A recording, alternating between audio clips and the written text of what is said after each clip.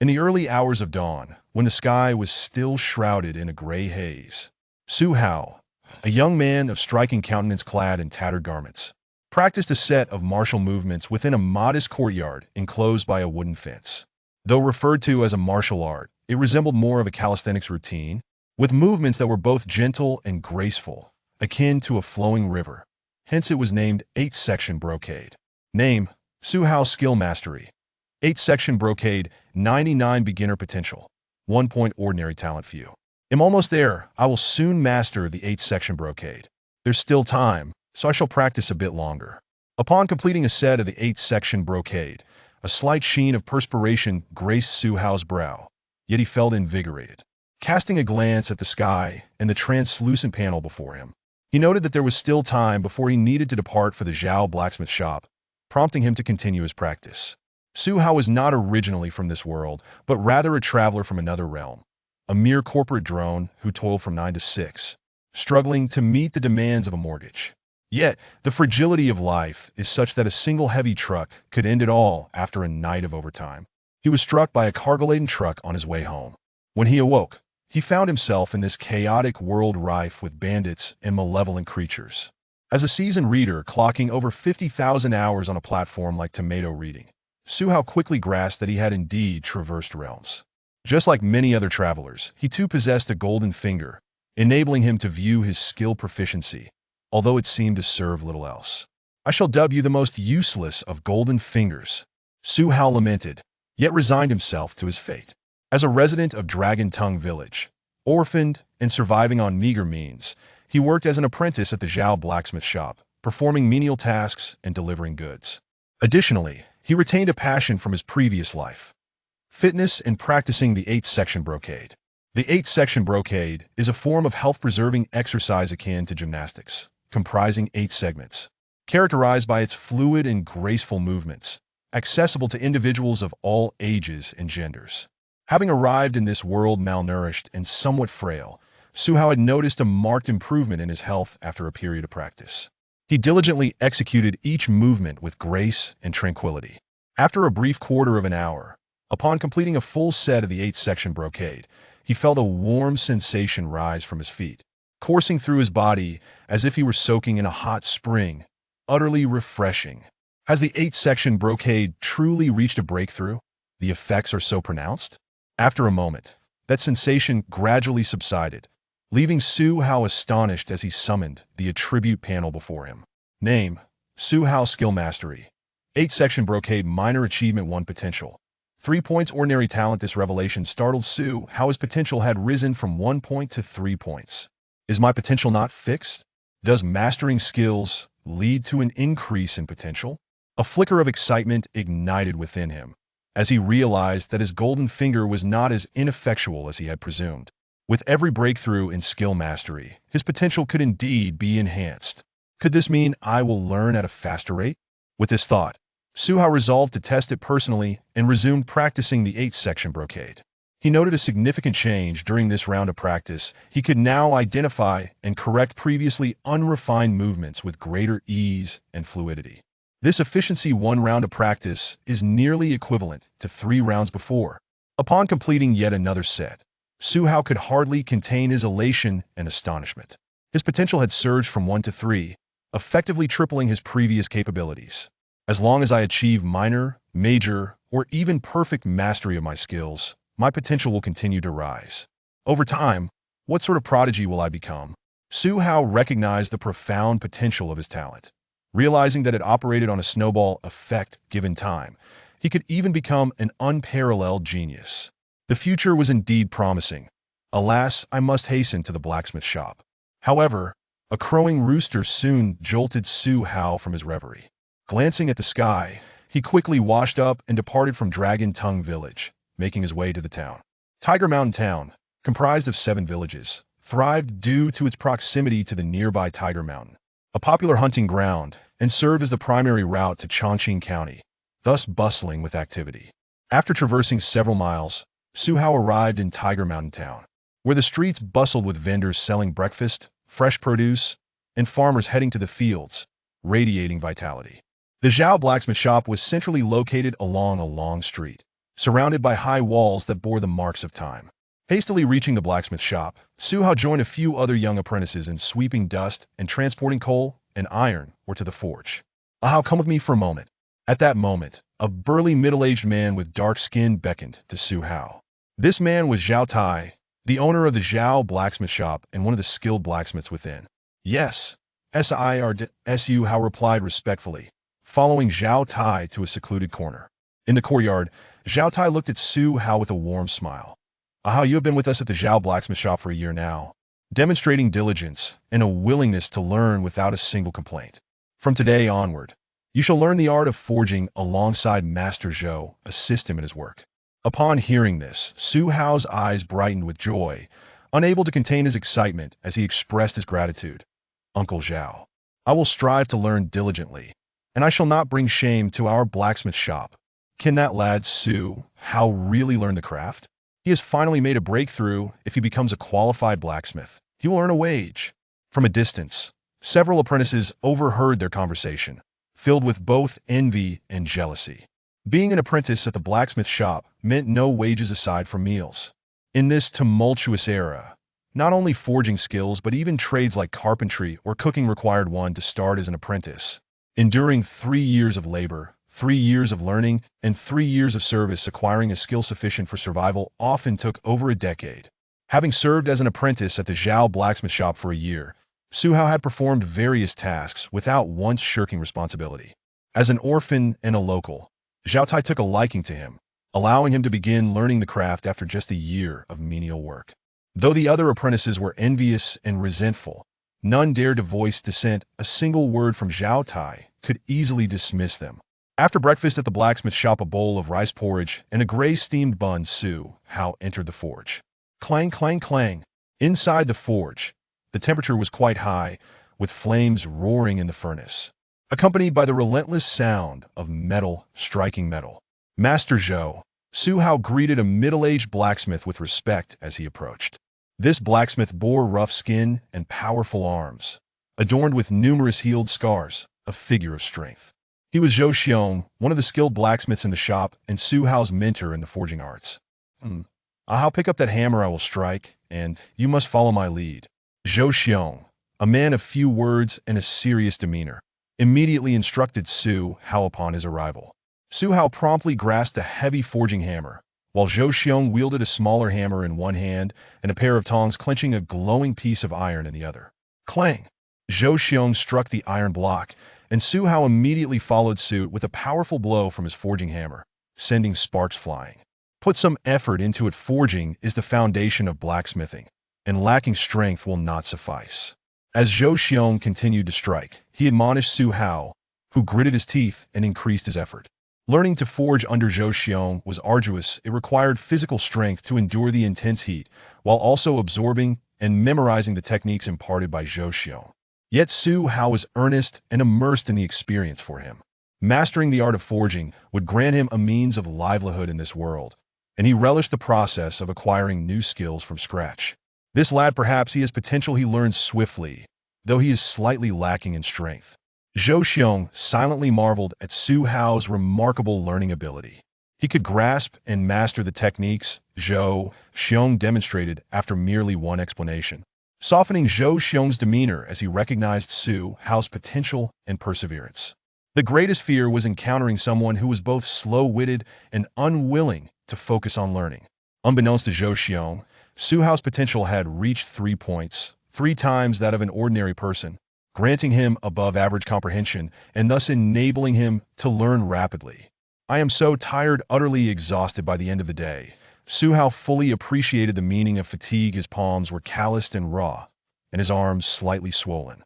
Whether it was forging or controlling the furnace, it was undeniably a labor-intensive endeavor. Forging one beginner. Despite this, Su Hao felt invigorated. His attribute panel now displayed a new skill: forging. Though merely at the beginner stage, with his dedication, it would undoubtedly progress. "After practicing the Ba Duanjin for a while, I will then retire for the night." As dusk descended, Su Hao returned to his humble earthen dwelling within the village, engaging in his customary practice of Ba Duanjin to invigorate his muscles and joints before retiring to bed. In this world, The ordinary folk had few nocturnal activities as night fell. They would promptly seek slumber, only to rise at dawn to toil for their daily sustenance. Upon awakening the next morning, Su Hao resumed his daily ritual of practicing Ba Duan Jin. Although reaching a minor accomplishment typically required significant time and effort to attain a greater mastery, Su Hao's potential had surged, now thrice what it once was, suggesting that the journey to greater mastery would demand even less time than before. At the blacksmith shop, Su Hao continued his routine, diligently following Zhou Xiong to learn the art of forging. His progress was remarkable, as he had already begun crafting simple agricultural tools. Yet, Su Hao understood that the Zhao family blacksmith shop's most lucrative endeavors were not in the production of farming implements, but rather in the creation of weapons. A weapon forged from high-quality iron could fetch an exorbitant price of several taels of silver. However, only the shopkeeper Zhao Tai and a select few blacksmiths were capable of forging weapons from 10 times refined iron, establishing themselves as the shop's hallmark. As time flowed, 3 months had passed. Clang, clang, clang.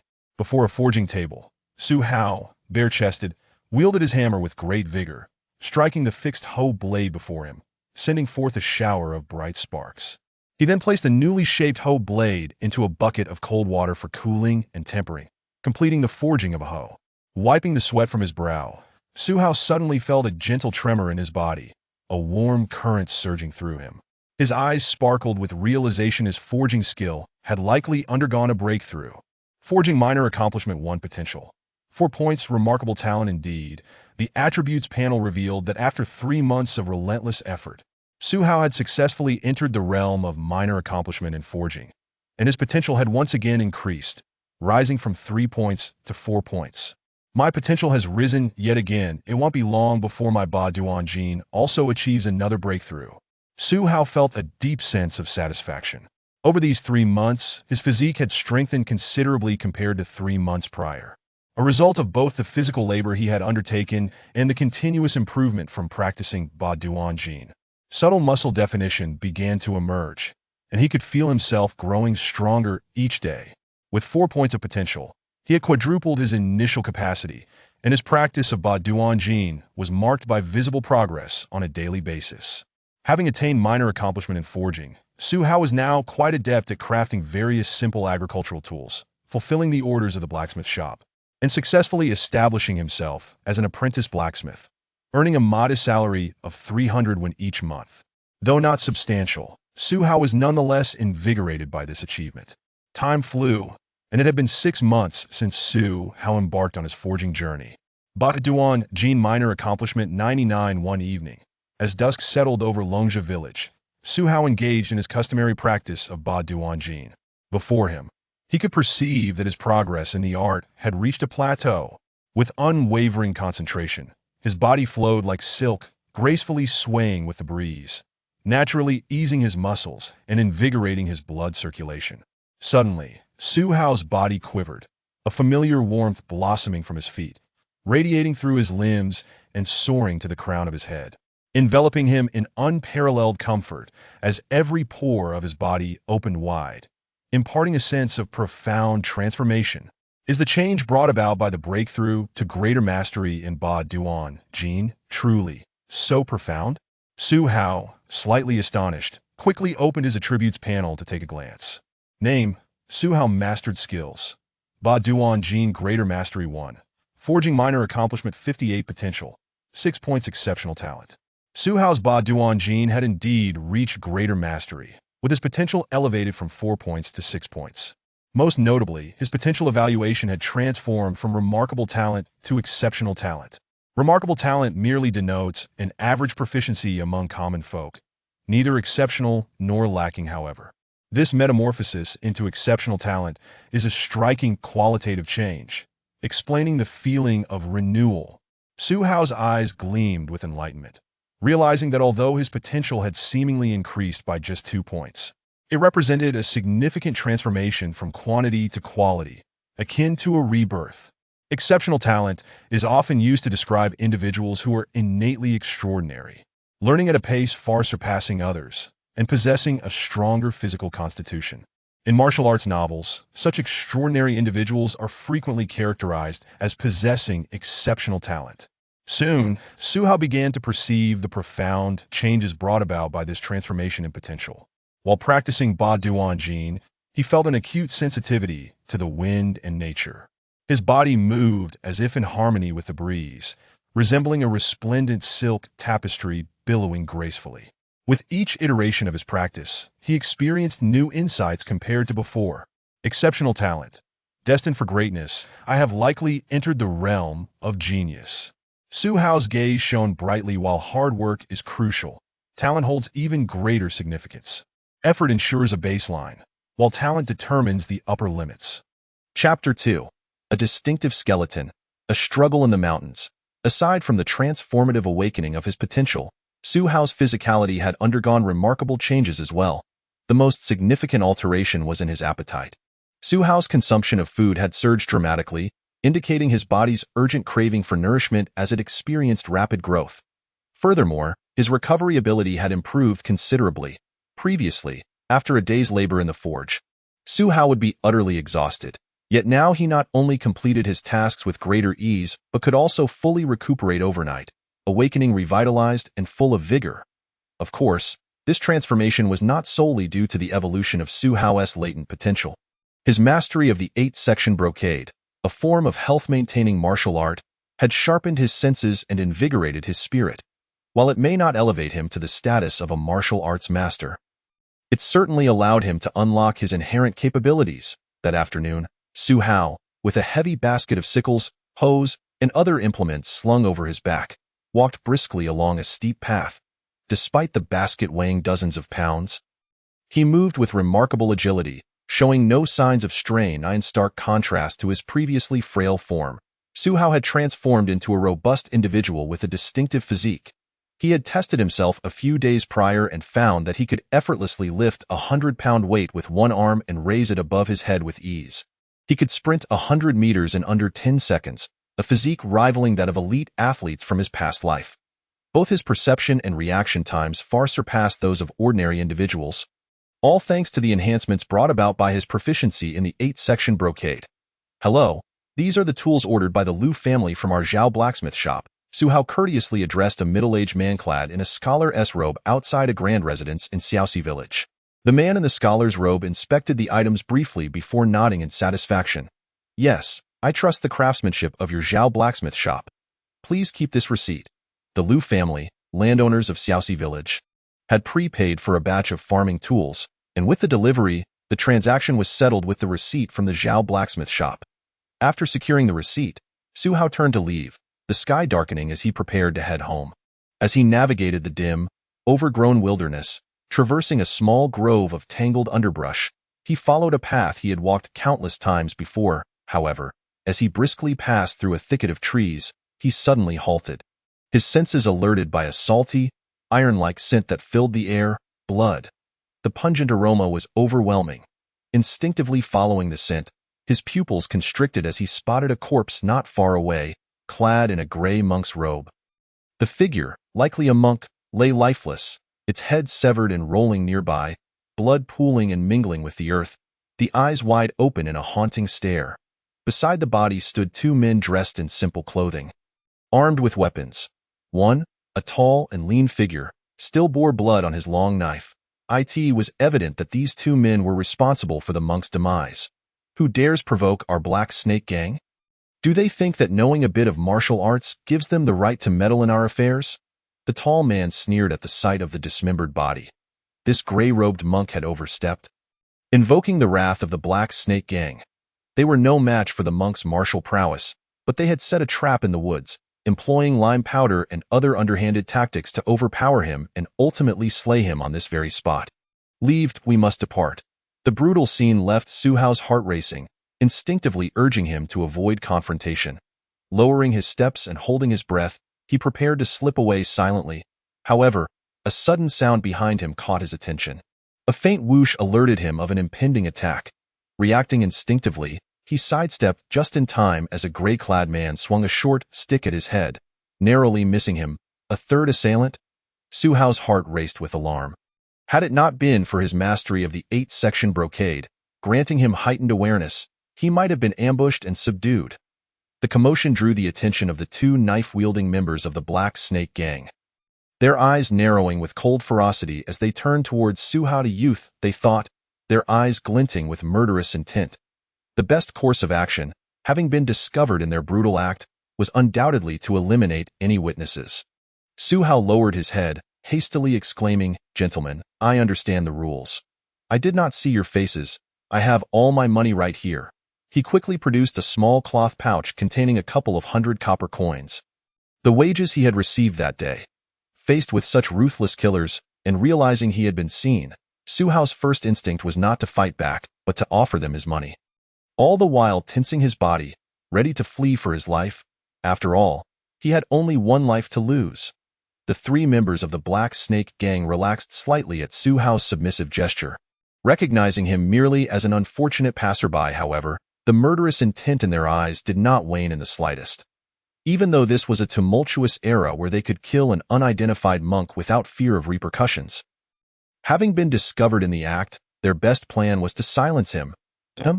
This boy looks somewhat familiar, he from the blacksmith shop. The gray-clad man who had attempted to ambush Su Hao studied his face, surprise flickering in his eyes. The Zhao blacksmith shop had previously fulfilled orders for the Black Snake Gang, and the gray-clad man recognized Su Hao from when he worked there as a helper. Upon hearing this, Su Hao's expression froze, a chill creeping into his heart. The fact that they recognized his identity meant that they would not let him go, even if he managed to escape. They would know where he lived and would not rest until they exacted vengeance. The only solution now lay in a fight to the death. "Please, don't kill me," Su Hao pleaded, feigning terror as he stumbled backward. "Eliminate him," the gray-clad man hissed, unable to contain his impulse. Aware that allowing Su Hao to leave posed a risk of being reported, he resolved to act decisively.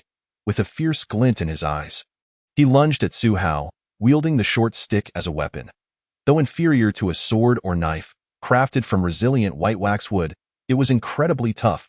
A full-force strike could shatter stone, and a blow to flesh could easily crush bones. Its lethality was undeniable. Yet, as the stick swung towards him, the panic on Su Hao's face vanished, replaced by an eerie calmness. While some falter in the face of life-threatening crises, Su Hao belonged to the latter group, remaining remarkably composed. In his perspective, the trajectory of the incoming stick appeared as clear as day, unfolding in slow motion. With a swift motion, he reached out, his left hand splayed open, and remarkably seized the gray-clad man's wrist, halting the blow in its tracks. "Huh? Let go." The gray-clad man gasped, startled, struggling to free himself from Su Hao's grip. Yet, he found that this seemingly delicate and frail youth possessed staggering strength, rendering him unable to escape. "Die," Su Hao declared, leveraging his hold on the gray-clad man's wrist to pull him forward with a surge of power, causing the man to stumble and lose his balance. With a fist clenched by calloused fingers, Su Hao struck viciously at the gray-clad man's throat. The neck, rich with blood vessels and dense nerves, was a prime target for a fatal blow. Crack! Su Hao's punch landed with tremendous force, shattering the man's windpipe and sending shockwaves through his cervical vertebrae. In an instant, the gray-clad man found himself gasping for breath, his mind clouding, eyes reddening, mouth agape, yet producing only muffled sounds. Dizziness washed over him as his body crumpled to the ground. Gone were the traces of panic and fear on Su Hao's face, replaced instead with a chilling resolve. His gaze locked onto the remaining two men. He understood that at this critical juncture, words were futile. Only the complete annihilation of his attackers would ensure his survival. Old 3. Eliminate him. The two remaining members of the Black Snake Gang stood momentarily stunned, utterly unprepared for the frail-looking Su Hao to have so easily dispatched their companion. Their expressions swiftly morphed into a mix of rage and disbelief, and brandishing their bloodied knives, they lunged at Su Hao in a frenzy. The blades sliced through the air with a sharp hiss, their lethal edges a threat no mortal flesh could withstand. Yet Su Hao felt as though he had melded with the wind, instinctively moving with its flow. Swish, swish, the two simultaneous strikes missed their target entirely. Despite not being a martial arts master, Su Hao's potential had been unlocked through the 8-section brocade, endowing him with exceptional agility, strength, speed, and reflexes that surpassed the ordinary. "What? The tall man's pupils constricted as he perceived Su Hao's lithe form evading their strikes with the grace of a wildcat and a sudden twist. Su Hao's right leg lashed out, striking the man squarely below the belt with a resounding crack. The sound echoed ominously, and the tall man let out a strangled scream, his face contorted in agony. This is a pain that no man can bear. The slender figure, clutching a short knife, collapses to the ground, covering his lower body in agony, his eyes rolling back as a piercing scream escapes his throat. His body convulses, rendered devoid of combat capability. In the struggle for life and death, where the sole objective is to incapacitate the foe, Su Hao feels no remorse, no sense of cruelty or treachery in his actions. Suddenly, a whoosh cuts through the air behind him. Su Hao instinctively knows the cloaked figure is launching an attack. Without hesitation, he seizes the slender man's collar, leveraging his strength to pivot their positions, using him as a shield against the oncoming assault. The blade of the cloaked man plunges into the slender man's shoulder, embedding itself deeply, caught against the bone. The cloaked man, clearly taken aback, did not anticipate Su Hao's reaction would be so swift. In that brief moment of surprise, Su Hao lunges forward like a ravenous wolf. The cloaked man hastily attempts to withdraw his weapon, but the blade is ensnared in the slender man's body, making it difficult to extricate. Su Hao brings the cloaked man crashing to the ground, his hands tightening around the man's throat, fingers straining with force, the veins in his hands and arms bulging ominously. Let go! The cloaked man gasps desperately, yet he is as powerless as a frail girl under the assault of a brute. Su Hao's grip crushes and distorts his neck, blood streaming from his mouth and nose. It is only when the cloaked man's eyes bulge and he finally succumbs to unconsciousness that Su Hao releases his grip, panting heavily. Though the struggle lasted mere moments, it felt far more exhausting than a day spent hammering iron. After catching his breath, Su Hao hears faint groans. The slender man is still alive, curled on the ground, struggling to utter a few words. Dare to kill me. The Black Snake Gang will not let this go. Before the slender man can finish his threat, a cold glint flashes in Su Hao's eyes. He picks up the short knife from the ground and, under the horrified gaze of the slender man, swiftly slashes across his throat. To ensure there are no loose ends, Su Hao methodically dispatches the remaining two, severing their carotid arteries, ensuring their demise. He must leave this place of turmoil quickly. Once he has thoroughly eradicated the threat, Su Hao wipes the sweat from his brow and quickly sets to work, searching the three Black Snake Gang members for any valuables. However, they possess little more than a handful of copper coins, devoid of anything of worth. His attention then turns to the gray-clad monk, who has already succumbed to the earlier ambush by the three Black Snake Gang members. The monk's robust physique suggests he was a martial artist. A victim of treachery, Su Hao notices blood mixed with gray powder on the monk's face, lime dust. He is not particularly curious about the feud that led to this ambush, but is compelled by an instinctive urge. As he crouches to investigate, he feels something within the monk's robes. Upon searching, Su Hao discovers a cloth pouch containing a small amount of dried food and the outline of a book. A book? Could it be a martial arts manual? His heart quickens with anticipation. With a gentle caress, he speculates its contents, but knows now is not the time for examination. He tucks it into his clothing and, ensuring he bears no conspicuous bloodstains, hurries towards the forest's edge. Su Hao does not linger over the bodies. Any unnecessary delay might lead to discovery. The slain were members of the Black Snake Gang, a matter beyond his current capacity to confront. Chapter 3. The Diamond Fist. Cultivating strength.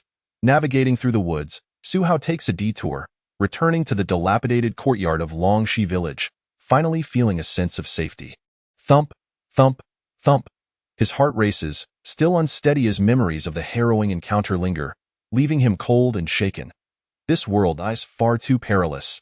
Despite having done nothing to provoke trouble, he has unwittingly attracted the threat of death. Had he not diligently practiced the Ba Duan Jin, honing it to perfection, he might have been the one to perish. Without strength, even the slightest misfortune could lead to his demise. Su Hao reflects on the fateful encounter with the Black Snake Gang, where he was recognized and forced to fight for his life. Had he been negligent in his training, the outcome would have surely been disastrous. He resolves to uncover the nature of the book found on the monk. As dusk approaches, he calms his racing heart and, seizing the opportunity before nightfall, retrieves the cloth pouch from his clothing. With a mix of trepidation and anticipation, he slowly opens it, hoping for martial secrets rather than scriptures, which would certainly bring disappointment. Inside, he finds an old, yellowed tome. Could it truly be a martial arts manual? His heart beats faster.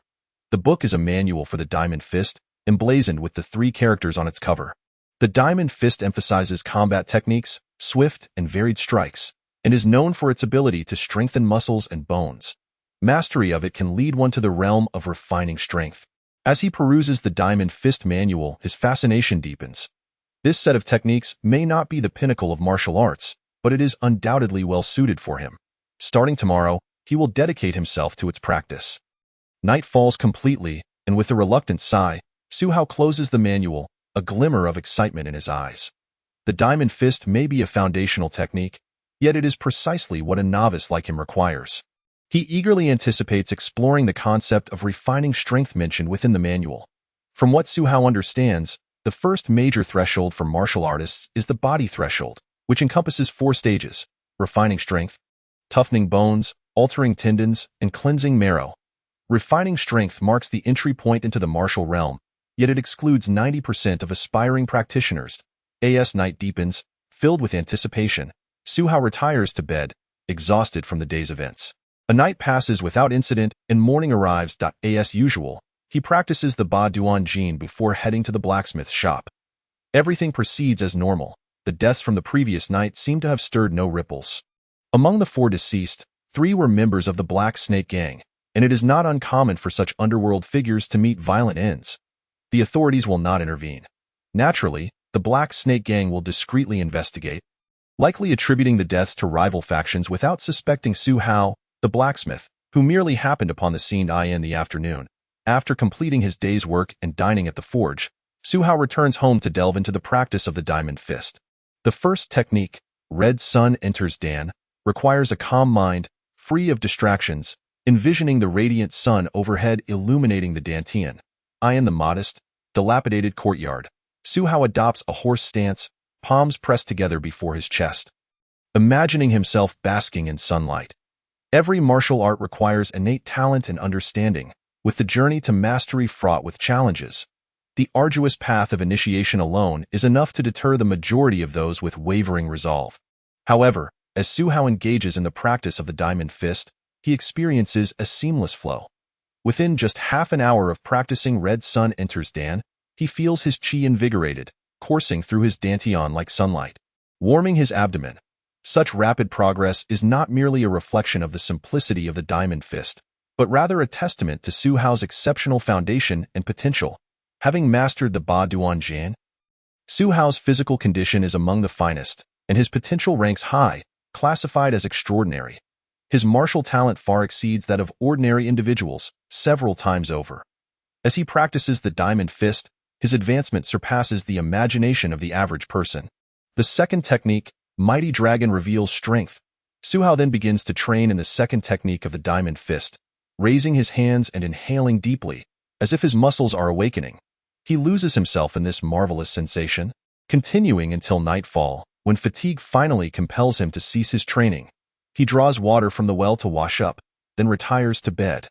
The next morning, Su Hao awakens with nearly all his energy restored. Feeling refreshed, he completes his daily Ba Duan Jin practice before heading to the forge. Each day is fulfilling. A person of lesser constitution might struggle to keep up, but for Su Hao, whose potential is remarkable, coupled with the rejuvenating effects of the Ba Duan Jin and adequate rest, his body remains in peak condition. In just 3 days, Su Hao has made significant strides in the Diamond Fist, which now appears on his attributes panel, improving at a visibly rapid pace. At this rate, he will achieve proficiency in this technique by winter. Su Hao's eyes gleam with determination and vigor. This busy, fulfilling life is exhausting, yet he revels in his gradual progress, embracing the solitude that is an essential pathway to strength. As winter draws near, Su Hao enters his second winter in this world. The chilling air of the season brings hurried pedestrians, many clad in patched cotton garments, in the afternoon. Within the courtyard of Longzhi village, Su Hao, clad in thin garments, diligently practiced the Diamond Fist. His movements were steady and powerful, each punch and stance exuding a palpable sense of strength, reminiscent of a formidable deity vanquishing demons.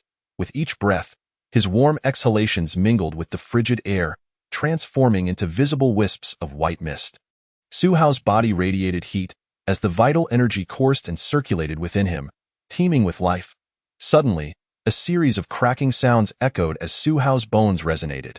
His punches became increasingly fluid and rounded, each strike producing a crisp sound as the air split, stirring the fallen leaves on the ground. Within him, a subtle warmth surged forth, as if it could be commanded at will, an extension of his very being. Albeit still too feeble to reveal any extraordinary attributes. Having completed a round of the Diamond Fist, Su Hao exhaled deeply, fully aware that after months of arduous training, he had finally achieved a minor mastery. Name: Su Hao. Skills acquired: Bajuanjin, 30 completion, Forging, 97 completion, Diamond Fist, 1 completion, Potential, 7 points, Exceptional physique. Upon opening the attributes panel, it was confirmed that he had indeed attained minor mastery in the Diamond Fist.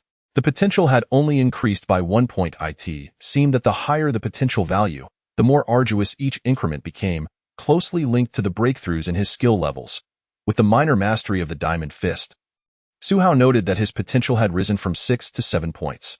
The enhancement of potential resembled stacking boxes. The higher one ascended, the more challenging it became, effectively preventing Su Hao from resorting to simpler skills to grind for potential points. With a minor mastery of the Diamond Fist, a faint force began to manifest within him. Yet it was still too weak, likely in the nurturing chi phase. Su Hao pondered the changes brought forth by his minor mastery of the Diamond Fist. Cultivating strength was the first realm for martial artists. Achieving a force strong enough to shatter stone with one's bare fists marked the threshold of becoming a martial practitioner. Those who reached this realm lived quite comfortably, even in the city, where they could easily find work as bodyguards for prominent families. With his minor mastery, Su Hao felt confident he could easily defeat 3 versions of himself who had yet to train in the Diamond Fist. Chapter 4. The Official Blacksmith. Mastery in forging. However, he dismissed any sense of pride. The monk he had encountered had undoubtedly also practiced the Diamond Fist but had been killed by a few thugs. He was still far from strong enough. Reflecting on the gruesome fate of the dismembered monk, Su Hao tempered his arrogance, fully aware that he had yet to reach the pinnacle in Wohu Town, let alone in the vast Yin Empire where he still had much ground to cover. As he nurtured his chi, Su Hao's body craved energy increasingly. It was said that formidable martial artists could consume an entire cow daily. Wealth was essential for the pursuit of martial prowess. He needed to start earning more money. At the same time, Su Hao felt waves of hunger coursing through him. Nurturing chi required ample sustenance to refine energy from food and replenish oneself, leading him to realize he must earn more. Some auxiliary elixirs for cultivation, as well as the purchase of new martial arts manuals, required funds.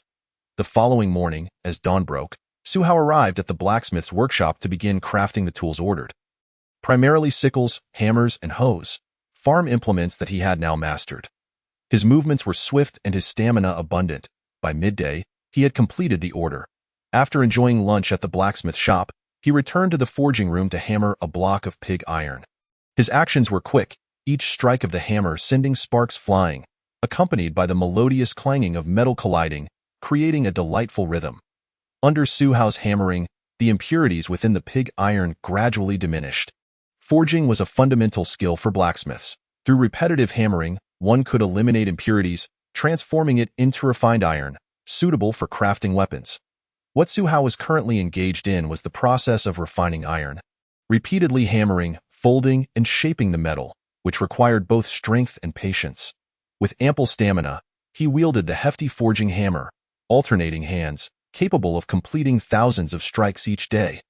The other blacksmiths in the shop looked on in awe, marveling at Su Hao's rapid growth. When Su Hao first entered the forging room, he had been quite slender, but now, just a year later, he had not only grown taller but his bare physique showcased beautifully defined muscles. A harmonious blend of strength and grace. With extraordinary bones, Su Hao's talent and physique were truly exceptional. Under the weight of his daily thousands of strikes, the formerly mottled block of iron gradually transformed into steel. Impurities cast off, its surface gleaming with a metallic luster, solid and resilient, it was now ready to be fashioned into a weapon. Su Hao's eyes sparkled with excitement as he began to shape the refined iron into form. using tools such as chisels and knives to carve it into the shape of a longsword. Having observed the weapon crafting process many times from the seasoned blacksmiths, he had memorized the steps, procedures, and precautions. Now it was his turn to apply them, quenching, grinding, polishing, clay coating the blade, tempering. Every step was executed meticulously. After completing his own work, Su Hao dedicated the rest of his time to weapon forging. As the month progressed, upon finishing his final tempering and quenching, he retrieved a long sword from the water bucket. This sword was the culmination of his efforts over the past month and a half.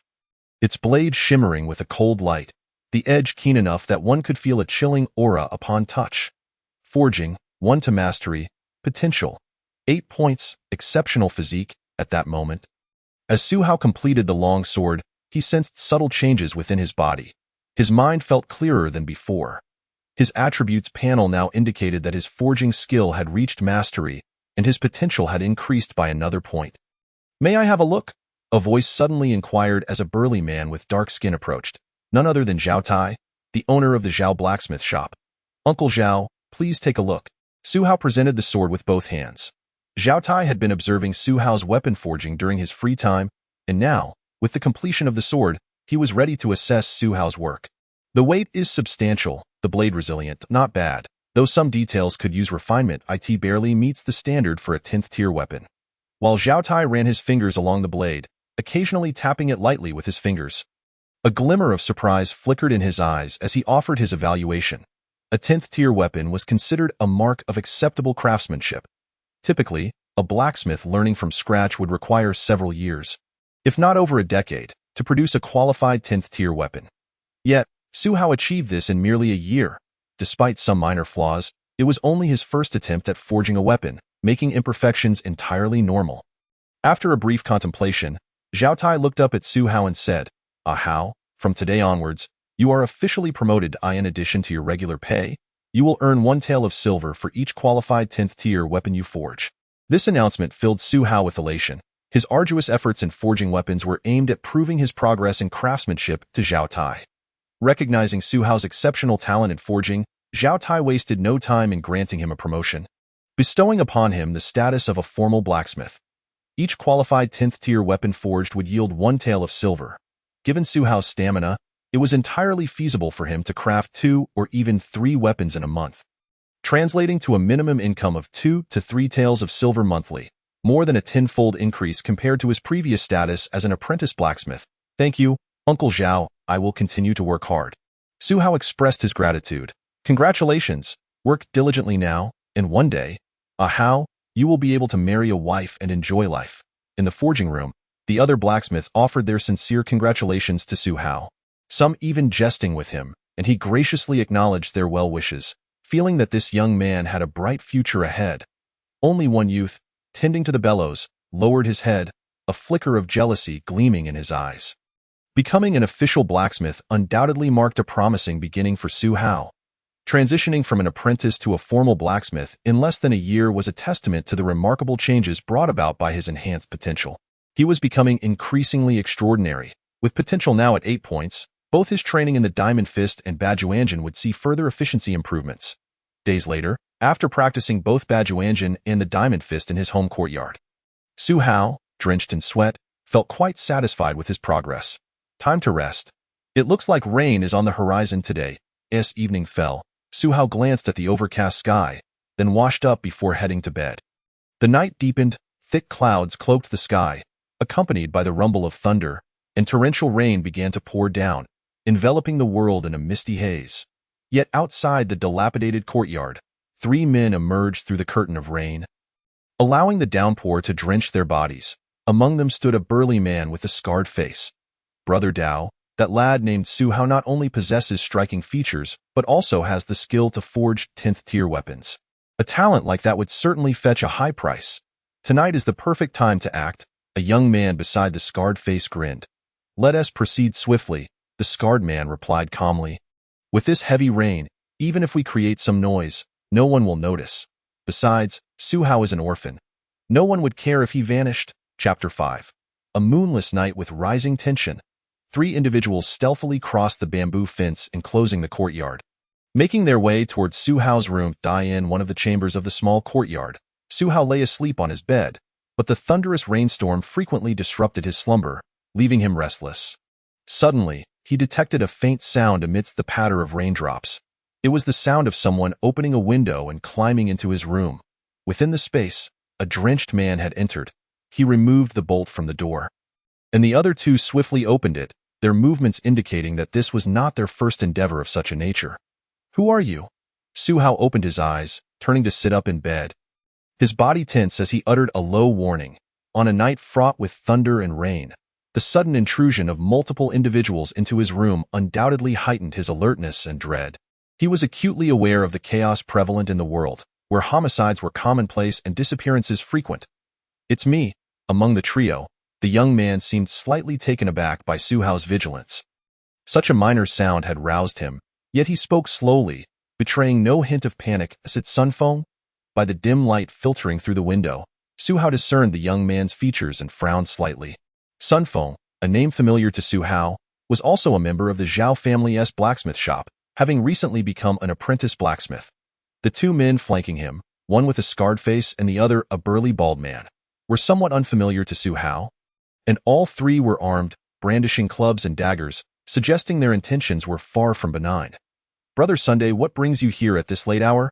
If it's money, I have 2 or 3 taels of silver I can spare." Su Hao's mind raced with caution, though his face wore a forced smile, displaying a facade of fear as he attempted to ascertain the trio's purpose. "What do you think we've come for? You, young lad, possess a striking appearance, often appealing to wealthy men with peculiar tastes. Coupled with your blacksmithing skills and being an orphan without support, some are willing to pay handsomely for you," Sun Feng said with a smirk, his eyes glinting with malice and jealousy.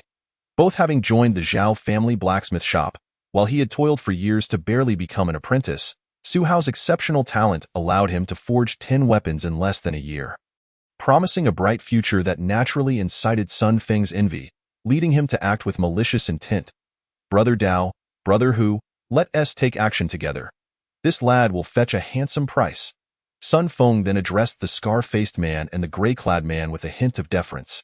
The scar-faced man, referred to as Chen Dao, held a notorious reputation in the vicinity of Wuhu town, feared and avoided by many, as he engaged in the slave trade, providing a means for desperate souls to sell themselves.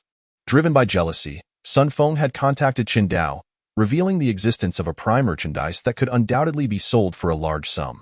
Chen Dao, considering that Su Hao had no relatives who would seek him out if he went missing, readily agreed to the plan, leading to this night's events. Under the cover of a torrential storm, the three approached, their intentions clear. These scoundrels, Su Hao, upon overhearing their conversation, realized they viewed him as mere merchandise. Igniting a fierce anger within him, the actions of Chen Dao and his accomplices were no different from those of human traffickers. They deserved a fate worse than death. "Enough. Let us subdue him first." The bald man to the left spoke indifferently, retrieving a damp cloth from his pocket, soaked in a sleeping agent. "If you do not resist, it will spare you some suffering." The bald man advanced towards Su Hao menacingly, while the other two blocked the door, cornering him against the bed. "Then, let us kill them all." A surge of wrath ignited within Su Hao. Since his arrival in this world, he had resided at the bottom of society, striving to improve his life and seize control of his destiny, always treating others with kindness. Yet, Chen Dao and Sun Feng sought to enslave him, leaving him with no choice but to eliminate them entirely.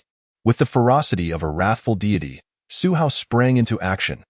He propelled himself off the bed with the force of a raging titan, muscles coiling with power as he lunged forward, his right fist compressing the air with a thunderous crack, leaving a trail of afterimages in its wake.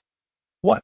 The bald man's pupils constricted as he braced for Su Hao's counterattack. However, despite his preparedness, he felt as if he were facing a charging behemoth, overwhelmed by a sense of helplessness as Su Hao's fist collided solidly with his chest. Crack! At the moment of impact, the bald man was struck by excruciating pain, akin to being rammed by a colossal beast, as his ribs emitted a tortured groan, shattering under the strain. Bang! He was sent flying, crashing to the ground, darkness engulfing him as he vomited a mouthful of crimson blood. Severely wounded and unable to rise, Lao San, Both Qin Dao and Sun Feng were taken aback. Despite Su Hao's unassuming stature, he had delivered a blow that left the robust bald man bloodied and sprawled on the floor. Su Hao's strength had not undergone a drastic transformation since mastering the Vajra Fist, yet its minor completion allowed him to concentrate his entire strength into a single strike, akin to a steel spike, unleashing devastating force. Damn it! Kill him! Qin Dao snapped back to reality, bellowing in fury, realizing that this lad was no docile lamb but a fierce wolf. However, it was too late. He had to eliminate him. Kill? Qin Dao's eyes glimmered with malice. Accustomed to violence and no longer concerned with capturing Su Hao alive, he swung a club wrapped in iron, its lightness and formidable power allowing it to shatter stone and skull alike. Bang! Yet, at the moment Qin Dao raised his arm, Su Hao had already anticipated the move. The blow missed, crashing into the side of the bed and splintering the wooden frame. Having cultivated his skills to a profound level, Su Hao's judgment in combat surpassed that of an ordinary person, akin to seasoned fighters who can predict their opponent's next move from mere muscle tension and posture. As he dodged Qin Dao's strike, Su Hao clenched his left fist, thumb nestled between his index and middle fingers, and delivered a powerful blow to the gray-clad man's throat. Crack! The sound of the man's windpipe shattering echoed as Qin Dao's eyes bulged. His face contorted in agony as he experienced a suffocating sensation, collapsing lifelessly to the ground. Sun Feng's scalp prickled in fear, witnessing his two accomplices fall so easily to Su Hao's might. In the darkness, Su Hao's eyes glinted with ferocity, instilling dread in Sun Feng's heart. "Ah Hao, it's a misunderstanding, all a misunderstanding. Can we not come to an agreement? I can give you money." "A lot of money," Sun Feng stammered, forcing a trembling smile. Chapter 6, Nourishing Soup, Vitality Flourishing. But Su Hao's expression hardened. He noticed Sun Feng feigning submission while his right hand subtly moved, a dagger slipping from his sleeve aimed at Su Hao. Bang! Anticipating the move, Su Hao closed the distance in a heartbeat, shifting his weight forward as he unleashed a powerful kick to Sun Feng's abdomen. A jolt of agonizing pain surged through Sun Feng, as though his insides were twisted, rupturing under the pressure, causing him to crumple in agony, his face contorted in torment before he succumbed to unconsciousness. These three brutes, all armed and fierce, had been decisively defeated by Su Hao in mere moments. Huff, huff. The only sound remaining in the room was Su Hao's steady breathing. With the Vajra Fist now at a minor completion, his combat prowess had undergone a qualitative leap, allowing him to dispatch Sun Feng and his cohorts with ease. It was not yet time to relax. He needed to dispose of their bodies. After a brief moment of rest, Su Hao commenced his task. Those who frequently take lives understand that killing is easy, but disposing of the body is challenging. Thus, he opted for a nearby burial, as the wilderness surrounding Longxi village provided ample opportunity to conceal them. Without delay, Su Hao made 2 trips through the pouring rain, transporting the bodies of Sun Feng and the others to a secluded area miles away. Spare me in a haze. Sun Feng regained consciousness, vaguely aware of his grim fate, emitting a faint groan. Spare you? Had I not been stronger than you, would you have spared me? Su Hao's expression was icy as he brandished a dagger, one that belonged to Sun Feng. Swish, ignoring Sun Feng's pleas. Su Hao plunged the dagger into his throat. Sun Feng's eyes widened in horror as blood gushed forth, sealing his fate. Previously, he had feared the blood staining Su Hao's room. After burying Sun Feng and his companions in a desolate forest, Su Hao did not return home but instead visited Sun Feng's residence. With the man dead, Su Hao had already searched the bodies, yielding no valuable finds. Any prized possessions were likely at his home. Upon entering Sun Feng's abode through the window, Su Hao rummaged through the place, discovering a small chest. Upon opening it, his eyes widened with delight. Silver, 7 or 8 taels. It seemed Sun Feng had close ties with Qin Dao and his ilk. This wealth was undoubtedly ill-gotten gains, Su Hao mused. What is this? A prescription? In addition to this, Su Hao discovered a scroll within the box, inscribed with various herbs, including Huangjing and Heshu, signed with the 3 prominent characters Yangxing Tang, Nourishing Soup. Nourishing Soup.it seems to be a medicinal concoction aimed at strengthening the body. I shall procure some herbs later to test its efficacy. Su Hao did not examine it closely, securing both the silver and the prescription before swiftly climbing out of the window. Upon returning home, he changed into a clean set of clothes and fell into a deep slumber. This night, however, was anything but tranquil. Sun Feng burned with jealousy towards Su Hao, enlisting the help of Chen Dao, a trafficker, only to find that Su Hao was anything but the lamb they envisioned. He was, in fact, a lurking tiger. Not only did they fail to achieve their goal, but they also met their demise. Buried in the wilderness. Why did Sun Feng not come to work today? Had this scoundrel once again indulged in drink to the point of inebriation? The following day, as the wind subsided and the rain ceased, Su Hao proceeded to the blacksmith shop in town as usual. There, he overheard Zhao Tai expressing his ire and frustration about Sun Feng, who frequently consorted with thugs and had a penchant for tardiness.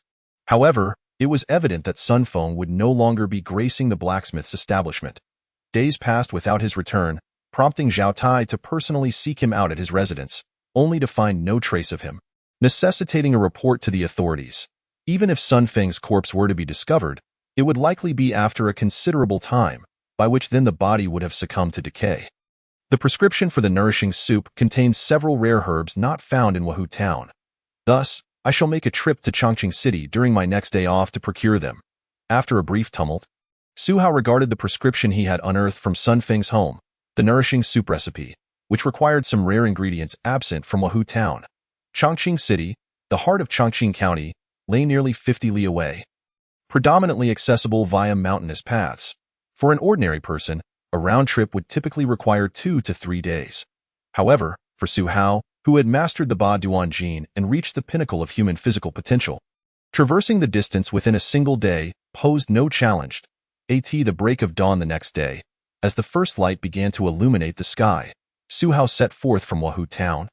Making his way to Chongqing City, he had previously accompanied Zhao Tai's team on business trips to the city, thus he was familiar with the route.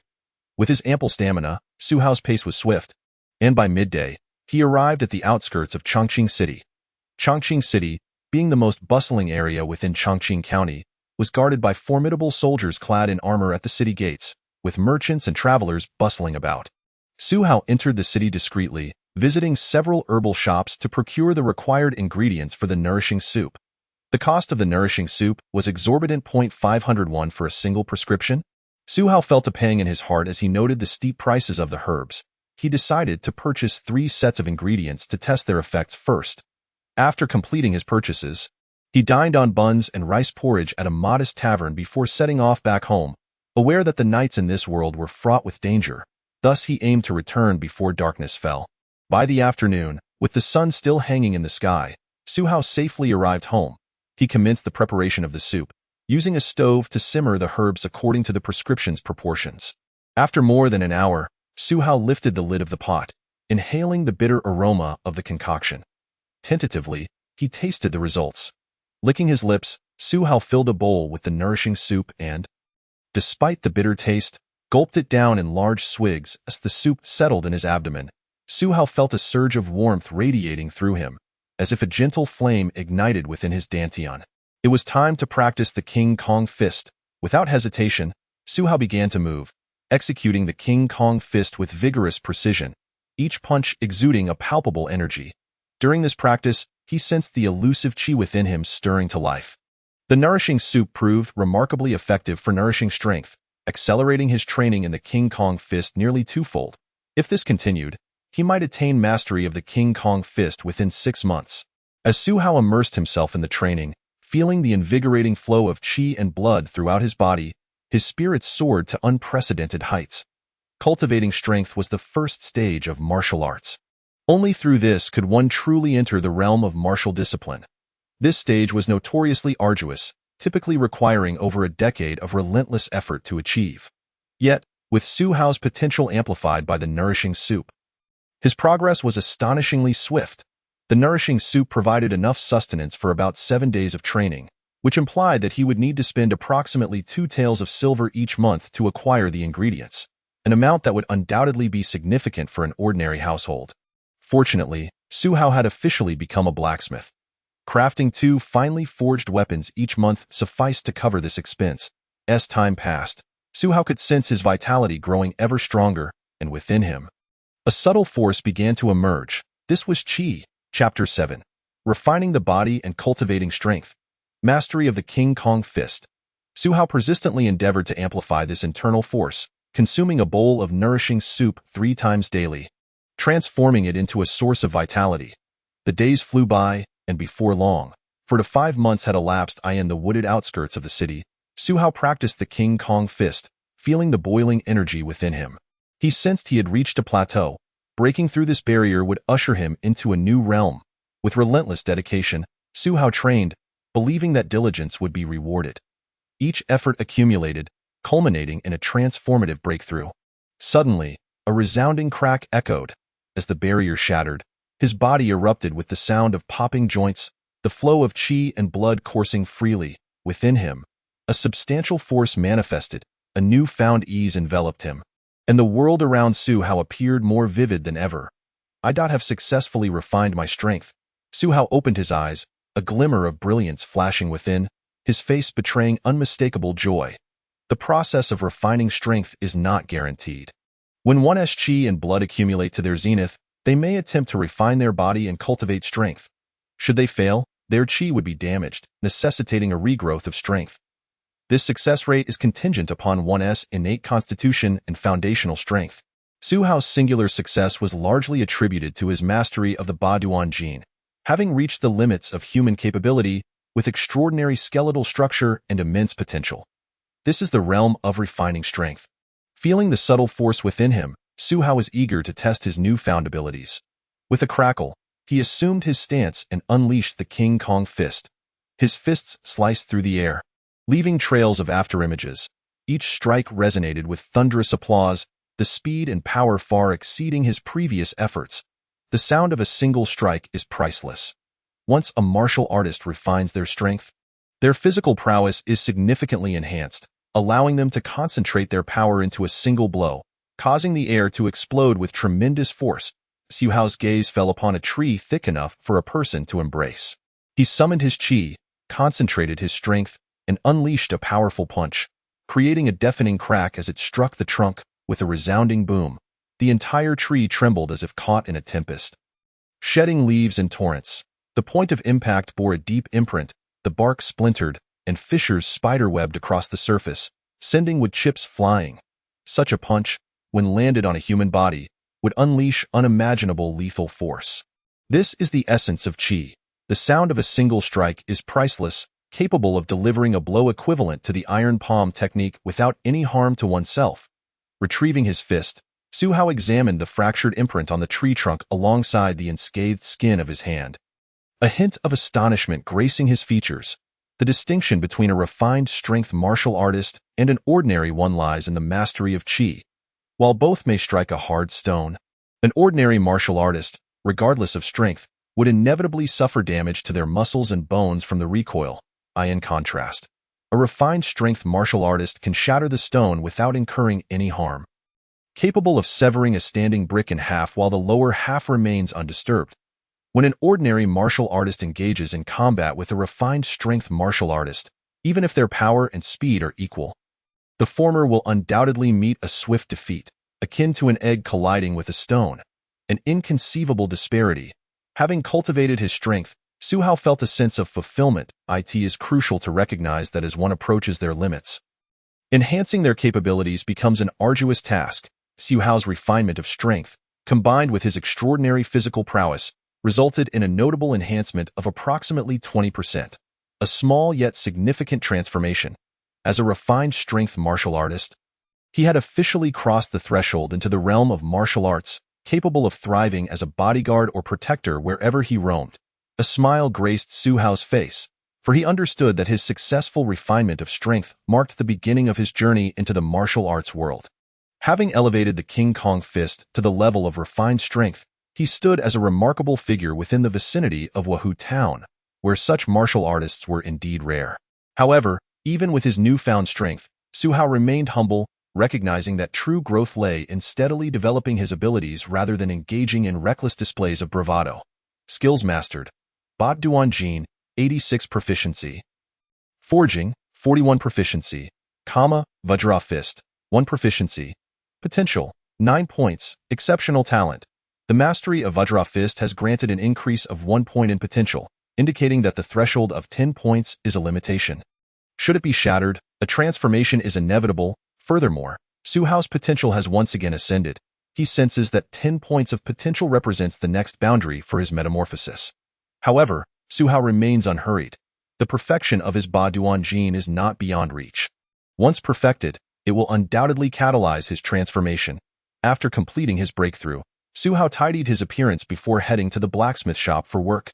Clang, clang, clang. In the forging room, Su Hao skillfully hammered the molten iron, each strike resonating with a melodious metallic chime. This Su the blacksmith. His forging skills are remarkably sophisticated, incongruent with his appearance. A new apprentice at the forge assisted Su Hao by working the bellows. Captivated by the sight of Su Hao engrossed in his craft, the heavy forging hammer seemed weightless in Su Hao's hands. Each rise and fall was imbued with a rhythmic grace, allowing even an untrained observer to discern the finesse of his technique. Hao's rate of progress is truly astounding. It is likely that, apart from the proprietor, no other veteran blacksmith in the Zhao family forge could rival him. The blacksmiths, including Zhou Xiong, silently marveled at Su Hao's extraordinary talent for forging. Having achieved a top 3 level within just over a year at the Zhao family forge, while forging, he was able to harness the power of a draw fist. As Su Hao forged, he subtly summoned his internal strength. Clang, clang, clang. Each strike sent tremors through the forge, refining the iron further with every blow. Strength, when utilized, becomes ever more potent, and the forging process also served as a means to temper his own might. He viewed it as a form of cultivation. Su Hao's forging efficiency was extraordinarily impressive. Where he once crafted 2 refined weapons a month, he now produced 4, thanks to his advancements in technique and increased stamina. In other words, Su Hao earned 4 taels of silver monthly. For an ordinary family, this undoubtedly ensured a comfortable life for all 4 members. Chapter 8. The Black Deer in Chaos, Fists Like Iron Pins. Of course, with greater earnings come greater expenses. Merely maintaining his health regimen consumed around 2 taels per month, and he saved the remainder, intending to eventually procure new martial arts manuals. Yet, there was no rush, as he had yet to perfect his Vajra fist. Tomorrow was a day of rest, necessitating a trip to the city to gather herbs for his health concoction. After work, Su Hao returned home alone, mindful to acquire the herbal ingredients. During this period, he had made a monthly pilgrimage to Chongqing City for supplies. The following morning, he set out for Chongqing City, indulging in a bowl of beef noodles at noon before embarking on his return journey. Soon, he would likely perfect his Ba Duan Jin in the wilderness, where the foliage thickened. Su Hao traversed the landscape with a light heart, pondering quietly. Is there a beast nearby? At that moment, a flicker of vigilance crossed his face as he heard faint rustling sounds. His gaze swiftly turned towards the source, initially suspecting it to be a rabbit or a mountain chicken. However, as a figure emerged from the thicket, his wariness deepened. It was a man clad in leather armor, bloodied and battered, who immediately furrowed his brow. Just by the man's appearance, it was clear he was no saint. Thud. The man, covered in wounds, had evidently noticed Su Hao as well. In his fright, he slipped and fell to the ground, scrambling to rise in a rather undignified manner. Not one of the Black Deer army. Upon seeing Su Hao's appearance, the man slightly relaxed, realizing this youth was not a pursuer. Yet, the bloodied figure soon shouted urgently, "You must leave this place over there." No sooner had he spoken than a chorus of shouts erupted around them, the underbrush cracking as several figures approached. 4 in total, each robustly built, unlike the malnourished bandits commonly encountered. Moreover, they were clad in armor. Though merely cloth armor, it still exuded an oppressive aura. "Heh, why have you stopped running?" The squad leader of the Chongqing army sneered. "A head is worth 30 taels of silver." These armored soldiers, akin to wolves, fixated hungrily on the bloodied middle-aged man, viewing him as delectable prey. This middle-aged man was a squad leader of the Chongqing army, possessing considerable strength, despite his severe injuries. He had managed to escape, and slaying an enemy officer came with hefty rewards, serving as a pathway to promotion. "If you want my head, you'll need to pay a price." The middle-aged man mustered what little strength remained. Surveying his surroundings coldly, yet anyone could discern his facade of strength was merely that, a facade. His body trembled, requiring every ounce of effort to remain standing. "Captain, there's a boy here." He appears to be just an ordinary civilian. One of the soldiers, noticing Su Hao with his satchel, inquired of a grim-faced comrade how to proceed. Su Hao quickly interjected, "Esteemed sirs, I merely happened to pass by and shall take my leave immediately." Both parties were clearly no paragons of virtue, and it was evident they were bent on a deadly clash. Thus, Su Hao had no intention of intervening, however. As he attempted to depart, the cold-faced soldier sneered. "Of course, we kill them all. He is likely one of the Chongqing army as well." This declaration incited the middle-aged man's wrath. "You Black Deer army claim to be rebels, yet engage in pillaging and nefarious deeds. Now you won't even spare a passing boy. What distinguishes you from mere bandits? If you have grievances with me, bring them forth. Do not belittle me, Black Deer army." Su Hao's heart stirred upon hearing this. He had heard tales of the Black Deer army, a so-called rebel force. In the current tumultuous era of the Dian dynasty, where chaos reigned and heroes rose, various rebel factions sprung forth like mushrooms after rain. With the Black Deer army among them, gaining notoriety within Chongqing County. The middle-aged man was from the Chongqing army. Having previously engaged in battle, it seemed the Chongqing forces had suffered defeat, leading to the middle-aged man being pursued by the Black Deer army. "Indeed, your reaction betrays that this lad is most likely one of yours. Slay them all."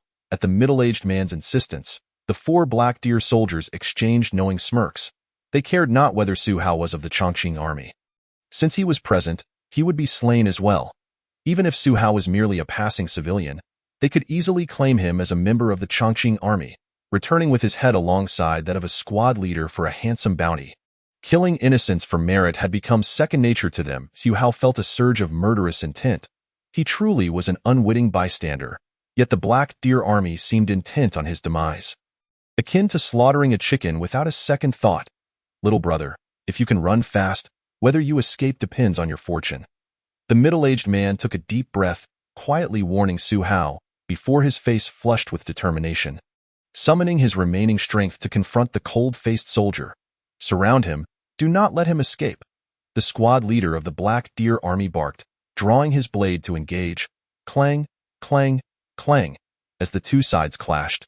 Sparks flew from the collision of blades. "First, eliminate this boy." One Black Deer soldier, opting for the easier target, sought to take down Su Hao, knowing that attacking the middle-aged man might result in a fatal counterattack. "Do not blame me, your misfortune." The Black Deer soldier grinned wickedly as he lunged at Su Hao, his long knife arcing down with a chilling swiftness. As a soldier of the Black Deer army, he had experienced bloodshed and honed his skills in combat. However, the Black Deer soldier froze in shock. He saw no panic or fear on Su Hao's face, only a profound calm that radiated a chilling aura. This unsettling realization struck him too late. Su Hao moved with sudden ferocity. His left hand shot out, firm and stable, akin to a steel beam, precisely intercepting the Black Deer soldier's wrist as the knife descended. Crack! A resonant force erupted, causing the soldier to emit a muffled groan, his wrist feeling as though it had been struck by a heavy iron rod, resulting in a shattered bone and a piercing pain that made him lose grip of his knife. "Spare me." The Black Deer soldier staggered back, cold sweat beading on his forehead, his mouth opening to plead for mercy. Yet, Su Hao offered no words. He stepped forward like an enraged deity, his right fist clenched tightly, and struck directly at the soldier's neck. Crack! The force of his blow was akin to an iron pin, shattering the soldier's throat, sending his body crashing to the ground, convulsing before falling lifeless. Chapter 9. A Kill and a Fire. The Golden Belt. This scene left the Black Deer army's leader and his men momentarily stunned. They began to perceive that this seemingly simple youth was no mere lamb for slaughter, but a ferocious wolf. Su Hao struck down a soldier from the Black Deer army with a single blow. At this moment, had he chosen to flee, none would have pursued or obstructed him. However, Su Hao remained silent, his visage shrouded in a layer of frost, and advanced towards the battlefield.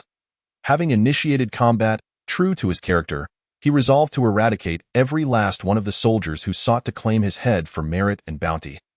Thus bringing an end to the matter. It was a misunderstanding. We mistook the wrong person. The cold, sinister man, sensing that Su Hao was no ordinary adversary and unwilling to relent, hastily called out, attempting to de-escalate the situation and dissuade Su Hao from interfering in the melee. Yet, it was too late. Su Hao suddenly quickened his pace, forcing the two soldiers besieging the middle-aged man to grit their teeth and disengage from the fray, flanking Su Hao from both sides.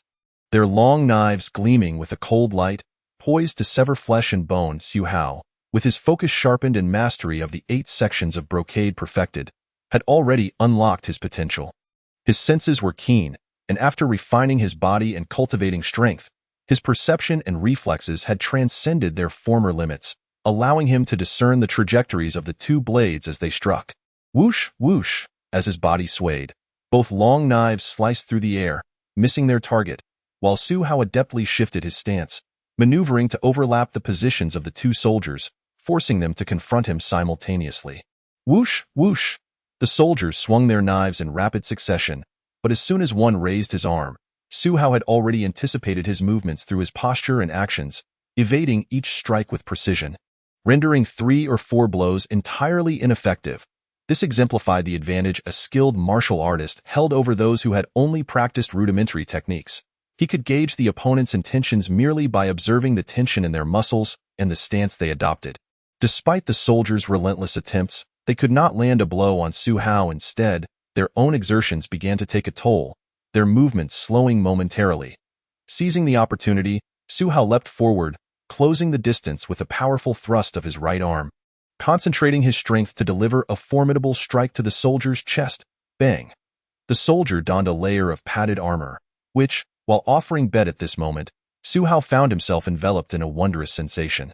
As if he were floating amidst the clouds, his internal energy surged, his veins and bones trembled with vitality, and his body seemed to undergo a remarkable transformation, having perfected the 8-section brocade. He realized that his potential had also experienced a metamorphosis. Su Hao understood that he had finally mastered his first skill to perfection, a sensation he had previously encountered when his potential had undergone a qualitative change. As the tumultuous transformation began to settle, Su Hao opened his eyes, and his immediate perception was that the world appeared more lucid than ever. His mind felt sharper, and matters that had once eluded him during his training now became clear at a mere thought. Knowledge and memories, which he had nearly forgotten, resurfaced vividly within his mind. Name: Su Hao. Skills mastered: 8-section brocade, perfected, forging, major accomplishment 41, diamond fist, major accomplishment 1, potential, 12 points, talented gem. Upon glancing at his attribute panel, Su Hao confirmed that indeed, the 8-section brocade had been perfected. Furthermore, achieving mastery in a skill seemed to have significantly increased his potential. Given Su Hao's already remarkable potential, it had surged by a staggering 3 points, allowing him to break through the 10-point barrier and reach an impressive 12 points. My potential level has transformed from being merely extraordinary to that of a talented gem. Su Hao's eyes sparkled with realization as he noted the transformation of his potential. Extraordinary talent, distinct from the ordinary, when coupled with diligent practice, could yield great achievements. Conversely, a talented gem resembled a flawless jade stone, possessing innate, boundless potential. With just a little refinement, it could be unveiled as a magnificent gem. Now, Su Hao was akin to such a naturally exceptional gem, brimming with limitless potential, destined for greatness with a little chiseling. He attempted a set of diamond fists and immediately sensed the difference. Previously, executing the diamond fist required his utmost concentration, but now it felt as if a light had dawned upon him, allowing him to perceive the flaws in his technique with a clarity akin to a divine perspective. His thoughts flowed freely, sparking new and innovative ideas with each practice. Was this the essence of a talented gem? Possessing innate potential, achieving success in any endeavor with minimal effort, and with dedicated hard work, one could attain remarkable accomplishments. Su Hao marveled at the strength of his newfound potential. Talent and hard work were both indispensable. Effort could only determine one's lower limits, while talent dictated the ultimate heights that could be reached. Beyond this, Su Hao recognized further changes following the perfection of his 8-section brocade. With a sudden burst of energy, Su Hao leaped forward like a cheetah, his speed astonishing as he traversed the length of the small courtyard in the blink of an eye. Such velocity surpassed the limits of an ordinary person. He then concentrated his energy into his right fist and struck with ferocity, the punch slicing through the air with a sound akin to firecrackers exploding, sending dust swirling from the ground. The destructive power of such a blow upon flesh was unimaginable. With the perfection of the 8-section brocade, he could now attain flawless control over his body, even stimulating his muscles, breaking all limitations, and elevating his physical capabilities to their true pinnacle, nearly doubling the force he could exert. After a round of intense activity, Su Hao paused, a flicker of intrigue crossing his eyes. The perfection of the 8-section brocade had catapulted his strength to new heights, granting him unparalleled mastery over every muscle in his body, enabling him to unlock the protective limits of his physical capabilities for short periods. It would not be an exaggeration to assert that if the current Su Hao were to face his former self, he could defeat him in 3 moves. The 8-section brocade, as a health regimen, was relatively easy to master, yet reaching perfection had indeed bestowed immense benefits upon Su Hao. With his potential enhanced, and both the diamond fist and forging nearing perfection, it would be prudent to learn 1 or 2 additional martial arts to further augment his potential. Perhaps he could explore the Red Maple Ridge tomorrow. The location marked on the token seemed to lead to a ghost market, where he might acquire new martial arts. Days later, Su Hao was diligently working in the forging room, crafting weapons while contemplating his next steps. The diamond fist belonged to the realm of martial arts, yet its difficulty surpassed that of health regimens. Advancing it from major accomplishment to perfection would be several times more challenging than progressing from novice to major accomplishment. Given this, it would be wise to learn a few more martial arts, as his innate potential would allow him to grasp them with relative ease, thereby facilitating his studies of the diamond fist. After defeating the soldiers of the Black Deer Army, Su Hao not only acquired a bounty of silver notes, but also obtained a token inscribed with Red Maple Ridge Market. After some investigation, he discerned that this market was likely a so-called black market. In the contemporary Dian dynasty, transactions were subject to various taxes, and essential goods like rice, flour, and oil could only be purchased in limited quantities based on household registration. Thus, the black market emerged, typically hidden away, allowing individuals to evade taxes and trade in items that were difficult to sell in conventional markets, attracting a myriad of characters from all walks of life. The token he possessed served as both a location guide and a pass for entry. While visiting martial arts schools was one avenue, their prohibitive costs and the tendency for instructors to prioritize their own profits meant that even if they did impart martial arts, they would often withhold critical techniques until they assessed the potential of their students. Su Hao had no time to waste on such slow processes. He would rather acquire the manuals himself and train independently. The black market might just be the place to find martial arts manuals. Chapter 11. Black Market Bargains, Martial Arts Manuals. With a firm decision in mind, Su Hao discreetly departed from Longzhi village the following noon, heading toward the direction of Red Maple Ridge. Red Maple Ridge lay approximately 40 to 50 li from Wuhu town, surrounded by dense forests and remote trails. As night fell, Su Hao arrived at a secluded valley. Desolate and quiet, overrun with weeds and towering trees that obscured the sunlight, creating an eerie atmosphere. There it is. After navigating the rugged terrain of the valley, Su Hao's eyes lit up as he spotted a dilapidated village nestled within a depression. He recognized that this was the black market's location. Typically, the black market opened at night and closed at dawn, so he settled in to wait patiently. As dusk descended, the number of visitors to the black market began to swell, most donning masks or wide-brimmed hats to conceal their identities. Time to venture in and take a look. Su Hao prepared himself, donning a black cloth hood that obscured his face, leaving only his eyes visible, and stepped toward the entrance of the black market. At the entrance stood a stern-looking figure clad in black, a sword at his waist, who blocked Su Hao's path. With an impassive expression, he stated, "To enter the black market, one must possess a pass. Otherwise, an entry fee is required. Should you wish to set up a stall to sell goods, an additional fee for the space will be necessary." Su Hao was well aware of the rules. The black market was maintained by those who ensured its order, albeit at a cost. Every individual entering the market was required to pay an entry fee. Su Hao produced the token he had obtained from the Black Deer Army and presented it to the black-clad swordsman for inspection. The token was indeed a valid pass for the Red Maple Ridge black market. After confirming its authenticity, the swordsman stepped aside, gesturing for him to proceed. As Su Hao entered the village-like market, he observed lanterns hanging along the dark streets, where masked figures shuffled silently, their voices barely audible, almost ghostly in nature. After perusing the market, Su Hao discovered numerous stalls offering an eclectic array of goods, armor, weapons, various potions, and even live animals. Ultimately, He paused before a stall positioned by the roadside, where several books lay displayed, each appearing to be a martial arts manual, stacked haphazardly as if they were mere cabbages. I have here various styles of fist techniques, sword techniques, and body movements, all reasonably priced, with no deceit involved, announced the stall owner, a hooded figure clad in green. Noticing Su Hao's interest, he rasped, "Would you like to take a look?" "May I examine them first?" Su Hao inquired, aware that it was all too easy to forge such manuals. Purchasing a counterfeit would not only waste his money but also his time and effort. Of course, the green-clad man nodded slightly. Su Hao picked up a manual titled Five Tigers Severing Soul's Blade. After a brief examination, he felt confident in its authenticity. With the diamond fist at a major accomplishment, he had developed an understanding of the human body's meridians and energy flow. The manual contained relevant diagrams and techniques that bore similarities to the diamond fist, indicating it was likely genuine. "Dear customer, you have been perusing for quite some time. All my manuals are authentic. Should you be interested, you're welcome to purchase one as study at your leisure." "And what is the price of this manual?" Su Hao inquired, having spotted another manual among the collection.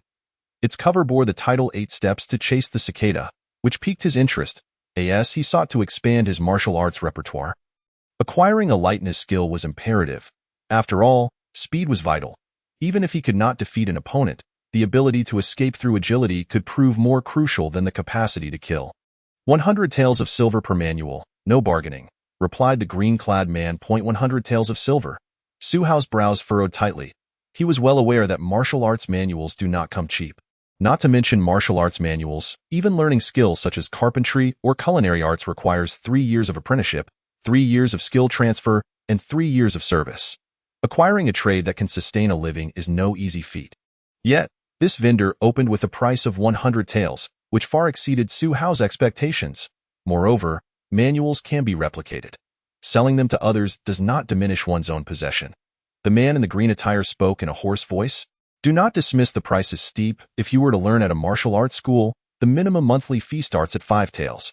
Most martial arts schools cherish their own teachings, and to achieve any mastery typically takes years, even decades, without any guarantee of acquiring true knowledge. The manuals I offer, though not inexpensive, are of high quality. Mastering the techniques will surely lead to financial gain." Su Hao contemplated negotiating, but the vendor shook his head in refusal. For him, selling these manuals at a lower price would only lead to an oversaturation of the market. Therefore, he preferred to sell them at a premium, even if it meant infrequent transactions, rather than depleting his resources. 100 taels is exorbitant. "I can only afford one manual," Su Hao thought, his brow furrowing deeper. He desired the manual, yet found himself financially constrained. Soon enough, a plan formed in his mind. He raised his gaze to the vendor and proposed, "I possess a manual as well. Could we perhaps engage in a trade?" The manual titled Diamond Fist, which Su Hao had perused countless times and memorized thoroughly, had lost its value for him. It would be more beneficial to exchange it with this vendor for something new. Upon hearing this, the man in green nodded readily. "Certainly, but I must first verify the authenticity of your manual." In truth, many of the manuals at this vendor's stall had been acquired through trade. Without further ado, Su Hao retrieved the Diamond Fist manual from his robes and presented it for inspection. After a careful examination lasting the time it takes to burn half an incense stick, the vendor nodded. "The manual is genuine. You may select any one manual from my stall, but you must promise me that you will not resell your manual in this marketplace." If Su Hao were to continue selling the Diamond Fist in the market, it would undoubtedly affect the vendor's business. Thus, he agreed to the exchange, albeit under the condition that Su Hao would not sell the Diamond Fist locally. However, Su Hao was no fool. He shook his head and replied, "In this exchange, you incur no loss, as you can still profit from my manual, while I cannot continue to sell it. This arrangement seems unbalanced. I require some additional compensation. Let us make it 3 for 1. A 1-for-1 exchange would clearly disadvantage him. Su Hao decided to negotiate further, seeking to trade his 1 manual for 2 from the vendor. 2 manuals at most for your 1. You may select any 2 from my collection." The man in green firmly stated, unwilling to engage in a losing deal. Ultimately, Su Hao acquiesced to this condition, agreeing to the stipulation of not selling his manual locally in exchange for acquiring 2 manuals. This transaction was not a loss for either party, allowing them both to fulfill their needs. Thus, Su Hao began to select from the vendor's offerings. I certainly need the light-footed technique 8 steps to chase the cicada. For the remaining manual, I shall choose a boxing style, as I already possess a foundation in boxing, which would facilitate my learning of new techniques. Initially inclined towards weaponry techniques, Su Hao noted that the vendor offered only 2, Flying Feather Sword Technique and 5 Tiger Soul Cutting Blade. Given his experience in the blacksmith shop, where he forged predominantly knives, he found blades to be more practical and easier to master than swords. The 5 Tiger Soul Cutting Blade sounds rather pedestrian. I shall opt for the Heavy Mountain Fist instead. After a brief period of contemplation, Su Hao made his decision, selecting the Heavy Mountain Fist among the manuals. His primary objective was to enhance his potential, and choosing a boxing style that complemented his existing skills would be more efficient. The transaction concluded. Su Hao exchanged the Diamond Fist for both the Heavy Mountain Fist and 8 steps to chase the cicada. How peculiar this young man is. One martial art is sufficient to consume all of one's energy and study. Yet he seems intent on mastering multiple styles, which may be overly ambitious, the vendor mused while observing Su Hao depart. Although Su Hao concealed his face, the vendor discerned that he was quite young. Typically, a martial artist dedicates a decade, or even a lifetime, to mastering a single discipline. The adage quality over quantity holds true.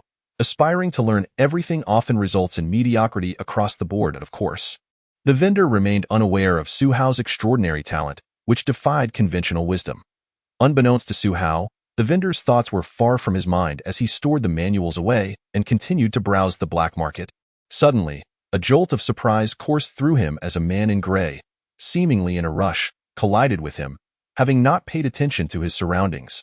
Instinctively, Su Hao's internal energy surged slightly, causing him to sway only a fraction. While the gray-clad man stumbled backward as if hitting a wall, "I'm sorry. I'm so sorry." He repeatedly bowed in apology. Su Hao's expression remained cold and unyielding as he regarded the gray-clad man, who he instinctively felt had deliberately bumped into him. "Why, apologies for the collision. I tripped just now and must be on my way." The gray man hastily excused himself, lowering his head as he faded into the shadows of the market. "It seems I may have stirred up trouble," Su Hao thought, watching the gray figure retreat.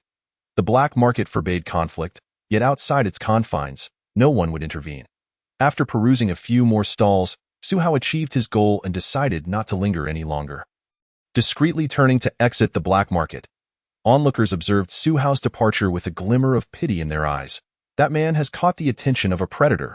He is likely to face dire consequences. Upon leaving the black market, the responsibility for safety ceased. One must tread carefully to the entrance. A man in black, a knife-wielding figure, observed Su Hao's exit and offered a flat reminder. Su Hao merely nodded in acknowledgement and quickened his pace toward the mountains. Indeed, someone is tracking me, and not just one person. Furthermore, those bold enough to resort to murder and theft are certainly not the likes of petty thugs. He mused. As he made his way, Su Hao glanced sideways, catching a glimpse from the corner of his eye, revealing a flicker of coldness in his gaze. Within the black market, identities remained obscured.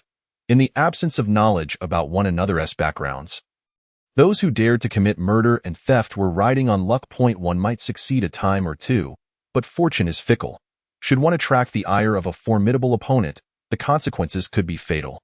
Now that someone had set their sights on Su Hao, it was evident that they felt confident in their ability to subdue him. "Why, brother, that man in black initially sought to purchase a manual worth 100 taels. He must possess at least that much wealth. He appears to be a prime target," one of the 3 men trailing Su Hao thought. "Having deliberately bumped into him, I gauge that he is likely a practitioner of the first stage of energy refinement. With our combined strength, we should be able to take him down with ease." 30 feet away, 3 men donned in distinct masks closely followed Su Hao, their eyes gleaming with avarice. They had previously targeted Su Hao due to his purchase and recognized that he possessed something of value. To ensure their safety, they had tested him by colliding with him in the market, hoping to assess his strength, if he were powerful enough to evade them or to instinctively absorb the impact. That would indicate a formidable opponent. Upon being struck, Su Hao's internal energy naturally activated, allowing the gray-clad man to gauge his level of skill, determining that he was a practitioner of the first stage of energy refinement, likely having undergone recent physical refinement. Among the 3, at least one was also a practitioner of the first stage, and with their numbers, they believed capturing him would be a certain success, promising a substantial reward. "Trying to escape. That fat sheep has noticed us," We must pursue him. The man with the tiger mask urged urgently, having spotted Su Hao quickening his pace and starting to run. Without hesitation, the trio abandoned their stealth and accelerated in pursuit. Once they entered a dense grove, the trio suddenly halted in shock. Not far off, beneath the shadow of a large tree, stood Su Hao, calm and collected, refusing to flee. His eyes glimmered with cold determination. His internal energy flowing vigorously, muscles rippling and swelling as if he were a beast awakening. I must strike like a lion hunting a rabbit, unleashing my full power. Su Hao understood that these three pursuers harbored ill intentions and were likely no strangers to murder and theft. They undoubtedly possessed some means of confidence in their abilities, compelling him to act decisively and assertively, giving them no chance to recuperate. With the completion of his 8 brocade exercise, Su Hao could perfectly control his internal energy and muscle groups. His blood surged rapidly, stimulating every muscle, unleashing all his potential, elevating his physical capabilities to their zenith. In the next moment, Su Hao sprang forth, his body darting through the darkness like a cheetah, leaving behind indistinguishable afterimages as he lunged towards the gray-clad man. The man clad in gray was taken aback, instinctively raising his hand to strike with his blade. However, the speed with which Su Hao erupted was simply terrifying. Before the blade had even descended, Su Hao was already mere inches away. Diamond fist, diamond spike. Harnessing the momentum of his advance, Su Hao stepped forward and unleashed a punch, his arms seemingly extending by an entire foot. His 5 fingers converged into a deadly spike, striking forth with such ferocity that it tore through the air, swift and ruthless, akin to a white crane swooping to catch its prey, as quick as lightning, before the gray-clad man's blade could land. Su Hao's fist had already pierced the vulnerable area of his throat. Crack! The sound of shattered cartilage echoed, accompanied by the gruesome sound of flesh being torn. Su Hao's fist, like a sharp spike, penetrated deeply into the man's throat. Gurgle. Gurgle. The gray-clad man's eyes widened in shock, blood gushed forth from his mouth and the gaping wound in his throat. As Su Hao retracted his hand, the gray-clad man's strength seemed to drain away, his body collapsing lifelessly to the ground. The single strike that felled the approaching foe was as effortless as slaughtering a chick. Su Hao's expression remained impassive beneath his hood. The three had pursued him with ill intent, and eliminating them was hardly unjustified. Chapter 13. Clash of Strength. Nighttime Slaughter. Old 3. Finish him. Finish him.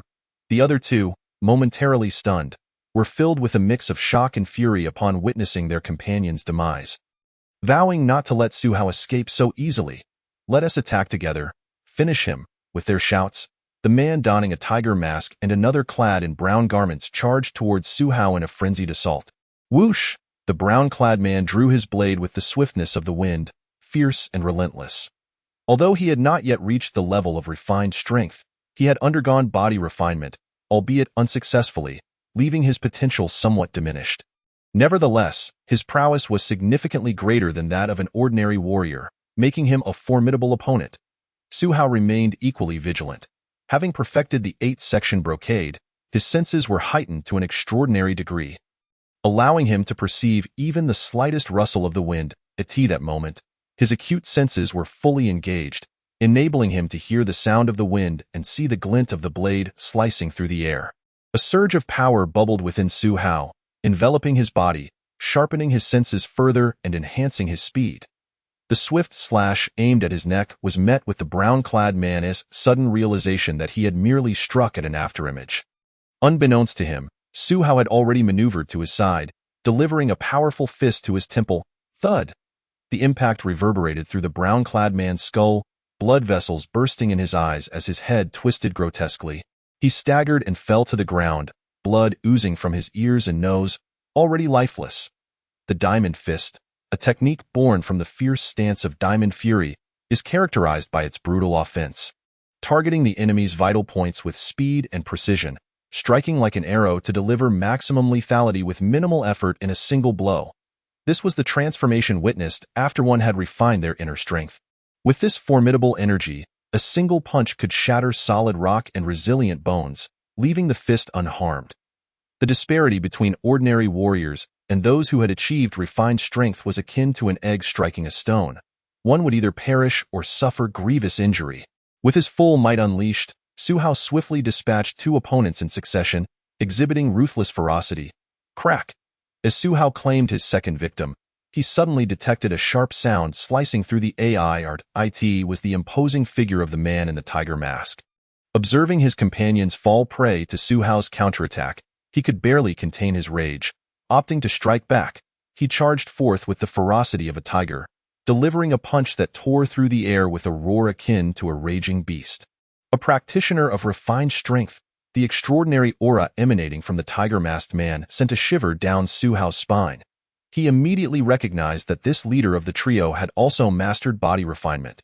The tiger-masked man had engaged in numerous acts of murder and robbery over the years, honing his skills in the Black Tiger Fist, making him a formidable adversary. Whoosh! Unwilling to underestimate him, Su Hao concentrated his power, channeling it into his arm before unleashing a devastating punch that split the air with a thunderous roar. Crack! As their fists collided, the sound was not merely that of flesh meeting flesh. The explosive crack resonated like a firecracker as two forces clashed, sending dust swirling around their feet. Their strikes were evenly matched. Kill! The tiger-masked man's voice boomed as he launched a frenzied assault, his fists striking like a vicious tiger tearing apart its prey. Su Hao executed the diamond fist to its utmost potential, displaying a fluidity that transcended the tiger-masked man's ferocity, engaging in a dance of offense and defense. This tiger-masked man, his refined strength is evidently superior to mine. Su Hao mused inwardly. He had only recently attained his own refined strength, while the tiger-masked man had been honing his craft for years, his power naturally more robust. Then let us overpower him. A faint flush of determination appeared on Su Hao's face as he began to accelerate his circulation of qi and blood, stimulating his muscles to unleash their utmost potential. Suddenly, the tiger-masked man felt an overwhelming pressure. Realizing that Su Hao's punches and kicks were terrifyingly heavy, his strength was immense and his speed astonishing. He seemed far beyond mere refinement. The tiger-masked man was utterly astounded. Even more alarming was the fact that after several exchanges, Su Hao appeared to have deciphered his fighting style, leaving him feeling increasingly constrained and uneasy. With a potential breakthrough of 10 points, Su Hao's innate talent had significantly increased, which was reflected in his combat abilities, allowing him to swiftly grasp his opponent's techniques and exploit their weaknesses. After several exchanges, the tiger-masked man found himself physically drained, stumbling backward and inadvertently revealing vulnerabilities. Seizing this critical opportunity, Su Hao bent his legs, leveraging the ground to propel himself forward like a white crane in flight, closing the distance to the tiger-masked man in an instant. His hands converged into a deadly fist, launching two ferocious diamond fists aimed at the man's head and heart. The tiger-masked man, intent on defending himself, found his body sluggish and unresponsive due to fatigue, helplessly watching as Su Hao's lethal strikes descended upon him. Despite having achieved body refinement and possessing a physique stronger than that of an average person, where even the punches of ordinary individuals felt like mere pinpricks, he was unable to withstand the assault from an opponent of equal caliber. Crack, crack! The sharp sound of bones shattering echoed as the tiger-masked man's skull splintered, his brain rattling violently, brain matter and blood spilling forth from his ears and nostrils. His heart was crushed beneath the force of Su Hao's punch, causing a cavity to form in his chest. Beneath the fractured mask of the tiger-masked man lay a fierce visage now filled with terror and resentment, his eyes widening in disbelief as he collapsed to the ground. His body convulsing as life slipped away. The three had engaged in this murderous trade in the black market more than once, preying upon solitary individuals like Su Hao, initially probing their strength before deciding to pursue and attack. Despite the tiger-masked man having previously sent his subordinates to test Su Hao, concluding that he was merely at the level of basic refinement, the actual combat prowess displayed was evidently far superior to that tier. Unbeknownst to the tiger-masked man, Su Hao had indeed only recently achieved basic refinement. However, through the perfect practice of the 8-section brocade, not only had his physical attributes surpassed those of his peers, but his senses were also heightened, allowing him to stimulate his muscles to operate at their utmost limits in a short span of time, rendering his combat effectiveness immensely greater than that of a novice. Such is the nature of frequent ventures along the riverbank. One cannot avoid getting wet. They may achieve success a few times, reaping substantial rewards, yet a single misstep could plunge them into an abyss from which they could never escape. Huff. This intense exertion had indeed taken a toll on his body. Had there been even a few more adversaries, he would have chosen to flee rather than engage in further combat. After catching his breath for a moment, Su Hao swiftly began to search the bodies of the three men, meticulously rifling through their possessions. Ultimately, he discovered a mere handful of broken silver, which made him frown in discontent. They are practitioners of refined strength, yet they are so impoverished. Why not engage in honest work instead of seeking shortcuts? Shaking his head, Su Hao gathered the meager spoils, disregarding the corpses on the ground as he turned to leave. In this desolate wilderness, a few more bodies had been added to the landscape, destined to decay or be consumed by wild beasts, until no one would remember that they ever existed. Chapter 14. 8 Steps to Chase the Cicada. Heavy Mountain Fist. Under the sparse light of the moon, Su Hao returned home unscathed. Despite the unexpected turn of events during his outing, he ultimately achieved his goal and obtained what he sought. It was not until the afternoon of the following day, during his time of rest, that Su Hao finally had the opportunity to delve into the two manuals. The first he examined was titled 8 Steps to Chase the Cicada. This technique emphasized explosive short-distance movements, signifying the ability to catch up to a swiftly flying cicada within 8 steps. If mastered, it would prove remarkably effective for both escape and pursuit in times of crisis. After perusing the manual multiple times, Su Hao made his way to the desolate woods outside the village to commence his training. Whoosh! Su Hao sprang into action, racing through the forest while following the breathing techniques and energy pathways outlined in the manual. Channeling his chi and blood to concentrate power in his legs, he adjusted his running posture, envisioning himself in pursuit of a cicada, striving to maximize his speed. This training allowed Su Hao's explosive velocity to gradually surpass his previous limits, enabling him to cover a 100-meter distance a second and a half faster. A remarkable breakthrough indeed. The 8th step to catch the cicada, beginner. As darkness enveloped the sky, Su Hao wiped the beads of sweat from his brow. Concluding today's training. In his attribute panel, he had already made a preliminary breakthrough in the 8th step to catch the cicada. This exemplifies the potential of a talented gem, where a modicum of effort in any endeavor yields commendable achievements. Not to mention, Su Hao was exerting double the effort. With the completion of the 8 brocade, Su Hao was brimming with energy, allowing him to temporarily forego its practice and allocate more time to honing other martial arts. Rising early in the morning, with some time before heading to the blacksmith's shop, Su Hao immersed himself in the study of the Heavy Mountain Fist. As he perused the fist manual, his eyes gradually sparkled with clarity. This Heavy Mountain Fist was starkly different from the Diamond Fist. The latter emphasized unyielding strength and powerful assaults.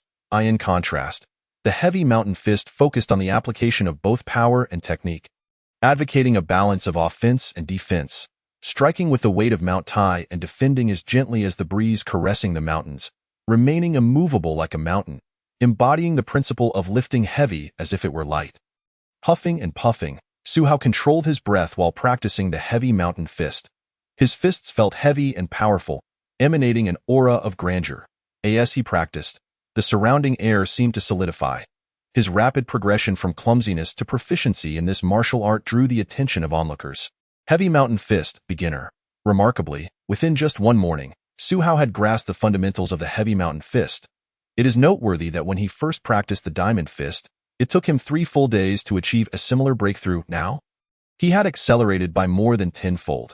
This was due, in part, to his extraordinary potential, far surpassing his initial self, and also because he had already mastered the Diamond Fist, providing a solid foundation that significantly expedited his learning of the second martial art. Tools are extensions of the arms. Thus, I can seamlessly integrate my martial arts practice into my forging techniques. In the morning, at the Zhao family blacksmith shop, with his chiseled torso bare, Su Hao wielded a hammer. The flickering flames illuminated his sharply defined features as he swung the massive hammer down upon the glowing iron block. Whether crafting swords or hammers, each was an extension of his arm. And Su Hao endeavored to apply his mastery of martial arts through the hammer, practicing his techniques while forging. Bang! The Diamond Fist's unyielding power reverberated with each strike, akin to the collision of steel against steel, sending shockwaves that distorted the flames. Bang, bang!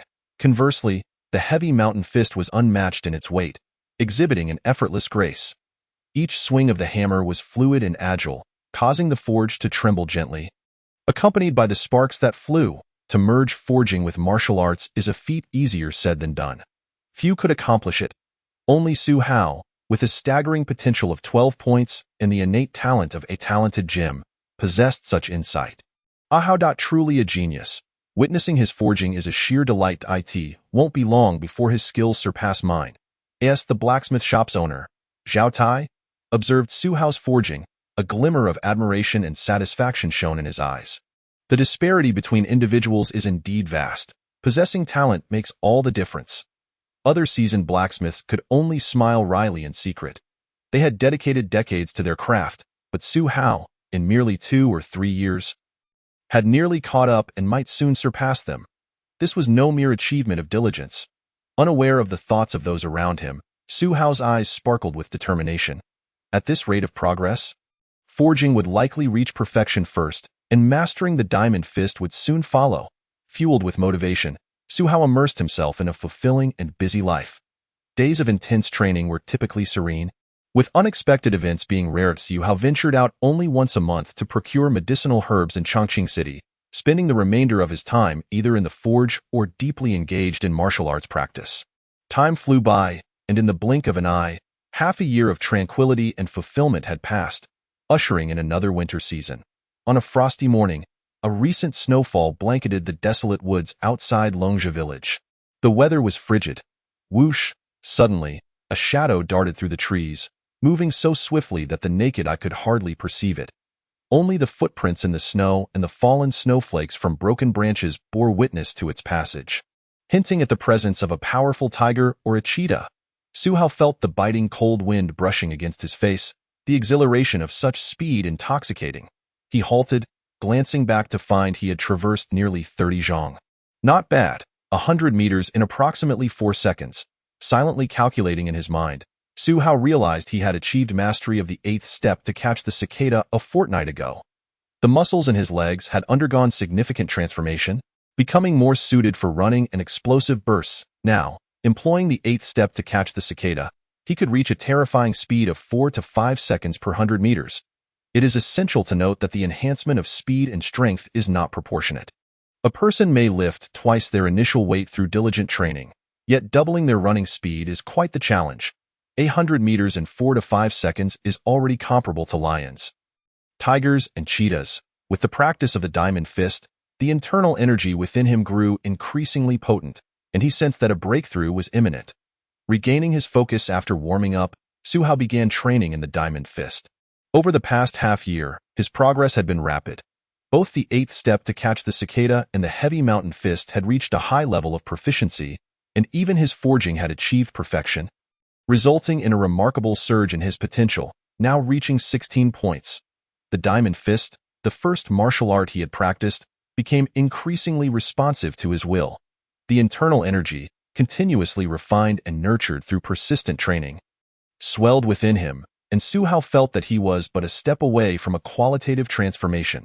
As he practiced the diamond fist, he suddenly sensed his internal energy surging, a stream of vigor flowing. The diamond fist was nearing completion. The internal energy was undergoing a transformation. Su Hao's eyes lit up. He had experienced this sensation before, the initial feeling of refining his body and energy. Throughout the past 6 months, he had consistently consumed health-boosting tonics, coupled with his extraordinary aptitude and daily, unwavering practice, leading to a natural accumulation that sparked a breakthrough. The internal energy surged, boiling and radiating through his limbs, leaving him feeling as if engulfed in flames. Despite the pain, impurities within his body were expelled, cleansing him of all excess. The high temperature accumulating within made it difficult for Su Hao to release the energy, and beads of sweat poured down his face. But he gritted his teeth and persevered. This process of refining energy was far more intense than his initial experience. Chapter 15. Mastery of Energy Refinement. Hidden Energy. Crackle, crackle. As time ticked away, Su Hao suddenly heard a series of light sounds. A meridian in his spine burst open, allowing the energy to flow freely. The membranes of his skin and pores became permeable, enabling the energy to dissipate without obstruction. Simultaneously, the intense heat within him was released through the now open pores, and Su Hao's flushed skin gradually returned to its normal hue. an unprecedented sense of ease enveloping him. Opening his eyes, a faint glimmer sparkled within his gaze as a wave of genuine joy surged within him. He had broken through. Su Hao had successfully completed the second round of body and energy refinement, unblocking the Ren and Du meridians, allowing the energy to flow through his skin and pores, achieving the realm of mastery in energy refinement. Both his strength and speed had been significantly enhanced, far surpassing his original capabilities. Clenching his fist, Su Hao unified his fingers, squeezing the air around him, producing a crackling sound. His eyes gleamed brightly. The closer his physical conditioning approached its limits, the more challenging each incremental improvement became. However, the process of refining energy would systematically dismantle those limits. Furthermore, the energy had undergone another transformation. Su Hao gazed at a tree thick enough for a person to embrace. With a mere thought, he felt the energy converge effortlessly, requiring little exertion. He then unleashed a punch. Bang! This punch was silent, lacking the explosive force of his previous strikes. It appeared deceptively simple as it landed upon the tree trunk. Producing a faint sound that caused the tree to sway slightly, Su Hao withdrew his fist, and the bark remained unscathed. However, Su Hao swiftly grasped the bark with his fingers and forcefully tore it away. Ripping off a section of bark accompanied by a flurry of splintered wood shavings, upon closer inspection, a significant portion of the tree trunk beneath the bark had been reduced to powder. This scene was enough to send shivers down one's spine, evoking gasps of astonishment. One could only imagine the catastrophic damage such a punch would inflict upon a human body. This is the mastery of energy refinement, capable of penetrating the surface of objects and damaging their internal structure. Previously, it was visible energy, but now it was the invisible yet destructive hidden energy. Observing the wound on the tree, Su Hao reflected inwardly. Hidden energy can strike a watermelon, leaving its skin unblemished while pulverizing the interior. A martial artist who has mastered hidden energy can inflict harm even on adversaries clad in light armor, penetrating their defenses to damage the flesh beneath. With my current mastery of the Diamond Fist and the achievement of energy refinement mastery, if I were to confront that masked man again, a fellow practitioner of energy refinement, I could effortlessly defeat him within 2 or 3 moves without sustaining a scratch. Su Hao clenched his fist, a smile gracing his lips. Previously, when facing that similarly skilled masked man, Su Hao had relied on the completion of the 8 brocade to manipulate his vital energy and push his physical capabilities to the limit, allowing him to overwhelm his opponent with sheer force. Now, Su Hao has perfected the Diamond Fist, elevating his skills to an unprecedented level. He has refined his strength to great mastery, cultivating the hidden strength, allowing him to effortlessly suppress ordinary practitioners of strength in all aspects. When he faces the man in the tiger mask again, there will be no suspense whatsoever. Name: Su Hao skills mastered. 8-section brocade, perfected, forging, perfected, Diamond Fist, perfected, Heavy Mountain Fist, great mastery. 8 steps to chase the cicada, great mastery, potential.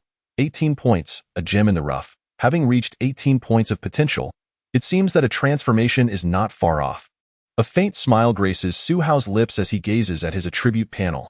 Over the past 6 months, he has perfected his forging and Diamond Fist, and with Heavy Mountain Fist and 8 steps to chase the cicada also achieving great mastery, his potential has soared, bringing him closer to the 20-point threshold. He estimates that once he perfects both Heavy Mountain Fist and 8 steps to chase the cicada, it will undoubtedly be sufficient for his potential to surpass the 20-point barrier and achieve a qualitative change. The skills I have learned, such as the Diamond Fist and Heavy Mountain Fist, are relatively foundational martial arts. Even when perfected, they merely represent the completion of strength cultivation. However, this is not a significant issue. By perfecting several martial arts, I will naturally be able to integrate them and reach the pinnacle of strength cultivation. As Su Hao moves his body, he contemplates quietly. Both Heavy Mountain Fist and Diamond Fist are martial arts focused on strength cultivation, and reaching great mastery in them is the limit. The more profound the martial arts, the more precious they are to various schools, each cherishing their own. Yet, with Su Hao's innate talent, practicing several martial arts will naturally enable him to touch upon higher realms. Regaining his composure, Su Hao heads to the town's blacksmith shop to work. Half a month has passed since Su Hao achieved great mastery in strength cultivation. Where is your master? Bring him out at once. On this particular afternoon, As Su Hao worked in the forging room as usual, a series of shouts and commotion erupted outside, causing the workers within to furrow their brows, abandoning their tasks. Zhao Tai, the owner of the Zhao blacksmith shop, also moved towards the door and the courtyard outside the forging room. Several tall men with an unusual aura wore expressions of rage, while the apprentices dared not intervene, merely smiling awkwardly on the side. Master He, may I inquire if you have any guidance? Let us maintain harmony and not resort to anger. Upon seeing the leader of the group, Zhao Tai's eyes reflected a hint of helplessness. Knowing trouble had arrived, yet he maintained a courteous demeanor. The man referred to as Master He was a burly figure in his 30s, appearing somewhat overweight yet possessing considerable strength. Master He, could he possibly be He Zhiyong of the Black Snake Gang? What misfortune has befallen us now? One of the blacksmiths, hearing Zhao Tai's address to the rotund man, immediately changed his expression and lowered his voice. The Black Snake Gang is the most formidable gang in the vicinity of Wuhu Town, thriving on extortion and seemingly backed by official forces, with the authorities turning a blind eye. Everyone fears the Black Snake Gang, feeling anger without the means to express it. The three individuals who previously cruelly murdered the nameless monk were disciples of the Black Snake Gang. Moreover, He Zhiyong holds a notable position as a hall master within the gang, a key member. Everyone understood that the raucous entrance of this group could not bode well. Zhao Tai, I have supported your blacksmith shop's business by purchasing weapons at great expense. And you dare to present me with such shoddy products? This sword is hardly fit for chopping wood, let alone for combat. He Zhiyong looked at Zhao Tai with a seemingly mocking smile, drawing a long sword from his waist. The sword was 3 feet long, yet upon closer inspection, one could see the blade had several nicks. With a disdainful snort, He Zhiyong gripped the sword's body with one hand and struck the sword's tip with his other hand, causing a crisp clang. Crack! A surge of force erupted, accompanied by the sharp sound of metal striking metal, as the long sword shattered at the tip, embedding itself in the ground with a thud. This spectacle caused the onlookers to change their expressions dramatically. He Zhiyong claimed the sword was forged by their shop, and he had demonstrated its fragility before them, clearly seeking trouble and showcasing his might to intimidate them. Who forged this sword? Step forward. A disciple of the Black Snake Gang shouted angrily from behind He Zhiyong.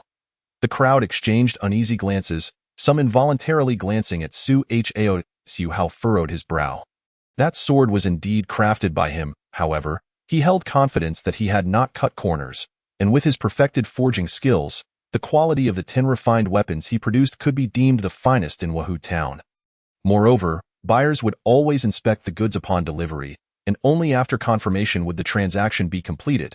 He Zhiyong had clearly come to cause trouble, having tampered with the sword beforehand just to create a pretext. Chapter 16. The Black Snake Gang. The Rise of Hatred. Zhao Tai quickly stepped forward, saying, Master He, there is indeed an issue with this sword, but I assure you it is not a fault of the Zhao blacksmith shop. I hope you will show mercy. We are willing to forge a new long sword for you at no charge, ensuring your satisfaction. Zhao Tai dared not admit it was their shop's fault. Otherwise, years of hard-earned reputation would be shattered, making business difficult. He understood that He Zhiyong was here to cause trouble and directly offered to compensate, hoping He Zhiyong would show leniency. Show mercy? To use such inferior weapons in battle would be tantamount to handing your life to another. It would not be excessive to demand your lives as compensation. A martial artist from the Black Snake Gang sneered. He Zhiyong waved his hand, silencing his subordinate, and with a smile, he said, Zhao Tai, I believe this was merely an oversight on your part. I will not make things difficult for you. Forge a suitable weapon for each member of the Black Snake Gang, and this matter will be settled. Upon hearing this, the expressions of everyone present changed in unison. The Black Snake Gang is the largest gang in Wuhu Town, with at least 50 members, if one includes those with even slight connections. The number could easily reach 100. Moreover, who determines who is a member of the Black Snake Gang? It is not for them to decide. For He Zhiyong to demand the Zhao blacksmith shop forge weapons for each of them is nothing short of extortion. Damn it, this is too much. You are not welcome here. Leave at once. The burly Zhou Xiong, known for his fiery temper, could no longer contain his anger at such unreasonable extortion. He stormed forward, wielding a heavy hammer, his eyes blazing with fury as he sought to drive He Zhiyong away. Crack, however, He Zhiyong's expression turned cold. Without any visible movement from him, Zhou Xiong suddenly grunted, as if struck by an unseen force. flying backward and crashing to the ground, clutching his abdomen in pain as Su Hao observed keenly. He Zhiyong's leg had moved with lightning speed, beyond the limits of the human eye to capture. He Zhiyong had undoubtedly entered the realm of strength cultivation, his power surpassing that of the martial artist Su Hao had killed previously, Old Zhou. The other blacksmiths were a mix of shock and anger, each picking up their hammers. They were blacksmiths by trade, possessing strength and temper. How could they allow themselves to be bullied like this? Stop, Zhao Tai bellowed, seeking to quell the blacksmith's impulsiveness. His expression was equally grim, yet he knew that once violence erupted, the consequences would be dire.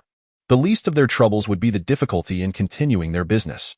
Offending the Black Snake Gang would likely invite retaliation against them all. Master He, this matter is of great importance. I hope you can grant me 2 days to consider, Zhao Tai said solemnly to He Zhiyong. He Zhiyong understood that compelling the Zhao blacksmith shop to provide weapons for each member of the Black Snake Gang would not be easily accepted, and Zhao Tai's request for 2 days was likely an attempt to seek help.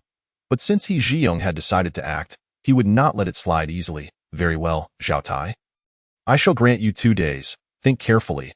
If you agree to my terms, your blacksmith shop will become a friend of the Black Snake Gang, and you will never have to worry about business again. He Zhiyong's words, though couched as advice, were a veiled threat. Not friends? Then they would be enemies. With that, He Zhiyong forcefully threw the broken sword into the ground, causing it to embed itself, the hilt trembling. Before he turned away, flanked by 2 Black Snake Gang disciples, I'm fine. Zhou Xiong groaned, looking at the others who had approached him. We're in deep trouble. He Zhiyong is a formidable opponent. He demands we compensate each of them with a weapon. This is sheer extortion. The faces of the others were filled with worry, fully aware that being targeted by He Zhiyong would mean substantial losses. Were they truly destined to become laborers for the Black Snake Gang? Let us take 2 days to rest. I will speak with Lord Li and seek his assistance. Zhao Tai informed the others, granting them a 2-day leave while he prepared to consult someone influential in town to negotiate with He Zhiyong. The group nodded reluctantly, and Zhao Tai then turned to Su Hao, reassuring him, Hao, this is not your fault. He Zhiyong is merely using this issue to create trouble. Since the sword was crafted by Su Hao, Zhao Tai feared he would blame himself for the incident. I understand. Su Hao nodded slightly. Afterward, Zhao Tai dismissed the workers for a temporary break, and Su Hao returned home, resting quietly for 2 days. However, when the 2 days passed, Zhao Tai instructed the workers to continue their leave, which cast a shadow over everyone's hearts, clearly indicating that the situation had not been resolved. Zhao Tai had sought connections, but to no avail. Zhao Tai, though amiable in his dealings with others, was inherently a man who yielded to kindness rather than force, and he did not easily bow to the Black Snake Gang. On the morning of the 3rd day, Su Hao arrived outside the blacksmith shop, his expression shifting slightly as he caught a whiff of a burnt odor. He felt a slight relief upon realizing that Zhao Tai was unharmed. Last night, a fire had been set in the blacksmith shop. Fortunately, it had been discovered in time and extinguished. It was undoubtedly the work of the Black Snake Gang. Zhou Xiong gritted his teeth in anger. Zhao Tai had not acquiesced to the demands of the Black Snake Gang, and now, with the passage of time, such an incident had occurred, clearly orchestrated by He Zhiyong and his ilk as a warning to Zhao Tai. Zhao Tai was a benevolent soul, having taken Su Hao in when he was orphaned and destitute, ensuring he had a place to work in the blacksmith shop without ever withholding his wages. Yet, such a good-hearted man was now subject to the bullying of scoundrels like He Zhiyong. Zhao Tai continued to grant leave to his workers, yet the veteran blacksmiths, including Zhou Xiong, were reluctant to rest. They armed themselves and stood vigil at the blacksmith shop alongside Zhao Tai, prepared to fight should the Black Snake Gang dare to attack again. They did not believe that the gang would risk a direct confrontation, as it would only lead to greater chaos, a situation from which they could not emerge unscathed. As for the younger blacksmiths, including Su Hao, they were forcibly sent away by Zhao Tai, who feared that their youthful impetuosity might lead them to harm in the brewing conflict. As night fell, Su Hao found himself enjoying a rare peace, spending his days practicing martial arts and honing his skills. Yet, in the dead of night, 2 shadowy figures stealthily infiltrated the small courtyard where Su Hao resided, agilely scaling the bamboo fence with barely a sound. Both men wore masks, seemingly searching for something, and they quietly slipped through the window into Su Hao's room. No one? The 2 men froze in confusion upon discovering that the bed was empty. Is it possible the lad is out? One tall, masked man frowned slightly, but the room was too small for anyone to hide. The other man sighed in resignation. We had hoped to capture this boy to use as leverage against those stubborn old blacksmiths. Let us report back to Master He. The blacksmiths were unwilling to submit and were prepared to resist, standing armed in the shop with a fierce determination that suggested they were ready to face annihilation rather than yield. This defiance caused He Zhiyong a moment of headache. He then devised another plan, sending his subordinates to abduct someone from the blacksmith shop, and they had chosen Su Hao, lacking relatives or friends. Would not provoke much of a stir if something happened to him, and moreover, he showed immense potential as Zhao Tai's successor. Threatening Zhao Tai through Su Hao would ensure that the old blacksmith could not ignore his fate. The two men had come at He Zhiyong's command to abduct Su Hao, but they were met with disappointment upon finding him absent. Let us go back, they decided after waiting for a while without any sign of him. However, as they stealthily made their way down the village path, they remained oblivious to a pair of cold, piercing eyes watching from the darkness.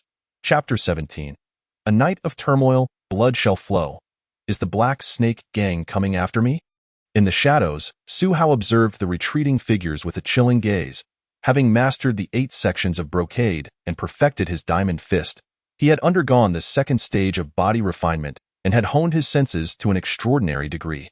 He had already sensed the two men as they surveyed his courtyard, prompting him to leave his room and quietly observe their movements. These two had not attempted theft or vandalism. Upon realizing Su Hao was not home, they prepared to depart. Su Hao was no fool. He quickly deduced their origin. Most likely members of the Black Snake Gang, and their nighttime visit was undoubtedly connected to the blacksmith shop. All I desire is to live a peaceful life, working at the forge to provide for my family, earning a modest living to focus on my cultivation. Why must they seek their own demise? A glint of cold, murderous intent flickered in Su Hao's eyes. The winds of turmoil would not cease, and Su Hao understood that this situation could no longer be resolved peacefully. He could not sit idly by. Allowing events to unfold unchecked would surely lead to catastrophic losses for the blacksmith shop. Directly affecting his own interests, Su Hao donned a mask, revealing only his piercing eyes, and stealthily followed the two men, intent on tracing their path back to the mastermind behind this, He Zhiyong. With his mastery of the 8 steps to chase the cicada, Su Hao moved with unparalleled grace, unnoticed as he trailed the two men to Maple Leaf Village, another settlement beneath the jurisdiction of Wahoo Town. The two masked figures arrived at a secluded courtyard, gently knocking on the back door before removing their masks. Before long, a narrow gap opened in the courtyard gate, and they entered, closing the door behind them. Inside, a few individuals awaited, one of whom was slightly stout yet exuded an air of authority. Resembling a general on the battlefield, it was none other than He Zhiyong, the leader of the Black Snake Gang. Where is he? He Zhiyong frowned at the two men who returned empty-handed. He had dispatched them to bring back the young blacksmith to leverage against Zhao Tai and his defiance. Yet they returned with nothing. One tall, thin man forced a smile. Master, you mustn't blame us. That lad seems quite astute. He wasn't home, and we came back empty-handed, indeed. However, we made sure to be discreet and left no trace. Once he returns, we can try again, and we will surely capture him, the other added hastily. Yet, He Zhiyong's expression darkened. The leader is already impatient. He urges me to resolve this matter swiftly, and time is no longer on our side.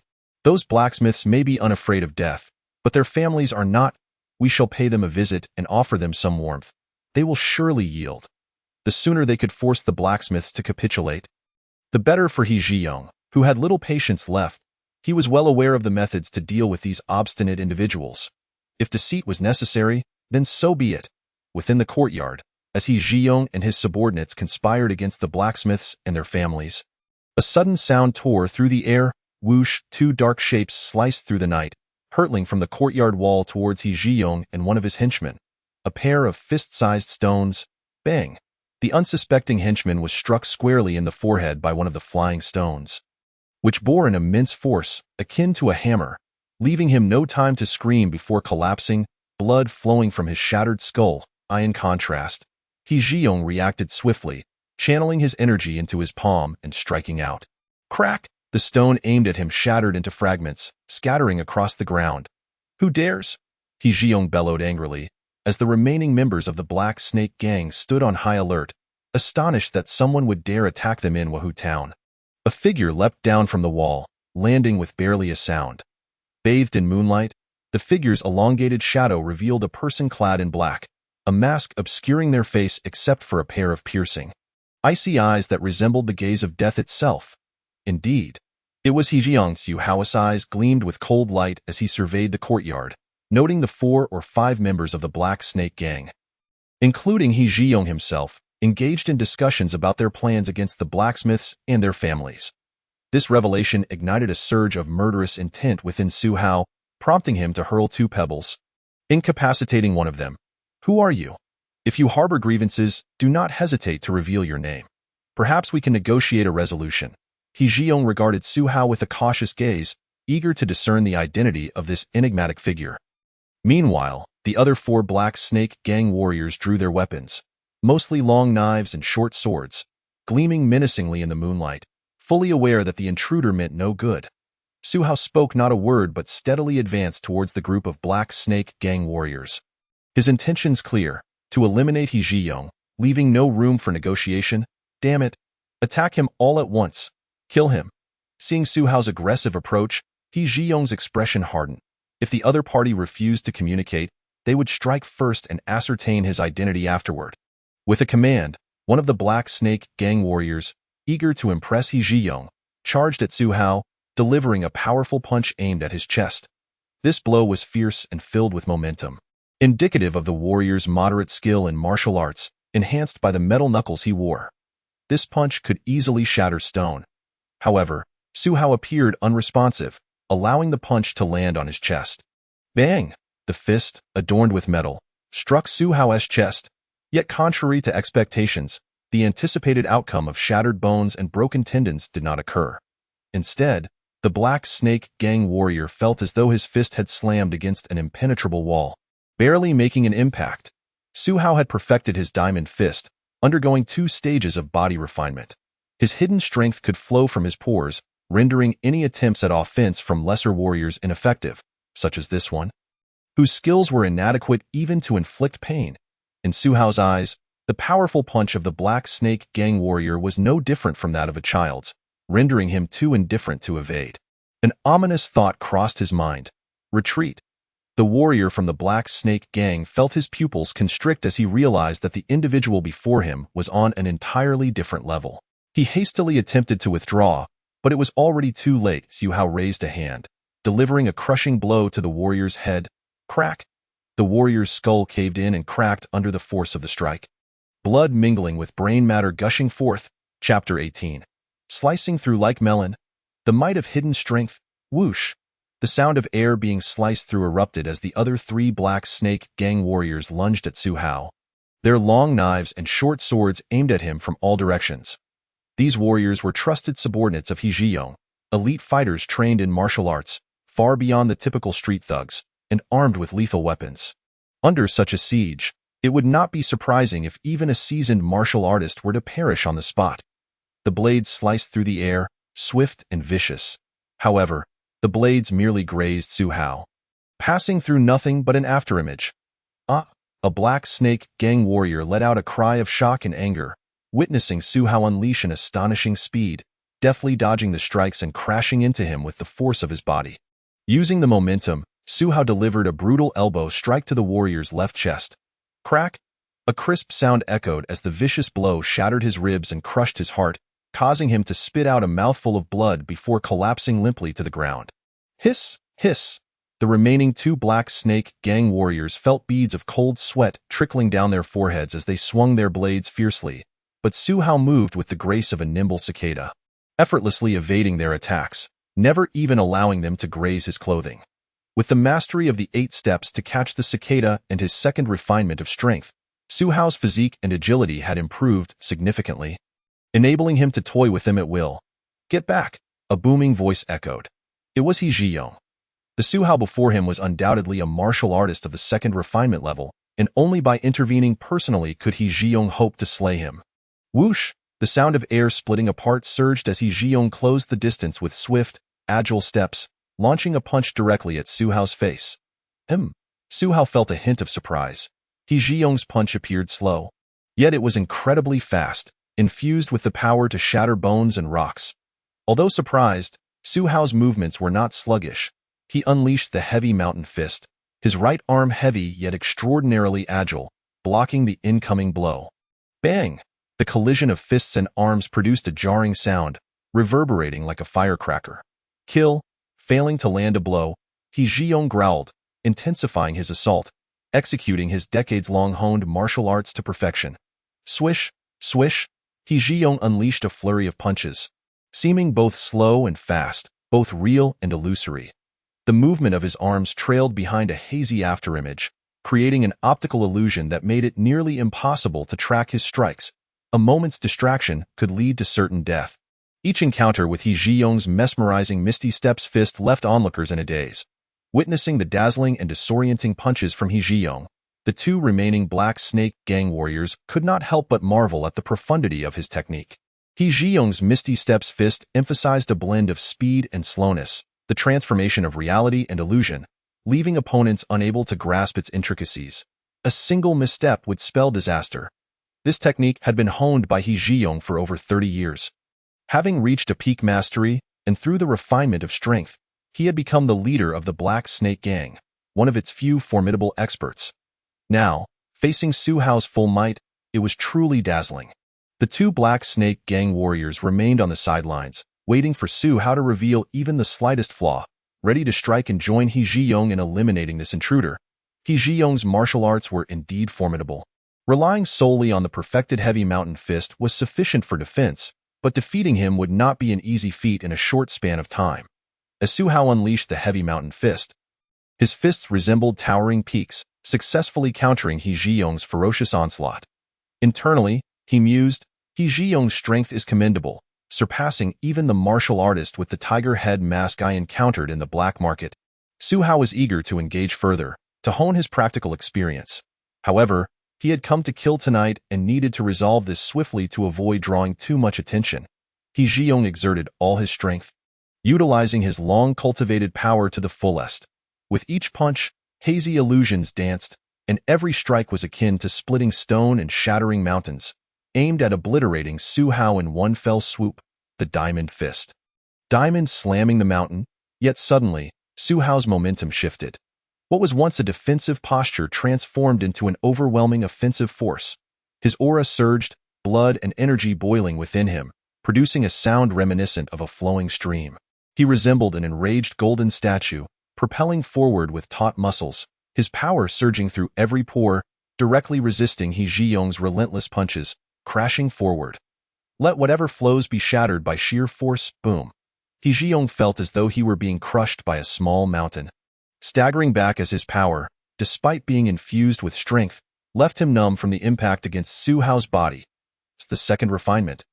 He Zhiyong's pupils constricted slightly, realizing that the figure before him was not merely a warrior of the same realm, but a practitioner of the second refinement, the first threshold of martial arts, refining strength, tempering bones, altering muscles, cleansing marrow.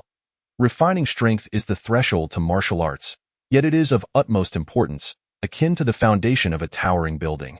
The height one can achieve depends on the strength of that foundation, whether through tempering bones, altering muscles, or cleansing marrow. All these realms require the practitioner's strength to refine their physique step by step, transcending the ordinary. Thus, the more times one refines strength, the smoother the subsequent cultivation becomes. Theoretically, a single refinement combined with a bone-tempering elixir could allow one to break into the bone-tempering realm. Though the efficiency and success rate would be low, however, most martial artists only manage a single refinement upon entering this stage. To cultivate a martial art to the second, or even third refinement level is an increasingly formidable challenge. The individual before him was a practitioner of the second refinement, someone He Zhiyong could not contend with. He hurriedly sought to withdraw, but Su Hao had already seized his right wrist firmly. Fingers tightening with tremendous force, cracking the bones in He Zhiyong's wrist as if they were about to snap. His other fist was now tightly clenched, the surface of his fist imbued with the dark energy that had transformed after the second refinement, radiating a faint golden metallic sheen as he unleashed a powerfully unmatched diamond fist, tearing through the air with explosive force. Ah! He Zhiyong's hair stood on end as he sensed the looming threat of death. At that moment, he had no choice but to unleash all his latent potential. a beast-like roar erupting from his throat as he gathered all his strength to counter Su Hao's heavy strike. Hoping to withstand the blow. Crack, crack. The moment their fists collided, He Zhiyong heard a series of explosive sounds. His strength crumbled under Su Hao's strike, which was infused with dark energy, overwhelming him with sheer force. One of his arms was torn apart by Su Hao's dark energy, muscles splitting, bones shattering, fragments protruding from his flesh, a truly horrifying sight. One arm was rendered useless, while the other was crushed in Su Hao's grip, making it impossible for him to escape. He Zhiyong's forehead dripped with cold sweat as he realized that what had appeared to be him suppressing Su Hao was merely Su Hao allowing him to warm up. Never having utilized his full strength, pain twisted He Zhiyong's face as he panicked and angrily exclaimed, Who are you? What enmity do we have? The second refinement. Within the entire Hu town, only the leader of the Black Snake Gang and a few others could possibly contend with such a master. He Zhiyong had no idea when he had offended such a formidable opponent, who was now intent on his demise. Leaning in slightly, Su Hao whispered, He Hall Master, didn't you say that the sword I forged was flawed, barely fit for slicing vegetables? Upon hearing this, He Zhiyong's eyes widened in disbelief as he stared intently at the masked Su Hao. Chapter 19. Misty Step's Fist, leader of the Black Snake Gang. He Zhiyong had previously sought trouble deliberately, ordering a remarkably fine 10-refined long sword from the Zhao blacksmith shop, then tampering with it to create difficulties for Zhao Tie.as for Su Hao. A mere youth, He Zhiyong had never taken him seriously, viewing him only as a pawn to intimidate Zhao Tai, even sending someone to kidnap him. However, He Zhiyong never anticipated that this mysterious practitioner of the second refinement would turn out to be the very young blacksmith from the forge. You are Su, He Zhiyong blurted out, but before he could finish, Su Hao's palm was already pressed against He Zhiyong's heart, dark energy permeating through his pores, striking He Zhiyong's ribs and causing his heart to shatter. He Zhiyong's eyes bulged as his body collapsed limply to the ground, having been killed in a single strike. He never imagined that in his attempt to extort the Zhao blacksmith shop, he would lose his own life, nor that a low-key youth from a humble background could harbor such profound strength. He Hall Master is dead? The remaining two Black Snake Gang warriors, who had initially lurked nearby, waiting for an opportunity to ambush Su Hao, were astonished to see the seemingly dominant He Zhiyong fall in an instant, slain by Su Hao. Flee! Flee! Coming to their senses, their hearts raced as they turned to escape through the back door of the courtyard. Lacking the courage to continue battling Su Hao, however, after the two had only taken a few steps, they felt a sudden whoosh of air behind them. In mere moments, Su Hao caught up with them, seized their heads, and with a powerful squeeze, crack! The sharp sound of impact resonated as their skulls collided violently, resulting in a gruesome spectacle of blood and agony that left their bodies limp upon the ground. The previously bustling discussion about how to deal with the blacksmith residents fell into an eerie silence, as every member of the Black Snake Gang, including He Zhiyong, met their demise at Su Hao's hands. Without delay, Su Hao commenced a swift cleanup before making his exit. Aware that the commotion from their earlier confrontation would undoubtedly draw the attention of others in the village, he hastened his departure. Su Hao swiftly entered He Zhiyong's chamber to search for anything of worth in the confines of the bedroom. He indeed stumbled upon some treasures. Within a wooden cabinet, he discovered a stash of silver, amounting to 20 or 30 taels, alongside a book embossed with the three characters Mi Zong Quan, which presumably referred to the martial art He Zhiyong was proficient in, something he could study later. What's this? A vial of pills. Could this be Zhuang Shuiwan? Additionally, Su Hao discovered another vial containing small, dark pills, each about the size of a thumbtip, exuding a rich medicinal aroma that invigorated the senses. Recognizing their origin, Su Hao's eyes lit up. Zhuang Shuiwan, which he had encountered in the black market, was known for enhancing blood vitality and energy, remarkably effective for martial artists refining their strength, and was quite expensive. Valued at 5 taels per pill, with 12 pills in that vial, it equated to 50 or 60 taels of silver. As the leader of the Black Snake Gang, He Zhiyong indeed had some wealth at his disposal. Su Hao was quite pleased with his spoils, securing everything before swiftly vanishing from Maple Leaf Village. As night faded, dawn broke, marking the beginning of a new day in Hu Town, where merchants and farmers busied themselves with their daily pursuits. Whispers spread about He Zhiyong's demise, along with several of his trusted aides, all brutally slain within his own residence. Good riddance. I wonder which brave soul took it upon themselves to rid us of this menace. Upon arriving at the blacksmith's shop, Su Hao overheard the jubilant chatter of Zhou Xiong and the others. Undoubtedly, they had stood guard at the blacksmith's shop the previous night, expecting a confrontation that never materialized. Instead, they were greeted with the shocking news of He Zhiyong's tragic end. Listening to their discussions, Su Hao couldn't help but shake his head in silence. Zhou Xiong, Zhao Tai, and the others remained blissfully unaware that He Zhiyong had dispatched men to kidnap him, which had ignited Su Hao's murderous intent, leading him to track down and eliminate He Zhiyong and his associates. Shopkeeper, there's someone outside requesting an audience, claiming to be Li Shuqing, the leader of the Black Snake Gang. An apprentice hurriedly approached Zhao Tai, his voice trembling slightly. The leader of the Black Snake Gang. Could it be that they suspected our involvement in He Zhiyong's death? Zhou Xiong and the others exchanged worried glances. Given that He Zhiyong had recently clashed with the Zhao blacksmith shop, it was only natural that suspicions would arise regarding their connection to his murder. Zhao Tai's expression turned grave, yet he maintained his composure. Quickly, invite Leader Li inside. Before long, Li Shuqing entered the blacksmith's shop, flanked by a small entourage. From his exterior, Li appeared refined and affable, seemingly no older than 30, exuding a scholarly demeanor that belied his position as the leader of the Black Snake Gang, a figure capable of calming the cries of children in Wahoo Town. Zhou Xiong and the others tensed, discreetly gripping their weapons, wary of any trouble Li Shuqing might bring. Leader Li, Zhao Tai greeted politely, feeling reassured that, in broad daylight, Li would likely refrain from causing a scene. Li Shuqing wore a gentle smile. Shopkeeper Zhao, the weapons I ordered were crafted by your skilled hands. I have always held your craftsmanship in high regard. I recently learned that He Zhiyong was causing you distress, and I intended to intervene. But alas, to this point, Li let out a deep sigh, shaking his head in lament. In any case, He Zhiyong's actions were reckless, and I hope you won't take it to heart. This revelation startled everyone. Li Shuqing had not come seeking vengeance, but rather to reconcile with the Zhao blacksmith shop, placing the blame squarely on He Zhiyong's shoulders, claiming ignorance of the events. Li Shuqing seemed to believe that the master who had slain He Zhiyong had some connection to their establishment. Zhao Tai and the others quickly grasped Li Shuqing's motives for approaching them. Seeking an understanding, the individual capable of dispatching He Zhiyong and several elite members of the Black Snake Gang was undoubtedly a formidable martial artist, possibly even someone on the threshold of refining their bones. With the timing of their attack coinciding with the conflict between He Zhiyong and the blacksmith shop, it was clear that Li Shuqing would not take his word at face value. Moreover, the assailant remained in the shadows while they were in the light. Should such a powerful figure choose to target the Black Snake Gang, the repercussions could be catastrophic. Thus, weighing the risks, Li Shuqing opted for reconciliation, shifting all blame onto the deceased He Zhiyong, who could no longer defend himself. An individual in Li Shuqing's position was undoubtedly adept at navigating the complexities of power dynamics. Our blacksmith shop has suffered little loss. I too feel a sense of regret regarding the matter of Hall Master He.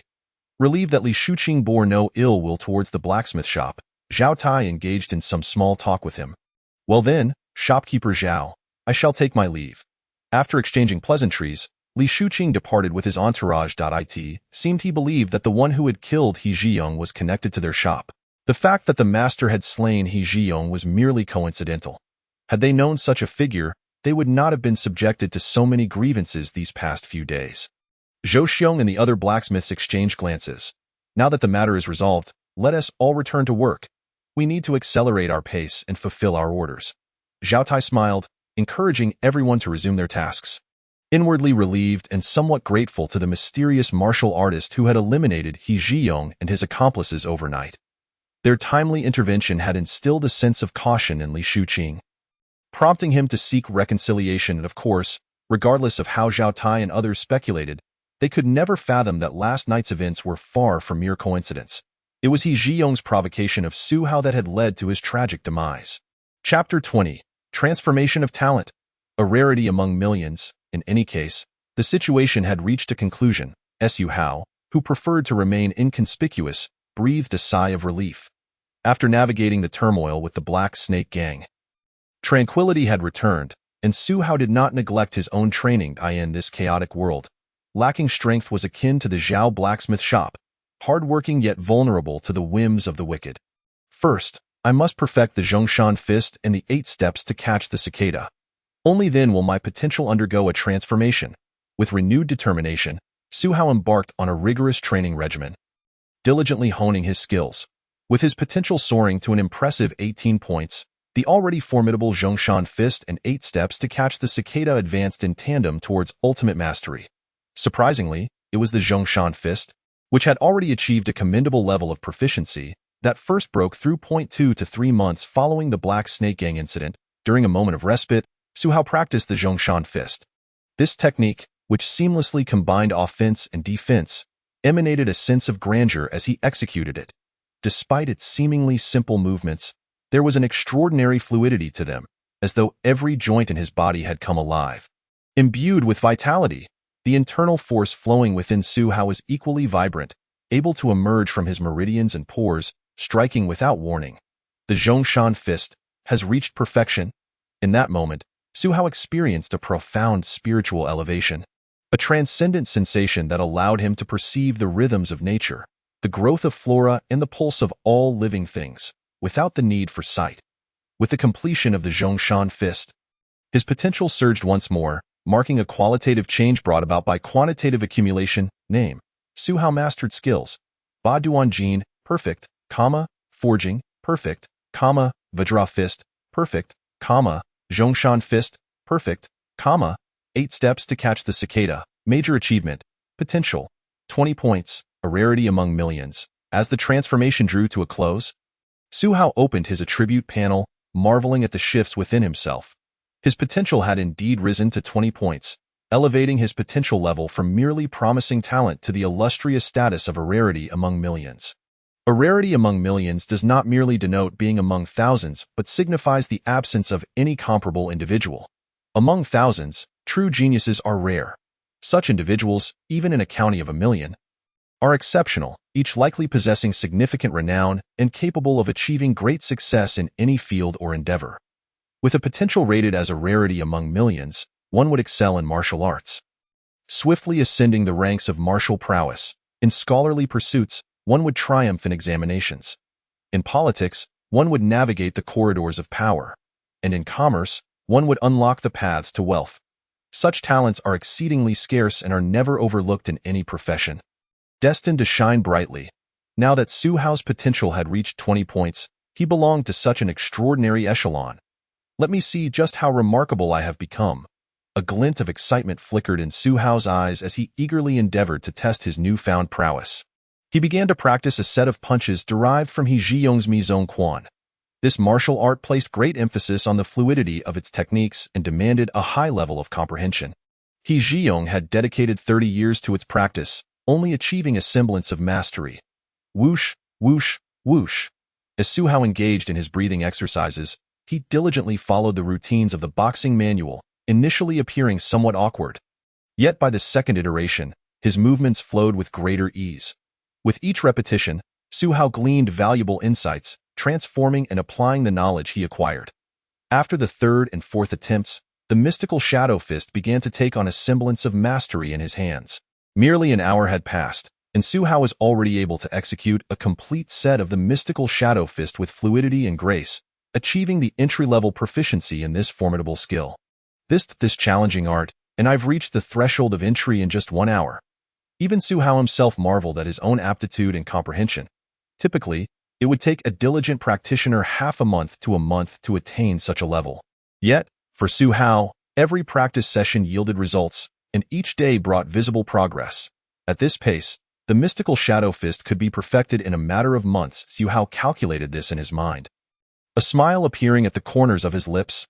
Moreover, Su Hao noticed that since he had perfected 2 martial arts, his body had become increasingly demanding in terms of nutritional intake. He had upped his daily consumption of health tonics to meet this heightened need. The power within me is indeed growing. Naturally, this requires more energy. Starting tomorrow, I shall take the blood fortification pills. Su Hao understood that he had completed the second refinement of his vital energy, and the consumption would naturally increase as he aimed for the third refinement of his body. With the mastery of 2 martial arts, the power within him surged with vigor. Once he perfected the third art, his understanding and control over this power would undoubtedly reach new heights, perhaps even leading him to the realm of the third refinement. This prompted Su Hao to begin taking the blood fortification pills. He had received 12 of them from He Zhiyong, each worth approximately 5 taels of silver, and their effects were extraordinary, serving as potent fortifiers. However, for an ordinary person, even taking them could lead to adverse effects, harming the body instead. Under Su Hao's training, the third mystical Shadow Fist, with its unparalleled potential, advanced at a rate equivalent to that of others' arduous practice over several days, leading to a significant amplification of his internal power. Ding, ding, ding! 3 months had elapsed, and the sweltering summer had given way to the crispness of autumn. In the forge, the atmosphere remained as vibrant as ever, with the heat palpable and every blacksmith drenched in sweat as they shaped their tools. This blade was crafted by Ah Hao. It appears to possess a refinement level of 30, with impeccable craftsmanship, and yet this is not his limit, merely constrained by the materials available within a chamber. Zhao Tai caressed a long, cold blade shimmering with a bluish hue, revealing a chilling aura, and a glimmer of astonishment flickered in his eyes. Su Hao, in Zhao Tai's view, was industrious and eager to learn. His innate talent for forging was truly exceptional. In just over 2 years, Su Hao had surpassed even his own skills as the shopkeeper, leaving Zhao Tai both impressed and somewhat melancholic, realizing that sometimes hard work pales in comparison to innate talent. Not to mention, those endowed with talent often toil even harder. Su Hao undoubtedly belonged to this category. Ah Hao is far too talented to be stifled in my humble forge. I should recommend him to the weaponsmith's shop. With his aptitude, he may very well become a master blacksmith, crafting extraordinary weapons in the future. The more Zhao Tai examined the weapon in his hand, the more he marveled at Su Hao's talent in forging. He pondered deeply, convinced that a genius like Su Hao should not be confined to the small town of Wuhu. With this in mind, Zhao Tai made his decision. Chapter 21. The third refinement of vital energy, the realm of transformation. Regrettably, the forging process felt somewhat unsatisfactory. The ordinary wrought iron had its limits, and crafting a weapon of 30 refinements was the utmost. If only the materials were superior, I could attempt to forge a weapon of 100 refinements. In the forge, Su Hao paused his work, took a few hearty gulps from his water flask to replenish himself. While lamenting the constraints of his materials, his forging skills had reached perfection, and he was still progressing by integrating his martial techniques. But even the most skilled craftsman cannot create a masterpiece without the right materials. After a while, if there were no further advancements, I shall request Uncle Zhao to release me, Su Hao thought quietly, aware that there was a contract with Zhao's blacksmith shop. He could not leave without Zhao Tai's consent as his employer. However, Su Hao was not in a hurry. He still had room for improvement. As the workday concluded, everyone was reminded to watch for sparks and secure the furnace. By afternoon, Zhao Tai called for everyone to cease work. After sharing dinner at the forge, Su Hao made his way home, as usual, heading towards a grove located 2 or 3 miles away in Longxi village, where the open space was more suitable for practicing his footwork and boxing techniques. In the wilderness, a figure moved with purpose, and as he sprinted, each stride spanned nearly 10 feet, his speed akin to a cicada gliding just above the ground, covering vast distances in mere moments. The 8 steps to chase the cicada had been perfected by Su Hao over a month ago, and when he ran, his speed rivaled that of a galloping steed, leaving even the swiftest runners in his wake. In less than half a minute, Su Hao traversed several miles and arrived at a desolate forest. He raised his head and swallowed a blood fortification pill whole, then began his boxing practice, hastening the absorption of the medicinal properties to further enhance the vitality within him. With each punch, Su Hao varied his speed. His seemingly slow strikes belied a hidden swiftness, while his rapid punches appeared to lag, making them difficult to anticipate. As he moved, his fists wove intricate illusions. Had anyone been watching, they would surely have found themselves disoriented. If He Zhiyong were to witness Su Hao executing this set of the mystical Shadow Fist, he would undoubtedly be left breathless, questioning his own existence, for it had taken him 20 to 30 years to master it, while Su Hao had surpassed him in just 3 months. Su Hao's boxing style shifted seamlessly, at times fierce and unyielding, at others weighty as a mountain, and yet again, it conjured ethereal illusions. All 3 martial arts had reached perfection within him, each embodying a distinct type of vital energy, some gentle, some fierce, and others substantial, each with its own characteristics. As Su Hao endeavored to harmonize these 3 energies, suddenly, Su Hao heard the sound of his vital energy surging. and he commenced the third refinement of his body and vital energy. This time, the difficulty was notably greater than in the previous 2 attempts, as his vitality drained. He felt parched and dizzy. Without hesitation, Su Hao retrieved a small porcelain vial from his pocket and swallowed the remaining 3 blood fortification pills in one go.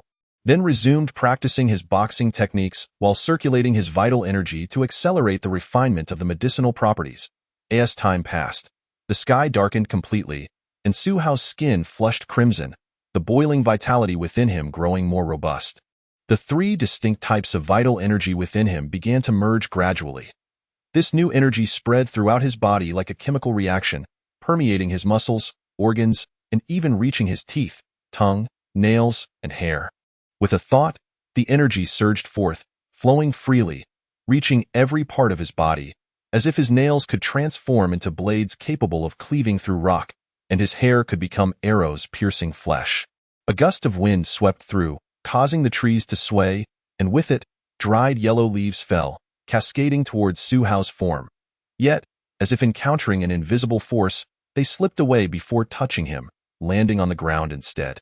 As Su Hao gasped for breath, the scorching air formed visible white vapor, and as his vital energy circulated, he commanded the energy within him, producing a thunderous roar akin to rolling thunder. The sound of his bones resonating was enough to startle anyone nearby into retreat. In that moment, Su Hao's vital energy gradually stabilized, the intense heat receding like the tide. He slowly opened his eyes, a flash of lightning-like brilliance flickering within them. A breakthrough, is this the realm of the third refinement of vital energy? The transformation?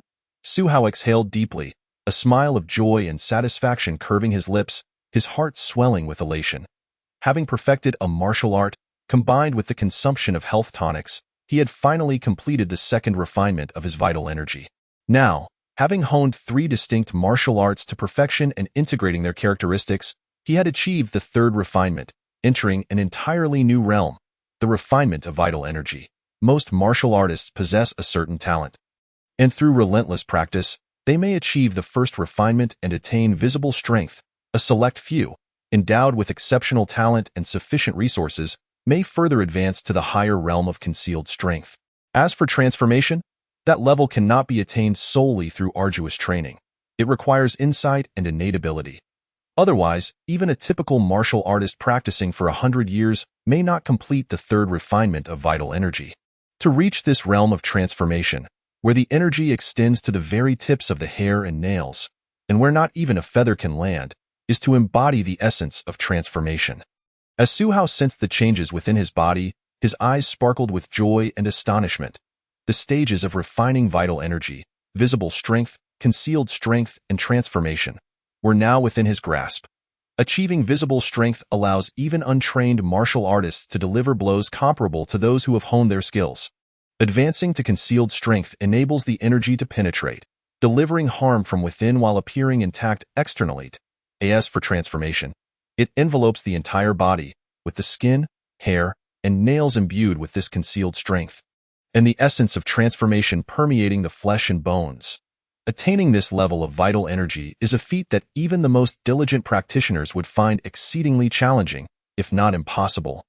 To achieve in a century of effort, as the force reaches the stage of transformation, it signifies that Su Hao is perpetually enveloped by a layer of subtle energy on his surface, making it exceedingly difficult for even the smallest insects to alight upon him. Even when struck with a powerful punch, the energy around his body shifts, effectively neutralizing the impact. Su Hao gently surveyed his surroundings and discovered a piece of sturdy rock. He grasped it firmly in his palm and pressed down lightly with his right index finger. Although this pressure exerted minimal force, akin to merely setting it down, the stone was pierced as if crushed by a 1,000-pound iron spike, leaving a hole created solely by the tip of Su Hao's finger. Chapter 22.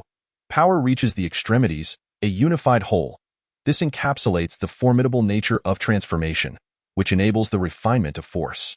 It is akin to an ordinary martial artist, who, after undergoing body tempering and refining energy, can unleash a punch that collapses a wall. In contrast, when Su Hao employs transformation, his punch condenses the energy, resulting in merely a hole in the wall without causing it to crumble entirely.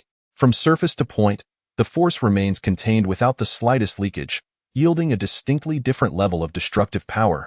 Crack, crack, crack. Su Hao's palm exuded energy, causing the rock to emit sharp cracking noises. Yet, strangely, no visible cracks appeared on its surface. It was only when Su Hao opened his palm that the stone fell to the ground, disintegrating into fine powder as if it were a heap of sand. Crack, crack. Su Hao began to practice his punches amidst the trees. Each strike of his fist and leg compressed and refined into a singular force, making each blow resemble a galloping stallion, unstoppable, causing a series of explosive sounds to erupt in the air. Should anyone hear the tumult of Su Hao practicing his martial arts, they would undoubtedly be awestruck by the terrifying sounds, which could not possibly be produced by an ordinary human body. It resembled the rampage of a frenzied beast, exuding boundless ferocity. So powerful, exceedingly powerful. Even in hand-to-hand combat, without utilizing transformation, the enhancement from merely 3 rounds of body tempering would suffice to overpower a martial artist who had undergone 1 or even 2 rounds of energy refining. If I were to employ transformation, even martial artists at the bone forging level would likely be no match for me. Su Hao could not help but marvel. Typically, after completing 1 round of energy refining, one can begin bone forging, albeit at a conventional efficiency. However, a martial artist like Su Hao, who has yet to commence bone forging but has completed 3 rounds of energy refining, is exceedingly rare. He is confident that with the strength gained from 3 rounds of body tempering, an ordinary bone forging martial artist would be utterly incapable of contending with him. Am I, at present, to be regarded as the foremost expert in Wuhu Town? Clenching his fist and feeling the abundant energy coursing through his body, Su Hao felt a surge of excitement and satisfaction. Since embarking on his martial arts journey, he has diligently practiced every day, and his efforts have yielded significant rewards. With his current strength, he is convinced that no one in Wuhu Town can rival him. Of course, Su Hao remained humble, fully aware of the vastness of the world. What he has seen is but the tip of the iceberg, and he still has a long way to go. Name: Su Hao. Skills mastered: 8-section brocade, complete, forging, complete, diamond fist, complete, heavy mountain fist, complete, 8 steps to chase the cicada, complete, misty steps fist, complete. Potential: 25 points, 1 in 10,000. Su Hao glanced at his attribute panel, noting that both his 8 steps to chase the cicada and misty steps fist have reached completion, while his potential has increased to 25 points. Ever more extraordinary. The next step must be to commence bone forging. With my foundation of 3 rounds of body tempering, my efficiency in bone forging will undoubtedly surpass that of the average martial artist, and now I require bone forging elixirs. Gathering his thoughts, Su Hao contemplated his subsequent plans. Bone forging involves the combination of energy and elixirs to refine the 206 bones of the body, rendering them as resilient as iron and as strong as steel, thereby significantly enhancing one's physical endurance and explosive power. A martial artist who has attained the bone forging stage can effortlessly don heavy armor weighing hundreds of pounds and move as if they were a killing machine on the battlefield, instilling fear in all. With Su Hao as 3 rounds of body tempering, his foundation is robust. As long as he has the assistance of bone forging elixirs, stepping into the bone forging realm is merely a matter of time. Yet, the formulas for bone forging elixirs are typically closely guarded secrets of prominent families and factions, often more valuable than martial arts manuals themselves. While martial arts manuals, once disseminated, do not fundamentally harm the family, elixir formulas are different. Their leakage can lead to a spike in the prices of the required materials, adversely affecting the business of selling bone forging elixirs. Therefore, every family and faction holds their elixir formulas in high regard, unwilling to divulge them easily. Even among their own, they provide only the authentic elixir. Without revealing the formula, I must acquire a formula to reduce costs. Su Hao pondered. In Wuhu Town, there might be an individual who possesses the formula for bone forging elixirs, the leader of the Black Snake Gang. A glimmer of intrigue flickered in Su Hao's eyes as he thought of a person. The leader of the Black Snake Gang, Li Shuqing. Li Shuqing is considered one of the top experts in the vicinity of Wuhu Town and holds significant power as the leader of the Black Snake Gang. The last time Li Shuqing visited to negotiate with the blacksmith shop, Su Hao had seen him and sensed that he was a rather dangerous individual, likely having already commenced bone forging. There is a good chance that Li Shuqing possesses the formula for bone forging elixirs. Of course, it is also possible that he purchased the finished product from elsewhere, but in any case, I shall ascertain the truth. Thus, after a couple of days of rest, I shall pay a visit to Li Shuqing. Su Hao had made up his mind. Li Shuqing is not a benevolent figure. Even if I were to demand something from him, I would not feel the slightest guilt, especially considering that He Zhiyong's actions against the Zhao family blacksmith shop were likely instigated by Li Shuqing.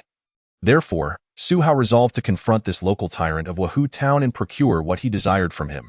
With Su Hao's current strength, combined with his perfected 8 steps to chase the cicada, he was confident that in Wahu Town, he could venture unhindered. Time passed, and the night of 2 days later arrived. Within a mansion in Wahu Town, lanterns hung, and several martial artists clad in tight-fitting attire, armed with knives, stood guard at the entrance. Even during the day, the residents of Wahu Town would likely choose to take a detour, fearing to pass by. This location was none other than the stronghold of the Black Snake Gang, an entity in Wahu Town that no one dared to provoke. Their leader, Li Shuqing, was akin to a local emperor. Offending the authorities might result in a brief detention and some hardship, but offending Li Shuqing could lead to complete disappearance. At this moment, within a quiet chamber of the Black Snake Gang's stronghold, a refined and elegant man sat cross-legged. His skin glowed a deep red, a sign of vibrant energy and the circulation of force within him. The bones in his body emitted faint sounds under the influence of energy and force, reminiscent of water striking against stone. This refined man was none other than Li Shuqing, the leader of the Black Snake Gang. The effects of the Mighty Bull bone forging ointment are commendable, yet alas, after completing 1 round of bone forging, my bones have become as resilient as bull bones. But no matter how much I refine, the progress is minuscule. Tio advanced further. It seems I shall require at least a decade. I wonder if I shall have the opportunity to challenge the realm of muscle transformation in my lifetime. Li Shuqing concluded his training for the day, letting out a quiet sigh.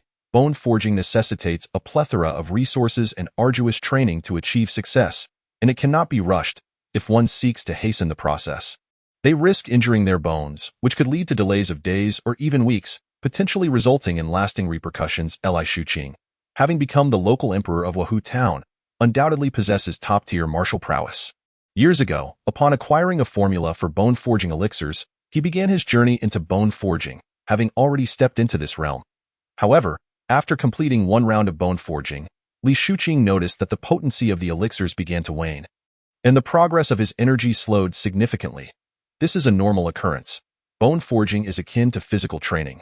Once a certain level is reached, making even the slightest advancement becomes exceedingly difficult. Li Gang leader, are you finished? May I have a moment of your time? As Li Shuqing pondered, a voice suddenly echoed from outside. At the door stood a tall figure clad in black, having waited there for an unknown duration. Who is it? This revelation startled Li Shuqing. The Black Snake Gang's stronghold is heavily guarded, with watchful guard dogs, yet this visitor had silently infiltrated his training chamber, only revealing their presence upon speaking. Chapter 23. The Black Snake Gang Leader, a mysterious expert. But Li Shuqing was no ordinary individual. Having weathered many storms, he remained composed despite his surprise at the arrival of someone clearly formidable. He calmly replied, "You are welcome here. Please come in." Though he invited the guest, Li Shuqing did not approach to open the door. It remained firmly shut, secured with a bolt, requiring an internal mechanism to unlock it. Yet, a mere door could not hinder Su Hao.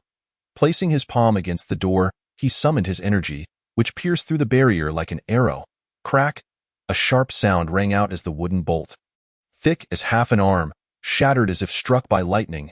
Inexpert. This scene caused Li Shuqing's brow to furrow, and a hint of gravity crept into his expression. The visitor had not destroyed the door but had instead severed the bolt behind it, indicating an extraordinary level of skill and mastery in energy refinement. Creak. The door swung open, revealing Su Hao clad in black, wearing a dark hood that concealed all but his eyes. He stepped forward and addressed Li Shuqing in a low, gravelly voice. "Leader Li, I apologize for my uninvited presence and any disturbance it may cause. I hope for your understanding." With a smile, Li Shuqing, who appeared to be cultured and elegant, modestly remarked, "Not at all. I, Li, have a great fondness for befriending heroes and talented individuals. Although I am unaware of your esteemed name, a guest is a guest. If you have any guidance to offer, please feel free to express it." Were it anyone else disturbing him at such an hour, Li Shuqing would undoubtedly have been furious. However, recognizing the identity of the person before him, who had dared to visit under the cover of night and demonstrated remarkable skills, Li Shuqing was keenly aware that this individual was no ordinary character. Thus, he maintained a demeanor of utmost politeness, unwilling to hastily sever ties. The world operates in such a manner. Even when Su Hao intruded at night, Li Shuqing not only refrained from anger but also extended his courtesy. Su Hao, straightforward as ever, said, "Chiefly, let us speak plainly. I seek the formula for the bone-tempering elixir in your possession." Upon hearing this, Li Shuqing's brow furrowed in concern. The formula for the bone-tempering elixir was indeed precious, yet it seemed implausible that a martial artist who had already begun the process of bone-tempering would be unable to procure it. Could it be that the other party had not even commenced the process? And here stood this dark-clad figure, intent on acquiring the formula for the bone-tempering elixir. Nevertheless, Li Shuqing's expression remained unyielding as he replied in a deep voice, "If you desire the formula for the bone-tempering elixir, I do possess it, but what do you propose to exchange for it? Surely, I cannot simply give it to you without compensation. I do not engage in losing propositions." Su Hao fixed his gaze on Li Shuqing and replied coolly, "One of your subordinates once offended me. Although I have slain him, he was still under your command. Thus, we share a grievance. Hand over the formula, and I shall consider our enmity resolved. I will not trouble you further." Su Hao's words startled Li Shuqing, who blurted out, "You are the one who killed He Zhiyong." Li Shuqing was no fool. He recalled the recent demise of He Zhiyong and the slaughter of several of his elite subordinates within their own residence. The identity of the assailant had remained shrouded in mystery, and the words of the dark-clad figure before him had made it abundantly clear that he was the murderer. Furthermore, this individual claimed that their mutual grievances could be settled in exchange for the formula. "Are you associated with the Zhao family blacksmith shop? How did He Zhiyong offend you?" Li Shuqing fixed his gaze on Su Hao, inquiring, "That is of no concern to you. Simply provide me with the formula, and I shall depart immediately. Otherwise, we shall settle our scores." Su Hao replied indifferently, unwilling to divulge further details. Li Shuqing, filled with both surprise and rage, realized that this man asserted that He Zhiyong had wronged him, thus leading to the latter's demise. Even so, he felt it was absurd for this individual to believe that he, Li Shuqing, shared in the enmity and to leverage the promise of not further troubling him in exchange for the formula. Despite his inner turmoil, Li Shuqing, possessing great composure, pondered for a moment before responding, "While I am unaware of the nature of our grievances, if you wish for the formula, I am willing to engage in a friendly sparring match. After a single exchange, I shall present the formula to you, and we shall part ways amicably." Naturally, Li Shuqing would not easily relinquish the formula he had acquired at great cost, by proposing a spar. He intended to gauge Su Hao's capabilities. If Su Hao's performance suggested he was formidable, Li Shuqing might hand over the formula. Conversely, if he perceived Su Hao as lacking, he might very well refuse to comply and perhaps even settle the score regarding He Zhiyong. "Very well, let us commence." Su Hao acquiesced, keen to witness the prowess of this bone-tempering warrior himself. He understood that mere words would not compel Li Shuqing to part with the formula. It would require the force of their confrontation. Li Shuqing licked his lips, his previously refined demeanor shifting to one of danger and coldness, akin to a venomous serpent. Crack! In an instant, Li Shuqing moved, his body contorting in an uncanny manner, resembling a long snake undulating as he drew himself into a taut bow. His bones creaking ominously, a tremendous force, far beyond the comprehension of ordinary individuals, coalesced within him to its zenith. A bone-tempering warrior possesses a physique capable of exceeding the limits of an average human by 2 to 3 times. The most powerful among them could even rend tigers and wolves asunder with their bare hands. Thus, when Li Shuqing unleashed his full strength, the impact was anything but trivial. Crack! His body twisted and taut. Like a snake or a bow, Li Shuqing unleashed his accumulated power and, in a single step, surged towards Su Hao, his right fist hurtling forward, producing a sharp sonic boom. Even a solid wall would shatter under the force of this punch. Collapsing under the onslaught, and a flesh-and-blood body would find it impossible to withstand. What astonished Li Shuqing, however, was that Su Hao did not evade or retaliate. He stood there, seemingly oblivious, allowing Li Shuqing's fist to crash into his chest. Given the might of Li Shuqing's strike, one would expect the recipient's bones to shatter, internal organs to rupture, and blood to spray. Yet, the anticipated outcome never materialized. What? The moment Li Shuqing's fist struck Su Hao's body, a chill of disbelief coursed through him, for it felt as though he had struck a mighty tree deeply rooted in the earth. Moreover, this tree appeared to be covered by a membrane that could shift between hardness and softness, dispersing the force of Li Shuqing's solid blow as it flowed seamlessly. Su Hao's towering figure swayed slightly, akin to a branch brushed by a gentle breeze, without shedding a single leaf, as if Li Shuqing's formidable punch carried no weight whatsoever. Crack! Yet, the ground beneath Su Hao's feet fractured, debris flying, and the door and walls bore the marks of Li Shuqing's extraordinary strength. What? The force of my punch has been completely dissipated. Could it be the technique of force dispersion? Li Shuqing was horrified and hastily retreated, his scalp prickling with fear. Chapter 24. The Bone Tempering Elixir. The Savage Bull Bone Tempering. If Su Hao had merely absorbed the blow with brute strength, Li Shuqing would not have been so shaken. However, Su Hao had not relied on mere physicality. Instead, he had employed an exquisite technique of force dispersion to absorb the blow, which was even more unsettling. Force dispersion, at this level, allowed one to envelop their entire body with energy, protecting them. Even when enduring a heavy strike, the flowing energy could dissipate the originally concentrated force, allowing for the redirection or absorption of power with minimal effort. Was this man a practitioner who had mastered the technique of force dispersion? A chill ran down Li Shuqing's spine, as he was filled with both awe and trepidation. Li Shuqing was a martial artist of considerable talent, having reached the level of second-stage body refinement, mastering hidden energy. Yet, he could not fathom touching a higher realm: body refinement, bone tempering, muscle alteration, marrow washing. Bone tempering, in essence, could be achieved with sufficient resources and time to hone the body, provided one had the necessary aptitude and insight. Otherwise, success was unattainable. This dark-clad individual before him was likely a master who had completed the third stage of body refinement and grasped the technique of force dispersion, an unprecedented encounter for Li Shuqing. What commotion is this? An intruder? It must be the chief's training room. Hurry and investigate. The brief clash between the two had indeed attracted the attention of other disciples within the Black Snake Gang, who hurriedly made their way to the scene. Stay outside, and do not enter without my permission, Li Shuqing bellowed, commanding the others to remain outside. The martial artists of the Black Snake Gang paused at his voice, filled with uncertainty as they wondered what had transpired. Li Shuqing then turned to Su Hao, a warm smile gracing his face as he said, "Your strength is unfathomable, and I am deeply impressed. As per our prior agreement, I am willing to present the formula without reservation.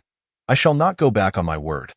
The brief exchange had instilled in Li Shuqing a profound sense of caution regarding Su Hao's seemingly force-dispersing technique, leading him to understand that this dark-clad figure's strength was immensely formidable. Engaging in a life-or-death struggle was unnecessary. He chose instead to bow to the inevitable and offer the formula for the bone-tempering elixir. Very well, Su Hao nodded slightly. Zhou Ti, please come in. Li Shuqing raised his voice to address the outside. Chief, your command. A man swiftly entered the room, catching sight of the masked Su Hao. Though startled by the identity of the visitor, he dared not inquire further and approached Li Shuqing's side. Yes, Li Shuqing whispered instructions to him. Zhou Ti's face revealed a hint of astonishment, yet he obediently nodded in agreement. Shortly thereafter, Zhou Ti exited the room, returning in no time with a small wooden box, which he handed to Li Shuqing. Li Shuqing accepted the box, opened it, and smiled at Su Hao, saying, "Here is the formula for the bone-tempering elixir you seek," detailing the Savage Bull Bone Tempering Ointment. "I hope you will accept it. He Zhiyong often caused me trouble. I had warned him repeatedly, but he was heedless, and his demise was in vain. Please take this formula." Li Shuqing was unaware of how He Zhiyong had provoked such a formidable opponent. At this moment, he sought to distance himself from any connection and willingly offered the formula for the bone-tempering elixir, hoping to resolve their enmity. Inside the wooden box lay a scroll, which Su Hao accepted without inspection. He had faith that Li Shuqing was wise enough not to tamper with the formula. Then, chiefly, we shall part ways here. Li Shuqing dutifully provided the prescription, and Su Hao did not feel the need to engage in a life-and-death struggle. Having achieved his objective, Su Hao took his leave with the prescription. As his words fell, Without waiting for Li Shuqing to bid him farewell, Su Hao's figure flickered, leaving behind a lingering shadow. The towering courtyard wall seemed insubstantial as he leapt over it, vanishing into the night. This display of lightness of foot caused a slight twitch at the corner of Li Shuqing's eye. Who exactly is this person? To possess the ability to cultivate into the realm of transformation. Such innate talent is indeed formidable, and yet this individual still seeks the prescription for the bone-tempering elixir. Could it be that he has not yet begun the process of bone tempering? He might very well be from the vicinity of Wahoo Town. Wahoo Town truly harbors hidden dragons and crouching tigers. Li Shuqing breathed a sigh of relief. Rather than becoming mortal enemies, they had resolved their grievances.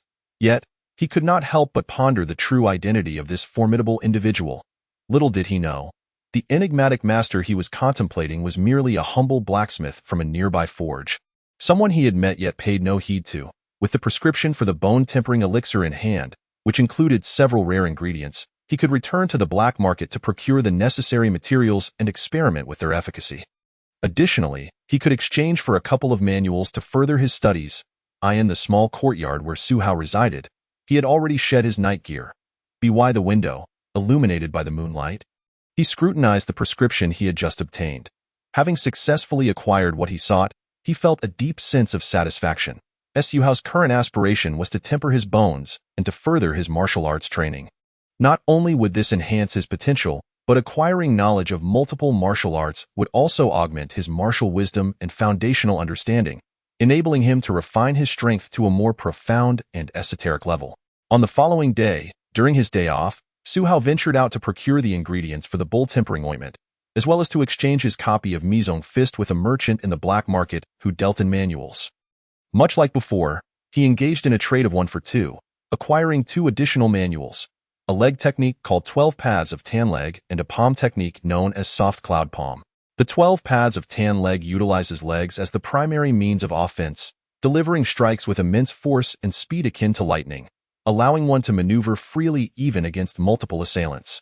The Soft Cloud Palm, true to its name, is as gentle as a cloud, capable of overcoming rigidity with softness, yet remains unpredictable, blending softness with strength. Each of these martial arts could occupy an ordinary person's lifetime in diligent practice to reach a high level of mastery. However, for someone like Su Hao, with unparalleled potential and a solid foundation in multiple martial arts, a few months would suffice to comprehend and perfect them. As evening descended, Su Hao practiced his fist techniques by a drug furnace. Taking advantage of his invigorated blood and weary body, he opened the furnace to reveal a thick, gooey substance that had been simmering for a considerable time. This batch of bull-tempering ointment cost him 10 taels of silver, and he was eager to test its effects. Wiping away the sweat, Su Hao shed his clothing and meticulously applied the ointment all over his body as per the prescription's instructions. The ointment was cool to the touch, and Su Hao sat cross-legged, circulating his internal energy as he began to refine the medicinal properties within.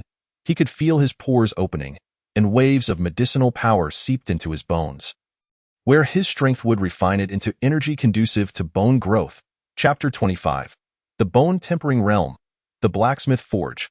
Su Hao felt a tingling sensation throughout his skeletal structure, a sign of growth. Typically, the process of bone tempering is exceedingly slow, relying on minute daily changes to accumulate and transform. However, Su Hao could distinctly feel his bones growing, indicating an exceptionally efficient process compared to the sluggish pace of other martial artists. Undoubtedly, this was a result of Su Hao's 3 previous rounds of strength refining. Bone tempering involves utilizing blood, energy, and strength to refine medicinal properties, thereby strengthening one's bones. The more profound and substantial the strength, the greater the efficiency of bone tempering. After some time, Su Hao sensed that the medicinal power of the ointment had nearly been fully refined. He promptly cleaned himself and applied a fresh layer of ointment, continuing his efforts to refine its potency. It was not until he had repeated this process 3 times that he felt a sense of fullness in his bones. He understood that, much like eating, one cannot overindulge in a single sitting. Thus, he decided to halt his bone tempering for the day and retired to be eating at this rate. It would not be long before he stepped into the bone tempering realm. Lying in bed, Su Hao felt content. With the foundation of his transformation, the efficiency of refining the bone tempering elixir surpassed that of ordinary martial artists by tenfold or even more. Entering the bone-tempering realm was merely a matter of time for him. Yet, Su Hao's journey into bone-tempering was not without its challenges. He soon encountered a dire predicament. He had run out of money. His savings had dwindled considerably. Time passed, and 4 to 5 months later, Su Hao retrieved a wooden box from beneath his bed, observing the mere few taels of silver left inside. A hint of resignation crossed his face.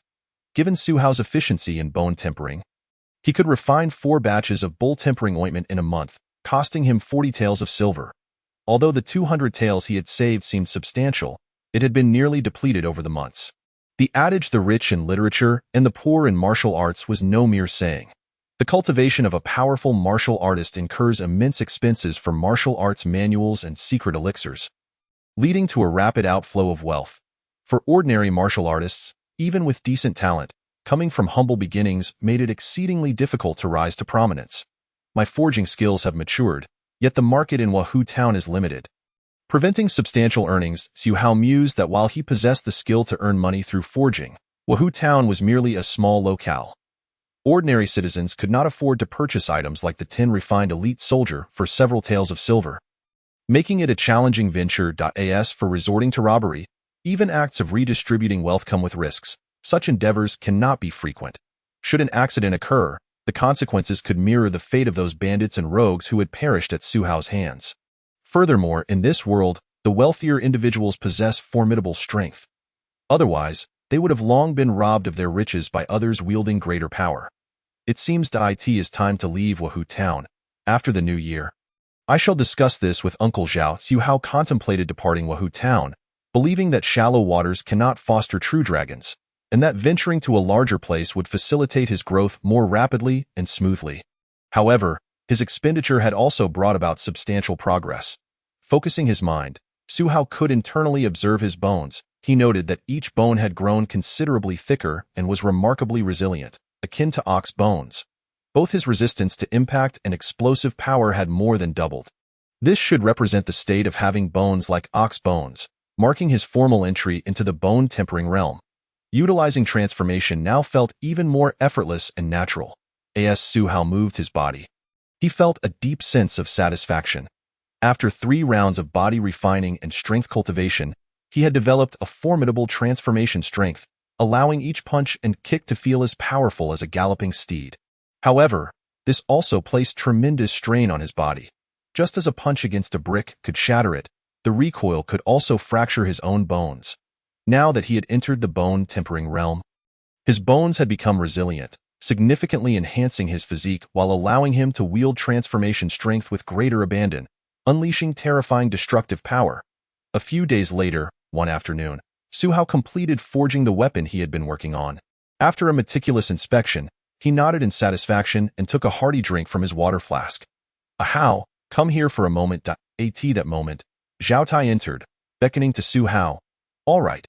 Although puzzled by Zhao Tai's intentions, Su Hao nodded in agreement. He followed Zhao Tai to the backyard. In the backyard, Zhao Tai looked at Su Hao with a beaming smile. "Ahao, you have been with our Zhao blacksmith shop for 4 years now, and your forging skills have become unparalleled within our establishment. It is thanks to Uncle Zhou and the others for their excellent teaching," Su Hao humbly replied, genuinely acknowledging that Zhao Tai, Zhou Xiong, and the other seasoned blacksmiths had imparted their knowledge without reservation, always willing to guide him.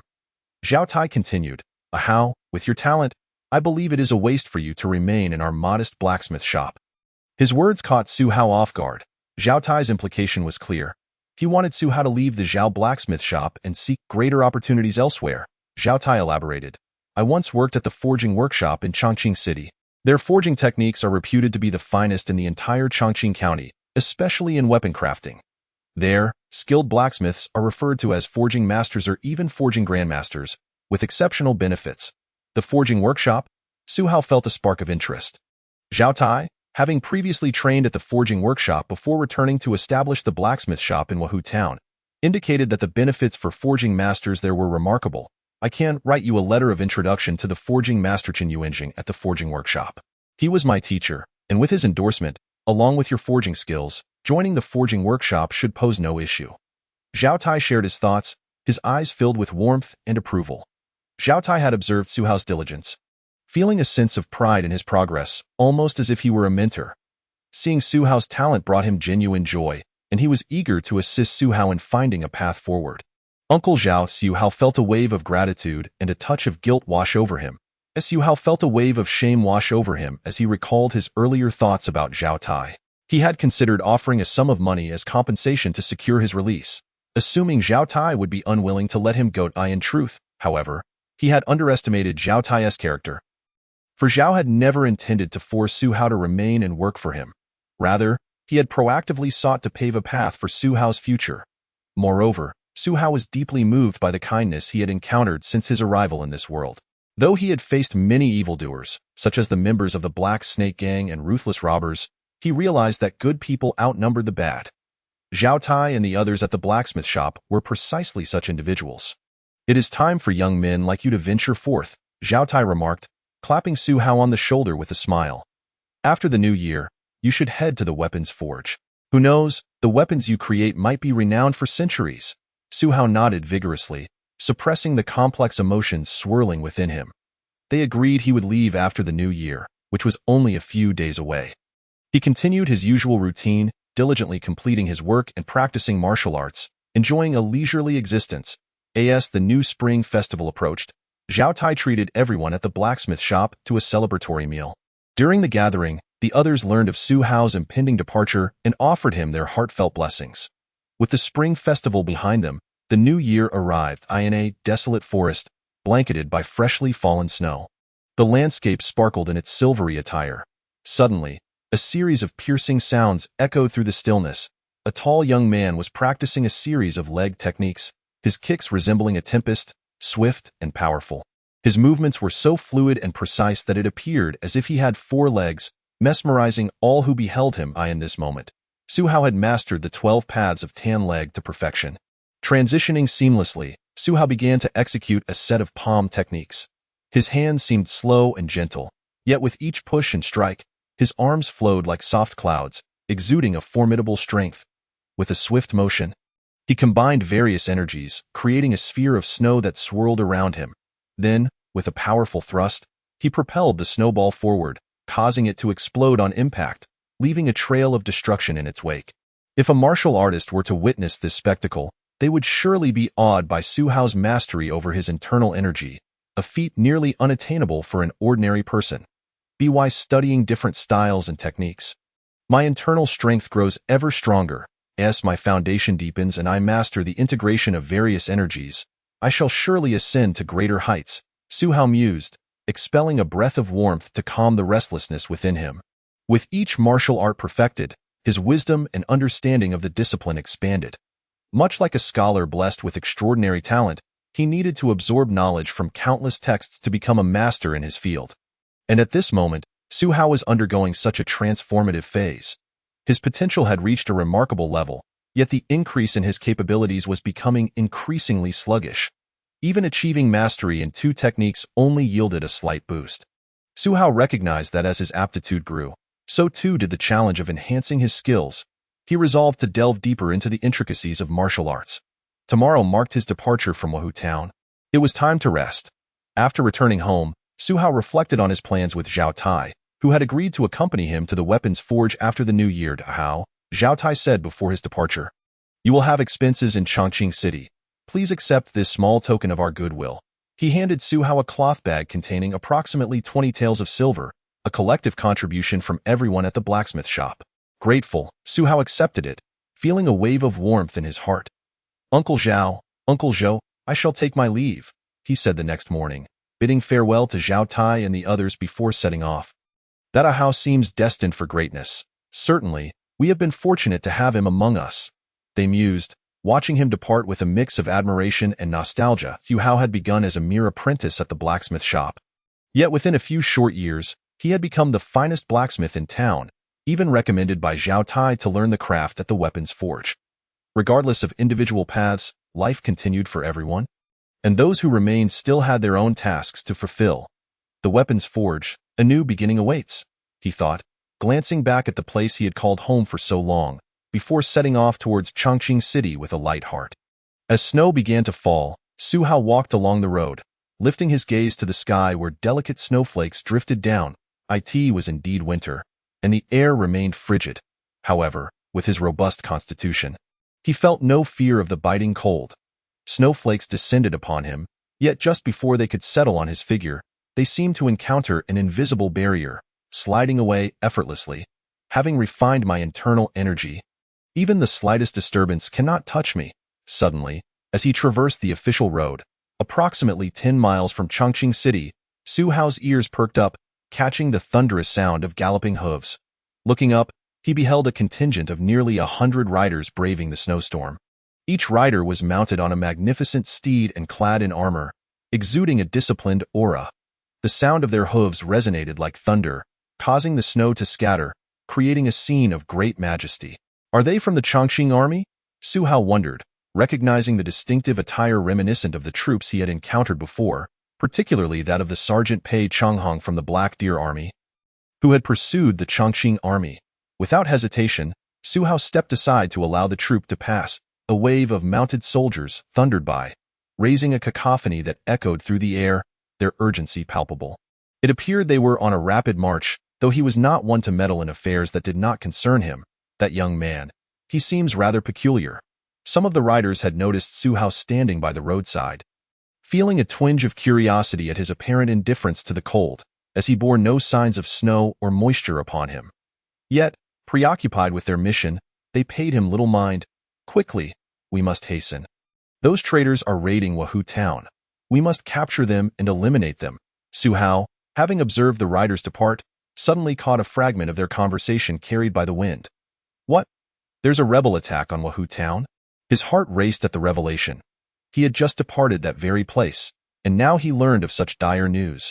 Realizing the urgency, Su Hao made a swift decision to return to Wahou town. With a burst of speed, he retraced his steps, his body moving with such agility that he left a fleeting shadow in his wake, covering the distance in less than half an hour. Upon arriving at the entrance of Wahou town, the stench of blood assaulted his senses, mingled with distant cries of despair. Corpses lay strewn about, some beheaded, others pierced through the chest. These were the townspeople of Wahou. Just hours earlier, all had been tranquil, yet now, the town lay in ruins, ravaged by the rebels. What has become of Uncle Zhao and the others? Anxious and desperate, Su Hao rushed into the heart of Wahou town. On the streets, he saw people weeping over the bodies of their loved ones, shops ransacked and in disarray. The door to Zhao's blacksmith shop lay shattered, a clear sign of a violent intrusion. The air thick with the scent of blood. Who goes there? At the entrance, two blacksmiths, armed with long knives, tensed at the sound of approaching footsteps. How? Upon recognizing him, relief washed over their faces. What has happened to Uncle Zhao? Su Hao inquired, noting the wreckage of the door and fearing the worst. Oh, why have you returned?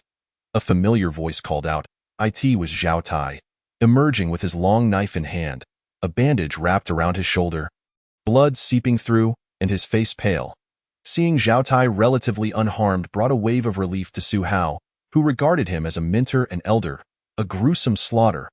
Earlier, as I traversed the road, I overheard a group of Evergreen Army members discussing the assault on Wahou town by rebel forces. Anxious, I returned to ascertain the situation. Everyone else unharmed. Su Hao briefly explained to Zhao Tai while inquiring. Please come inside to speak. Yet, Zhao Tai's expression betrayed his anger and sorrow, rendering him speechless.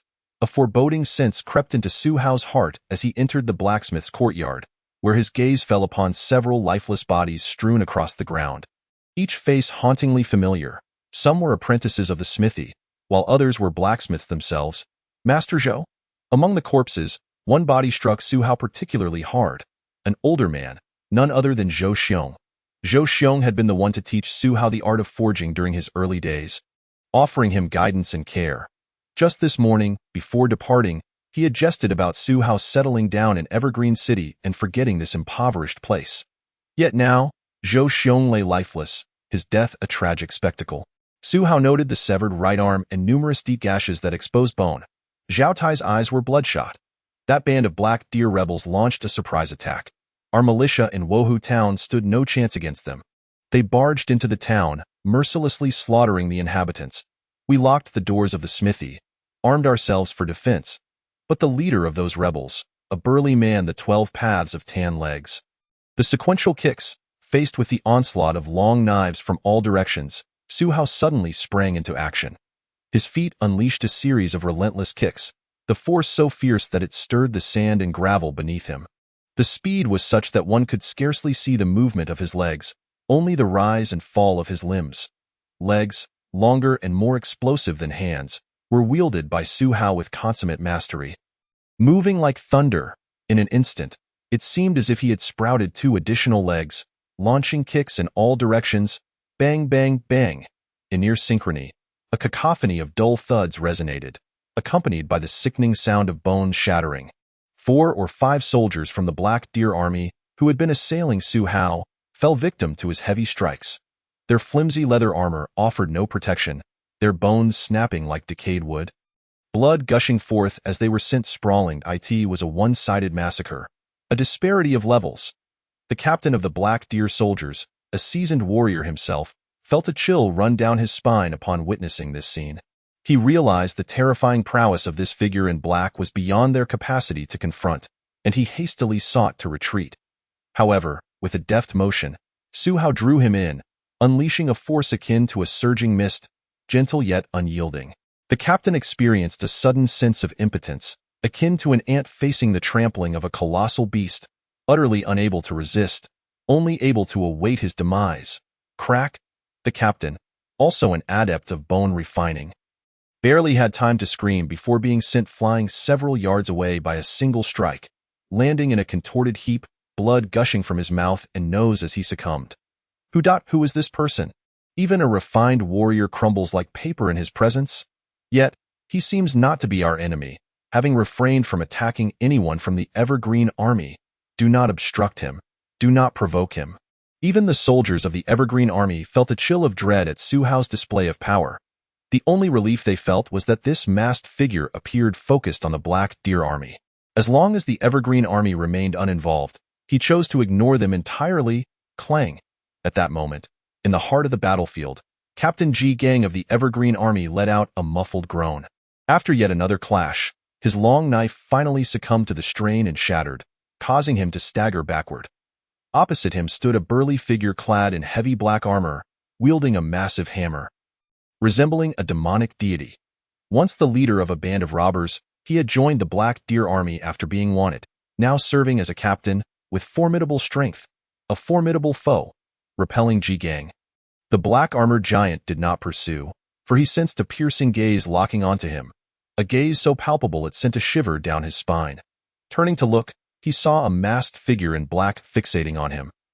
While around them, the soldiers of the Black Deer Army, those who had survived, either lay dead or retreated, none daring to approach this harbinger of death within 3 yards. It was he, the one who led the assault on the blacksmith's shop, causing Master Zhou to meet a tragic end. Su Hao's eyes betrayed no concealment of his murderous intent.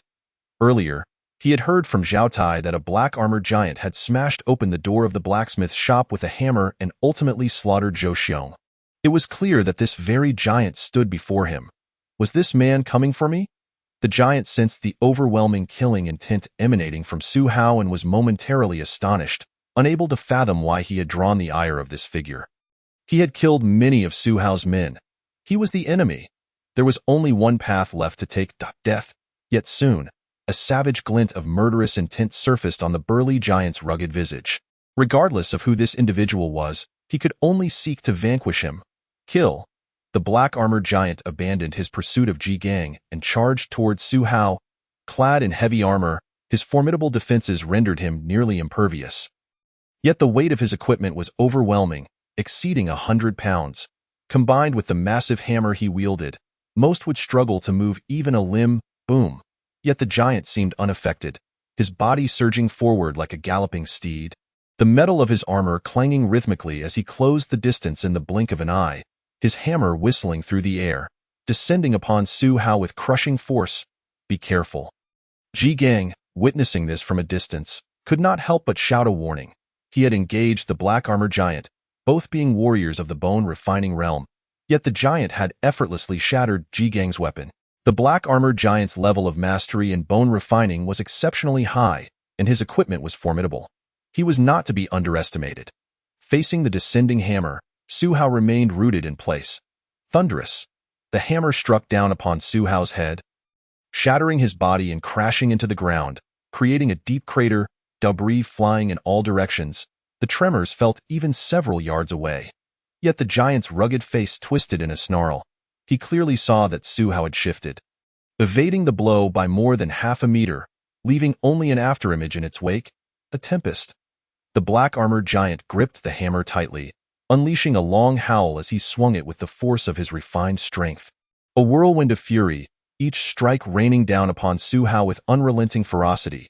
It was unimaginable that a hammer weighing dozens, if not 100 pounds, could possess such agility, akin to a torrential storm, ready to tear everything asunder. Swoosh! Yet this tempestuous onslaught failed to lay a finger on Su Hao, who danced within the storm of hammers, evading each strike with the utmost precision, his movements almost ethereal. This person's agility is astonishing to such a degree. Ji Gang watched in a daze, his heart pounding in fear. The black-armored giant had executed his hammer techniques to perfection, each blow swift as the wind. Yet he could not even graze Su Hao's garments. With every maneuver, Su Hao effortlessly sidestepped each attack. 8 steps to catch the cicada. This light-footed technique had been mastered to perfection by Su Hao. Moreover, every martial art, be it fist or leg techniques, had an accompanying footwork, and with 6 forms perfected, his agility reached a breathtaking level. It was as if the moment the black-armored giant made a move, Su Hao could predict the trajectory of his strikes, allowing him to evade effortlessly. Chapter 29. Crushing to dust. Unmatched dominance. Do you dare only to evade? Come, take a blow from me. The black-armored giant roared in fury. Then let it be as you wish. A cold glint flashed in Su Hao's eyes. No longer would he rely on his nimbleness to dodge. He intended for this black-armored giant to meet a most gruesome end. In the next instant, the hammer, imbued with the weight of 1,000 pounds, came crashing down once more, its might capable of crushing a fierce tiger to death on the spot. Yet Su Hao merely extended his palm, lightly pressing against the side of the hammer, redirecting its force. The black-armored giant's expression changed drastically. What seemed a casual deflection from Su Hao was, in fact, an exquisite display of technique, shifting the hammer's center of balance. Nearly causing the giant to lose his grip, the hammer veered uncontrollably, slamming into the ground with a resounding crash, leaving a deep indentation. The mastery of force application had reached an apex, enabling Su Hao to redirect a tremendous weight with the gentlest of touches. With the black-armored giant's hammer deflected, Su Hao's left palm, seemingly slow, struck out, landing what appeared to be a weightless blow upon the giant's chest. Clang! Yet the moment his palm made contact, a surge of overwhelming force erupted, creating a profound indentation in the giant's armor, sending him staggering back, pain exploding in his chest, blood surging up his throat, which he forced back down. How is this possible? I wear heavy armor, impervious to blades and arrows. Yet he can injure me with a mere touch. The black-armored giant's face contorted in horror. His own body was a testament to strength, reinforced by heavy armor that could withstand attacks from warriors of the same level without a scratch. Yet this figure in black, with a seemingly light touch, had nearly brought him to the brink of vomiting blood. Master Zhou, I shall avenge you. Ensuring his death is a most excruciating one. A murderous intent surged in Su Hao's eyes. In truth, a blow to the black-armored giant's head would suffice to severely injure or even kill him, but Su Hao sought to ensure the giant suffered for the deaths of Zhou Xiong and others. Whoosh! Su Hao's figure flickered as he closed in on the black-armored giant, who roared anew and swung his hammer once more. Yet, with his perfected cloudy palm technique combined with the art of force application, Su Hao's palm swept through the air, as soft as drifting clouds, and in that moment, the giant lost his grip on the heavy hammer, sending it flying from his hands. Clang, clang, clang. In the next instant, Su Hao's palms rained down like a tempest upon the giant's chest, shoulders, back, and abdomen, each strike infused with the power to shatter walls and obliterate stone tablets. The black-armored giant found himself ensnared in a quagmire. Faced with the relentless barrage, he yearned to struggle and resist, yet his limbs betrayed him, ensnared by a torrent of mysterious and overwhelming force, left to endure the onslaught. This was the formidable might of the third stage of body refining. where the application of force rendered even a giant nearing the second stage of bone refining powerless to retaliate against Su Hao, who wielded the art of force in conjunction with his perfected martial techniques. Crack, crack, crack. The ebony-armored giant's eyes brimmed with agony and terror as he heard the sound of his own bones cracking, forged through countless trials. Even clad in armor designed to withstand blades and strikes. The sheer force of each blow from Su Hao felt like the galloping of a mighty steed, leaving his bones and organs grievously injured. After a relentless flurry of dozens of strikes, Su Hao gradually withdrew his hands. Blood seeped from the gaps in the giant's armor, dripping steadily onto the ground. With a resounding clang of metal, the towering figure collapsed limply, his body having been reduced to a mere mass of flesh by Su Hao's unyielding onslaught. His demise a scene of utter tragedy, his eyes reflecting both fear and a hint of release. Su Hao typically dispatched his foes swiftly and cleanly, but this ebony-armored brute had slain his esteemed elder. And thus, Su Hao resolved to make his death a most pitiful one. The entire encounter transpired in mere moments, culminating in the brutal execution of the ebony-armored giant, the commander of the Black Deer Army. Lay dead! Panic-stricken cries erupted from the ranks of the Black Deer Army, for their leader had been slain right before their eyes, an event that struck them with an unimaginable blow. Kill. Annihilate these bandits. Their leader has met his fate. Meanwhile, the commander Ji Gang of the Evergreen Army, shaken by Su Hao's formidable prowess, rallied his troops with a cry to eradicate the remaining Black Deer bandits. Kill, kill. The morale of the Evergreen soldiers surged, while the Black Deer Army, already demoralized, found themselves with little capacity for resistance, many opting to flee. Like a mountain crumbling, the tide of battle shifted irrevocably with the death of the ebony-armored giant, rendering the outcome of the conflict all but certain. Thank you, noble sir, for your righteous intervention. Ji Gang expressed his gratitude with a solemn bow, fully aware that had it not been for Su Hao's slaying of the ebony-armored giant, the battle would not have been so easily won. Su Hao paid no mind to Ji Gang. His purpose here was to avenge Zhou Xiong and the others. With his objective accomplished, he turned to leave. The ebony-armored giant was nearing the second stage of bone tempering, and yet this mysterious figure had managed to subdue him unarmed, rendering him nearly powerless against an overwhelming assault. Such prowess was unfathomable. Could he be a master of the muscle transformation technique? As Ji Gang observed Su Hao's retreating silhouette, he could not help but feel a curiosity about the man's identity, suspecting that he might indeed be a practitioner of the muscle transformation realm. In martial arts, the first threshold is the 4 realms of body tempering: strength refinement, bone tempering, muscle transformation, and marrow washing, each stage holding immense significance. Strength refinement serves as the starting point, while bone tempering enhances one's explosive power and resilience. With sufficient resources and diligent effort, most can achieve these stages. However, the muscle transformation stage is far more arduous, as it involves refining the tendons. Given their fragility, any misstep could lead to crippling injury, causing many who successfully tempered their bones to falter at this juncture, fearing the potential consequences. Yet, once one transcends into the muscle transformation realm, their power exponentially increases. Practitioners at this level possess tendons as resilient as bowstrings, enabling them to harness muscle strength, each punch and kick striking with the force of arrows, delivering devastating damage, and greatly amplifying their output. Su Hao's ability to incapacitate a seasoned warrior clad in heavy armor with his bare hands led Ji Gang to conclude that the man was likely a master of the muscle transformation realm. Of course, Ji Gang remained unaware that Su Hao had only recently entered the bone-tempering realm, his overwhelming victory over the ebony-armored giant stemming purely from his mastery of multiple martial arts disciplines cultivated to perfection. Resulting in his formidable prowess. Chapter 30. The Forge Master. The Trial of Forging. Ji Gang, mindful of propriety, refrained from inquiring about Su Hao's name. The black-clad figure was evidently intent on concealing his identity, likely to avoid attracting the ire of the Black Deer Army. The Black Deer Army was no trivial adversary. Their leader, King Huang Tian, was a figure of considerable depth and influence, having shaped the army into a formidable force, and few martial artists dared to provoke them. This mysterious expert's intervention against the Black Deer Army necessitated discretion. Having avenged Master Zhou, Su Hao remained unaware of Ji Gang's thoughts as he set off for Wahou Town, with life irrevocably lost. All Su Hao could do was ensure that the perpetrator met his end, Upon returning to Wahu town, he lingered a few more days, attending Zhou Xiong's funeral before embarking on his journey once more. Life is fleeting, yet a powerful warrior can live longer and shine brighter. I must grow strong enough to seize control of my own destiny. With the snow and wind finally abated, Su Hao, burdened with his pack, gazed at the sun rising on the horizon, his resolve to become stronger reaffirmed. This time, he encountered no unforeseen circumstances, and by the afternoon, he arrived at Evergreen City. First, I shall visit the forge.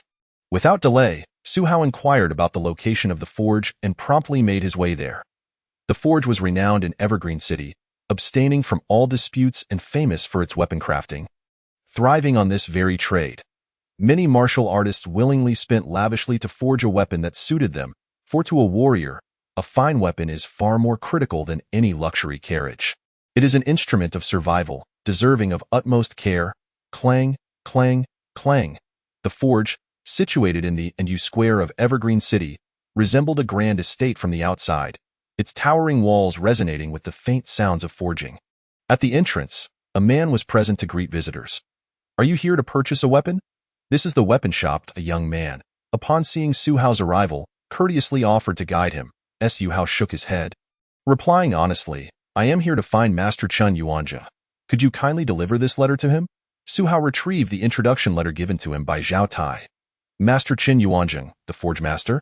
The young man's expression shifted slightly as he accepted the letter and proceeded into the forge to inform the relevant parties. Chen Yuanjing was a forge master at the forge, and only the elite could attain such a title. Capable of crafting exceptional weapons, his standing within the forge was considerable, and upon hearing that Su Hao seemed to know Chen Yuanjing, the young man naturally treated him with the utmost respect.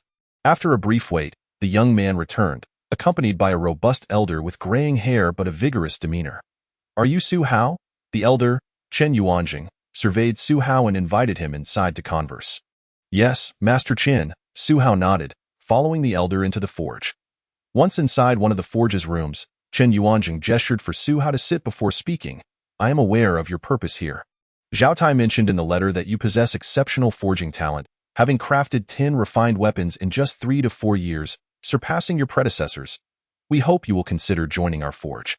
However, our criteria for new recruits are stringent. You must forge a weapon independently, and your ability will be assessed based on the quality of the weapon you produce," Chen Yuanjing stated. Although Zhao Tai's letter praised Su Hao's extraordinary forging skills and boundless potential, Chen Yuanjing was not one to accept a candidate solely based on a letter. A practical evaluation was necessary. "Very well, then I will rely on your guidance, Master Chen." Su Hao readily agreed, understanding that to earn others' recognition, he must demonstrate his strength and worth. "Then let me take you to the forging room." Chen Yuanjing was a man of decisive action. He led Su Hao to the forging room. They passed by several individuals who greeted Chen Yuanjing. The forging room, several times larger than Zhao's blacksmith shop, was bustling with blacksmiths toiling at their stations, the rhythmic sounds of metal clanging echoing harmoniously. Before one of the forging furnaces, Chen Yuanjing said, "You may use any materials and tools here. Shaoli, assist with the fire." Chen Yuanjing also instructed a young blacksmith to help Su Hao with the bellows. "Is this Qing scale copper?" Su Hao's eyes brightened as he recognized a type of iron ore in a basket nearby, its surface bearing a blue hue and scale-like patterns. Indeed, it was the premium Qing scale copper. This copper, mixed with iron, greatly enhances the metal's durability, allowing for further refinement. "Then let us begin. Let us see the limits of my forging." Su Hao's eyes sparkled with fervor, and with swift decisiveness, he shed his outer garments. Revealing a well-toned physique, grasping a pair of tongs in one hand and a forging hammer in the other, he commenced his work. Clang, clang, clang. As the hammer flew through the air, the crisp, melodious sound of metal striking metal resonated, forming a beautiful symphony. Each strike of the hammer refined the raw iron further, removing impurities bit by bit. Impressive. A glimmer of admiration flashed in Chen Yuanjing's eyes as he observed. For a blacksmith, the ability to forge ore was fundamental, and as an expert, he could discern that Su Hao's foundational skills were on par with his own as a forge master, indicative of immense dedication and remarkable talent. Clang, clang. Su Hao, with unwavering focus, dedicated himself to the art of forging, starting from scratch to create a weapon. He had engaged in such endeavors numerous times during his tenure at the Zhao blacksmith shop. But here he had access to superior tools and rarer ores, allowing him to test the limits of his abilities. As dusk fell, Chen Yuanjing remarked, "That will be all for today. We shall resume tomorrow." To forge a fine weapon, one requires at least 10 to 15 days. A single day is insufficient. Understood, Su Hao replied, ceasing his work. Chen Yuanjing then inquired with curiosity, "You seem remarkably energetic. Have you practiced martial arts?" Based on his observations, Chen noted that forging iron ore was a labor-intensive task, and considering Su Hao's endurance, having worked tirelessly without much respite or sweat, he suspected that Su Hao possessed a physique beyond the ordinary. "I have practiced some martial arts and dabbled in health cultivation since childhood," Su Hao answered, feeling no need to conceal his identity as a martial artist in this environment. Indeed, forging is a physically demanding endeavor. To work with high-grade iron ore requires substantial strength. Chen Yuanjing nodded in approval, refraining from probing further. Many blacksmiths in the armory had martial training, including Chen himself, who, despite average talent in martial arts, earned a decent living as a forging master. With wealth came the opportunity to train in martial arts, and with sufficient resources, one could achieve remarkable results. It was not unusual for Chen to be engaging in bone conditioning himself. Chapter 31. The New Blacksmith, a year later. I wonder just how far this young man's potential reaches. It seems our armory may have acquired a promising talent, Chen Yuanjing mused silently. Based solely on Su Hao's demonstrated foundational skills, Chen believed he was qualified to join the armory, but his ultimate potential remained to be seen. Su Hao temporarily resided in the guest quarters of the armory, and the following morning, he rose to continue forging weapons. He relentlessly hammered the iron ore, refining it repeatedly, 10 times, 20 times, 30 times. The limit for ordinary pig iron was 30 refinements. By incorporating the rare azure scale ore, he could enhance its resilience. Su Hao had previously experimented with this at the Zhao blacksmith shop.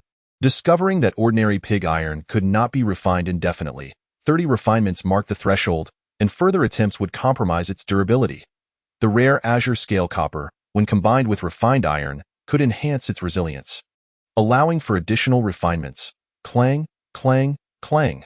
The hammer flew through the air, sparks flying as Su Hao tirelessly refined the iron, melding it with the azure scale copper, increasing its resilience. 40 refinements, 50 refinements, at last. It was complete. 100 refined iron. 10 days later, gazing at the heavy piece of refined iron that shimmered with a faint azure hue, Su Hao's eyes sparkled with joy. Previously, at the Zhao blacksmith shop, he had been limited by materials and could only forge 30 refined iron. Now, at the armory, with access to rarer ores, he had successfully created 100 refined iron. He proceeded to forge it into a sword. Without hesitation, Su Hao began the process of sword making, his skills honed to perfection, hammering, shaping, tempering, grinding, polishing, clay coating, and tempering again. Each step was second nature to him. It was done. After another 5 days, Su Hao extracted a long sword from the cooling liquid. The blade gleamed with a brilliant azure light, its edge sharp and formidable, exuding a cold, fierce beauty. Just by looking at it, one could sense its ability to slice through iron like mud. Excellent. 100 refined weapon. Your skills are indeed remarkable. May I take a look at this sword? As the sword was completed, a voice of admiration rang out. Su Hao turned to see Chen Yuanjing, accompanied by a burly man. This imposing figure stood at 7 feet tall, appeared to be in his 40s, had dark skin, and bore the presence of a small giant, exuding a palpable sense of pressure. It was he who had just expressed his admiration. This man, his martial prowess is undoubtedly formidable, Su Hao thought to himself. Sensing the overwhelming aura emanating from the burly figure, recognizing that his strength surpassed that of the Black Deer Army's centurion, whom Su Hao had previously defeated. Su Hao, allow me to introduce you to our armory's proprietor. Su Hanjin, Chen Yuanjing said, his gaze filled with appreciation for the 100 refined longsword in Su Hao's hand. Su Hanjin, the robust master of the armory, was aware of the forging genius who had come to their establishment, and he had personally come to observe the creation of the weapon. Pleasure to meet you, Master Su, Su Hao greeted, presenting the 100 refined longsword for Su Hanjin's inspection. Swish! Su Hanjin took the longsword, his wrist flicking with power as he performed a flourish. The sword's surface shimmering with azure light, dazzling and chilling. An exceptional sword, Su Hanjin exclaimed. Master, can Su Hao join our armory? His skills are on par with mine. Chen Yuanjing interjected. Su Hanjin's demeanor shifted as he regarded Su Hao, stating, You are Su Hao, correct? Your talent for forging is remarkable. At such a young age, you are capable of crafting 100 refined weapon. It is entirely possible for you to become a master blacksmith in the future. I would like to offer you a position as our armory's blacksmith. What say you? A blacksmith? Su Hao was slightly taken aback. Within the armory, ordinary members were referred to as artisans, while a blacksmith held a prestigious position as a pillar of the establishment. However, it was only natural, given Su Hao's youth and his ability to forge 100 refined weapon. Offering him the best treatment was indeed warranted. I accept, Su Hao replied with enthusiasm, thrilled by the prospect. Excellent. From this day forth, you shall be a part of our armory. We have no strict rules. As a blacksmith, you will receive a monthly base salary of 5 taels of silver, and for each 100 refined weapon you forge, you will earn an additional 10 taels of silver. However, as a duty, you must forge at least 100 refined weapon each month. Su Hanjin promptly outlined the benefits of being a blacksmith. A base salary of 5 taels. And for each 100 refined weapon crafted, an additional 10 taels. Given Su Hao's efficiency, he could easily produce 200 refined weapons per month, and with the use of techniques like energy transformation, he could potentially increase that to 3. At a minimum, that equates to 30 taels a month. This is the life of a blacksmith. Su Hao felt a surge of excitement. In Wohu town, many ordinary families, with 2 laborers, would toil for a month without even earning 2 taels. In every profession, one can find success, whether as a chef, musician, or blacksmith. As long as one attains proficiency, earning a living and achieving prosperity is not a daunting task. With Su Hao's perfected forging skills, becoming a blacksmith would place him among the ranks of the elite within the armory, where such skilled artisans were few and far between. Weapons of 100 refined caliber would be highly sought after by powerful warriors and officers within the military, ensuring a steady demand and lucrative sales. Hao, would you like to stay within our armory? We have vacant rooms available, Chen Yuanjing said, growing more familiar in his address. No, I prefer a quieter space for my rest. I wish to reside outside, Su Hao replied thoughtfully, shaking his head. He sought a larger residence for training, as his practice could generate considerable noise. Thus, Su Hao rented a spacious abode in Enyifeng, complete with a garden and trees, offering an elegant environment far superior to the dilapidated dwelling he had in the village. The rent, however, was steep, amounting to 3 taels of silver per month. Finally settled, Su Hao was ready to officially begin his work at the armory the next day. With determination, he aimed to forge 300 refined weapons each month, while also learning additional martial arts to build his foundation and enhance his energy further. Su Hao was filled with motivation. Though he earned considerably, his expenses were also substantial. His bone conditioning required the Mighty Bull Bone Conditioning Ointment, which cost him 20 taels of silver monthly. Furthermore, his meals were lavish, with meat at every meal, setting a standard akin to that of a festive occasion for ordinary citizens, a significant expense.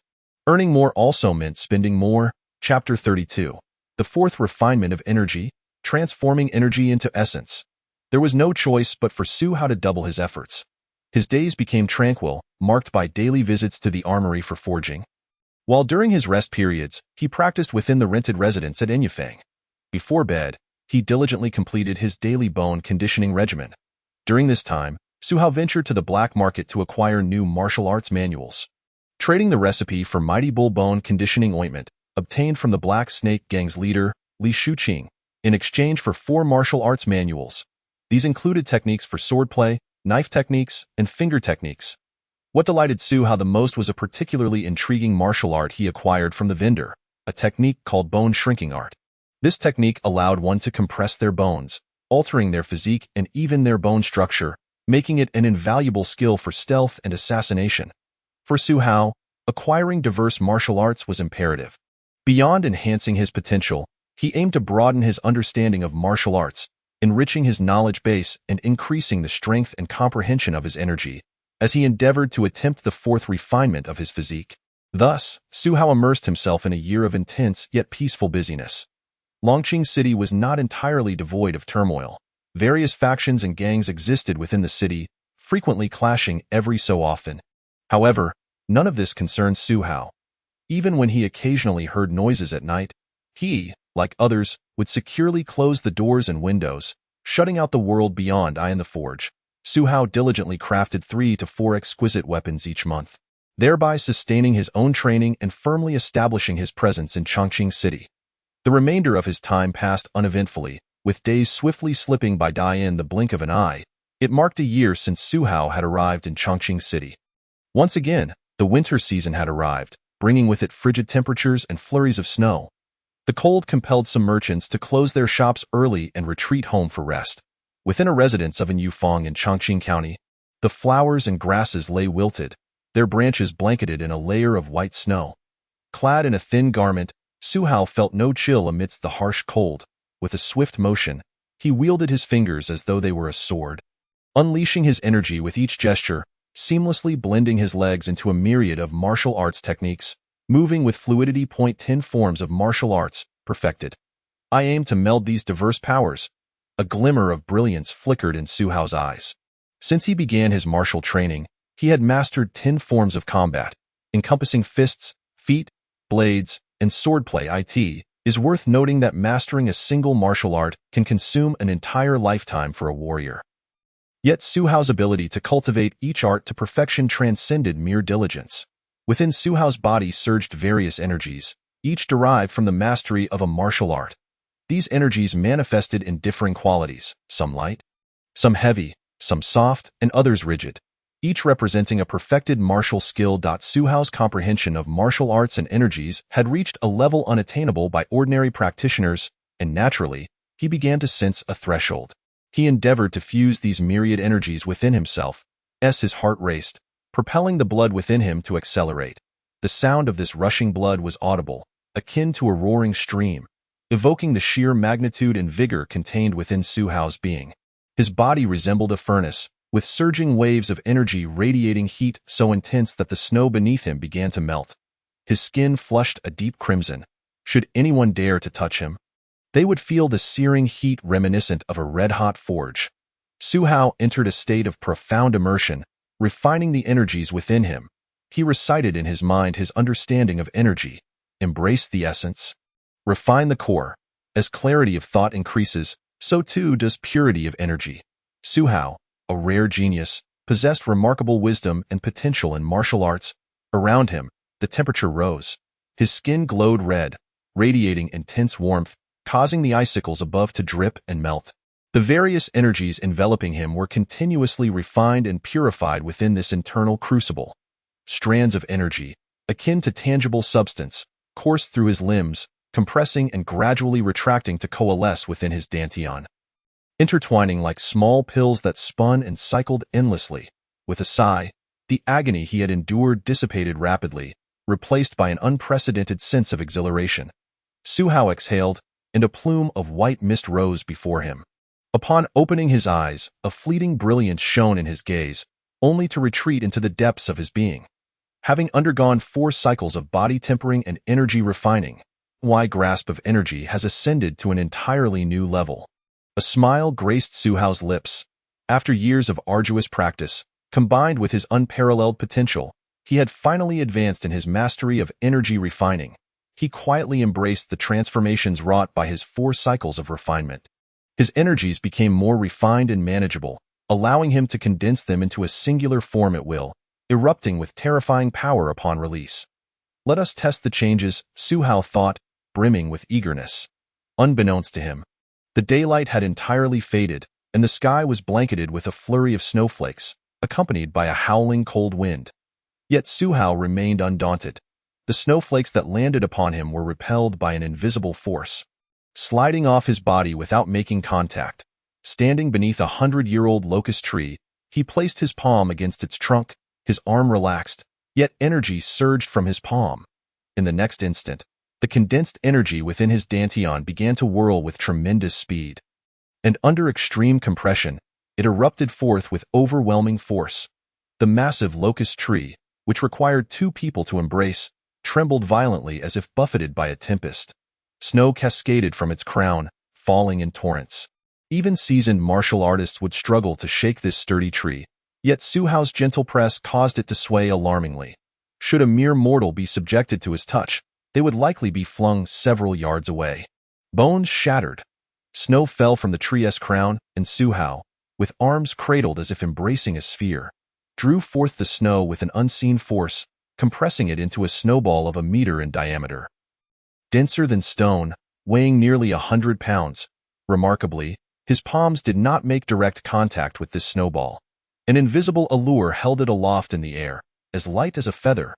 The mastery and control he exhibited over his energies would leave any onlooker in awe, struggling to fathom that someone could refine their energies to such an extraordinary degree. With a swift motion, Su Hao propelled the snowball forward. The impact was explosive, shattering it into countless snowflakes that charged ahead, carving deep furrows into the snow-covered ground. Accompanied by the howling wind and swirling snowflakes, it resembled a cavalcade of wild horses thundering past, a sight that was nothing short of breathtaking. Chapter 33. Iron Bones. Second Bone Forging. Strong. Too strong. With 4 cycles of body tempering and energy refining, I command the essence of energy. With a mere punch, the force unleashed is akin to a stampede of wild horses. A power beyond the capacity of mere flesh to withstand. Su Hao gazed at his hands and the deep trenches carved into the snow below, marveling at the transformation he had undergone. Compared to his previous state, the most significant change in his energy was its explosive potential, with the ability to condense energy into a sphere that, upon eruption, released a devastating force. The quintessence of this technique: the tighter the embrace, the greater the destructive power upon release. Now, facing my former self, should we collide directly, I could vanquish my past self with a single strike. That burly man in black armor, even clad in heavy protection. I could obliterate him in an instant. Su Hao's gaze shone with fervor. Having mastered the 4th cycle of energy refining and grasped the essence of energy, his power had undergone a transformative metamorphosis. Ordinary bone-forging warriors appeared as fragile as paper in comparison to him. Name: Su Hao. Skills mastered. 8 sections of silk, perfected, forging, perfected, diamond fist, perfected, heavy mountain fist, perfected, 8 steps to chase the cicada, perfected, misty steps fist, perfected, 12 pads of tan legs, perfected, gentle cloud palm, perfected, 2 instrument sword technique, perfected, black tiger knife technique, perfected, pulse cutting finger, perfected, bone shrinking skill, perfected, potential, 33 points, 1 in a million. Looking at his attributes panel, Su Hao noted that he had mastered an impressive 10 martial arts, all perfected, with a potential rating soaring to 33 points. Achieving perfection in 4 forms of martial arts had increased his potential by 4 points. Typically, the potential gained from martial arts diminishes with each mastery. Su Hao contemplated that the 4 newly acquired martial arts had contributed little to his potential increase. The techniques he learned could be deemed commonplace. And as his potential grew, the simpler martial arts yielded diminishing returns in enhancing it. Furthermore, since undergoing the second bone forging, the effectiveness of the Mangniu bone forging ointment had significantly waned. Focusing his mind inward, he saw the bones within his body shimmering with a faint metallic sheen, each robust bone unyielding, as if forged from gold and iron. After a year dedicated to martial techniques and bone forging, and with a monthly expenditure of 20 taels of silver, Su Hao's bone forging realm had progressed remarkably, recently entering the 2nd stage of bone forging. With copper-like resilience, his bones were now tougher than ever, significantly enhancing his explosive power and resistance to impact.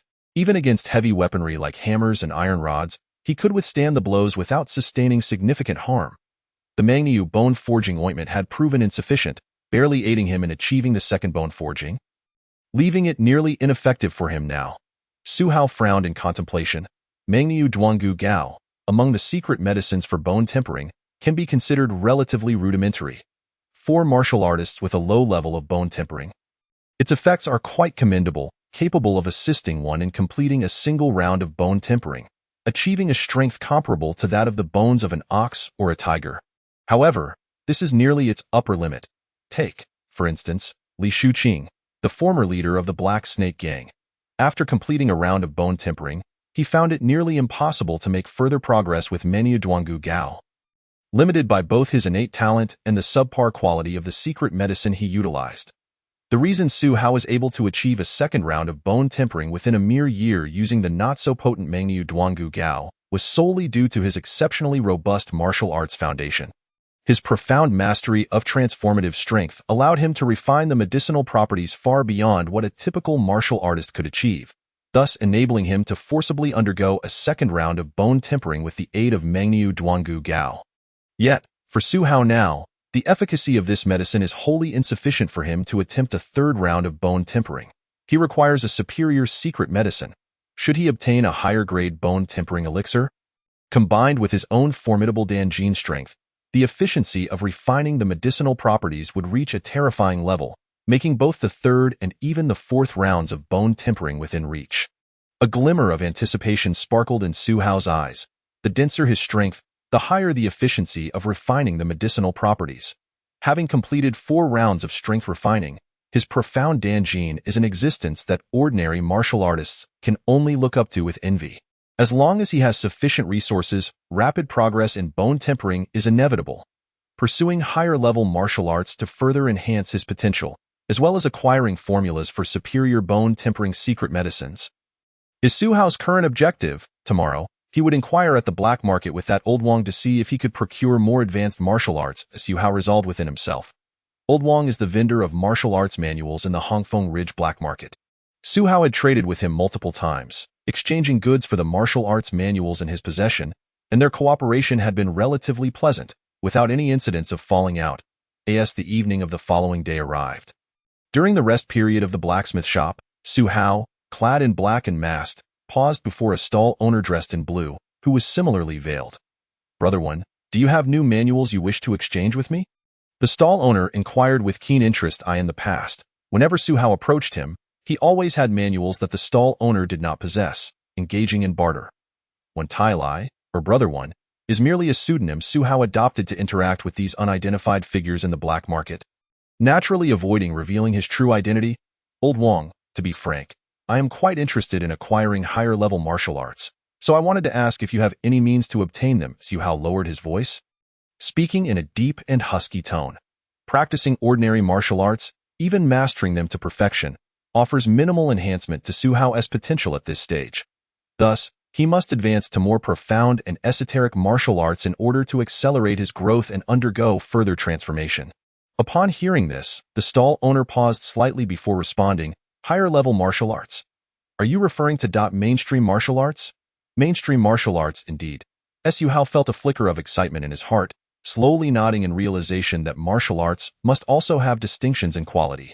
Various martial arts are categorized into multiple tiers based on their complexity, with ordinary martial arts being the most common, possessing low difficulty in training and minimal requirements for innate talent. These arts are referred to as basic martial arts. Or, to put it differently, non-mainstream martial arts.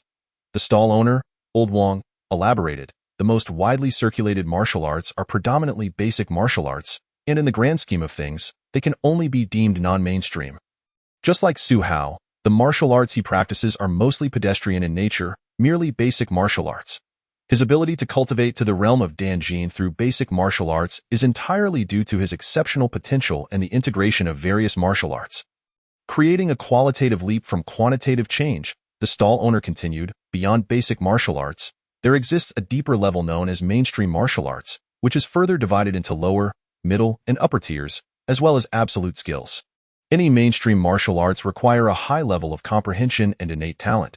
For those lacking in such attributes, even entry into the field is fraught with challenges, making deep exploration nearly impossible.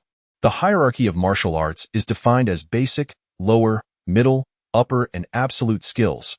What I practice is merely the most pedestrian of basic martial arts. If I could obtain even just a lower-tier mainstream martial art, it would undoubtedly yield immediate benefits for my progress. Su Hao's heart burned with fervor. He yearned for the deeper and more profound mainstream martial arts. He promptly asked the stall owner, "Old Wang, do you have any mainstream martial arts available? I can continue to barter with you, or offer you other benefits." The stall owner chuckled lightly, shaking his head in amusement. "Brother One, you may be overestimating my capabilities.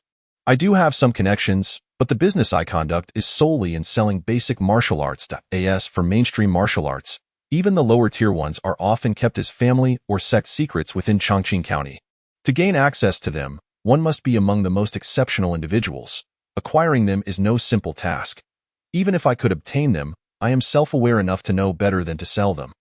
Otherwise, I would surely attract deadly repercussions, the stall owner lamented. This stall owner, Old Wong, operates within the black market selling martial arts manuals, and he possesses some degree of confidence and strength, unafraid of others harboring ill intentions towards him. However, he only sells non-mainstream basic martial arts. Individuals of higher caliber would not even regard him. Yet, if he were to sell lower-tier mainstream martial arts, he would undoubtedly attract the attention of experts and powerful figures, risking his life.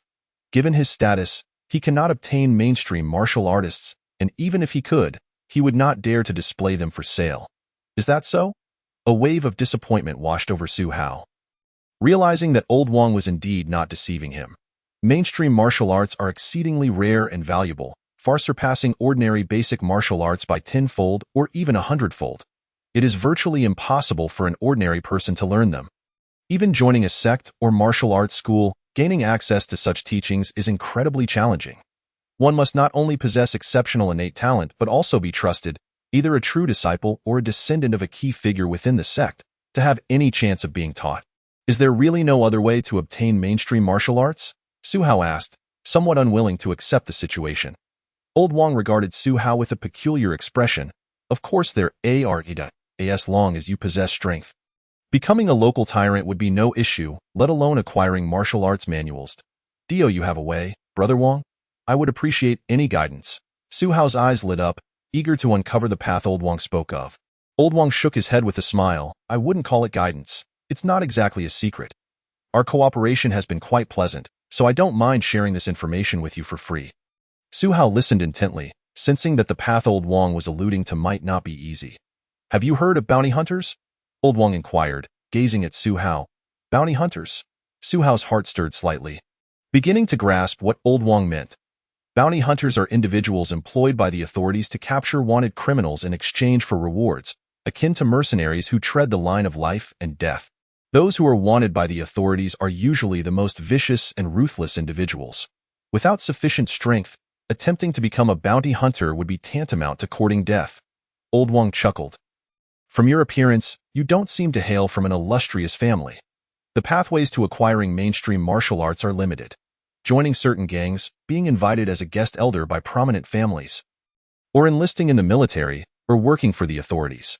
Becoming a bounty hunter is a fine option, as it allows you to operate freely and earn rewards for your deeds. If you have the capability, you can obtain what you desire, including mainstream martial arts. Of course, the prerequisite is having strength, otherwise, those wanted criminals are not easy to handle.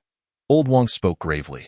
Many bounty hunters have made a fortune through their risky endeavors, securing a worry-free life, yet more have met their demise, leaving behind no legacy. Understood.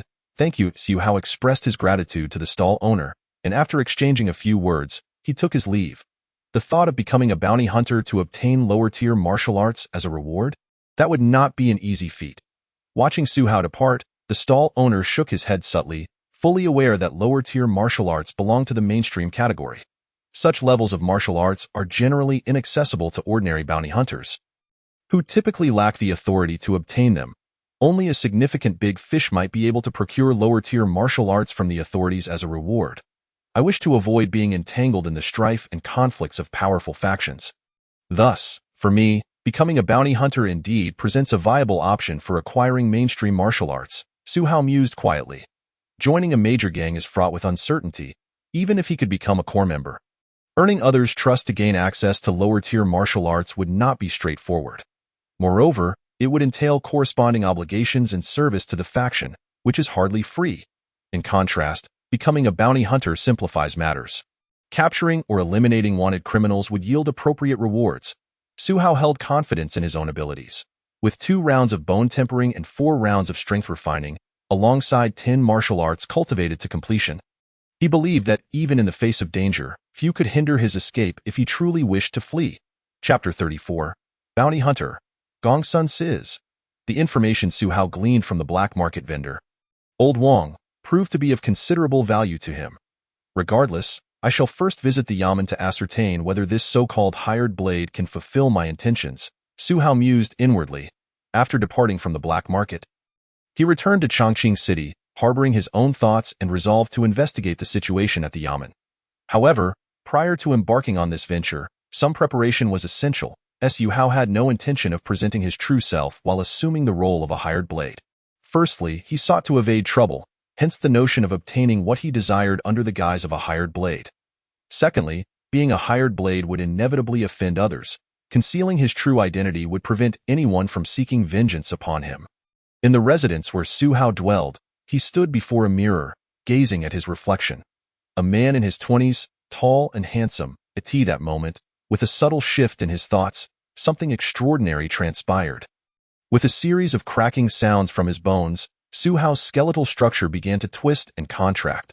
Before long, he had shrunk in height and stature, transforming from a figure of considerable height to one that was rather unremarkable. Even the bones of his face underwent alteration. His cheekbones receded slightly, and the corners of his eyes elongated, making him appear a decade older, his demeanor suddenly taking on a cold and sharp edge. The bone shrinking technique, a martial art that Su Hao had exchanged for in the black market, offered the martial arts of the entry-level tier are closely guarded secrets among the various esteemed families and powerful factions. It is exceedingly difficult for outsiders to gain access to such knowledge. At this moment, a glimmer of insight flashed in Gongsun Xiu's eyes, as if he had recalled something significant. Brother One, you must be aware of the extraordinary value of these entry-level martial arts. The lower-tier techniques involve the intricate application of internal energy, which is profoundly mysterious. As for the mid-tier skills, I dare say there are scarcely a few varieties available within the entirety of Chongqing County. Gongsun Xiu stated, I am indeed aware of their value, and that is precisely why I have come here, Su Hao replied with unwavering composure. Excellent, Brother One, you are direct and forthright. Therefore, I shall not withhold any information. Our Bureau of Patrol does possess a few entry-level lower-tier martial arts techniques, which can be imparted to outsiders, but the prerequisite is that you must perform tasks for us, fair and square. Gongsun Xiu exclaimed, clapping his hands. While entry-level martial arts are precious, it is understood that the government and official offices have access to them. Gongsun Xiu was candid about the possibility of teaching them to outsiders, albeit with the stipulation of rendering due service in return. What do you require of me? Su Hao inquired, equally straightforward, fully cognizant that no one would freely share such valuable lower-tier techniques. Please take a look at this. Gongsun Xiu said, rising immediately to retrieve a scroll from a drawer, which he then handed to Su Hao. Upon unfurling the scroll, Su Hao's heart stirred as he absorbed the contents. It detailed a wanted notice for Wu Huaqing, the leader of the Bloodwind Bandits, an individual of formidable strength, surrounded by equally capable subordinates, notorious for their malevolence and mercilessness. Eliminate him, and you shall earn a third-class merit, the notice proclaimed. The scroll contained not only textual descriptions but also a portrait of a cold-faced man with triangular eyes, exuding an aura that sent shivers down one's spine, akin to that of a venomous serpent. Gongsun Xiu then elaborated, Wu Huaqing is no ordinary adversary. He is cunning and cautious. Not long ago, he caused turmoil in Lufeng County, where local practitioners of the Yi Jin technique attempted to apprehend him, yet he managed to escape. Recent intelligence suggests that he has now taken refuge in the vicinity of Chongqing County. If you eliminate him, you will earn a third-class merit, which holds immense value. It can be exchanged for an official position, or 1,000 taels of silver, or even a lower-tier martial art of your choosing. Is it true that a leader of the Bloodwind Bandits could evade capture even from a practitioner of the Yi Jin level? Su Hao expressed his astonishment. Indeed, Wu Huaqing is not a mere character. His ability to evade the grasp of a Yi Jin practitioner, coupled with the bounty placed upon him, indicates his exceptional prowess. A third-class merit could elevate one directly into officialdom, securing one's lineage, or be traded for a coveted lower-tier martial art, Gongsun Xiu remarked. Are you interested in this bounty, Brother One? I accept the bounty, Su Hao declared decisively after a brief contemplation. Wu Huaqing undoubtedly posed a significant threat. Otherwise, he would not be the subject of such a high bounty. Yet, despite his caution, Su Hao was equally confident in his own strength, believing that as long as Wu Huaqing was not a practitioner of the Yi Jin level, he would not be inferior to him. Very well. I wish you success, Brother One, Gongsun Xiu exclaimed in encouragement, recognizing Su Hao's confidence and accepting the challenge. Regaining his composure, Gongsun Xiu continued, Wu Huaqing has been evading capture in Chongqing County while maintaining a low profile. However, We recently received intelligence that members of his Bloodwind bandits were spotted in a nearby town, procuring supplies. We have refrained from alarming them, but it is likely he is now hiding in the Mang Mountain area. Brother One, if you venture there, you may uncover Wu Huaqing's whereabouts. The intelligence provided by Gong Sun Xiu was invaluable. Without it, locating Wu Huaqing would be nearly impossible. Moreover, such bounties are typically reserved for those possessing silver badges, as only those qualified can undertake the pursuit. Should a bounty hunter fail in their attempt to apprehend Wu Huaqing, the consequences could be dire, not only for their life but also for Wu Huaqing, who would undoubtedly flee once he sensed his cover was blown. However, having witnessed Su Hao's capabilities, Gong Sun Xiu felt that he was equally formidable and decided to entrust this bounty to him.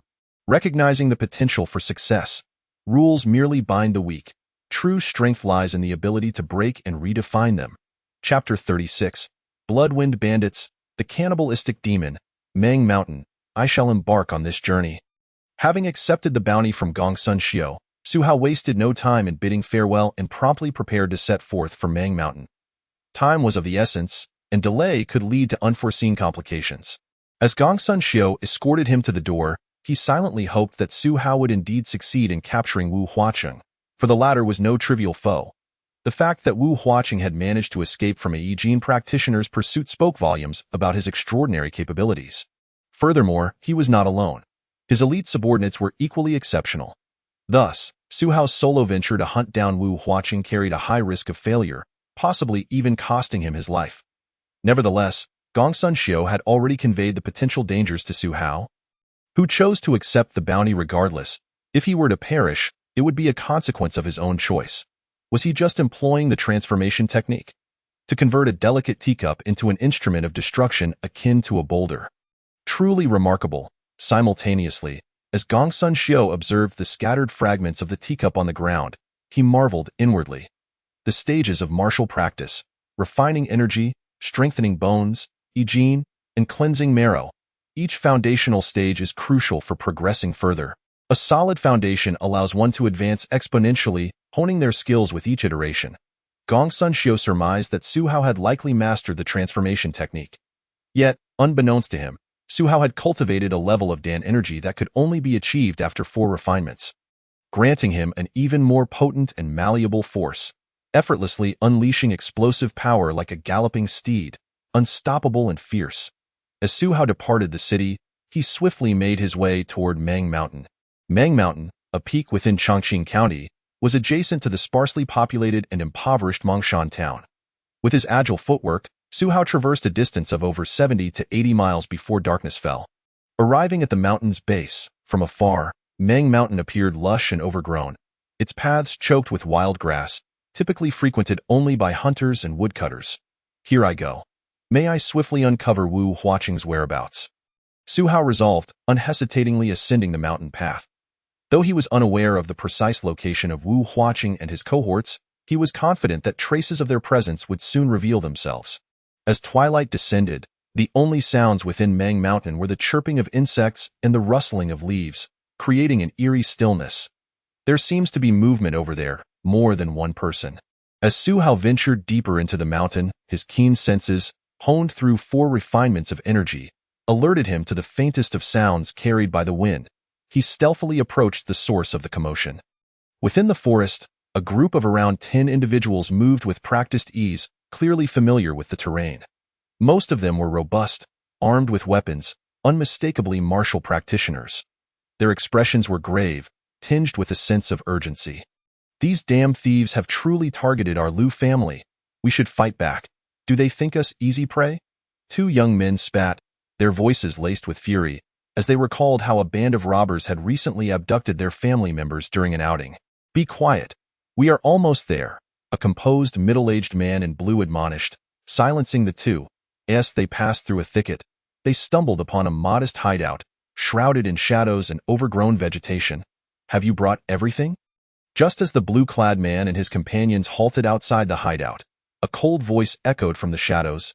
A tall figure emerged, clad in white, slender and imposing, resembling a specter of death in the night. Yes, we have brought the food you requested, along with the rice wine, all procured from the county's distillery, the blue-clad man replied, gesturing for his fellow Lu family warriors to present their burdens. Very good. The white-clad man acknowledged, a hint of satisfaction gracing his lips. As a martial artist, particularly one of considerable strength, their appetites were immense. Some could consume an entire cow in a single day, hence, the Bloodwind Bandits. Residing in this secluded area required substantial provisions to sustain their existence, compelling them to resort to kidnapping the Lu family to secure their supplies. The white-clad man licked his lips and seized a wine jar. Popping the lid open, releasing a fragrant aroma into the air, however, his expression suddenly shifted, darkening ominously. How bold of you to poison the wine. As those words escaped his lips, the blue-clad man's eyelids twitched in alarm. Poison? Surely you jest. These provisions and wines were personally overseen by me, the leader of the Lu family's guard. There could not possibly be any issue, however, before the middle-aged man in blue could offer any defense. The figure of the man in white suddenly flickered. Almost all present experienced a brief moment of blurriness in their vision, rendering them incapable of capturing the man in white's swift movements. In an instant, he reappeared in the same spot as if he had never moved at all, yet, in his hand, he held a bloody, still beating heart. Among the Lu family, a young man looked down in bewilderment, only to discover a gaping hole in his chest, from which his heart had inexplicably vanished. The youth opened his mouth to utter something, but his body succumbed to weakness, collapsing onto the ground. Lu-e! The rest of the Lu family cried out in despair, utterly unprepared for the white-clad man to suddenly strike, directly killing a promising young warrior of the Lu clan. The middle-aged man in blue, filled with fury and dread, shouted, "Master Bai, I swear on my life, there is absolutely nothing wrong with these food and drinks." The Lu family merely wished to endure, to comply obediently in hopes of expediting the departure of these ruthless brigands. Yet their adversary had taken a life without so much as a chance for defense. Enough, fifth brother, one death is sufficient. We still require their assistance. At that moment, a cold voice resonated from the small courtyard nestled among the trees.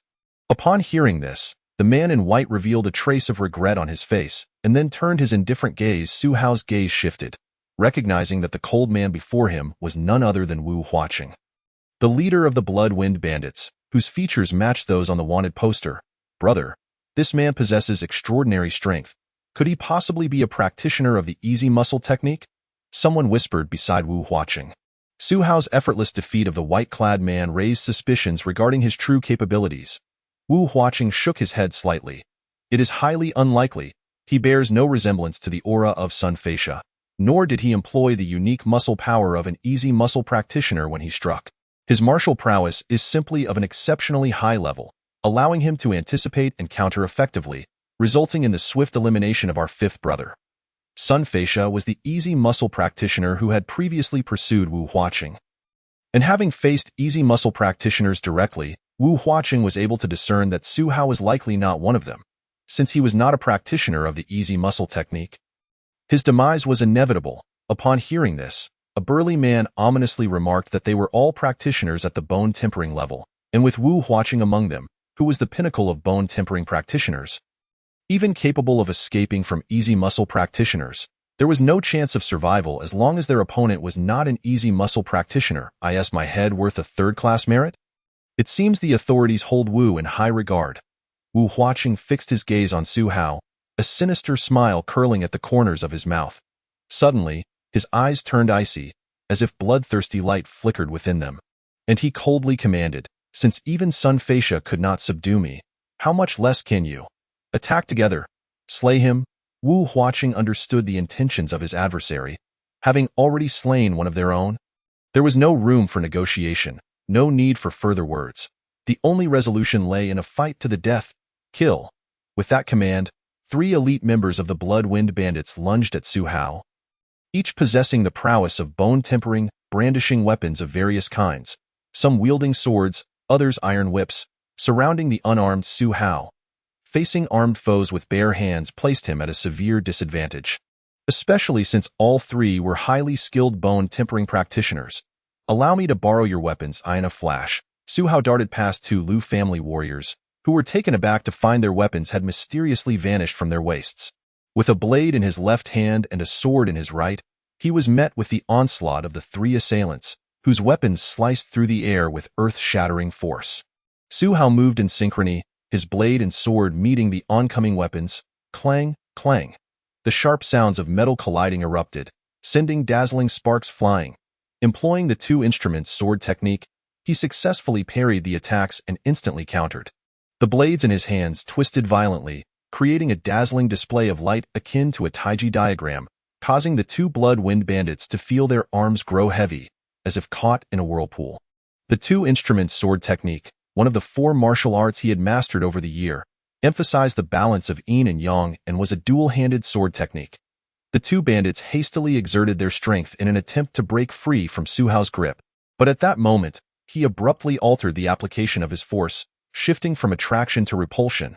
With a forceful tug, combined with Su Hao's push, the two were caught off guard, staggering backward, their bodies feeling increasingly uncomfortable and on the verge of vomiting blood. Whoosh! A sound of slicing air was heard as the burly bandit wielding the iron whip launched an attack, the whip cutting through the air with an ear-piercing whistle, aimed directly at Su Hao from behind.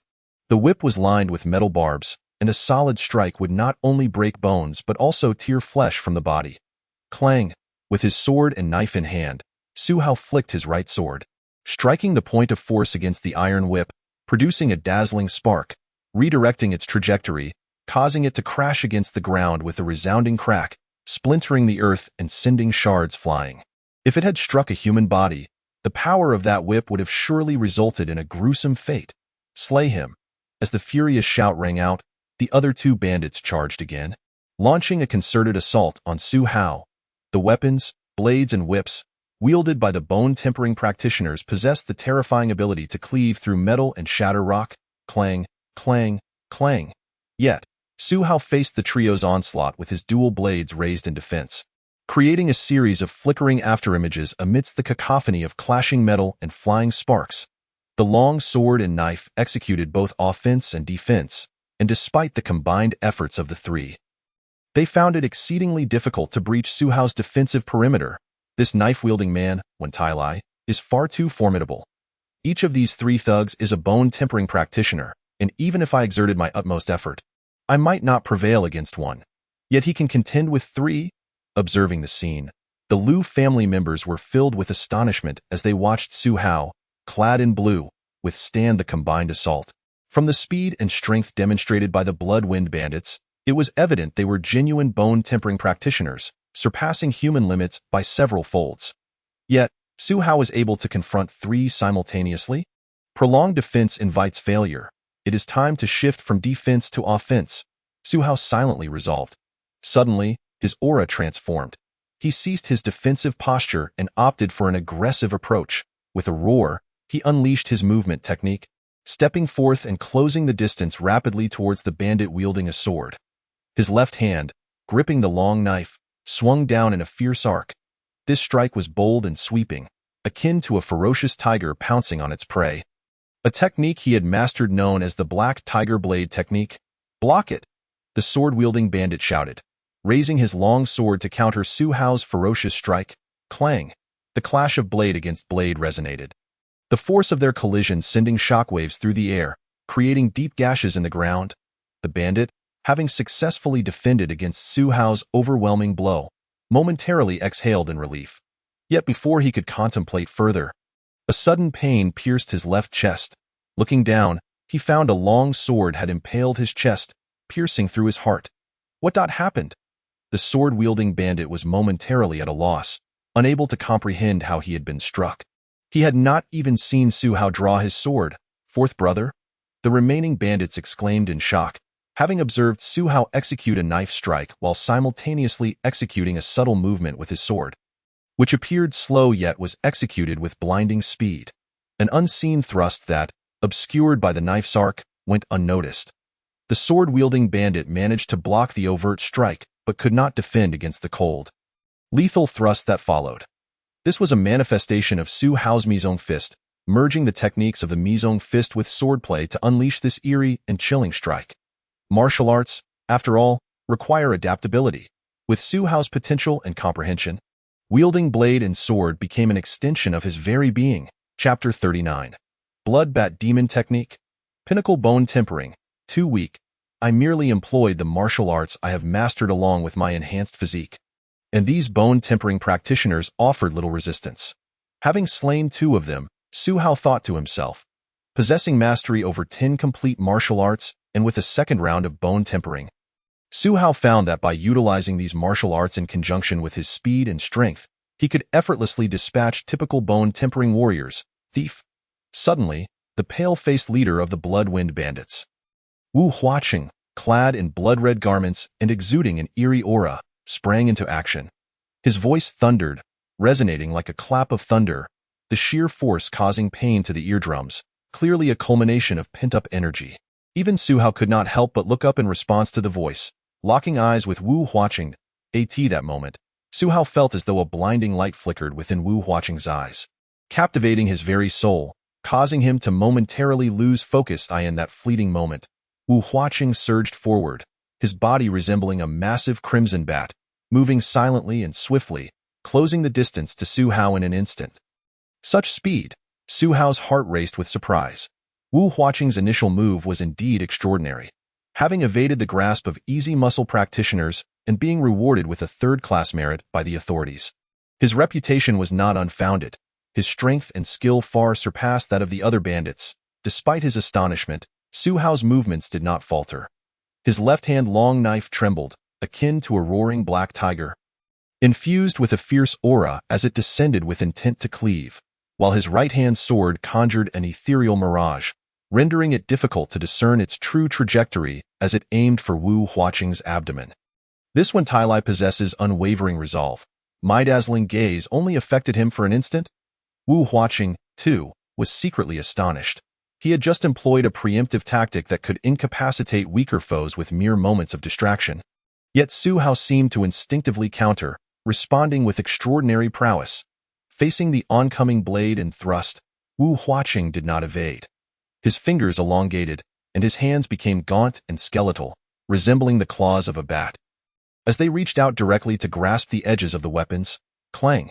The blades quivered as Su Hao's knife and sword were surprisingly caught by Wu Huaqing's bare hands. Grasping weapons with bare hands? Su Hao's eyes narrowed slightly. Martial artists hone their skills to temper their bodies, yet even the mightiest warriors cannot withstand the blows of blades. The human body is simply incapable of enduring the impact of sharp metal. Just as an elephant or even a whale cannot withstand the force of a sword strike, Wu Huaqing's ability to catch blades with bare hands was nothing short of astonishing. Ha! Wu Huaqing exhaled sharply, his blood-tinged fingers tightening as he forcefully squeezed, producing a piercing sound as the 2 weapons shattered under his grip, sending metal shards flying. Blood-fiend palm, Wu Huaqing crushed his weapon with an iron grip, his eyes glimmering with a bloodthirsty light. With a fierce strike of his right palm, he unleashed a force as swift as lightning, a crimson energy emanating from his palm, conjuring a tempest of blood and chaos that left onlookers dizzy and disoriented. Diamond Fist, Su Hao, discarding his broken weapon, stood resolute, not flinching or retreating. His mighty punches, reminiscent of a wrathful deity, were delivered with a raw simplicity that belied their extraordinary power, resembling an enraged golden figure radiating formidable might. Boom! As their fists collided, the deafening sound of thunder erupted. The ground beneath them shook violently, fissures spiderwebbing outward, while debris was sent flying like bullets in all directions. Was this truly the fierce battle of top-tier bone-tempering warriors? The Liu family members instinctively recoiled in horror, their eyes wide with dread as they beheld the spectacle before them. The clash of 2 of the most elite warriors in the bone-tempering realm resembled the collision of 2 monstrous titans. A display of strength far beyond mere flesh and blood. Su Hao felt a flicker of surprise.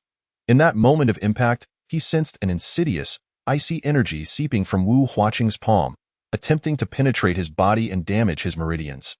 Wu Huaqing's bloodthirsty palm, a technique of his dark cultivation, wielded a sinister force capable of tearing flesh and sinew apart.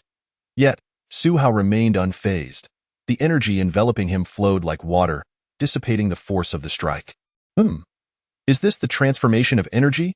Wu Huaqing's brow furrowed as he realized his strike felt akin to striking a massive tree or a still pond, with a portion of his power dissipating harmlessly. Failing to injure Su Hao in the slightest, well versed in combat, he quickly deduced that this was indeed the transformation of energy. It required 3 rounds of body tempering to achieve such mastery, and the comprehension involved was based on innate talent, something unattainable for many. The man before him, despite appearing no older than 30, clearly possessed an extraordinary aptitude. Kill! With a fierce roar, Wu Huaqing summoned his blood and energy to their zenith. In a blur, his figure flickered, leaving behind crimson afterimages as he split into 2, launching successive heavy strikes from different angles towards Su Hao. Each blow was imbued with the chilling essence of bloodthirst, cutting through the air with lethal intent. Bang, bang, bang. In the face of Wu Huaqing's relentless assault, Su Hao countered with a seamless blend of fists, kicks, and palm strikes, executing his techniques with fluid grace. The air crackled with the sound of explosions as each clash sent shockwaves through the ground. His elder brother practiced the Bloodbat Demon technique, nearly on par with the entry-level martial arts, and logically should have dominated, yet he struggled to gain the upper hand against this one Tai Lai. The other 2 remaining bandits, observing the fierce duel, were both awestruck and fearful. Wu Huaqing's cultivation was a sinister art, one that not only bore considerable side effects, but also had the potential to warp the mind, rendering its practitioner cruel and bloodthirsty, necessitating the consumption of human blood. Correspondingly, the Bloodbat Demon technique was comprehensive, equipped with accompanying techniques of movement and claws, rivaling any entry-level martial arts. Having killed countless adversaries over the years, Wu Huaqing had honed it to perfection, crushing nearly all of his peers in the bone-tempering realm. Yet, against the knife-wielding Wen Tai Lai, he found himself unable to secure victory. Wen Tai Lai appeared to possess no weaknesses or flaws. Whether swordplay, knife techniques, or martial arts, every aspect showcased an extraordinary level of mastery that defied belief for someone of his age. This Wen Tai Lai mastered numerous martial arts, each at a remarkable level, and had cultivated his energy to the point of transformation. My bloodthirsty palm can tear flesh and sinew apart, yet he can neutralize it with his energy transformation. To eliminate him, I must unleash my full power. A cold gleam flashed in Wu Huaqing's eyes, tinged with a hint of savagery. He understood that this knife-wielding man was extraordinary. The urge to rip out his heart and lungs surged within him. A means to alleviate the vexation in his soul. Chapter 40. The Might of Dan Energy. The air thickened with tension.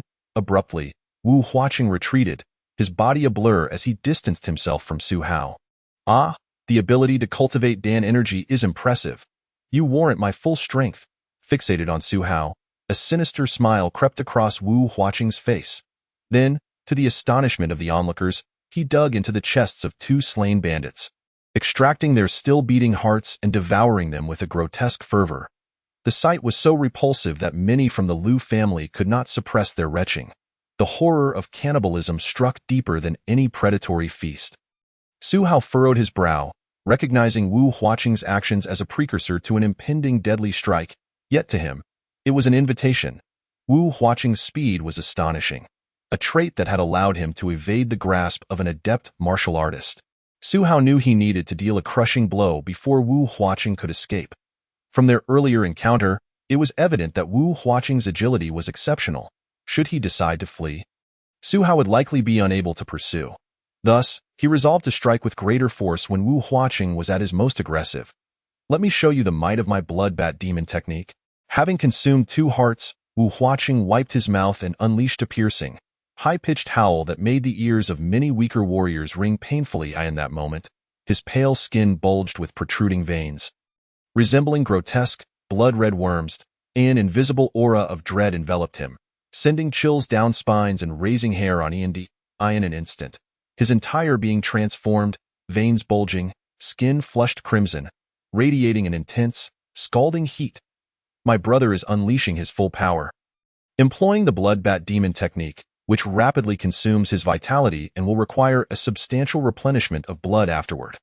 However, with so many warriors present, he can easily replenish his strength.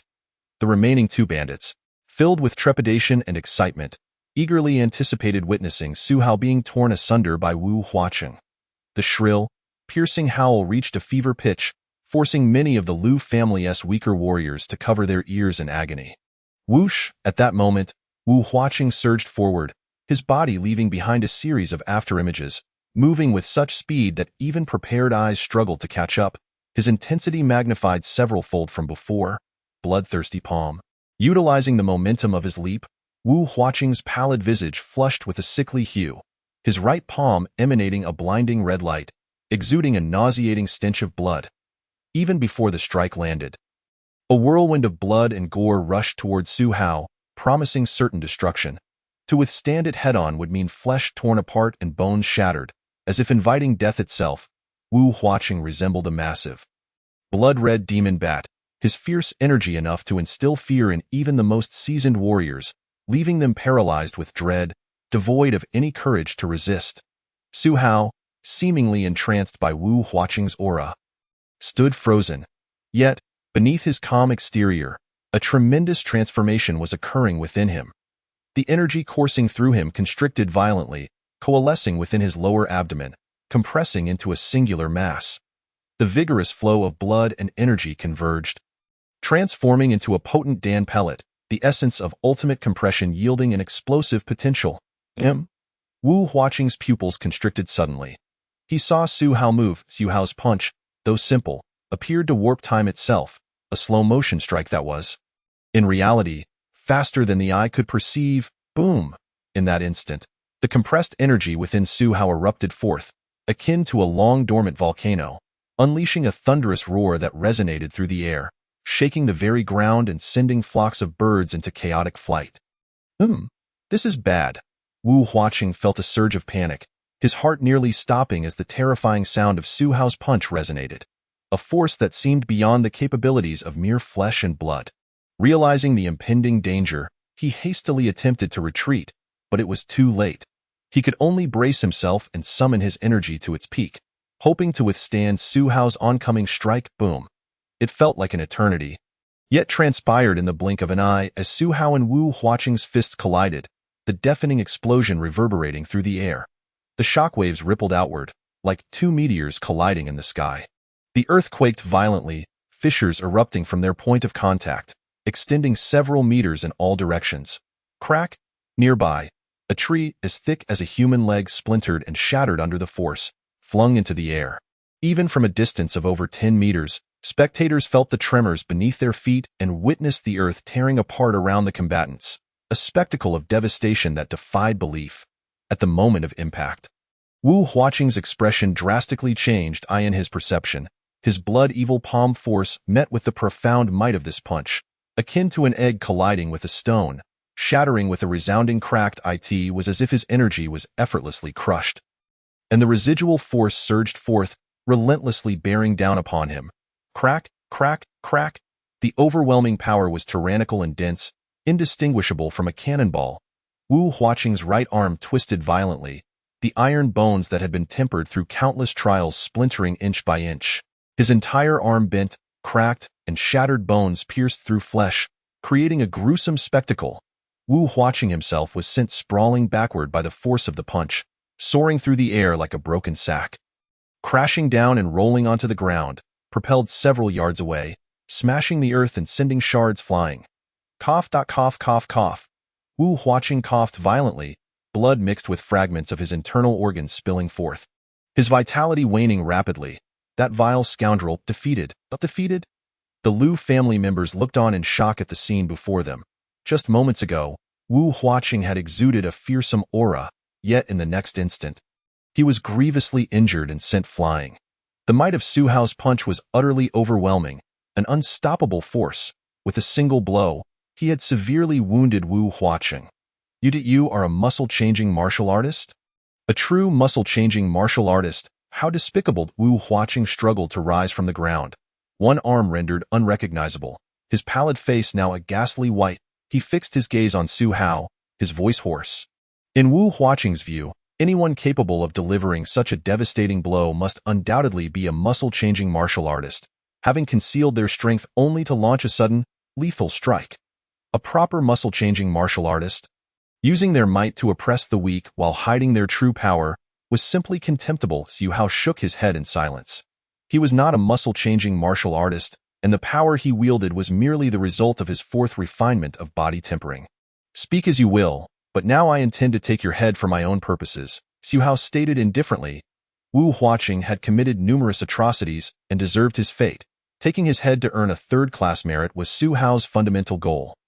Chapter 41.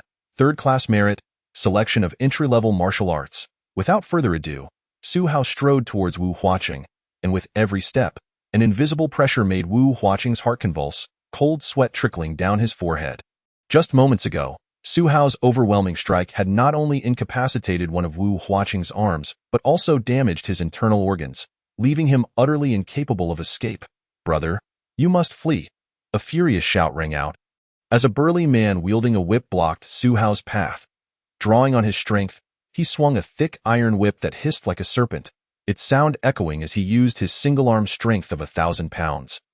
Capable of cleaving a man in two, however, facing this burly man's assault, Xu Hao remained unfazed, channeling his inner energy to compress the force rapidly, then unleashing it with a swift motion of his right palm. The gust of wind howled, reminiscent of a tempest. Crack, crack. The iron whip emitted a mournful groan under the unbearable strain, sparks flying as it shattered, sent spiraling back by Xu Hao's palm force. Sizzle, sizzle.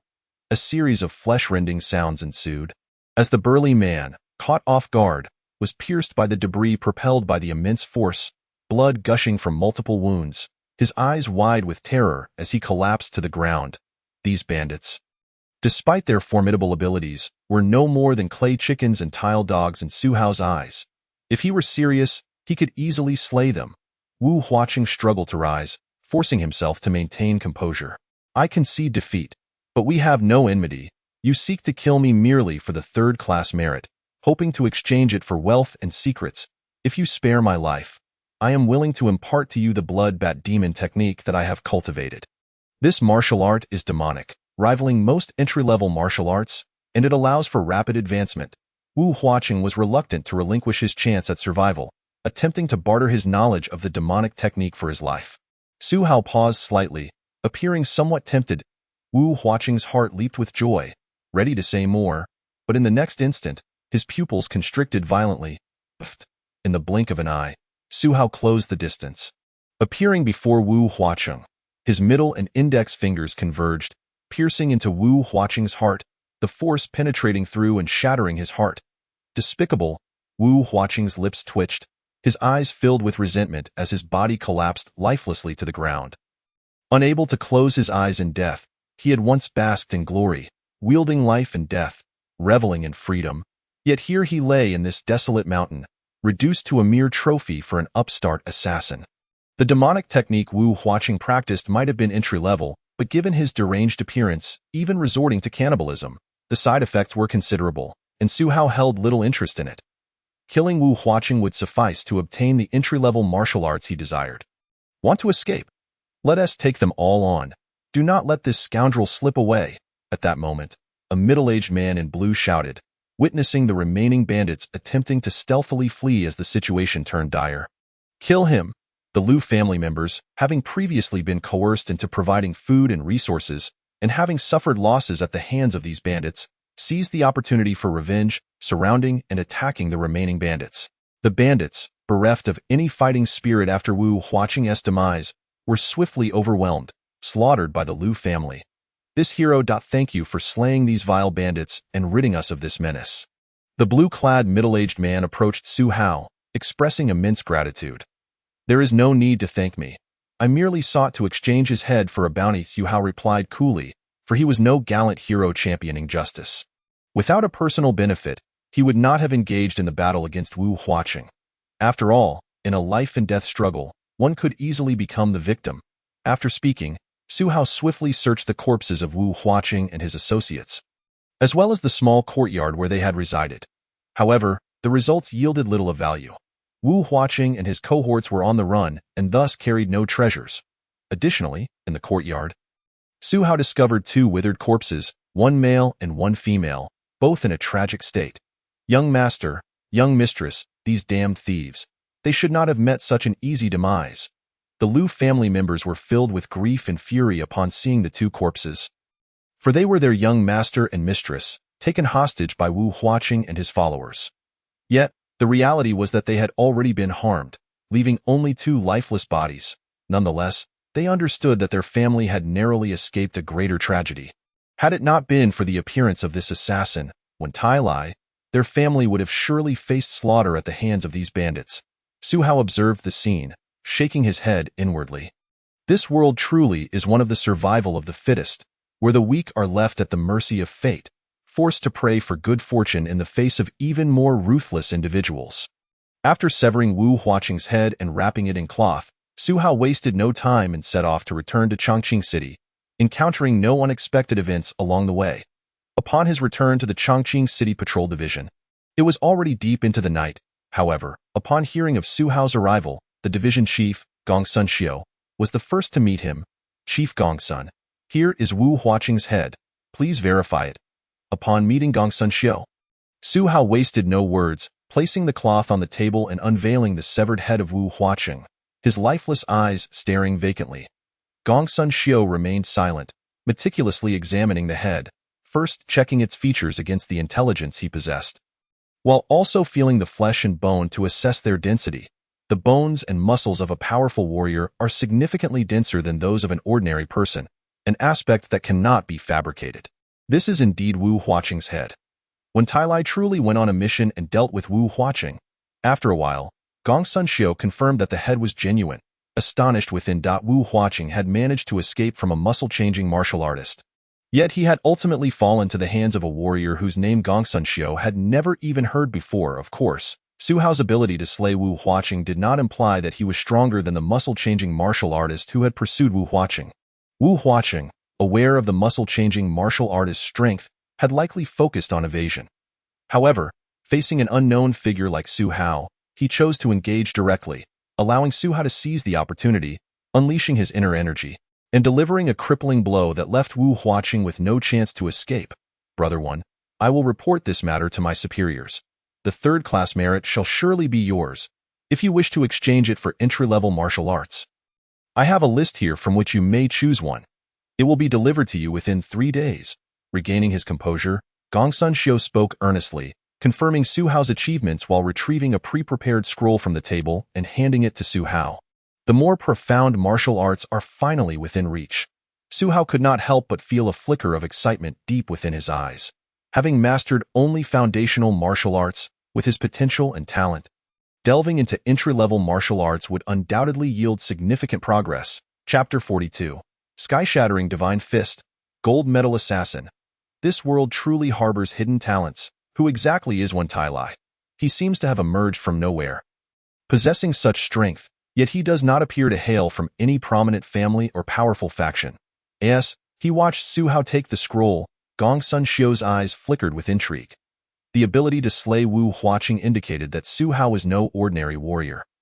Yet Gongsun Xiu had never heard of such a figure in Chongqing City. Moreover, judging from Su Hao's intense desire for the entry-level martial arts, it is evident that he does not hail from a powerful or prominent family. For otherwise, he would not take the perilous path of becoming a hired blade, risking danger to earn merits in exchange for martial arts manuals. However, Gongsun Xiu is a wise individual. As long as the other party is not an adversary, there is no need to delve too deeply into their background, lest it provoke unnecessary ire at this moment. Su Hao is perusing the scroll, a glimmer of contemplation crossing his face. The scroll offers only 3 lower-tier martial arts for exchange, namely the Dripping Rain Sword Technique, the Mad Demon Staff Technique, and the Void-Breaking Divine Fist. Among these 3 lower-tier martial arts, 2 pertain to weaponry, while 1 is a form of boxing. The scroll also contains descriptions of each martial art. The Dripping Rain Sword Technique emphasizes the principle of water dripping through stone, showcasing exquisite control over force to deliver the most formidable damage with minimal effort. The Mad Demon Staff Technique advocates a ferocious and frenzied spirit infused into the staff techniques, resembling a madman, thus wielding unmatched power. Lastly, the Void-Breaking Divine Fist piques Su Hao's interest considerably. This boxing technique, beyond its striking forms, emphasizes the application of force, capable of condensing energy to strike enemies from midair, seemingly missing the target while actually achieving perfect precision. However, mastering this Void-Breaking Divine Fist demands an exceptionally high level of energy from practitioners. Those who have only refined their energy a couple of times and merely grasped the basic and advanced forms would find it exceedingly difficult to even gain entry into its practice, let alone achieve minor or major success. I desire all three of these lower-tier martial arts. But if I must choose but one, the void-breaking Divine Fist is undoubtedly the most suitable for me.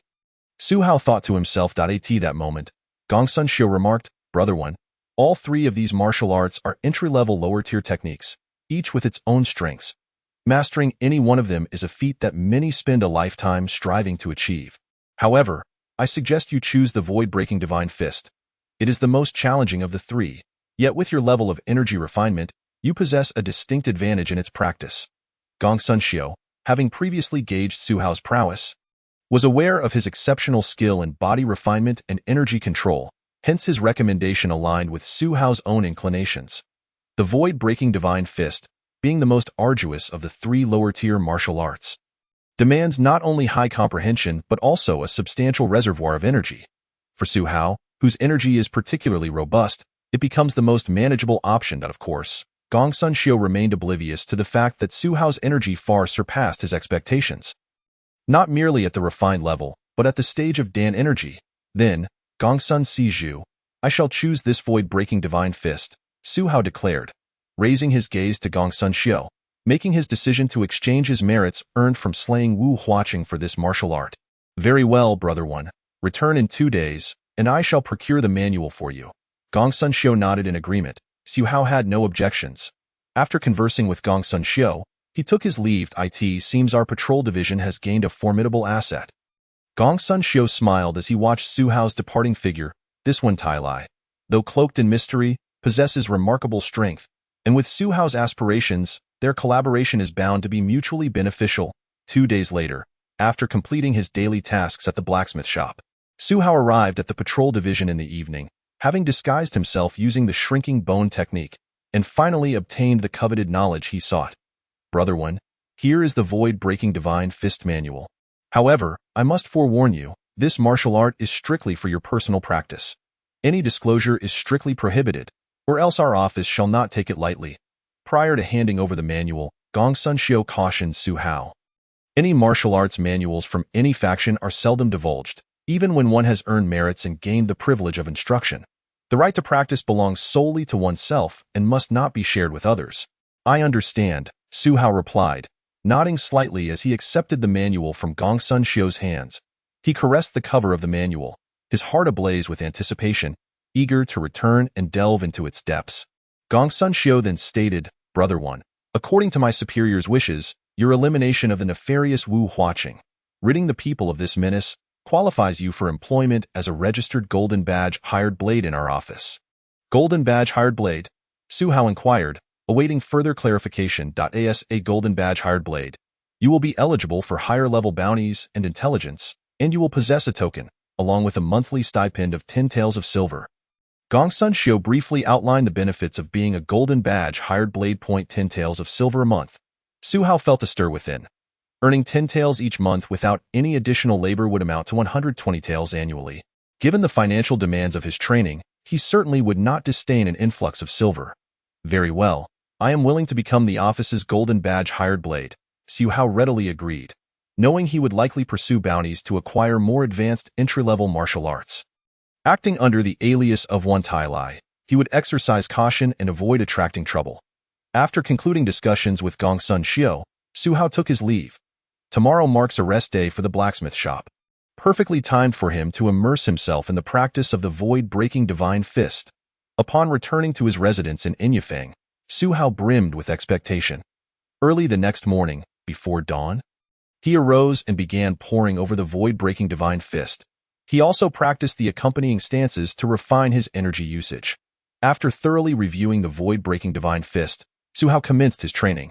Following the postures laid out in the manual, initiating the foundational stances, he positioned his feet firmly, arms relaxed at his sides, moving gently as he circulated his energy, adhering to the energy pathways of the void-breaking Divine Fist while executing the boxing techniques. Whoosh, whoosh. Each movement, each punch, initially felt awkward, yet by the second round, he began to find his rhythm. After an entire day's practice, Su Hao was already able to execute the complete set of the void-breaking Divine Fist. Such innate talent and comprehension are truly rare and astonishing. With his energy breaking through the void, Su Hao summoned his internal energy, delivering powerful and fierce punches and kicks. Crack, crack. The air resonated with explosive sounds akin to firecrackers as his fist brushed past a vertically positioned brick mere half an inch away. The force reverberated, shattering the brick into fragments, scattering it everywhere. Void-breaking Divine Fist, entry level, potential, 34 points, rare talent. 3 days later, Su Hao gazed at his attribute panel, now displaying the void-breaking Divine Fist. Marveling at his achievement, I have entered the realm of the void-breaking Divine Fist, and I have gained a point of potential upon entry, truly worthy of being an entry-level martial art. In just 3 days, he had mastered the basics of the void-breaking Divine Fist, resulting in a direct increase of 1 point in potential. It is noteworthy that with Su Hao's current potential, each point gained was akin to stacking boxes, progressively more challenging. Previously, he might only achieve a single point of increase after perfecting a foundational martial art. Chapter 43. Potential Transformation, Exceptional Talent. This void-breaking Divine Fist, when cultivated to a profound level, may very well enable my potential to break free from constraints and undergo a transformation. Su Hao's gaze burned with determination. The significance of the void-breaking Divine Fist for him was immense, fueling his resolve to diligently practice this martial art and pursue transformation. Su Hao's days gradually settled into a calm routine. Beyond his work at the blacksmith shop, he dedicated the remainder of his time to the study of the void-breaking Divine Fist. Thanks to Su Hao's exceptional potential and his 4 rounds of energy refinement, mastering this challenging martial art progressed at an astonishing pace. Within a month, he had advanced the void-breaking Divine Fist to a minor success, increasing his potential by 2 points to a total of 36. During this time, he had visited Gongsun Xiao, who had informed him of promising bounties at the patrol division, yet Su Hao refrained from accepting any, as achieving his own transformation was paramount. There was no need to complicate matters during this critical period of focused training. 3 months swiftly passed. In a desolate forest 10 miles from Chongqing City, Su Hao was diligently honing the void-breaking Divine Fist. Crack, crack, amidst the foliage, Su Hao's fists danced, trailing ethereal shadows, moving with the swiftness of lightning. His fist energy pierced through the air, and despite the surrounding flowers and grass being a couple of feet away, they exploded into fragments as if struck by an invisible force. The scene was nothing short of breathtaking, resembling a colossal beast in a wild frenzy. When his energy reached its zenith, Su Hao let out a low roar, abruptly condensing his fist energy and launching it at a tree trunk as thick as a thigh, 3 feet away. The intangible yet substantial fist energy condensed and surged forward, emitting a piercing whistle as it struck the tree with tremendous force. Crack! Instantly, the deafening sound of shattering echoed, sending pain through the eardrums, as the stout tree was struck down the middle, splintering into wooden shards and collapsing to the ground. This display was enough to leave onlookers wide-eyed and astonished. To break a tree trunk from 3 feet away with a single punch surpassed ordinary comprehension. The void-breaking Divine Fist had reached great success. At that moment, Su Hao felt a subtle tremor within himself. After 3 months of dedicated practice, he had successfully attained mastery over the void-breaking Divine Fist. This remarkable progress was astonishing. Wu Huaqing's demonic cultivation was comparable to entry-level martial arts and advanced rapidly. Yet he had only reached great success. Su Hao, in merely 3 months, had brought the void-breaking Divine Fist to its pinnacle, a feat entirely attributable to his innate qualities and his profound Dan energy.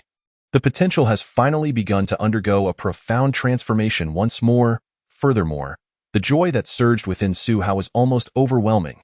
As the void-breaking fist reached completion, he distinctly sensed an unprecedented metamorphosis in his potential. A refreshing current ascended from within him, coursing through his flesh, brain, and even his spirit, as if his very soul had been purified and elevated, becoming increasingly crystalline and immaculate, with a mere flicker of thought. It felt as though he could observe himself and the mysteries and wonders of the surrounding world from a divine perspective. As this transformation gradually concluded, Su Hao reopened his eyes, and the world appeared entirely different to him.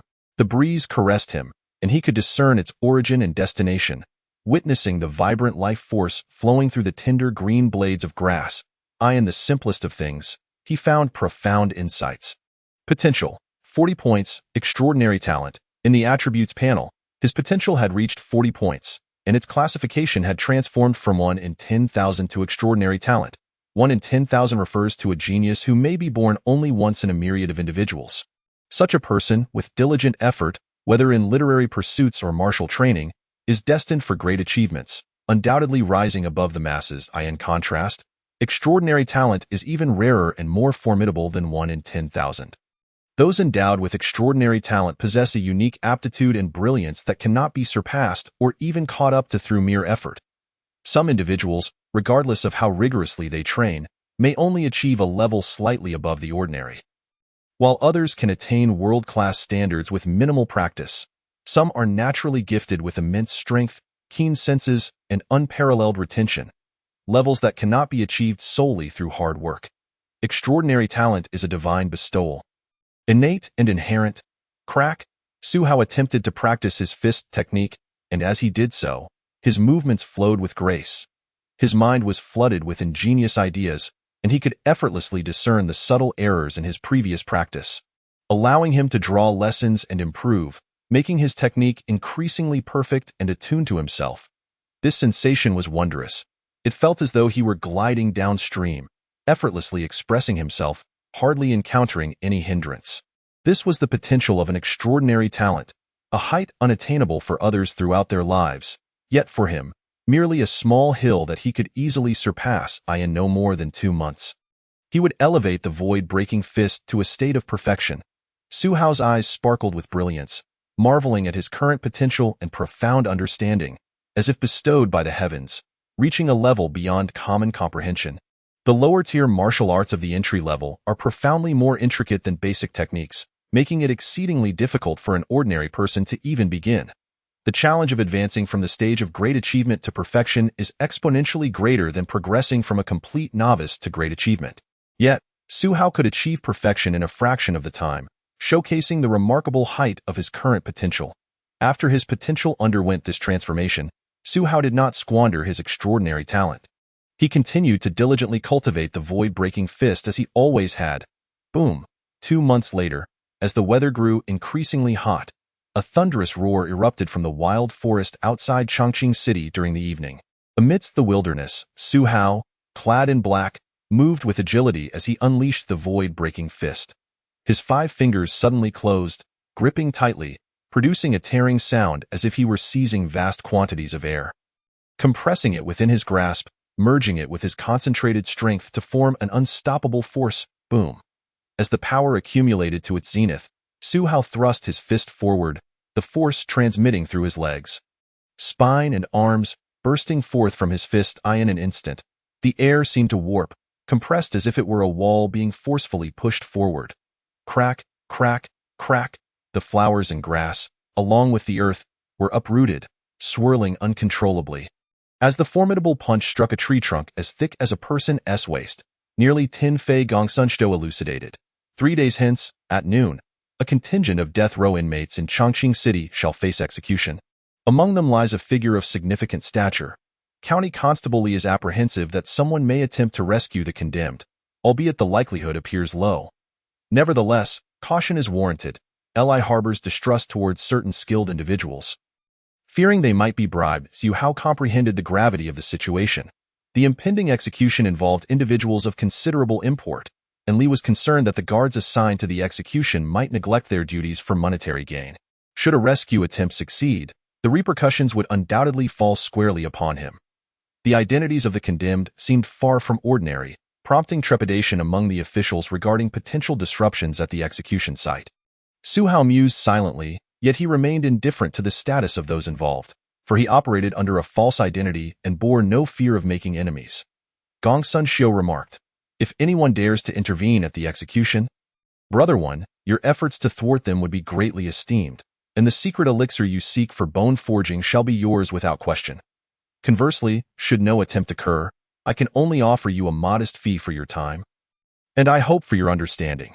The potentiality of an actual rescue was merely speculation, and thus Su Hao's role as a guard at the execution might ultimately prove unnecessary. It was simply a precaution. 3 days, you say? Very well, I accept this reward." After a brief contemplation, Su Hao nodded in agreement. Should an incident arise, he would seize the opportunity to vanquish the assailants and earn merit. If not, it would merely be a day of delay. Akin to a holiday, with Brother Wen present, even in the event of unforeseen circumstances, they can be effortlessly resolved. Upon hearing Su Hao's acquiescence, Gongsun Xiu expressed his delight and offered a few flattering words. The presence of the inscrutable one Tai Lai, a master of stealth, was akin to an added layer of insurance. Once their agreement was finalized, Su Hao took his leave on the evening of the following day. Within the forging workshop, Su Hao diligently swung his hammer, laboring over a weapon in his private forge. His skills were now refined, each movement executed with an effortless grace, and every step in the process was executed to perfection. Even an onlooker utterly unversed in metallurgy would perceive the artistry inherent in his craft. T last. Another exquisite weapon forged through rigorous craftsmanship. After completing the quenching, blade coating, and tempering processes, Su Hao examined the shimmering long knife in his grasp. A sense of satisfaction swelling within him, accompanied by a profound feeling of accomplishment. For Su Hao, forging was not merely a means of earning a living. Over the years, it had blossomed into a cherished hobby. For one must harbor love for their craft to traverse its path for the long haul. What a fine blade! Ah Hao, your forging skills have grown increasingly remarkable. At that moment, a voice of admiration resonated. Belonging to the brawny figure of Su Hanjin, the head of the forging workshop. "Manager Su, I've been feeling rather fatigued of late. I wish to take a day off tomorrow," Su Hao requested upon Su Hanjin's arrival.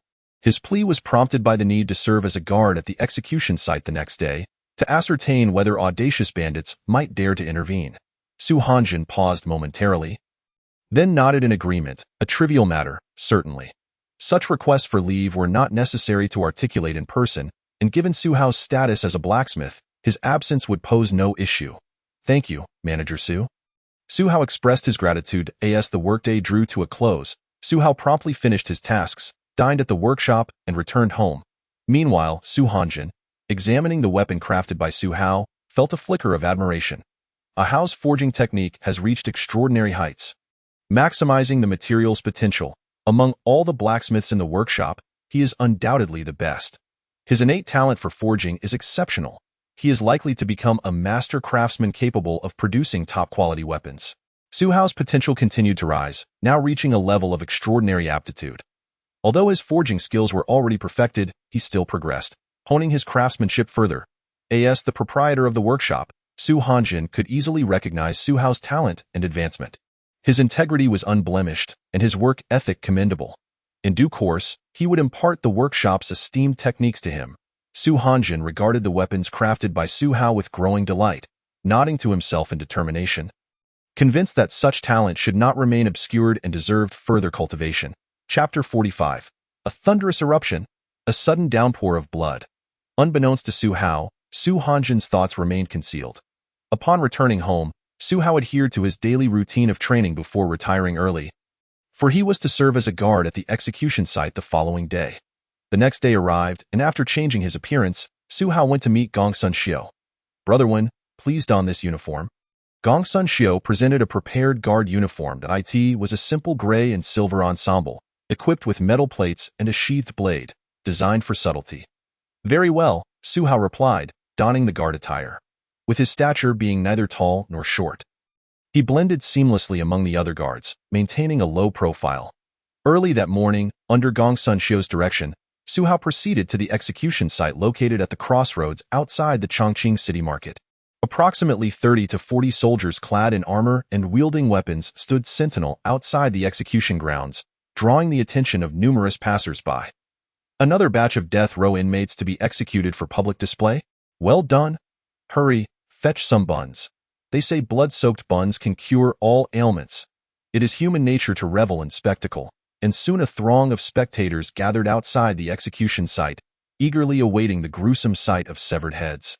Su Hao, dressed in soldier's garb, stood discreetly amongst the ranks of soldiers, remaining inconspicuous, as the crowd stirred slightly. A middle-aged man donned an official attire, exuding an air of authority, approached the execution platform, flanked by several guards. This man was none other than Li Shou, the county constable of Chongqing City. as the highest authority in the county, Li Shou presided over the execution with a stern demeanor. "Lordly, the time is nigh." A scholarly-looking man whispered into his ear. Glancing at the sky, Li Shou nodded slightly. "Commence. Bring forth all the death row inmates for verification and execute them publicly to serve as a deterrent," commanded the scholarly man, his voice resonating with authority. "Move." One by one, the prisoners, their heads shrouded in black hoods and shackles binding their limbs, were escorted onto the execution grounds by the soldiers. "Spare me! Spare me! I am innocent." Among the condemned, some cried out in terror, clinging to the hope of a miracle. Others, however, appeared numb, their movements akin to marionettes, as they were led to their fate and knelt before the executioner. Among them, Su Hao spotted one particularly striking figure. This inmate was exceptionally tall, and unlike the others, he was restrained with heavy steel shackles that clinked ominously with every step. Even his back bore silver needles, sealing his vital meridians and blocking his ability to harness energy. All these signs indicated that this prisoner was a notably dangerous individual, more perilous than a wild beast, necessitating such extreme restraints to prevent any unforeseen incidents. The towering inmate did not resist. Instead, he knelt down, his imposing figure standing out starkly among the others. He was precisely the prisoner Li Shou feared might incite a rescue. Su Hao recognized the man's identity with clarity. A masked executioner approached from the left, removing the hood from the first inmate, revealing a pallid, ordinary face. His eyes were vacant, teeth chattering, yet he remained silent, having accepted his grim fate. "Execute." As Li Shou perused the roster in his hands, he scrutinized the inmates' features, confirming their identity, and nodded to signal his consent. Slice. With a swift motion, the executioner raised his blade, tearing through flesh and sinew, and the prisoner's head fell, rolling on the ground, while the lifeless body crumpled, blood pooling beneath it like a stream. Quick. Blood buns can cure all ailments. Numerous bystanders rushed forward with buns to soak in the blood, some seeking remedies for their ailing kin, others intending to sell the so-called blood buns.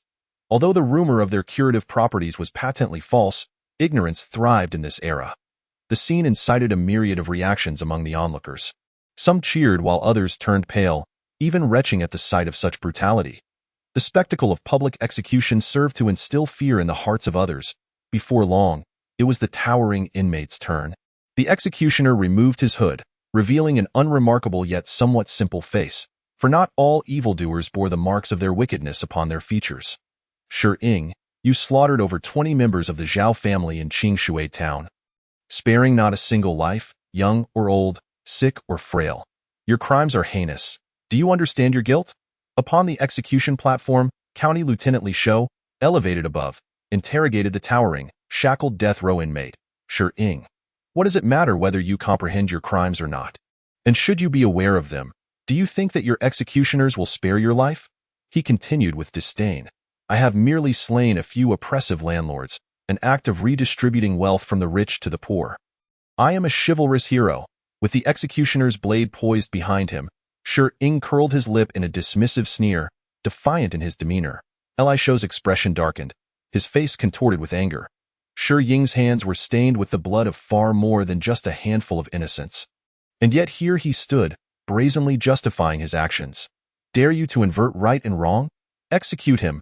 Li Shou hurled a command token, bellowing, "Execute!"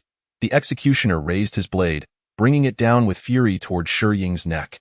However, the kneeling Shi Ying suddenly strained against his restraints, the iron chains clanking loudly, and the two men holding him were forcefully pushed aside. The blade did not strike his neck, but rather his hardened skull.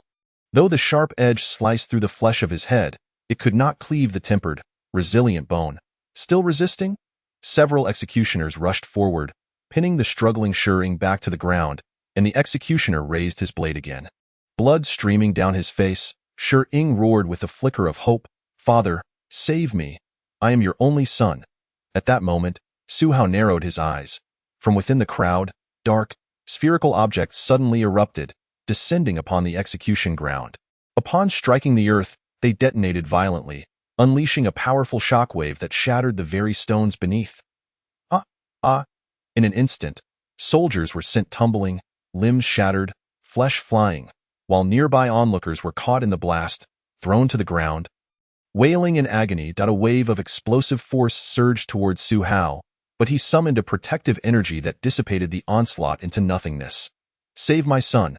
A thunderous roar erupted, and from the throng emerged a group of cloaked figures. Their faces obscured but their features fierce. They've arrived. The glint in Su Hao's eyes ignited. Li Shou had feared that someone might audaciously attempt to breach the execution, and now that fear had materialized. For Su Hao, however, it was an excellent opportunity to vanquish thieves and secure the coveted bone-forging elixir. Chapter 46, The Diamond Gate. Shi Taizhan, help me. The scene was chaotic. Some nearby civilians were thrown to the ground by the shockwave of the explosion, while others, terrified, began to wail in fright. They had never anticipated that merely spectating in Chongqing City would draw the ire of such audacious robbers. "Protect County Lieutenant Li," a soldier clad in silver armor shouted. And a multitude of guards surged to encircle Li Shou, their faces etched with uncertainty. For these soldiers, it was clear that those daring enough to raid the execution ground were not ordinary foes.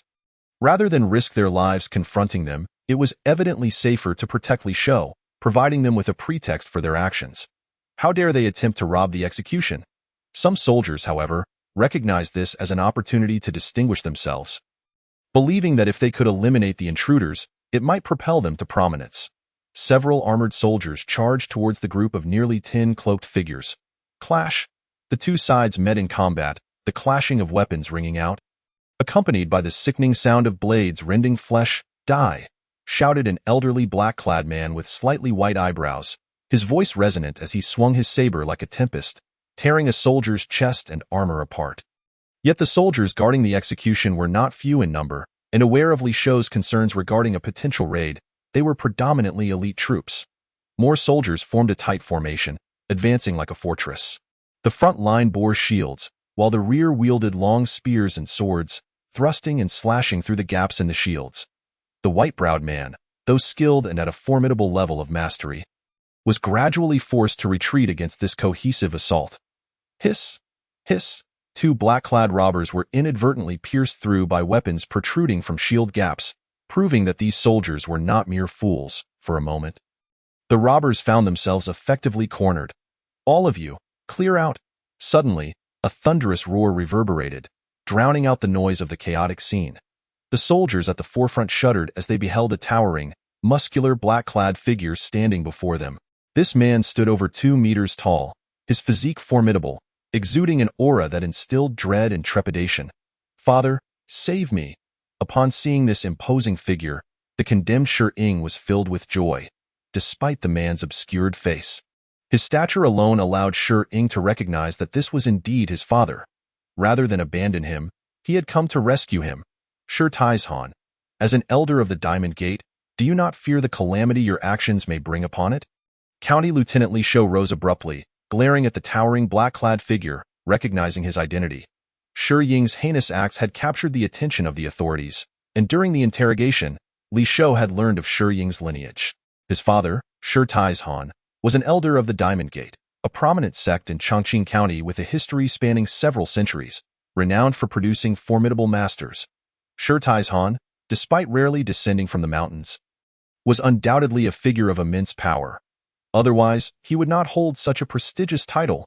"Li County Lieutenant," Shi Taizhan spoke gravely, "I recently severed my ties with the Diamond Gate and am now merely a father. My son has indeed erred, but he has only extinguished the lives of insignificant insects. I implore you to spare him. I shall ensure he engages in deep reflection and sincere repentance." Li Shou's brow furrowed. Shi Ying had taken countless lives, committing unspeakable atrocities, yet Shi Taizhan referred to them merely as crushed insects. "My duty compels me," Li Shou replied coldly. "Shi Ying's fate is sealed. He must face justice. And your attempt to raid the execution is a crime that cannot be absolved. Seize them all. Those who resist shall be slain without exception. Understood." The soldiers, forming a battle array, surged towards Shi Taizhan. Their defense and offense melded like a hedgehog, making them nearly impossible to penetrate. "Those who obstruct me shall perish."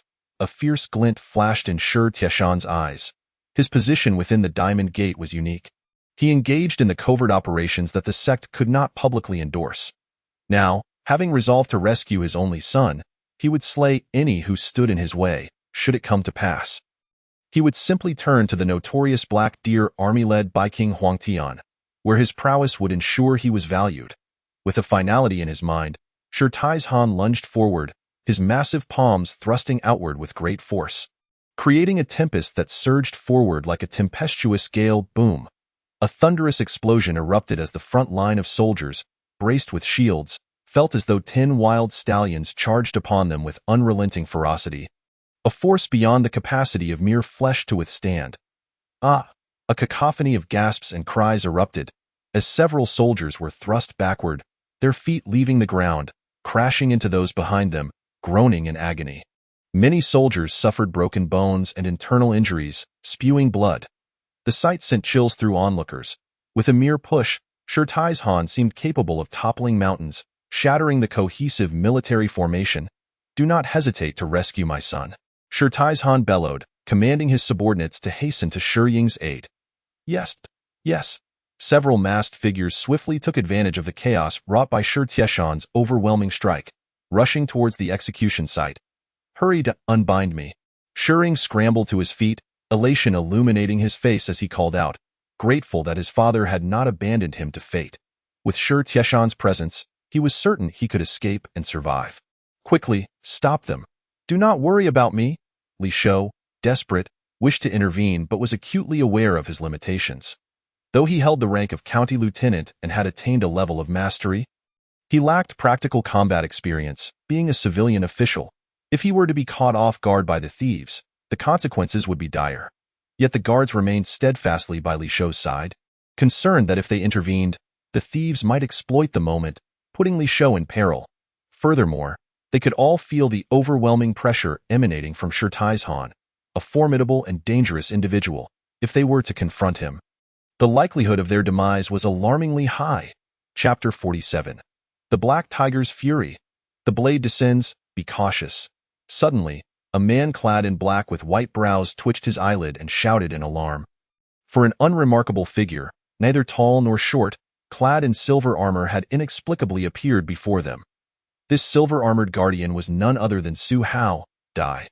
The group of black-clad men, seeing someone dare to obstruct their path, unhesitatingly brandished their blades, intent on dismembering Su Hao. With a roar, Su Hao's hand, which was resting on the hilt of his sword, suddenly moved. With a resonant clang, accompanied by a deafening tiger's roar that seemed to explode directly within the confines of their minds. A momentary dizziness enveloped those present. The Black Tiger Blade technique, a fearsome martial art imbued with a chilling aura, was known for overpowering the weak. The sheer ferocity of its strikes could instill terror in the hearts of men, leaving them paralyzed with fear and unsure of how to resist. In the next instant, a chilling, dark blade flashed through the air, akin to a black tiger descending the mountain, its momentum irresistible and ferocious, slicing neatly through the necks of two black-clad men who had been momentarily stunned. Blood erupted in torrents as they clutched their throats, yet were powerless to stem the flow, collapsing limply to the ground.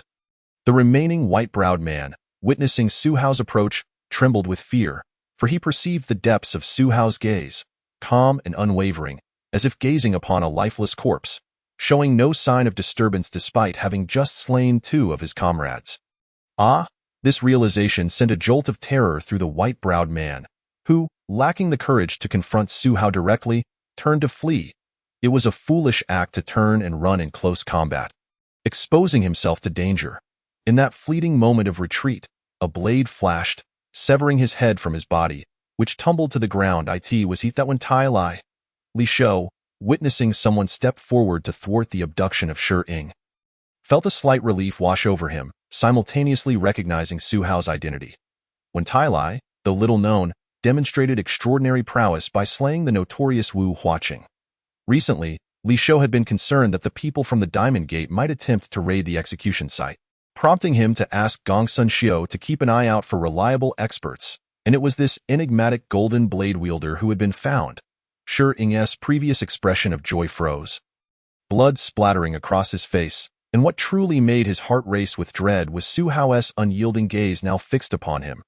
Then let me take your head. Su Hao's eyes glinted with unmasked coldness. The executioner had failed to behead Shi Ying, and with Shi Taizhan leading a group to forcefully storm the execution site, chaos ensued, leaving few able to attend to Shi Ying, given Shi Ying's heinous crimes. And since Su Hao had accepted the bounty issued by the authorities, he would not allow Shi Ying to be successfully taken away. Execution was the only fitting outcome. No, please don't kill me. Otherwise, my father will never let you go. He will have you torn to shreds.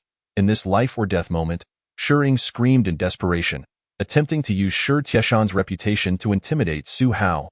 However, Su Hao paid no heed to Shi Ying's threats. His sole purpose was to eliminate Shi Ying, along with Shi Taizhan and his men who intended to raid the execution site, without concern for anything else. Stop. Spare him, Shi Taizhan, who had been effortlessly swatting away soldiers attempting to encircle him, caught sight of Su Hao raising his weapon against Shi Ying from afar and shouted desperately, hoping to intervene. But it was too late. Su Hao's long blade fell. No, Shi Ying howled in a frenzy. Yet bound as he was, he could not evade Su Hao's relentless strike, and in a moment of sheer terror, he felt the blade sweep across his neck. Shi Ying collapsed to the ground. His head severed from his body, blood oozing from the severed neck and pooling beneath him, creating a small stream, the metallic scent of blood filling the air. This wicked individual, who had relied on his strength to mercilessly kill the innocent, ultimately met his demise. A brief silence enveloped the scene. Who is that soldier? He has killed Shi Ying. Such audacity, but I fear for his fate. Observers, including soldiers and martial artists surrounding the execution site, recognized the significance of the moment. The unremarkable soldier's execution of Shi Ying brought a sense of justice, yet they were acutely aware of Shi Tieshan's presence. He had risked everything to rescue Shi Ying. And now, witnessing his son's death, how could he possibly let the killer go unpunished? Indeed, thief, I shall kill you. After a moment of stunned silence, a thunderous roar erupted, belonging to Shi Taizhan, who, witnessing Su Hao's disregard for his cries as he executed Shi Ying, felt his rage boil over. He ripped off the black cloth obscuring his face, revealing a rugged visage flushed with fury, his eyes bloodshot. With a thunderous roar, Shi Taizhan charged at Su Hao, his massive frame shaking the ground beneath him. Akin to a rampaging titan, unstoppable, soldiers instinctively recoiled at the sight of the approaching behemoth. It was not cowardice, but a primal fear of death that compelled them to step aside, for they knew that to obstruct his path would mean a gruesome end. As Shi Taizhan, towering over 2 meters, barreled toward him, Su Hao felt a surge of exhilaration. Let us stretch our muscles. It had been nearly half a year since he had last engaged in combat, and confronting a master like Shi Taizhan ignited a fervor within him, his blood boiling with anticipation. The reason for executing Shi Ying before Shi Taizhan was to provoke him, ensuring that Shi Taizhan would not entertain thoughts of retreat, but rather engage in a fierce battle to the death. Black Tiger Blade Technique.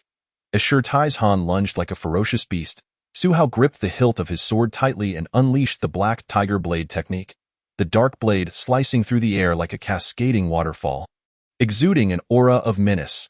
Facing the oncoming blade, Shi Tieshan's bloodshot eyes widened as he brought down his massive palm with a thunderous clap, the wind howling in response.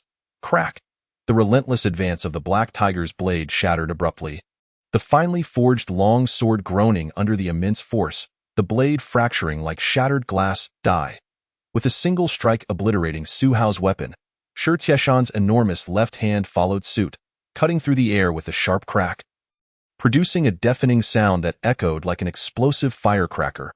Long before the palm reached its target, an overwhelming pressure bore down upon Su Hao, as if the very air were striving to suffocate him. The ferocity exhibited by Shi Taizhan surpassed that of Wu Huaqing by leagues. Come on, Su Hao, far from being frightened, felt invigorated. It was precisely such a formidable adversary that stirred his blood. Chapter 48. The Master of Muscle Transformation. 100 foes. Shi Tieshan's furious palm strike, capable of twisting flesh and bone, would surely contort even metal. Soft Cloud Palm. In response to Shi Tieshan's fierce onslaught, Su Hao chose to adopt a strategy of yielding to strength with softness. As he moved his hands, a gentle force, as soft as clouds, emanated from him, contrasting sharply with Shi Tieshan's brute strength. Boom! In the next instant, Their palms collided, and at the moment of impact, the two opposing forces clashed, sending shockwaves that rippled outward, distorting the very air, and whipping up a tempest that caused the banners at the execution site to billow furiously. Su Hao felt the weight of Shi Taihan's blow as terrifyingly heavy, both hard and ferocious, akin to a solid iron block. Though his soft cloud palm was perfected, it could not entirely dissipate the power of Shi Tieshan's strike. Thunk!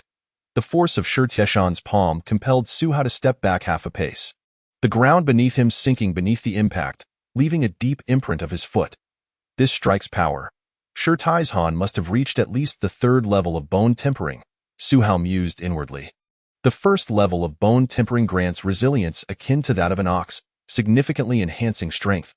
The second level transforms bones to copper, vastly improving resistance to impact. The third level, iron bones, bestows immense strength and explosive power.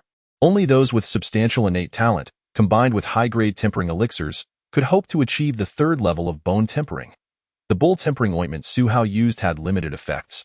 He had already reached the second level and found it difficult to progress further, necessitating a more advanced tempering elixir. Die!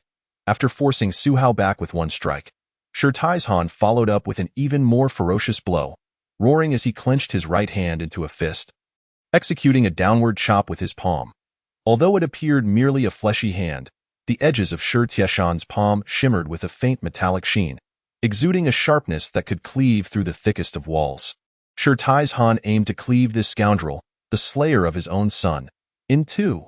Su Hao remained utterly unfazed, channeling his internal energy once more to intercept with the soft cloud palm, his arms moving fluidly as if enveloped in a soft, swirling mist. Boom!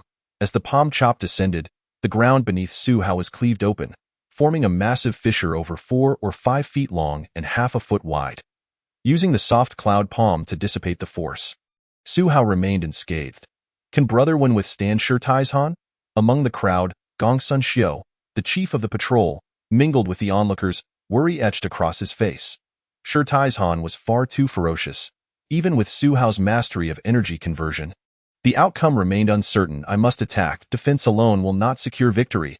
Having deflected Shi Tieshan's powerful palm strike, Su Hao resolved to shift from defense to offense. Upon witnessing the scene, Su Hao unleashed a barrage of strikes with both hands, his left hand open as a palm and his right hand clenched into a fist, executing a rapid and slow rhythm, each with a distinctly different force. The palm's energy was soft yet firm, while the fist carried an unyielding ferocity. Simultaneously, he manifested the techniques of the soft cloud palm and the diamond fist. With Su Hao's innate talent and comprehension, employing both techniques concurrently was a mere trifle in response to the incoming assault. Shi Taihan extended a massive hand to meet the advancing palm.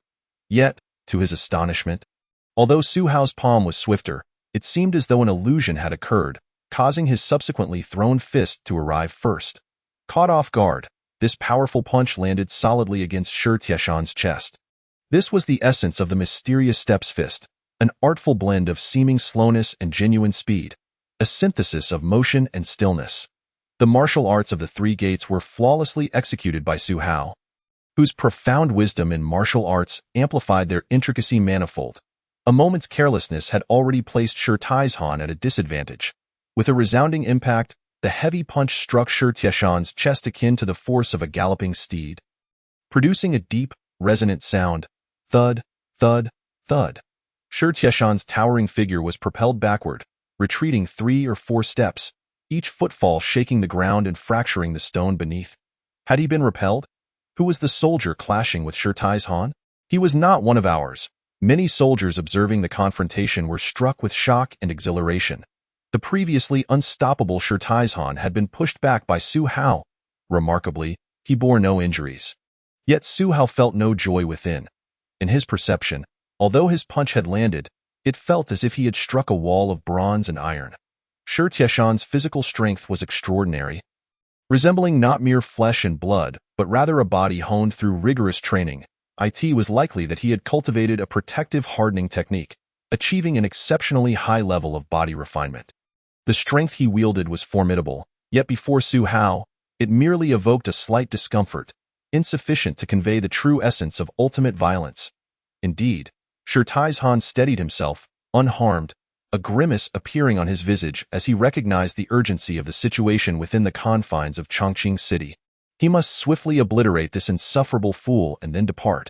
Suddenly, Shi Tieshan's robust physique emitted a series of sharp sounds, akin to a taut bowstring, crisp and melodious, while his aura surged exponentially. What? This is not good. The onlooking Gongsun Xiu perceived the alarming sounds emanating from Shi Taizhan, causing his pupils to constrict with foreboding. This is muscle strength? Shi Taizhan is a practitioner of the muscle transformation technique.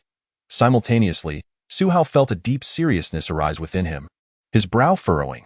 Muscle strength is a means only accessible to practitioners of the muscle transformation technique. Refining strength, fortifying bones, transforming muscles, and cleansing marrow. The difficulty of entering the muscle transformation realm is an order of magnitude greater than that of entering the bone refinement realm. This stage refines the body's meridians. Should these meridians become weak and suffer damage or rupture, one risks becoming a cripple. Throughout history, many martial artists have encountered mishaps while attempting to break into the muscle transformation realm, only to regret their actions too late. Yet the risks are great, for those who succeed in entering the muscle transformation realm experience a dramatic surge in power, their meridians becoming resilient and bowstring-like, permitting the utilization of muscle strength, allowing their strikes to pierce through rock with ease. Moreover, their expanded meridians enable them to output strength multiple times over. Each practitioner of the muscle transformation technique is akin to 100 men in battle. Shi Taizhan is a master who has ascended to the muscle transformation level, which explains his audacity in attempting to seize the execution ground. With a resolve for swift resolution, Shi Taizhan unleashed his muscle strength. Death? A deafening roar erupted, and as the sound reached their ears, Shi Taizhan combined the power of his muscles, bones, and flesh, launching a punch that tore through the air like a released arrow, seemingly closing the distance in an instant. Aimed directly at Su Hao's head, the ferocity of this assault and its speed were such that even a martial artist of considerable prowess would struggle to react in time to evade. As Shi Tieshan's fist was unleashed, Su Hao instinctively sensed a prickling awareness at the back of his head, prompting him to employ the 8 steps to chase the cicada technique, swiftly shifting sideways a short distance. Whoosh! Shi Tieshan's arrow-like punch grazed past Su Hao's face, leaving him with a stinging sensation. A strand of hair severed by the fierce wind. Chapter 49. The Golden Bell Shield. The air-shattering divine fist. The peril in that fleeting moment went unnoticed by others. The surrounding soldiers and onlookers could only observe Shi Taizhan approaching Su Hao as if he were traversing mere inches, delivering a punch akin to a flying arrow. Yet it merely struck Su Hao's afterimage. Dodge. Come here. The controlling crane hand. A fierce glint ignited in Shi Tieshan's eyes. As an elder of the Diamond Sect who had undertaken numerous arduous tasks, he had acquired a muscle shield pill, enabling him to successfully enter the muscle transformation realm. Compared to bone refinement practitioners, the difference was akin to that between an adult and a child.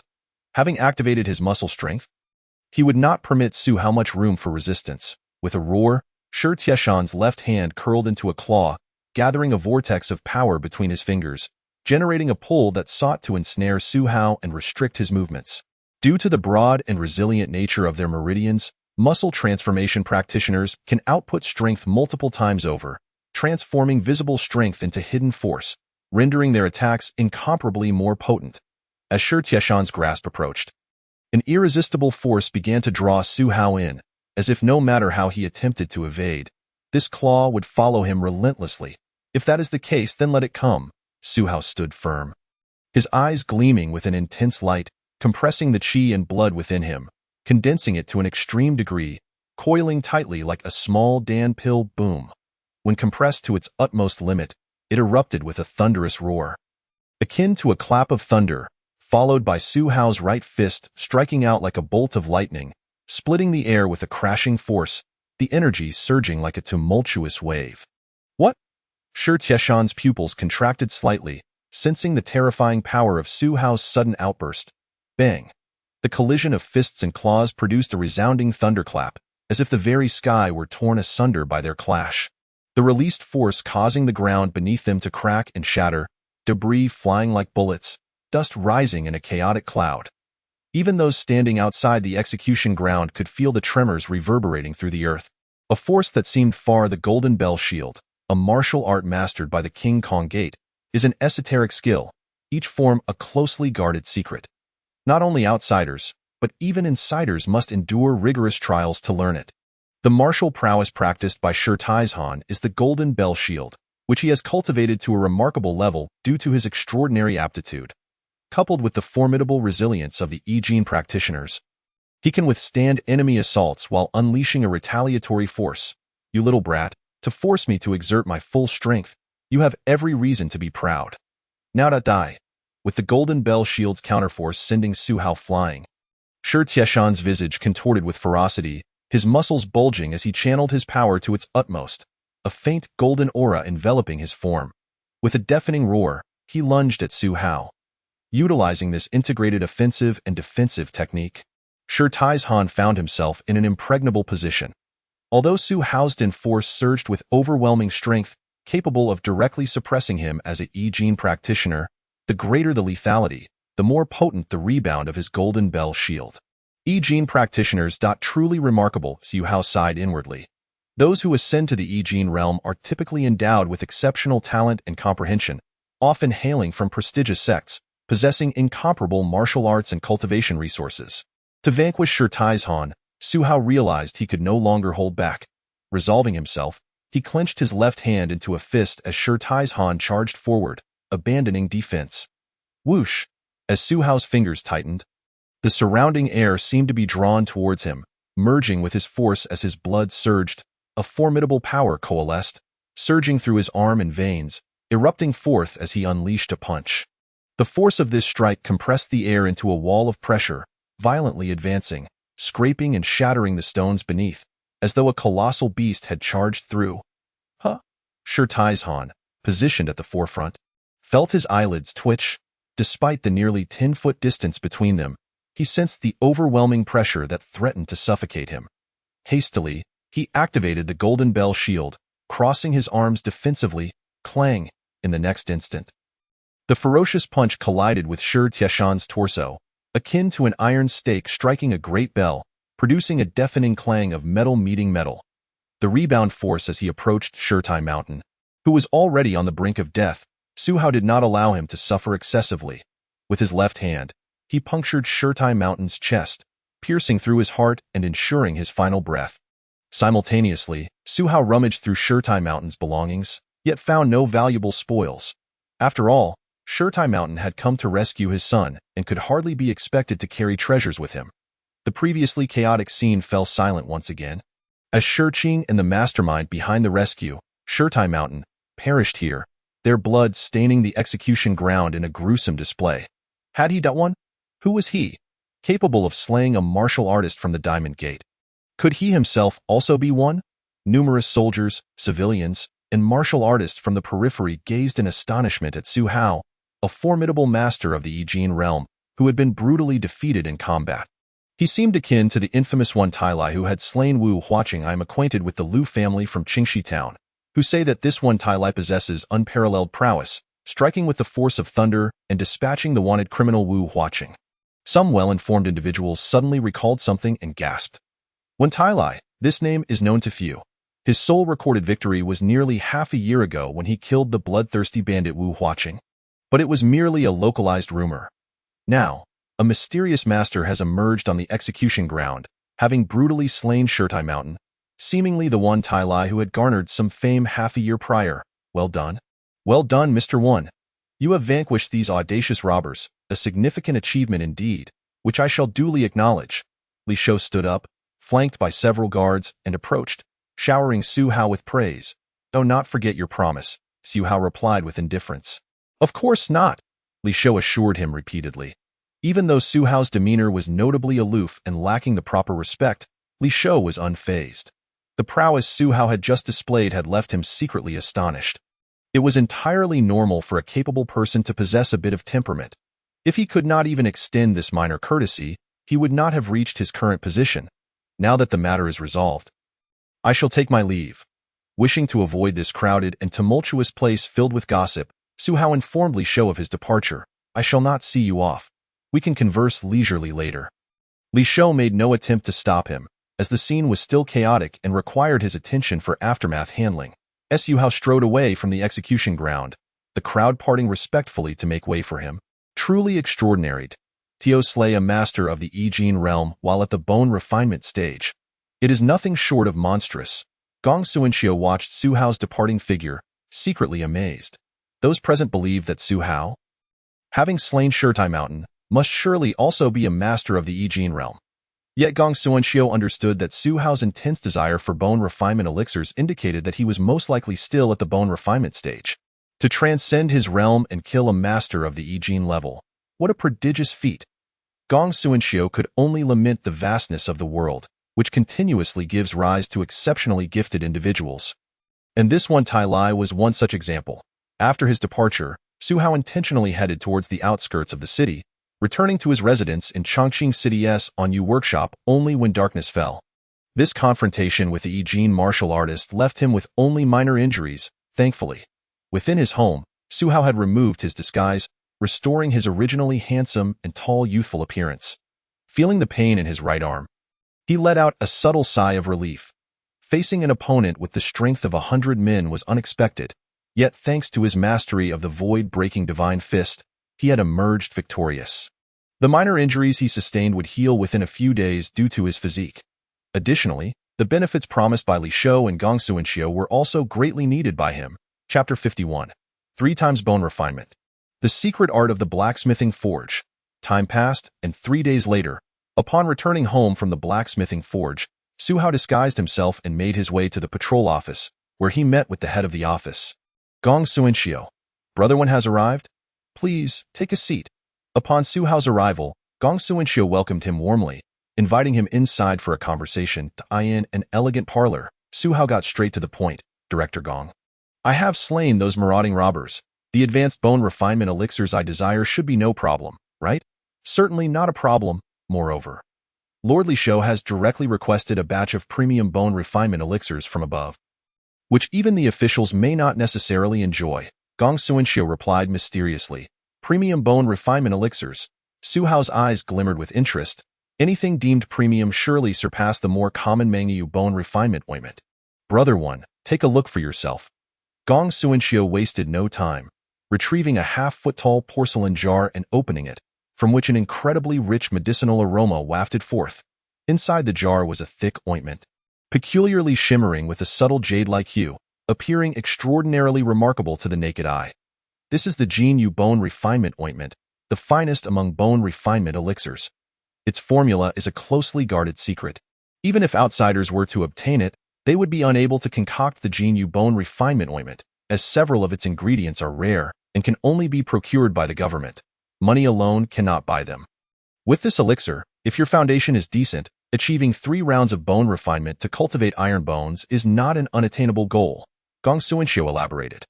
The Mangyu Bone Refinement Ointment assists an individual in completing a single round of bone refinement, which is already its upper limit. Given Su Hao's superior foundation and robust absorption of medicinal power, he could manage to complete 2 rounds. However, this Jinyu Bone Refinement Ointment can assist in achieving 3 rounds of bone refinement, resulting in iron bones. The value of the Jinyu Bone Refinement Ointment is quite significant. Li County Lieutenant expended considerable effort and managed to acquire only 20 doses. Each dose's potent effects can last an ordinary bone refinement martial artist several months, sufficient for you. Brother one, to easily complete 3 rounds of bone refinement, Gong Suanxiu stated, revealing a box on the table containing jars of Jinyu Bone Refinement Ointment, a total of 20 jars, that is quite valuable. Su Hao expressed his gratitude, though this was rightfully his due. Nevertheless, from Gong Suanxiu's repeated emphasis on the preciousness of the Jinyu Bone Refinement Ointment, it was evident that Li Shou had exerted himself to provide him with the utmost benefits. Upon witnessing this, Gong Suanxiu also smiled, recognizing that even within a contractual relationship, cooperation endures only when both parties are willing to give their best effort. After a pleasant conversation with Gong Suanxiu, Su Hao took his leave, carrying the 20 doses of Jinyu Bone Refinement Ointment with him. As he returned home, gazing at the jars of premium medicinal ointment, a glimmer of anticipation crossed his face. At last, he could enhance his bone refinement realm. What heights could these 20 doses of premium bone refinement elixirs help him achieve? It must be noted that Su Hao had undergone 4 rounds of energy refinement. His efficiency in absorbing the medicinal power far surpassed that of ordinary martial artists, and his innate potential was of an extraordinary caliber, with comprehension and foundation that transcended the capabilities of the average person. The same dose of bone refinement elixir that might yield 1 unit of effect for others could yield 8 or even 10 for Su Hao. His refinement and absorption of the medicinal power could not even be compared. Just like certain flowers and fruit trees that, given the same nutrients, grow larger and more vibrant than others.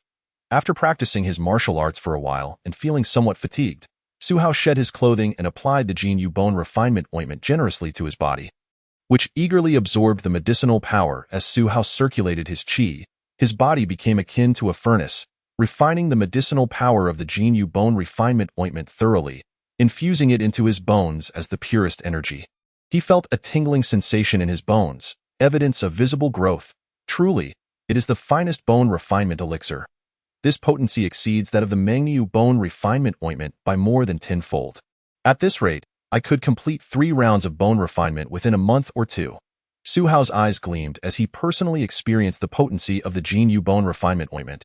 Understanding why Gong Suanxiu had repeatedly emphasized its value, the strength of its medicinal power was incomparably greater than that of the previous Mengniu bone refinement ointment, like the difference between a bicycle and a sports car.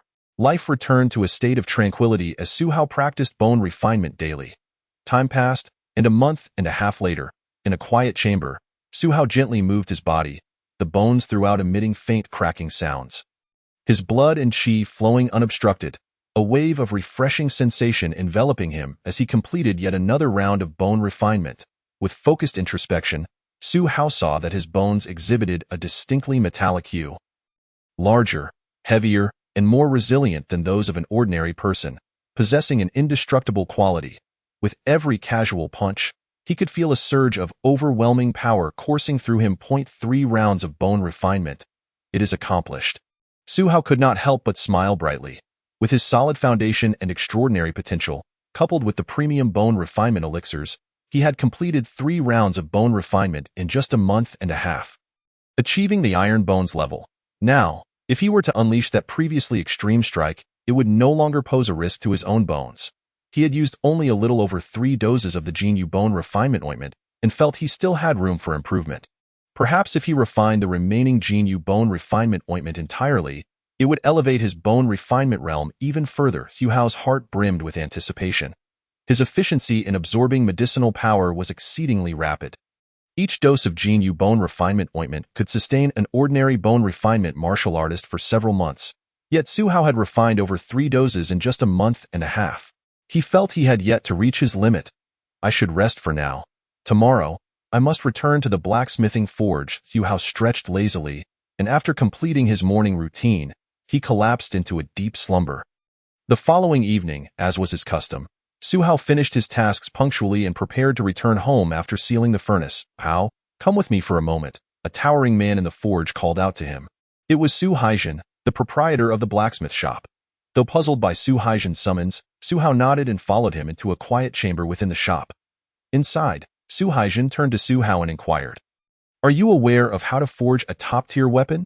A top-tier weapon transcends the ordinary refined weapons, regarded as divine arms capable of slicing through iron as if it were clay. Often passed down through generations, many blacksmiths aspire to forge such masterpieces and attain the status of master craftsman. After a moment of contemplation, Su Hao responded, "It requires exceptional materials. A skilled artisan cannot create a meal without rice." And the same principle applies to forging weapons. A good blacksmith can maximize the potential of their materials, yet one cannot expect to transform a piece of mundane iron into a legendary weapon. Thus, superior materials are essential for crafting divine arms. Indeed, Su Haijin affirmed with a nod, then shifted the conversation, but that alone is insufficient. As the saying goes, to forge iron, one must be strong oneself. No matter how skilled an ordinary blacksmith may be, how can they possibly forge divine weapons? Su Hao wholeheartedly agreed. Forging is a labor-intensive endeavor, and without physical prowess, one would struggle even to shape fine iron, let alone create superior weapons. Consequently, every master blacksmith is essentially a practitioner of martial arts, not necessarily for combat, but to enhance their forging capabilities, as physical strength is fundamental to everything. I have studied a martial art that assists in forging. You must have practiced martial arts as well. How? Su Haijin looked at Su Hao. Given Su Hao's demonstrated strength, being able to forge several refined weapons within a month clearly indicated he had trained in martial arts. Otherwise, he would lack such physical capacity. Yes, I began practicing martial arts in recent years and have achieved some minor success. Su Hao replied candidly, recognizing there was no need for concealment. In truth, nearly every blacksmith in the shop had some martial training, and due to the lucrative nature of their work, they had ample resources, with many boasting a solid foundation in physical conditioning. Observing Su Haijin's commanding presence, it was evident that his accomplishments in martial arts were substantial, allowing him to manage such a large enterprise. One cannot maintain wealth without power. You have been with us for a year or two now, and your forging talent likely surpasses mine. It is time for you to learn our shop's secret technique. This martial art will enhance your forging skills significantly. Are you willing to learn? Su Haijin, being a forthright individual, cut to the chase after their conversation. You wish to impart your martial art to me? Su Hao was taken aback, never having anticipated that Su Haijin's reason for calling him was to teach him a martial art.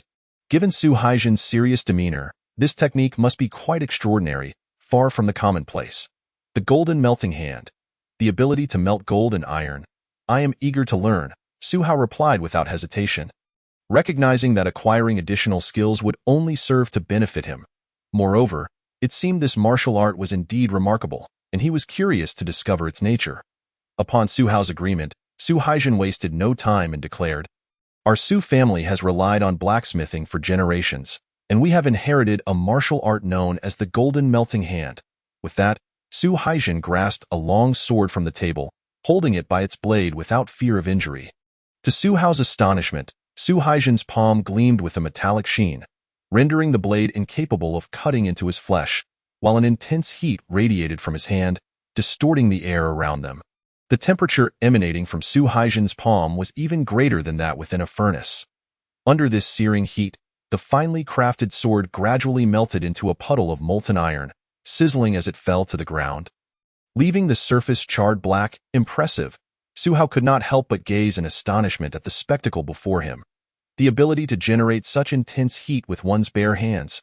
A finely forged sword could be melted in mere moments. This was a martial art of a remarkable caliber, rivaling the skill of the void-breaking fist. In that instant, Su Hao comprehended that Su Haijin's golden melting hand was no ordinary foundational martial art, but rather one of significant mastery.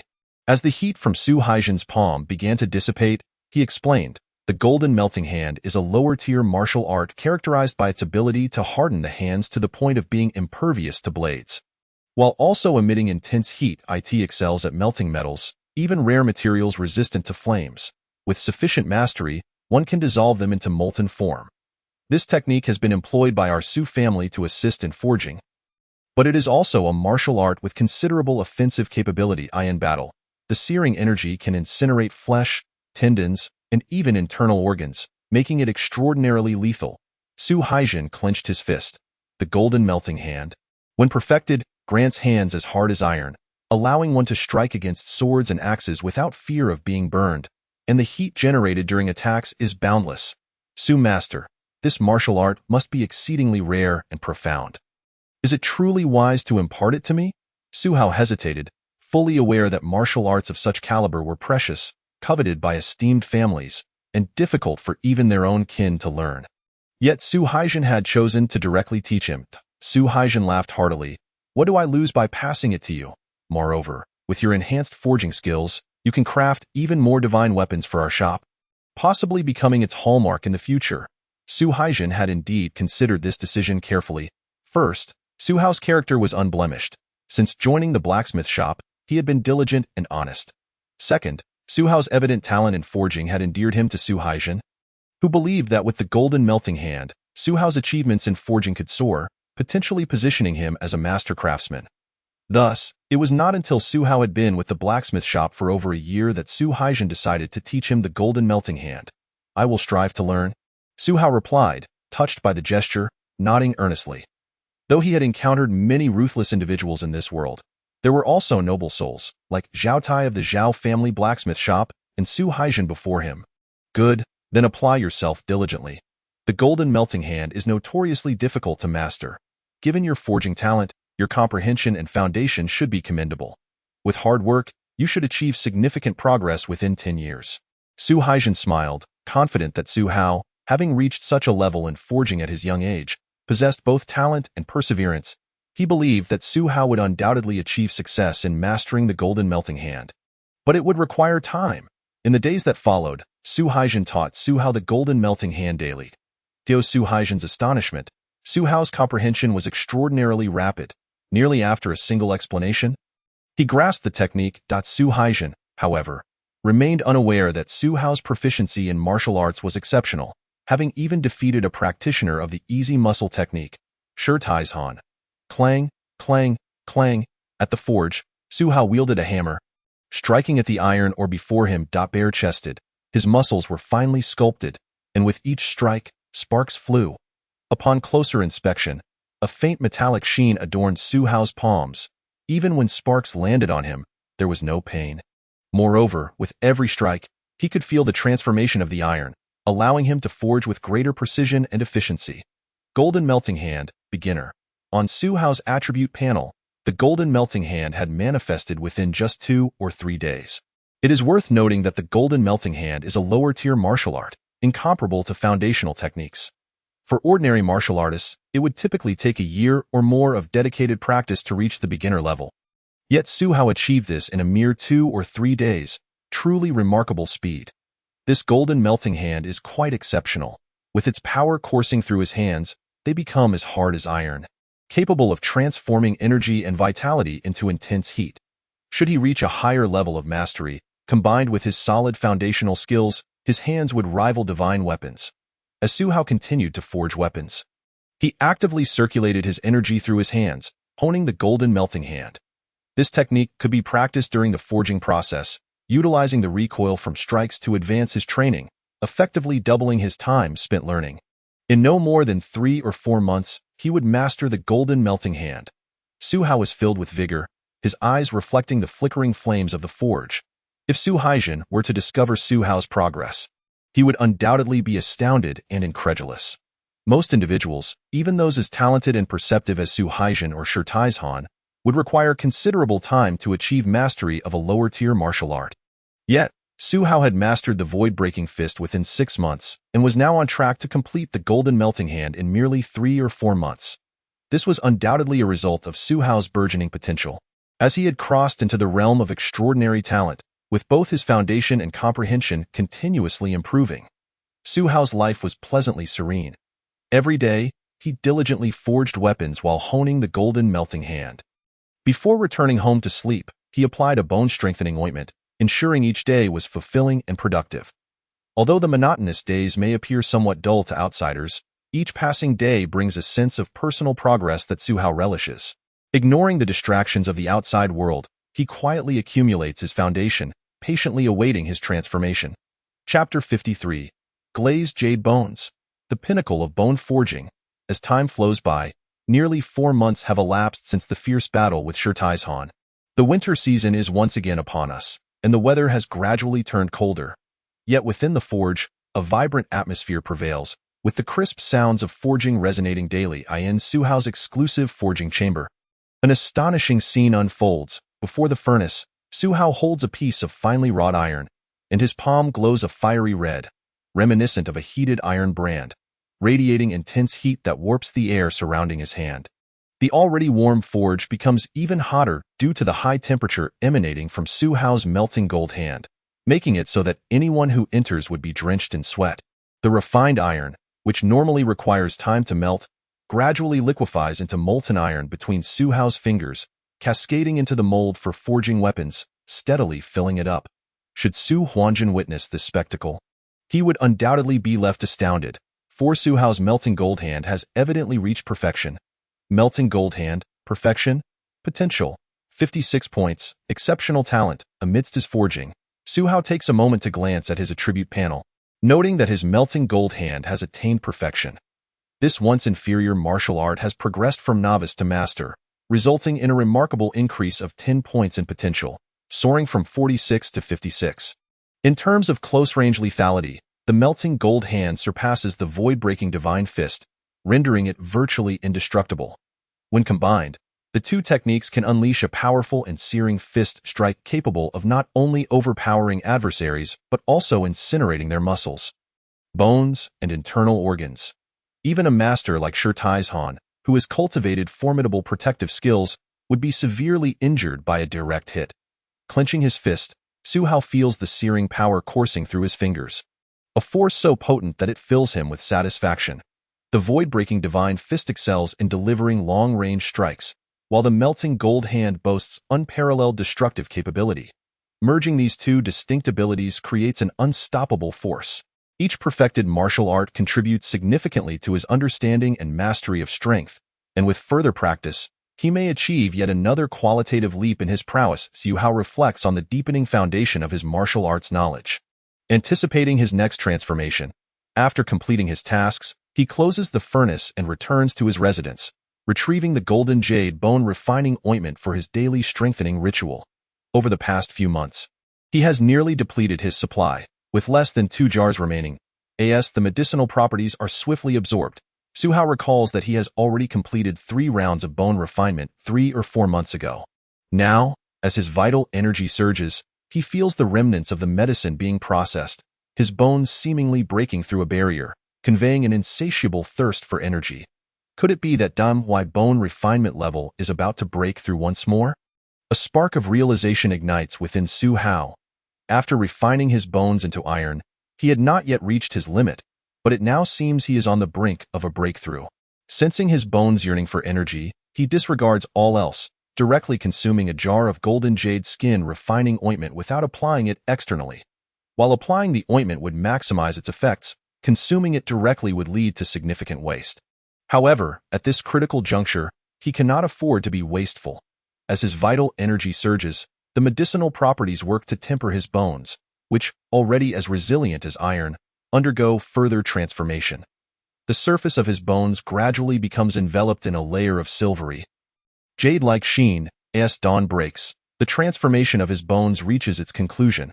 Upon introspection, each bone radiates a brilliant luster, as if carved from exquisite jade, an unparalleled work of art, seemingly impervious to damage. With every movement, Su Hao senses an inexhaustible force within him, capable of unleashing thousands of pounds of strength with a mere gesture, shattering the ground beneath him with a stomp, filling him with an unprecedented sense of power. Could this be the epitome of bone refinement, the glazed jade bones? Focusing intently, Su Hao observes the changes in his skeletal structure, his eyes lighting up with realization. No longer the naive village boy, his time in Chongqing City has broadened his horizons. He has frequently perused books on human relationships, geography, and the extraordinary tales of martial artists. In one such book related to martial arts, he encountered references to glazed jade bones. It is said that this remarkable state is achieved upon reaching the pinnacle of bone refinement. Bones as resilient as glazed jade, light yet strong, with explosive power that withstands tremendous impact without a scratch. An existence thought to be mere legend, known only through hearsay. To attain glazed jade bones, one must possess not only exceptional refining ointments but also innate talent. Human physiques vary greatly. Some can become world-class athletes through sheer effort, while others may toil endlessly without reaching such heights. Insufficient innate talent renders even the finest refining ointments ineffective in producing glazed jade bones. Hard work guarantees reaching one's personal limits, but it is talent and potential that ultimately determine how far one can ascend. Without a doubt, Su Hao belongs to the category of exceptional talent. His immense potential and profound martial foundation, combined with sufficient golden jade bone refining ointment, have allowed him to forge these glazed jade bones. The pinnacle of bone refinement. With a casual punch or kick, Su Hao generates explosive gusts of wind, leaving behind a series of afterimages. In each movement, it feels as though a storm is brewing. Thunder crackling, his powerful eruptions and strength are visually apparent. After completing a set of punches, a smile graces Su Hao's lips. Strong, exceedingly powerful. Now that I have cultivated glazed jade bones, my physical strength is sufficient to confront Shi Taizhan, who practices the Golden Bell Shield. I fear no backlash from his force. Without invoking any techniques, I could crush him with just my fists. Nearly half a year ago, during his battle with the Yi Jin practitioner Shi Taizhan, Su Hao had exhausted all his resources, ultimately shattering his right hand to deliver a devastating blow that left Shi Taizhan on the brink of death. That battle had taken everything he had. Yet now, after 4 rounds of bone refinement and the cultivation of glazed jade bones, Su Hao's physical strength alone is enough to resist the backlash from Shi Taizhan's golden bell shield. In close combat, he could easily overpower Shi Taizhan, leaving him with no chance to retaliate. The next step is to confront the Yi Jin realm. Calming his thoughts, Su Hao contemplates his next plan. The Yi Jin realm represents the 3rd stage of martial arts, focusing on refining the fragile tendons. Once he enters the Yi Jin realm, his tendons will possess the explosive power of a bowstring, exponentially increasing his strength output. If Shi Taizhan were merely a bone-refining practitioner, their previous battle would have been a one-sided affair. Yet, upon entering the Yi Jin realm, Shi Taizhan harnessed the power of his refined tendons to momentarily suppress Su Hao, forcing him to exhaust every means to achieve victory. It is conceivable that upon completing the Yi Jin stage, Su Hao's strength will surge dramatically. Chapter 54, Tendon Protection Pill, The Missing Blacksmith. I can acquire some secret medicine for the Yi Jin stage with my savings. But the Tendon Protection Pill is a different matter entirely. Previously, I inquired with Gong Sun Xiu, who informed me that the Tendon Protection Pill is not easily obtainable, as it is closely guarded by various families and factions. In many respects, a single Tendon Protection Pill can create a Yi Jin practitioner. What troubles Su Hao slightly is that breaking through to the Yi Jin realm is far more perilous than bone refinement. The tendons are delicate. A single misstep could lead to injury or even rupture during the Yi Jin process. Given the medical standards of this era, tendon damage often results in permanent disability, which is why many bone-refining practitioners halt their progress, too fearful to attempt the Yi Jin realm and risk becoming crippled. The Tendon Protection Pill, when taken during the Yi Jin process, can safeguard the tendons, significantly minimizing the risk of injury. Only the most outstanding disciples of various factions and sects can obtain the Tendon Protection Pill to aid in their advancement to the Yi Jin realm. Currently, I possess nearly 1,000 taels of silver, but it likely falls short of acquiring a single Tendon Protection Pill. There is no need to rush. I can take my time. While Su Hao is confident in his talent and potential, believing that even without the Tendon Protection Pill, he is likely to succeed in reaching the Yi Jin stage, it is better to be cautious. Should his tendons incur damage, the consequences could be dire. Over the years, countless talented martial artists have suffered setbacks at this critical juncture, ruining their futures. Confidence does not equate to arrogance. If there are conditions that allow him to mitigate risks, Su Hao naturally desires to have absolute certainty in controlling his destiny. He remains unhurried. He is still young and has plenty of time. A month has passed since Su Hao completed 4 rounds of bone refinement, and today he heads to the forge as usual. Upon arrival, however, he notices a group of blacksmiths huddled together, whispering among themselves. What has transpired? Su Hao approaches, puzzled, and inquires, "What is going on, Master Su?" "Yesterday, Master Chen Yuanjing did not come to work. We thought he was ill. But today someone went to his home to check on him and discovered he is missing," a blacksmith respectfully remarked. Though Su Hao is young, he is indeed a master forger, a pillar of strength within the forge. Has Master Chen disappeared? Upon hearing this, Su Hao's brow furrowed slightly. Chen Yuanjing was his mentor when he joined the forge, a fellow craftsman with whom Su Hao had a good rapport, often engaging in discussions about forging techniques. It was unusual for Chen Yuanjing to vanish without notice. He always requested leave when he had matters to attend to. Furthermore, Master Wang and Master Wu were also missing. What could have transpired? Not only Chen Yuanjing, but other apprentices of the forge were also wearing expressions of concern, as their masters had also vanished. Just then, the crowd, engrossed in discussions, suddenly bowed respectfully as the robust Su Haijin approached. With a hint of seriousness, Su Haijin stated, "I am already aware of the situation. I have reported it to the authorities and enlisted the help of acquaintances to gather information. Master Chen and the others will undoubtedly be safe. Now, everyone, return to your stations." "Understood," the crowd responded in unison. As the head of the forge, Su Haijin held significant authority, and his words naturally calmed the crowd. But who could have abducted Master Su and the others? Most of them had trained in martial arts, and while they seldom engaged in combat, they possessed sufficient strength at the bone refinement stage. It was no simple feat for anyone to make them disappear without a trace. Having temporarily quelled the unease among the staff, Su Haijin, however, was not as composed as he appeared. He pondered deeply, feeling a throbbing headache.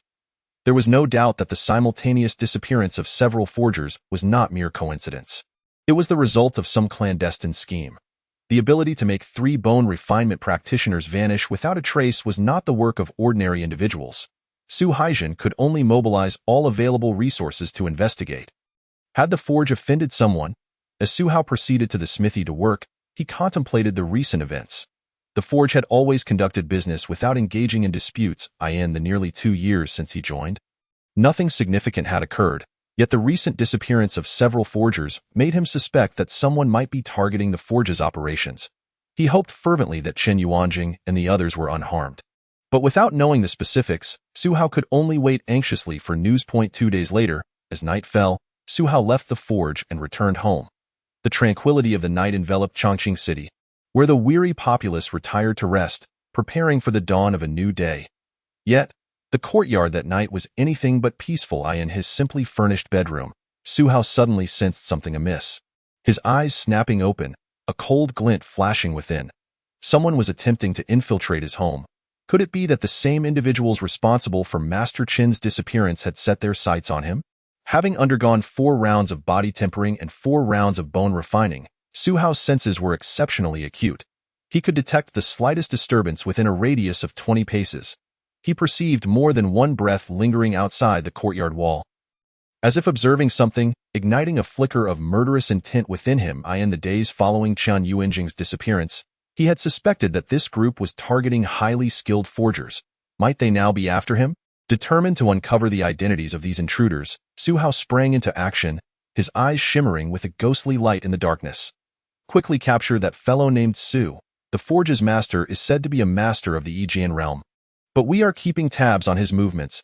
As long as we do not provoke him directly, it should be manageable. Outside the courtyard, 3 cloaked figures whispered among themselves, scrutinizing the activity within. The only individual they truly feared from the forge was the master, Su Haijin. However, as long as they kept an eye on him and avoided confrontation, it would be easy to target the other forgers. After a brief observation, they vaulted over the tall courtyard wall and landed silently within. Yet, as soon as their feet touched the ground, they were startled to see a young man in black standing by the flower bed, arms crossed, gazing at them. "Gentlemen, are you always so slow in your undertakings? I have been waiting for you for quite some time." Su Hao regarded the trio with calmness. Had he been discovered? This young man was surprisingly astute. The 3 exchanged glances, astonished. Despite their mastery at the bone refinement stage, they had concealed their presence, yet it seemed the moment they crossed the wall, he had anticipated their arrival. Maintaining their composure, a tall figure among them spoke. "Master Su, we have heard of your exceptional forging skills. Our employer wishes for you to assist him. It would be prudent for you to accompany us. We have no desire to harm you." "Your employer seeks me? Who is he, and what is his purpose?" Su Hao inquired, puzzled. The disappearances of Chen Yuanjing and the others were clearly connected to this group. "Master Su, in our line of work, we must adhere to certain principles of the Jianghu. Thus, we cannot disclose the identity of our employer. However, if you accompany us, you shall soon find out." A cold-haired man on the right chuckled sinisterly. "In that case, let me see if your bones are as tough as your words," Su Hao retorted coldly. He aimed to subdue these 3, interrogate them, and unveil the mastermind behind the threats to the forgers at the smithy. Arrogant, utterly oblivious to the gravity of the situation, the lean, tall figure on the left's expression turned frigid. Most of the smithy's craftsmen, despite their martial training, were relatively weak, with only the master Su Haijin posing a true threat. This young man might possess some resources and a modicum of martial foundation, but he was still insignificant in their eyes. In an instant, the lean figure moved, executing a dazzling technique that split his shadow, making it challenging to discern his true position. This display of agility was indeed impressive. The other 2 nodded in silent agreement. Among them, the lean figure's agility was unparalleled. Su Hao stood rooted in place, seemingly captivated by the lean figure's elusive movements. Yet suddenly, without turning, he extended his right hand backward. This seemingly slow motion was, in reality, so swift that it defied the naked eye, akin to a flash of lightning. With a sharp snap, the illusion dissipated, and the lean figure's visage transformed into one of horror as Su Hao effortlessly seized his neck. Lifting him as one would a chick, "I'll let go." The lean figure struggled with all his might, but it was as futile as a child attempting to break free from a grip. Su Hao's hand held firm, rendering his legs powerless, his face turning crimson from lack of air. "I shall only ask you once. Who sent you?" Su Hao tilted his head slightly, his eyes glinting with an icy menace. "In note, I cannot tell you." The lean figure's face was etched with terror, struggling to utter the words, unwilling to betray his employer. Crack! Su Hao, uninterested in further discourse, tightened his grip, accompanied by a series of sickening cracks as the lean figure's neck and flesh were crushed into a gruesome pulp. His previously struggling limbs fell limply to his sides, eyes wide in disbelief. Su Hao had asked him but once before delivering a swift execution, casually discarding the lean figure's lifeless body as one would discard refuse. Su Hao understood that this group had been hired. He doubted they were all resilient enough to withstand interrogation. Having eliminated one as an example, he still had 2 left. Chapter 55. The Arrival of Malevolent Guests. Abi the cold and sinister man widened his eyes, feeling as though he were a lamb struck by a monstrous beast, utterly devoid of any resistance, left gravely wounded and on the brink of death. Having effortlessly dispatched 2 adversaries, Su Hao turned his gaze to the last towering figure.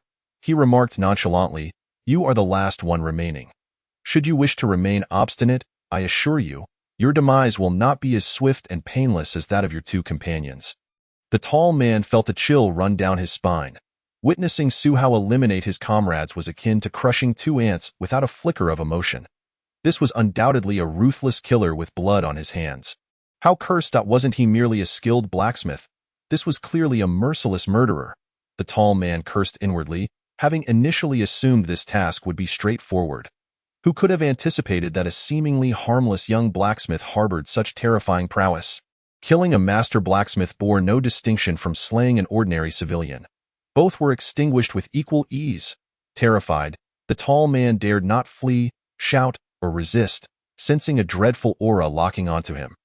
Any hint of defiance would lead to the same fate as his companions. Forcing a smile, he quickly said, "Master Su, I am but a servant following orders. It was the Lord of Wu Family Manor who instructed us to invite some highly skilled blacksmiths to their estate in a desperate bid for survival." The tall man refrained from bargaining, readily revealing his employer, knowing that had the information provided by the employer been accurate, they would not have found themselves in such peril. Why, then, would they choose to die rather than divulge this? Wu Family Manor. Su Hao furrowed his brow at the mention. He had heard of Wu Family Manor, located a short distance outside of Chongqing City, and its proprietor, Wu Yinyang, was quite reputable, rumored to frequently offer charity to impoverished refugees. He was even dubbed Wu the Kind-Hearted. However, judging by the tall man's demeanor, he seemed truthful. What does Wu Family Manor desire with the capture of blacksmiths? Su Hao probed further. "Oh, not know," the tall man replied. Sensing Su Hao's cold gaze, he hastily waved his hands. "I truly don't know. We 3 were merely paid handsomely to do the job, without inquiring into Wu Yinyang's intentions." The tall man spoke honestly. They were tasked with capturing skilled blacksmiths to deliver to Wu Family Manor, while the rest of the details were left unexamined.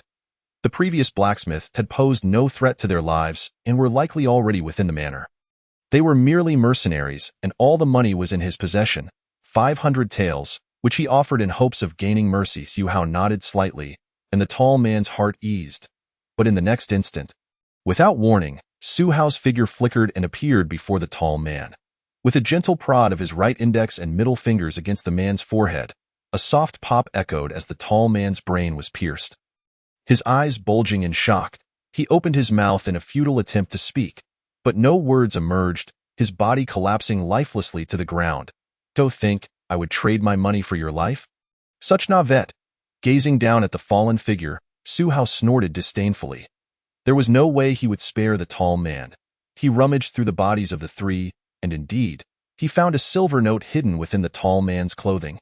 Worth 500 taels. 500 taels was no trifling sum. Su Hao, an exceptionally skilled blacksmith, typically earned only 40 to 50 taels a month, meaning it would take him a year of hard labor to amass such wealth. Yet, he had garnered the equivalent of a year's toil in mere minutes by eliminating these 3. While the path of crime may seem swift, it bore great risks and was not sustainable. After disposing of the bodies, he contemplated visiting Wu family manor, lest his identity be exposed. Su Hao was a man of decisive action. Under the cover of night, when Wu family manor likely remained unaware, he set forth without delay. Wu family manor lay a short distance north of Chongqing City, known for its low profile and the esteemed reputation of its master, Wu Yinyang. The manor was nestled against the mountains, a picturesque estate at the foot of the hills, adorned with festive red lanterns. At this late hour, the gates were firmly shut, but such an obstacle was trivial for Su Hao. With a swift leap, he scaled the tall walls, which were embedded with iron spikes to deter intruders. However, he soared over with ease, landing silently within the grounds. It was evident that Wu family manor was rife with issues. Numerous sentinels patrolled, many exhibiting steady and powerful breaths, indicating their formidable martial prowess. As Su Hao stealthily navigated the estate, he sensed guards patrolling behind trees and rock formations. He aimed to ascertain the safety of Chen Yuanjing and the others before making a move. However, the expansive grounds, coupled with guards and watchful dogs, posed a significant challenge. Any action could easily reveal his presence. After half an hour of careful exploration, a sudden realization struck Su Hao. A shout erupted from behind a rock formation, as a brawny man in black lunged forth, catching a Wu family guard off guard. The guard attempted to draw his weapon, but before he could unsheath his blade, the black-clad figure struck him down with a brutal blow, rendering him unconscious. "Who goes there?" The commotion stirred the previously still atmosphere within Wu family manor, as guards and martial artists rushed to investigate. The imposing figure in black remained silent, striding purposefully towards the manor's rear garden. "Seize him!" the guards shouted angrily as they converged to thwart the black-clad intruder. Yet, the man's strength was formidable. Despite being unarmed, each of his movements was fierce and decisive, sending guards sprawling like discarded sacks, their bones shattering under his might. "That man is Su Zhonggui," Su Hao observed in astonishment, recognizing the formidable figure amidst the chaos as Su Haijin, his acquaintance. Realizing that Su had come for the same purpose, to rescue the missing blacksmiths, Su Hao silently resolved to follow his lead. Hoping Su could liberate Chen Yuanjing and the others without his intervention, as Su Haijin pressed forward, his prowess rendered the guards utterly powerless to impede him. He soon reached the manor's rear courtyard, where he discovered a hidden mechanism behind a rock formation. With a firm press, the mountain facade shifted, revealing a dark, foreboding passage that sent chills down the spine, evoking a sense of dread at the thought of entering. Standing at the threshold, Su hesitated momentarily, heightening his vigilance as he descended into the passage. He had sensed he was being watched and had traced his way to Wu family manor, suspecting their involvement in the disappearance of his blacksmiths.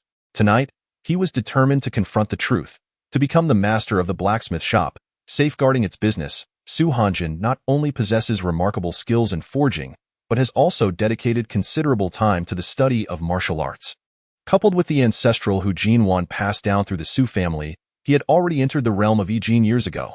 Hence, Su Hanjin felt confident enough to venture into Wu family village alone.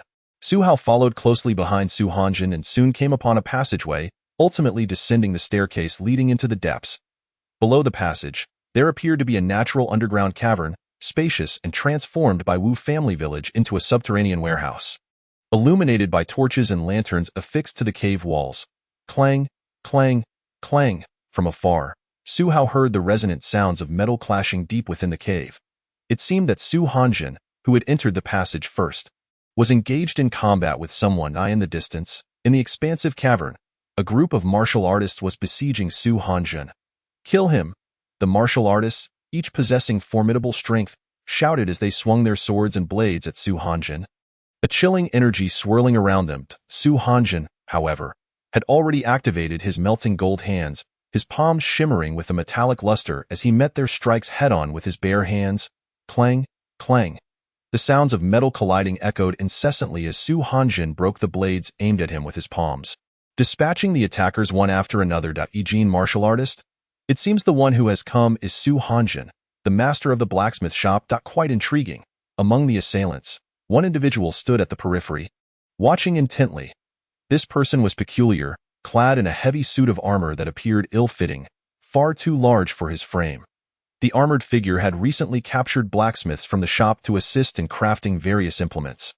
And now a towering Aegean martial artist had come to attack, likely the master of the blacksmith shop himself.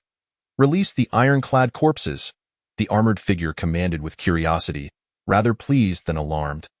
Instructing one of his companions, the man hesitated momentarily, but upon meeting the armored figure's cold gaze, he shuddered and quickly nodded in compliance. The martial artists surrounding Su Hanjin soon realized that an extraordinary presence had arrived. A Aegean martial artist reputed to be capable of taking on 100 foes, and someone immediately shouted, "What is this?" Su Hanjin, momentarily startled while fending off the onslaught, heard a roar reminiscent of a beast echoing from the darkness, accompanied by the clanking of chains, as if a terrifying creature were bound within. Creak, creak. Then came the sound of iron gates creaking open, followed by the heavy thudding of footsteps. The assailants, sensing something amiss, hastily withdrew. Su Hanjin peered into the darkness, where he caught sight of pairs of eyes gleaming with a blood-red hue. Under the flickering light of the torches and lanterns in the cavern, he discerned the figures of several towering silhouettes, each exceeding 2 meters in height, clad in tightly fitted, heavy armor, revealing only their crimson eyes, which exuded cruelty and savagery, sending chills down his spine. The armored figure let out a hearty laugh. Addressing Su Hanjin, "Master Su, you've traveled far. Allow me to entertain you with these ironclad corpses I painstakingly forged." "Ironclad corpses? Are you from the corpse refining sect?" Su Hanjin felt a jolt of fear upon hearing that name. Locking his gaze on the armored figure, the corpse refining sect had once been a notorious demonic sect in the vicinity of Chongqing County, reputed for their nefarious methods of turning humans into puppets and zombies.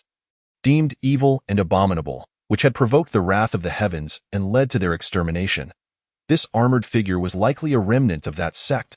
Chapter 57. Ironclad corpse puppets, when Tai Lai reappears. Roar, roar, yet the armored figure remained silent, only emitting a series of low, hoarse growls, seemingly issuing commands to the ironclad corpses. Roar, roar. The ironclad corpses responded to the commands, emitting high-pitched, frenzied roars that reverberated painfully in the confined underground cavern. Clang, clang, amidst the jarring sounds of metal grinding, for ironclad corpses lunged towards Su Hanjin, their heavy armor glinting ominously, yet their speed left behind phantoms, resembling 4 rampaging beasts, unstoppable. Melting gold hands, Su Hanjin felt a weight of gravity upon him.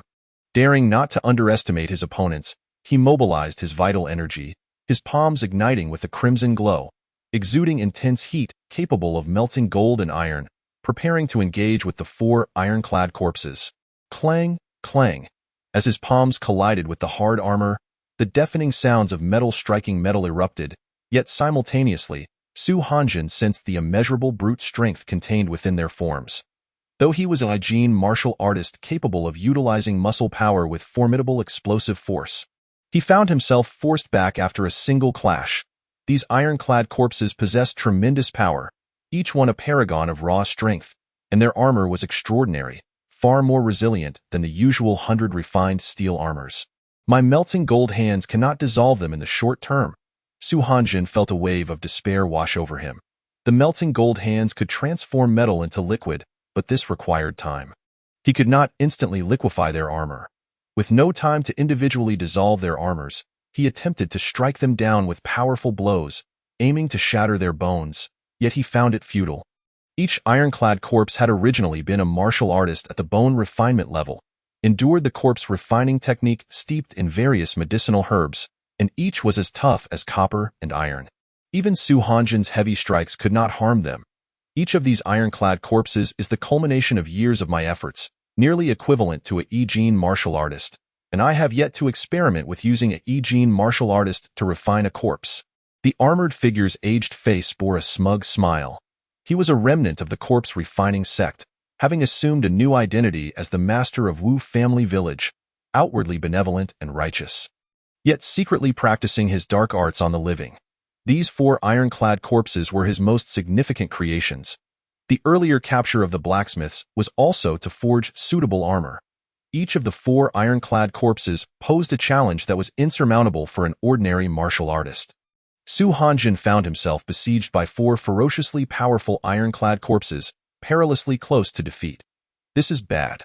Su Hanjin's heart raced as one ironclad corpse ensnared his left arm, while another, with iron claws, lunged towards his back. At that moment, a large hand shot forth, seizing the ironclad corpse's wrist as if in an iron vice, halting the formidable creature's advance. The rescuer was none other than Su Hao. Initially, Su Hao had hoped Su Hanjin could resolve the situation without his intervention, but the dangers lurking within the underground cavern were greater than anticipated. Seeing Su Hanjin struggling, he had no choice but to act. Roar! The ironclad corpse, realizing its assault was thwarted, let out a frenzied roar and charged forward with its massive bulk, revealing its ferocity. Nevertheless, Su Hao remained calm, employing the techniques of the soft cloud palm to counter the brute force. Redirecting its center of gravity, clang, clang. In a display of strength, Su Hao flung the ironclad corpse, weighing nearly 1,000 jin along with its armor, effortlessly away, causing it to collide with two others in a chaotic tangle. Seizing the opportunity, Su Hanjin broke free from the grasp of the corpse. Having personally experienced the futility of battling these armored corpses, Su Hanjin, even with the prowess of the easy muscle realm, found it exceedingly difficult to inflict significant damage upon the ironclad undead. Yet, the mysterious man before him effortlessly sent one flying as if it were merely a sandbag with a single palm strike. The sheer might of that blow was almost unbelievable, as if a mere human could unleash such force. The commotion, the overwhelming power. Are you Wen Tai Lai, the renowned gold medalist and invincible divine fist? Upon witnessing this spectacle, the armored figure seemed to recall something, exclaiming with a hint of astonishment, "Is he Wen Tai Lai? The very same Wen Tai Lai who killed the formidable Shitishan of the King Kong sect?" Su Hanjin was similarly taken aback. The name Wen Tai Lai had garnered considerable fame in Chongqing City. He had once slayed the easy muscle practitioner Shitishan in full view of the public, thus earning his renown. It was said that Wen Tai Lai's strikes were as ferocious as a thunderstorm, akin to lightning cleaving the sky, exuding extraordinary might. The individual before him had shattered an armored corpse's bones with a single blow, leaving it unable to rise again. The ferocity of his strike, coupled with his youthful appearance, matched perfectly with the characteristics of the legendary knife wielder, Wen Tai Lai. Chapter 58. As swift as thunder. The armored corpses are indomitable. Are you the master of Wu family village, Wu Yannian? Su Hao turned to the armored figure and inquired. According to what Su Hao had learned from the martial artists he had slain, it was indeed Wu Yannian, the master of Wu family village, who had commanded them to capture the blacksmith. Indeed. The armored figure acknowledged his identity, then, with a hint of confusion, questioned, "Wu has no enmity with you. And I am not a fugitive sought by the authorities. May I ask why you have come to my domain to oppose me?" Wu Yannian was well aware that he was not listed on any wanted posters and, being a man of discretion, had no idea how he had offended this Wen Tai Lai. Naturally, Su Hao would not divulge his reasons. Instead, he bluntly replied, "I wish to kill you. Do I need to explain myself?" Wu Yannian's eyes gleamed with malice. Although he presented himself as the amiable head of Wu family village, he was, in truth, a remnant of the corpse refining sect, practicing dark arts in secret and taking lives without a second thought. He was not to be trifled with. Wu Yannian, enraged yet mocking, venomously declared, "Very well. You likely believe yourself quite formidable, yet you are far from my equal. I shall use you as material for corpse refinement, turning you into a puppet for others to command, leaving you unable to live or die." With a roar, the armored corpse rose once more, driven by Wu Yannian's bellow, and, alongside 3 other armored corpses, charged at Su Hao with reckless abandon, having caught the scent of fresh blood in the air, their frenzy only intensifying. You guard the exit outside to prevent anyone from escaping or sabotaging the passage. Su Hao ordered Su Hanjin sharply. "That gentleman. Be careful," Su Hanjin, realizing he could do little against these armored corpses, promptly cautioned Su Hao and made his way to the exit. Situated in an underground cavern, any damage to the passage from the outside could spell trouble. Several martial artists attempted to stop Su Hanjin's departure, but he effortlessly broke through their ranks, as a few armored corpses with blood-red eyes lunged at him. Su Hao employed a soft yet powerful technique, causing them to collide with one another in disarray. These corpses, forged from the bones of easy muscle practitioners, were impervious to pain and fearless in death. Thus, he resolved to target their heads, determined that he could slay them nonetheless. Su Hao thought to himself. Subsequently, he unleashed the diamond fist with his formidable strength, the essence of his crystalline bones erupting with terrifying might. A simple yet forceful punch struck down upon one armored corpse's head, generating a deafening clash. The helmet of the corpse caved in, along with the skull, which matched the hardness of iron, shattering as the heavy body collapsed to the ground. Convulsing yet unable to rise again, these armored corpses were crafted from the bones of easy muscle practitioners, lacking the sensation of pain and undaunted by death. However, a critical strike to their heads would still lead to their demise. One punch had vanquished an armored corpse. From a distance, Su Haijin glanced back, witnessing Su Hao effortlessly shatter one of the armored corpses, and his heart stirred with astonishment. It was worth noting that Su Haijin himself was an easy muscle practitioner, skilled in a lesser technique known as the melting metal hand.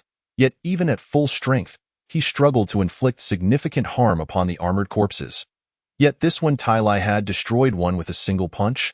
Such power was unfathomable. This revelation eased Su Haijin's mind somewhat as he took his position at the underground passage's entrance to prevent any disruption. Crack! Su Hao's overwhelming diamond fist met the armored corpse's head-on. His crystalline bones, forged through 4 rounds of bone tempering, rendered his strikes immensely forceful. Once more, he delivered a punch that contorted the head of another armored corpse, rendering it immobile. Truly, when Tai Lai was no ordinary figure. To eliminate him, I must take matters into my own hands. Wu Yannian, clad in armor, observed with a mix of gravity and exhilaration as Su Hao felled one armored corpse after another. It became evident that these corpses were no match for Su Hao. And thus, he resolved to intervene personally. Corpse armor technique. Wu Yannian bellowed, channeling his energy and circulating his blood, producing a cacophony of bone-crunching sounds from his body as he rapidly expanded in stature. In the span of mere breaths, he transformed from a moderately sized individual to a towering figure exceeding 7 feet in height, his physique swelling to fit snugly within the immense silver armor he wore. He now resembled a formidable silver-armored deity, exuding an air of authority and solemnity, with seams in the armor appearing entirely seamless, enveloping him in a heavy protective shell, save for small openings around his eyes for vision. Wu Yannian's aura is exceptionally potent, surpassing that of Shidi Shan, and this technique to enlarge his physique is quite intriguing. Su Hao struck the final armored corpse atop its head, causing it to crumple, and he looked on in surprise at Wu Yannian, now resembling a small giant, towering and robust in his silver armor. Yu Hao's shrinking bone technique could also alter his form, but it only allowed for shrinking, not expansion. Yet Wu Yannian's transformation was evidently a higher-level martial skill. Moreover, it appeared as though he and the armor had become one, with no visible seams at the joints, an impeccable fit. This is our corpse armor technique, Wu Yannian proclaimed with a slightly muffled, self-assured voice from within the armor. The corpse armor technique is a part of corpse refinement, wherein the puppets are clad in armor, leading to their eventual fusion with it, becoming as resilient as iron and unassailable. To dare rampage in my territory, I shall transform you into a puppet. Wu Yannian sneered, then, in a flash, charged at Su Hao with alarming speed, his heavy iron armor, weighing hundreds of pounds, feeling as light as a feather on him, as he bore down with an oppressive force, his massive metal fist coming down upon Su Hao. Boom! The punch struck, the metallic gauntlet generating heat from friction with the air, manifesting wisps of white smoke, fast and fierce. Diamond fist. Su Hao clenched his right fist, feeling his bones tense as a surge of raw power erupted forth, his fist tearing through the air with explosive force. Meeting Wu Yannian's brutal strike head-on, clang. The collision of flesh and metal unleashed a sound akin to iron striking iron, the two forces clashing, sending sparks flying into the air, causing the ground beneath them to shudder violently. Su Hao sensed that Wu Yannian's blow was immensely powerful, even more so than the armored corpses. Wu Yannian, too, felt a tremor run through his body, his feet sinking into the ground to absorb the recoil. Chapter 59. Molten Gold Transmutes Iron. The Invincible Warrior. This one Tai Lai possesses an exceptionally high level of bone tempering. To dare meet my blow, encased in heavy metal armor, with his bare fists, is a feat most martial artists would struggle to endure. Wu Yannian marveled inwardly, realizing the gravity of the situation, as striking Su Hao's fist felt akin to a rock colliding with iron. Bone fractures would be expected. Yet, looking at Su Hao, he bore no injuries. Little did Wu Yannian know, Su Hao's crystalline bones were remarkably resilient, able to withstand heavy impacts without sustaining any harm, their strength truly terrifying. Kill. Despite his astonishment, Wu Yannian did not falter. His fists, enveloped in metallic armor, unleashed a tempest of strikes upon Su Hao, attacking relentlessly to obliterate him. In the face of this barrage, Su Hao remained unfazed, his left hand flowing like a soft cloud, yet imbued with immense power, countering with grace, while his right fist alternated between speed and strength, both defensive and offensive. Bam! Bam! Bam! Wu Yannian's heavy punches were all deflected by Su Hao's defenses, unable to breach his formidable guard. Although each of Wu Yannian's blows was fearfully powerful, capable of shattering rock, they could not touch Su Hao in the slightest. Such was the might of the crystalline bones. Otherwise, even if Su Hao adeptly mitigated most of the impact, the residual force would still be enough to injure his bones. Although Wu Yannian's relentless barrage of powerful punches was successfully parried by Su Hao, the latter's strikes, though formidable, failed to inflict any real damage upon Wu Yannian. This Wu Yannian proved to be far more formidable than those iron-armored corpses. Not only was his strength and speed superior, but as a practitioner of the easy muscle technique, his martial skills were far more sophisticated. Su Hao realized he must unleash his most potent blows to subdue him decisively. He mused that those iron-armored corpses, despite their brute strength, posed little challenge to someone as dominant as Su Hao. In contrast, Wu Yannian's heavy armor rendered him nearly impervious, and even ordinary heavy strikes barely left a mark. Only an overwhelming force could hope to take him down. With a thunderous roar, as Wu Yannian charged once more, Su Hao concentrated his internal energy, coalescing it within his dantian. Clenching his right fist, he drew in the surrounding air, his dantian energy surging forth like a tempest, culminating in a sky-shattering divine fist unleashed into the air. Approximately 6 months prior, during his fierce battle with Shi Taizhan, it was this very technique that had shattered Shi Tieshan's golden bell shield, leading to his demise. Now, Su Hao was unperturbed by the prospect of overexerting himself. This blow was undeniably more potent than before. As he struck forth, the air itself twisted, reminiscent of a raging thunderstorm, leaving Wu Yannian no room to evade. With a resounding impact, Wu Yannian's chest was struck by Su Hao's tremendous force, and he felt an overwhelming power propel him backward uncontrollably, crashing against the cavern wall. The rock splintered upon impact, resembling a mural momentarily before crumbling down. The violent collision echoed throughout the underground cavern, causing tremors and dislodging stones from the ceiling. Master! The other warriors, witnessing this scene, gasped in horror, clearly seeing Su Hao's unmatched might as he sent Wu Yannian crashing like a mere sandbag. The sheer force of this blow was terrifying. Even an ordinary person clad in iron armor would have their bones shattered to dust by such a strike. Yet, Su Hao's brow furrowed slightly as he observed Wu Yannian rising to his feet. The faint silver sheen of his armor still intact, save for a shallow imprint left on his chest. Wu Yannian flexed his muscles, a note of astonishment in his voice. Impressive. Truly remarkable. Such a terrifying punch. Were it not for this armor laced with star-patterned gold, coupled with my corpse armor technique that diverts most damage to the armor itself, this punch would have severely injured me. The armor Wu Yannian donned was extraordinary. Even Su Hao's explosive punch had only left a mere mark on its surface, underscoring its exceptional quality. Armor on the battlefield is often more crucial than weaponry. Being clad in armor versus being unarmored represents two vastly different realities. In the annals of the Dayan Empire, there were tales of generals who, facing inevitable defeat, charged into enemy lines, sustaining countless wounds yet remaining unscathed due to their armor, only succumbing from exhaustion. Wu Yannian's martial prowess perfectly complemented the defensive capabilities of his armor. As long as the armor remained intact, he would suffer little harm, and no matter how advanced one's hard training might be, it could not rival the practicality of wearing armor. Wu Yannian embodied the best of both worlds. Useless. How many of those heavy punches can you throw? I can withstand them all. Wu Yannian laughed maniacally, confident in his invulnerable position thanks to his heavy armor. Su Hao, impassive, acknowledged Wu Yannian's resilience, but was certain there was no shell he could not break. With a clang of armor, Wu Yannian lunged at Su Hao once more, determined to exhaust him using his seemingly unassailable defense, as long as he could inflict any damage on Su Hao. Victory would be his. In response to Wu Yinyan's renewed assault, Su Hao employed a strategy of yielding to overcome strength, grasping Wu Yinyan's incoming fist while executing a leg technique to trip him, causing Wu Yannian to lose his balance and crash to the ground, fracturing the rock beneath him.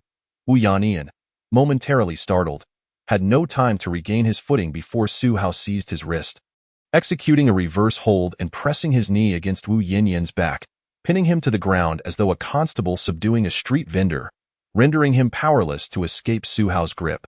Despite his efforts, Wu Yannian could not dislodge Su Hao. Su Hao had honed his physique to the level of glazed jade bone, his physical strength far surpassing that of his past, even capable of defeating experts like Shi Taizhan with sheer physical prowess.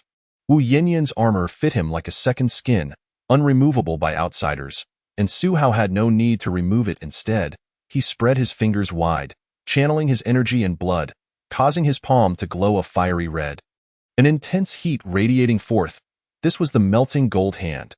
This martial technique allowed one's hands to become as hard as iron, capable of clashing with blades and even emitting a searing energy potent enough to melt metal. Su Hao pressed his palm down toward the back of Wu Yinyan's head. Given that the armor was forged in fire, he was confident he could breach it with the melting gold hand. As his hand met the cold metal of the armor, a hissing sound erupted, the heat causing it to sizzle. Wu Yannian felt a jolt of alarm. Even through the thick armor, he sensed a searing heat that startled him into frantic struggle. His muscles tensing, yet Su Hao's weight felt insurmountable, as if he bore the weight of 1,000 pounds. His glazed jade bone physique was simply too formidable to be lifted. "What are you waiting for? Come help me!" Wu Yannian shouted in a mix of anger and fear, calling for the remaining warriors in the cavern to assist him. Yes. Some of the warriors, realizing the dire situation, hastily brandished their weapons, intent on attacking Su Hao to rescue Wu Yannian. However, as they approached with drawn blades, Su Hao merely looked up, his cold gaze filled with an overwhelming killing intent, causing them to freeze in place, ensnared by a chilling dread that rendered them immobile, as though they had plunged into an icy abyss. The 4 fearsome iron-armored corpses lay scattered on the ground, their heads twisted and deformed. Unable to withstand Su Hao's crushing blows, let alone Wu Yannian himself being pinned down, any attempts by the others would likely result in their own demise. "Lord One, please spare me. I was coerced by that old scoundrel Wu." A young warrior dropped his weapon, collapsing to the ground in a fit of despair, crying out in a plea for mercy, realizing the gravity of the situation. Chapter 60. 10 Treasures Nourishing Muscle Soup. Iron cloth shirt. The remaining warriors exchanged glances, each recognizing the unmistakable truth. Wu Yinyan's defeat was imminent. "Damn it. You fickle turncoats. I will turn you all into soulless puppets." Wu Yannian cursed vehemently, enraged that his comrades were paralyzed by fear at Su Hao's display of power. However, Wu Yannian soon found little time to berate them, as his once impenetrable silver armor began to soften and melt under the relentless heat emanating from Su Hao's melting gold hand. No. Stop, I concede. We have no grievances. I will give you all my wealth. Please spare my life. Panic surged as Wu Yannian felt his helmet begin to dissolve, Su Hao's hand pressing against his skull without any obstruction, inflicting upon him the torment of searing pain akin to being branded with hot iron, eliciting a gut-wrenching wail of despair and desperation. The other warriors trembled at Wu Yinyan's anguished cries, witnessing the horrific scene unfold as he endured inhuman torment. Those timid souls, witnessing this spectacle and hearing the horrific shrieks, would surely feel their bodies weaken, questioning whether they had descended into a hellish nightmare. Die! Yet Su Hao remained unfazed, a cold resolve etched across his face. Eliminating Wu Yannian meant claiming his wealth as his own. Furthermore, Wu Yannian had sought to apprehend him, and had Su Hao not concealed his strength, his fate would be grim. Wu Yannian was an embodiment of evil, a practitioner of dark arts who turned the living into zombies. His heinous methods demanded retribution. With a crackling sound, Su Hao's 5 fingers pierced through Wu Yinyan's skull, scorching his brain until he convulsed a few times before falling silent, lifeless, the smell of charred flesh filling the air. Slowly, Su Hao withdrew his hand, gazing down at Wu Yanian's armored corpse. Scoffing, "Did you truly believe that wearing a turtle shell would save you from death? Master is dead." He was the one known as the Blade Bearer when Tai Lai, far more terrifying than the rumors suggested. With Wu Yanian's demise, the remaining warriors were engulfed in despair, as if confronted by a demonic deity. Wu Yanian, a practitioner of the easy muscle technique, adorned with armor that rendered him nearly invulnerable, had been slain by Su Hao's sheer force. That monster has been vanquished, killed by Wen Tai Lai. Before long, Su Haijin, having heard the tumult below fade into silence, arrived to investigate, his gaze falling upon the fallen iron-armored corpses.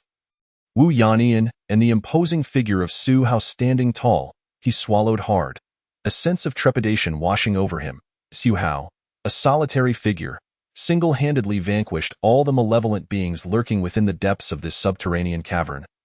His unfathomable prowess instilling a sense of terror in all who witnessed it. "You, come here," he commanded, his gaze fixed upon a young martial artist who dared not breathe, his voice low and gravelly.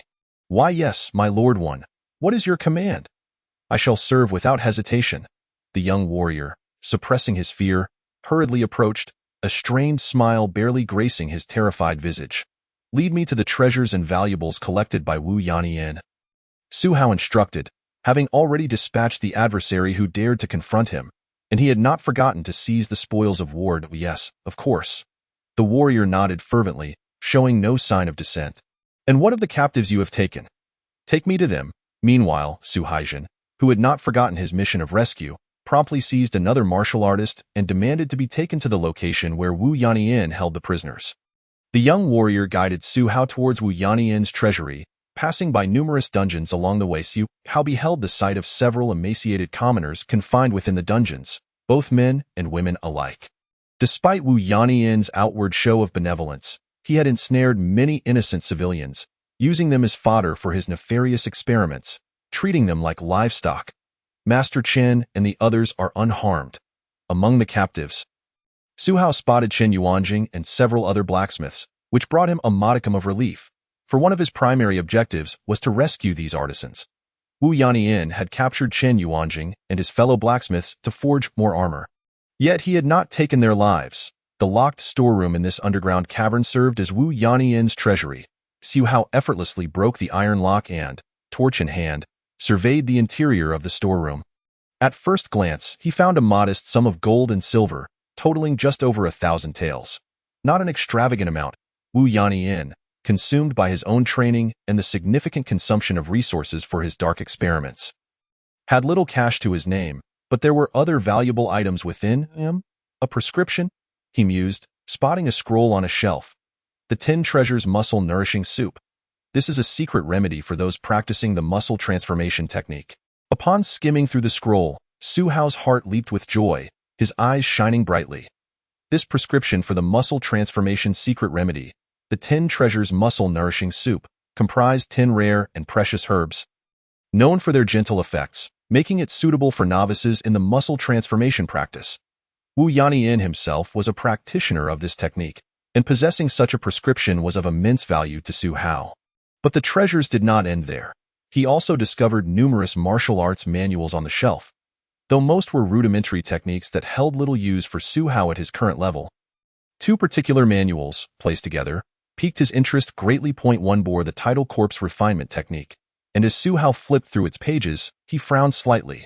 This technique was a form of dark magic involving the method of refining corpses, even enabling one to transform oneself into a zombie to extend one's lifespan. Rather impressive skill, but ultimately useless to him. Dark arts often promised rapid advancement or strange abilities, yet they invariably came with considerable side effects or moral transgressions. And with Su Hao's innate talent and comprehension, he had no need to take such perilous paths. The other manual, however, titled Iron Cloth Shirt, was a foundational martial art renowned for its rigorous physical training, even spawning numerous variations. Wu Yanian's version of the Iron Cloth Shirt, placed alongside the corpse refinement technique, was a reputable practice of hard training. Wu Yanian's ability to withstand Su Hao's void-breaking divine fist, propelled by his energy without suffering any damage, could not solely be attributed to his armor. He had also cultivated this iron cloth shirt technique, Otherwise, even if the armor mitigated most of the impact, the residual force would have been sufficient to obliterate him. Chapter 61. Entry-level weapon, star-patterned iron. I shall study it in detail later. Su Hao collected all the valuable items, including money, manuals, and prescriptions, and prepared to leave. Indeed, it was a matter of robbing the rich to aid the poor. The yield from this single endeavor far surpassed the slow accumulation of wealth. Su Hao couldn't help but marvel at the magnitude of his haul. Secret remedies for muscle transformation, martial arts manuals, and over 1,000 taels of silver. It was no wonder there were so many bandits and rogues outside. Some people might spend a lifetime accumulating wealth only to fall short of a single act of outright plunder. Yet there was still more to be gained. In the depths of the cavern, Su Haijin had already freed Chen Yuanjing and several other abducted blacksmiths, who now stood around Wu Yanyin's lifeless body, their expressions a mix of astonishment.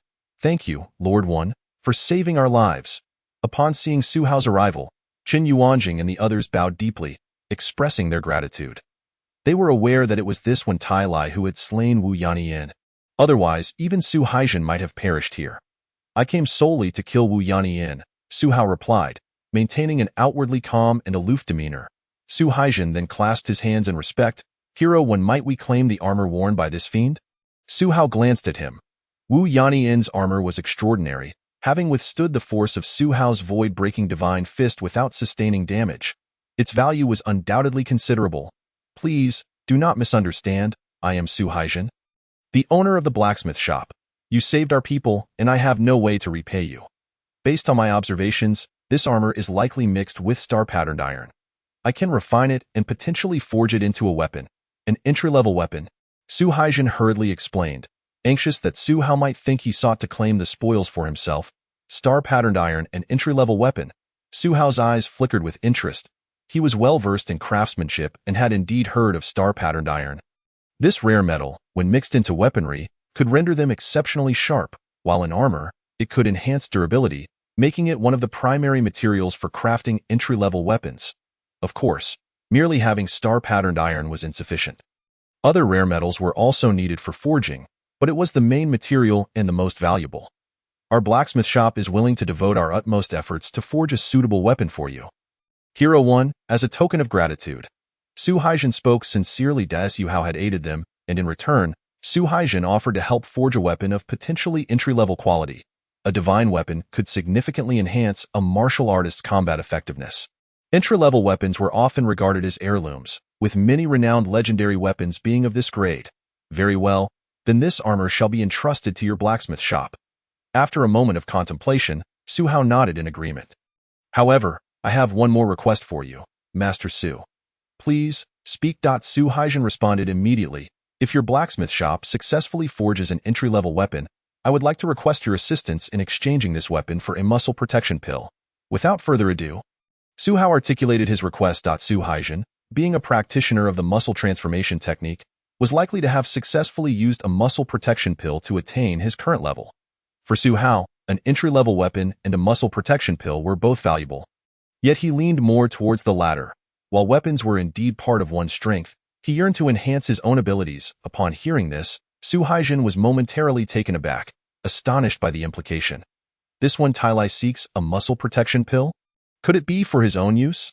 Given Su Hao's demonstrated prowess, having dispatched 4 fierce armored corpses along with Wu Yanyin, Su Haijin assumed he must be a muscle transformation practitioner of considerable skill. Muscle protection pills held little value for those who had already attained the muscle transformation level, and Su Hao's willingness to trade an entry-level weapon for one suggested it was for his own benefit. Could it be for a descendant or a relative? Su Haijin swallowed hard, realizing his assumptions might be incorrect. The request for a muscle protection pill did not necessarily indicate it was for his personal use. Unbeknownst to Su Hao, Su Haijin was lost in thought. "Yes, I have connections with some prominent families who might be willing to make the exchange." Su Haijin finally regained his composure and assured Su Hao. "The muscle protection pill is exceedingly precious. In many respects, it can create a muscle transformation practitioner and is considered a treasure with no set price. An entry-level weapon, regarded as a divine weapon, could serve as a family heirloom, making the exchange of one for a muscle protection pill entirely feasible. Master Su, I will visit your blacksmith shop in due time. You may handle the aftermath of this matter." I shall take my leave now. Su Hao did not linger, having made arrangements with Su Haijin before departing. This Wen Tai Lai is indeed an extraordinary individual. The number of muscle transformation practitioners who have fallen before him is not negligible. The gathered blacksmiths exchanged glances, pondering in silent awe. The enigmatic figure known as Wen Tai Lai was akin to a dragon, elusive and inscrutable. Master Su, it is curious indeed. The fatal wound inflicted upon Wu Yannian was to his head. His armor breached by an intense heat, reminiscent of the melting gold hand technique practiced at our blacksmith shop. Chen Yuanjing gazed at the lifeless body on the ground with a hint of confusion. The armor on Wu Yinyan's head had been seared open, resulting in his untimely demise. Su Haijin had naturally noticed this detail earlier. He shook his head and remarked, "It appears that the esteemed warrior Wen Tai Lai wields a martial art akin to the melting gold hand, capable of incinerating gold and transforming iron." Indeed. Chen Yuanjing and the others nodded in agreement. The world is replete with profound martial arts, and it is entirely common for various techniques to share similar characteristics. It is not surprising that the technique employed by Wen Tai Lai to dismantle Wu Yinyan's battle armor bears resemblance to the melting gold hand. Furthermore, Su Haijin had only imparted the melting gold hand to a select few within the armory. And to achieve the feat of dissolving the armor interwoven with star pattern iron would necessitate mastering the technique to perfection. Within the armory, only Su Haijin possessed such capability. This encounter with a master like Wen Tai Lai had indeed turned an unfortunate situation into a stroke of luck, allowing them to eliminate that malevolent fiend. The group secretly expressed their gratitude, believing it was sheer fortune that led them to cross paths with Wen Tai Lai, thus averting a certain death. Su Haijin and the others could never fathom that the martial art used by the recently famed figure Wen Tai Lai was not merely reminiscent of the melting gold hand, but was, in fact, the genuine melting gold hand itself. They could scarcely imagine that the mysterious and illustrious assassin known as Wen Tai Lai was none other than their humble forging prodigy, Su Hao. Even if I had just employed the melting gold hand, Su and the others would surely not suspect me at that moment. Su Hao had already departed from the Wu family estate. Reflecting inwardly, he was not the sole practitioner of the melting gold hand. Moreover, he had only been training in it for 6 months. For a typical martial artist, achieving entry-level proficiency in such a short time is considered remarkable, and Su Haijin would undoubtedly fail to connect the dots back to him. In the span of a single night, numerous events had transpired, yet they were fortunate that the outcome was favorable. Chen Yuanjing and the others were not in mortal peril, and Su Hao had vanquished the malevolent entity Wu Yannian. Securing the spoils he sought, with the coveted muscle guard pill now within reach. Chapter 62. Mastering Hard Techniques, Starry Blade. Upon returning home, a night passed in silence, and the morning of the following day arrived. The sun rose as usual, casting its light upon the bustling citizens of Chongqing City, who busied themselves with the endeavors of a new day, striving for their livelihoods. The occurrences at Wu family estate the previous night had left little impact. Su Hao, as was his custom, made his way to the armory the next day. Shortly after his arrival, Su Haijin sought him out, his expression grave as he imparted some important news. Hao, a distinguished guest has recently entrusted our armory with the crafting of a quality weapon. I hope you can serve as the principal blacksmith for this project, while I assist you from the side, Su Haijin stated earnestly. Upon hearing this, Su Hao felt somewhat speechless internally, as he knew all too well that the esteemed guest Su Haijin referred to was none other than himself. In gratitude towards Wen Tai Lai, Su Haijin had promised to forge a quality weapon for him in exchange for a muscle guard pill. After deliberation, Su Haijin decided to appoint Su Hao as the master blacksmith for this endeavor. Although young, Su Hao's unparalleled talent in forging made him the most skilled craftsman in the armory, ensuring the greatest chance of success in creating this quality weapon. Furthermore, this opportunity would afford Su Hao immense benefits. Crafting a quality weapon would grant him the title of Master Blacksmith, bringing him renown and attracting many to seek his expertise, propelling him to fame. With Su Haijin's guidance, this would serve as a form of mentorship for Su Hao. Rest assured, Master Su, I will not disappoint. I will give it my all, Su Hao replied, his face alight with excitement and gratitude.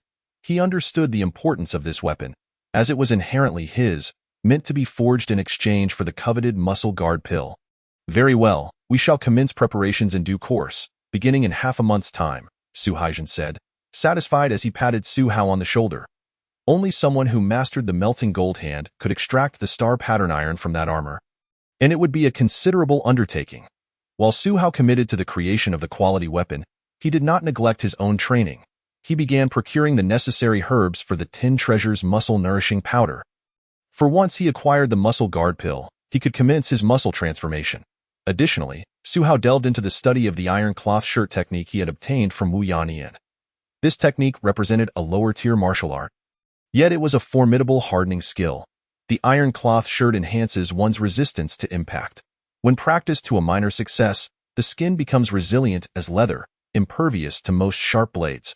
When perfected, the ability to withstand blows is significantly amplified, allowing the muscles to absorb powerful strikes without pain, effectively diminishing the force of impact as if shielded by armor.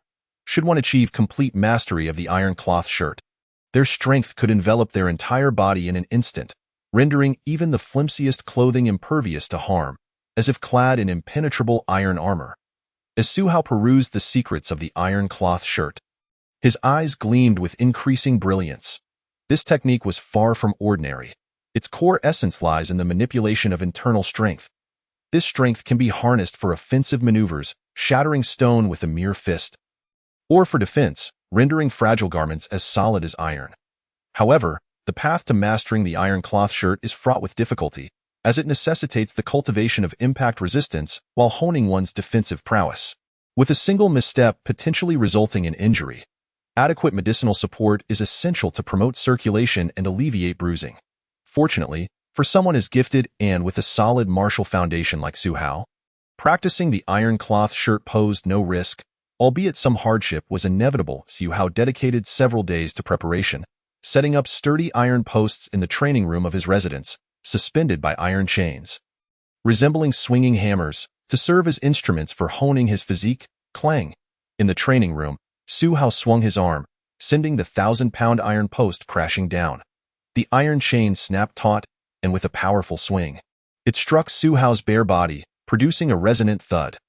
The force of the impact could shatter bones and sever tendons in an ordinary person, yet Su Hao remained unyielding, merely feeling a twinge of pain without sustaining injury. Typically, practitioners of the iron cloth shirt would progress gradually, beginning with skin conditioning followed by training with blunt instruments to build impact resistance. However, due to Su Hao's robust foundation and his Liili Jadebone physique, he could immediately engage in high-intensity training. As the iron post collided with his body, Su Hao employed the iron cloth shirt's technique to absorb the impact, transforming his internal strength into a solid defensive barrier that rendered him exceedingly resilient.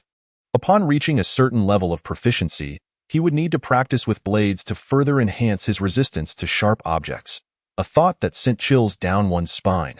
With Su Hao's exceptional talent, potential, and foundation, he achieved entry-level proficiency in the iron cloth shirt in less than 2 days. Perfecting it was merely a matter of time. After half a month, Su Haijin was also prepared, ready to assist Su Hao in crafting the quality weapon. Heat it up. The temperature is insufficient, Su Hao commanded, wielding the forging hammer as he struck the piece of metal before him. The massive bellows roared, and the furnace blazed with heat, while Su Haijin, positioned by his side, activated the melting gold hand, providing full support. Clang, clang, clang. With his bare torso glistening with sweat, Su Hao focused intently. Each hammer strike sent sparks flying, filling the forge with an atmosphere of fervor. Utilizing star pattern iron as the primary material, supplemented by various rare metals, he skillfully fused them into a seamless alloy, maximizing the material's potential to forge an extraordinary weapon far surpassing ordinary arms. Ahao continues to progress. He is nothing short of a genius, Su Haijin marveled, his eyes shining with admiration as he observed Su Hao's continuous improvement during the forging process, as if he were acquiring new knowledge and instantly applying it in practice.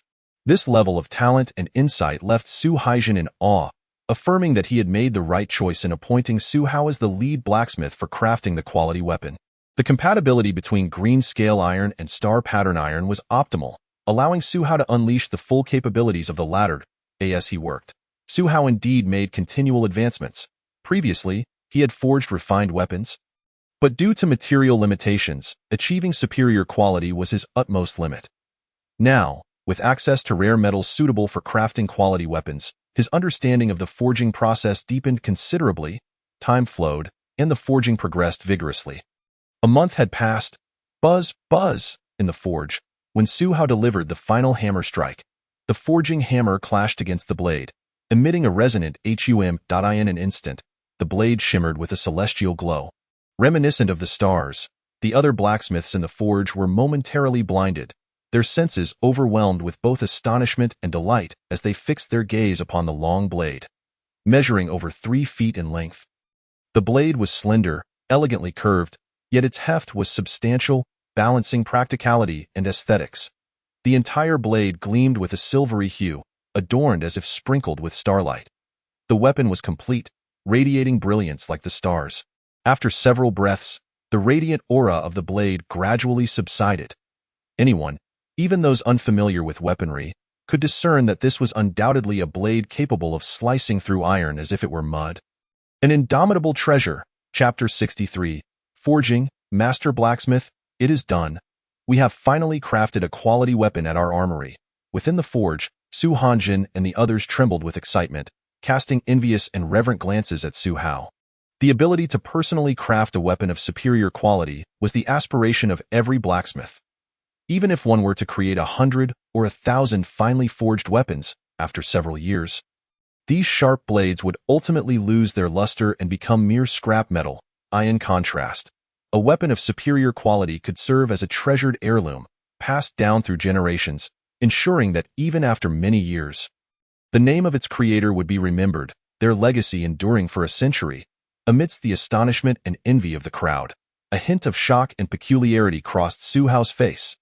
This was due to the profound change he sensed within himself upon completing the crafting of this superior weapon. It felt as though a pure stream had risen within him, clarifying and sharpening his mind. A sensation he recognized all too well. It was the feeling associated with a surge in potential. Could it be? Su Hao's heart stirred as he quietly opened his attribute panel to take a glance. Forging, Novice, Potential Points, 61 points, Innate Talent. This revelation left Su Hao somewhat astonished. For a new skill had appeared on his attribute panel, titled Forging. This skill, derived from the art of blacksmithing, was far more profound than mere forging. Merely having reached the novice level had already increased his potential points by a staggering 5. Su Hao was both surprised and enlightened. All paths lead to the same destination. Forging is foundational, while its more advanced counterpart is refinement. Clearly, the key to Su Hao mastering refinement lay in his complete and personal creation of a superior weapon, thus achieving a breakthrough. Typically, a blacksmith who masters refinement is referred to as a master blacksmith. Forging seeks to maximize the potential of materials, while refinement aims to transcend that potential, imbuing them with extraordinary capabilities. However, Su Hao's proficiency in refinement was still at a novice level, lacking the esoteric techniques that would come with further mastery. How? You crafted this superior weapon. Perhaps you would like to name it? At that moment, Su Hanjin's voice rang in Su Hao's ears, pulling him from his reverie. Su Hanjin smiled at him, and the others looked on with expressions full of admiration, for naming a superior weapon was indeed a point of honor for a blacksmith. Holding the silvery blade, its starlight subdued, Su Hao pondered for a moment before declaring, "Let it be called the Starshine Blade." Excellent, its starlight is indeed true to its name. Su Hanjin and the others nodded in agreement. The Starshine Blade, a creation of the newly minted master blacksmith Su Hao. This blade was intended to be exchanged for something the renowned hero Wen Tailai desired, and Su Hao had already identified an interested party who would come to the forge in due time. Thank you all for your hard work. Once we finish, I shall grant everyone some time off, Su Hanjin announced. The Starshine Blade was to be traded for a Muscle Guardian pill, and Su Hanjin had already leveraged his connections to secure someone capable of making the exchange. Now that the blade was complete, he would send word to the individual to bring along the item. From now on, Master Su should be referred to as Master Su. Being able to forge a superior weapon likely means our forge will become a renowned establishment. Many artisans within the forge secretly envied this development. However, they also understood that to bear such a reputation, one must possess the requisite skill. Otherwise, Su Hanjin would not have taken the effort to cultivate them. Though Su Hanjin had lent considerable assistance in crafting the Starshine Blade, Su Hao felt confident he could have accomplished it independently. He quietly concluded that his mastery of gold smelting surpassed even Su Hanjin's. With his advancement to refinement, he now possessed the ability to forge superior weapons on his own. In anticipation of the Muscle Guardian pill arriving in 2 days, Su Hao eagerly awaited the opportunity to exchange the Starshine blade for this essential item, which would allow him to enter the realm of muscle transformation, resulting in a significant leap in power. 2 days later, during the afternoon, the forge buzzed with activity. A luxurious carriage came to a halt outside. Drawn by remarkably fine steeds, clearly of noble lineage, an emaciated elder opened the carriage door, and a handsome, aristocratic young man stepped down. Su, there is no need for such grandiosity. You have me feeling quite flattered. The elegantly dressed young man said with a broad smile, noting Su Hanjin and the others who had already gathered to greet him. Su Hanjin approached quickly. Young Master Zhao, your presence here is what truly honors me. Is he the renowned Zhao Bufan of the Zhao family? Su Hao mused as he observed the young man from the front of the crowd. The Zhao family was a prestigious lineage in Chongqing City, boasting a legacy spanning over a century. Their strength and the caliber of talent within were unmatched by mere local gentry or landlords. Zhao Bufan, as a scion of the Zhao family, had business ties with the forge, and Su Hanjin had sought his assistance in exchanging the Muscle Guardian pill, which Zhao Bufan graciously accepted by coming in person. Please, come inside. Su Hanjin invited Zhao Bufian in the spacious reception area of the forge. Zhao Bufan got straight to the point. I heard your forge has crafted a superior weapon. May I have a look? Of course. How, please present the Starshine blade for young Master Zhao to examine. Su Hanjin replied without hesitation, turning to Su Hao. Yes, Su Hao nodded, presenting the Starshine blade before Zhao Bufan, holding it with both hands. The blade remained sheathed, and Zhao Bufan took hold of the hilt, drawing it forth. The Starshine blade gleamed brilliantly in the light, its silver radiance shining forth, and a palpable chill emanated from it, the sharpness evident enough to prick the skin. Old Wang. Zhao Bufan's eyes sparkled as he recognized the extraordinary quality of the blade. A testament to his status as a member of the Zhao family, who had encountered many fine treasures and blades, he turned his gaze to the accompanying elder. The elder, understanding the cue, nodded and swiftly drew his own blade, executing a fierce strike that revealed his prowess as a swordmaster. Zhao Bufan met the attack with the Starshine blade. Clang! The clash of metal rang out, followed by a tearing sound. The elder's blade shattered mid-strike, the tip embedding itself into the ground. Excellent blade. The elder nodded in admiration, recognizing that while his own weapon was a finely crafted piece, it paled in comparison to the Starshine blade, which had severed it effortlessly, an entirely different tier of craftsmanship. Zhao Bufan caressed the blade, clearly enamored, observing with satisfaction that despite having sliced through the elder's weapon, the Starshine blade remained unscathed and razor-sharp. In truth, a blade's sharpness alone does not denote its quality. Excessive sharpness can lead to quick dulling. A truly exceptional blade balances sharpness with durability. This is indeed a superior weapon. My sister is in need of a reliable blade, and the Starshine blade would suit her perfectly. Zhao Bufan mused inwardly. He then raised his gaze to Su Hanjin, stating, Su, let us proceed with our prior agreement. The Zhao family will exchange a Muscle Guardian pill for the Starshine blade. The Muscle Guardian pill significantly reduces the risks associated with a warrior's transformation, and in many respects, it can enable a highly talented warrior to succeed in their transformation. Its value is considerable. Conversely, a superior weapon can provide an immediate boost to a warrior's strength and be passed down through generations, making their values comparable. Su, please take care of this. The elder produced a finely crafted wooden box from his robes and opened it, releasing a fragrant aroma. Inside lay a pill the size of a fingertip, glistening with a white jade hue. Thank you. Su Hanjin, having previously consumed a Muscle Guardian pill, recognized its authenticity and expressed his gratitude as he accepted it. Zhao Bufan, as a young master of the Zhao family, had engaged in numerous transactions with the forge and had no intention of resorting to improper means to acquire the Starshine blade. The exchange concluded flawlessly, allowing Su Hanjin to breathe a sigh of relief. Having fulfilled the request of the renowned hero Wen Tailai, this weapon was crafted by Master Su? Truly a remarkable talent, Zhao Bufan remarked, directing his praise towards Su Hao without reservation. In any realm where skill exists, recognition and respect will surely follow. As a young master blacksmith, Su Hao's future prospects appeared promising, and Zhao Bufan's personal visit was not merely a formality but a means of elevating Su Hao's standing. With the exchange completed without incident, Zhao Bufan and Su Hanjin engaged in pleasantries before departing together with the Starshine blade. For someone of Zhao Bufan's esteemed lineage, The Starshine blade was not worth the risk of tarnishing his family's reputation through unscrupulous means. Fortunately, no unforeseen issues arose during the transaction. Having witnessed the entire scene, Su Hao too exhaled in relief, fearing potential complications. However, the exchange had proceeded smoothly, perfectly fulfilling both parties' needs, with the Muscle Guardian pill in hand. Su Hao felt confident in his impending transformation. On the evening of the following day, after completing his work, Su Hao, under the guise of Wen Tailai, visited the forge once more to see Su Hanjin. Su Haijin, feeling a profound sense of relief, entrusted the muscle-protecting pill to Su Hao. After all, keeping the pill in his possession could lead to unforeseen circumstances that he would find difficult to explain. By crafting a weapon of superior quality and exchanging it for the muscle-protecting pill to be given to Wen Tailai, he considered it a repayment of gratitude for the assistance he had received. Freeing himself from any debts, this gallant figure, Wan, seemed to appear and vanish like a specter, shrouded in mystery. Su Haijin found himself pondering the true identity of this enigmatic individual, observing Su Hao's silhouette fade into the darkness.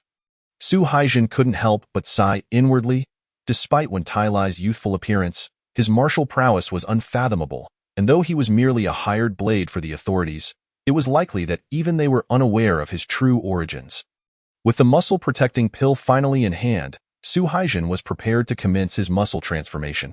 Unbeknownst to him, Su Hao had already returned quietly to his residence, where he gazed with delight at the white jade-like muscle-protecting pill nestled within its box. Having vanquished the remnants of the demonic path, Wu Yannian, he had reaped substantial rewards, including the rare star-patterned iron, which he had forged into a weapon of quality and exchanged for this precious pill. Without hesitation, Su Hao tilted his head back and swallowed the muscle-protecting pill. He could feel the medicinal power coursing through him, refreshing his entire body, as an invisible force safeguarded his meridians, shielding them from harm. The 10 Treasures muscle-nourishing soup, costing 50 taels of silver per dose, was worth a try to test its efficacy. Su Hao shed his clothes and stood before a wooden tub filled with a light green medicinal liquid, within which various herbs were soaking.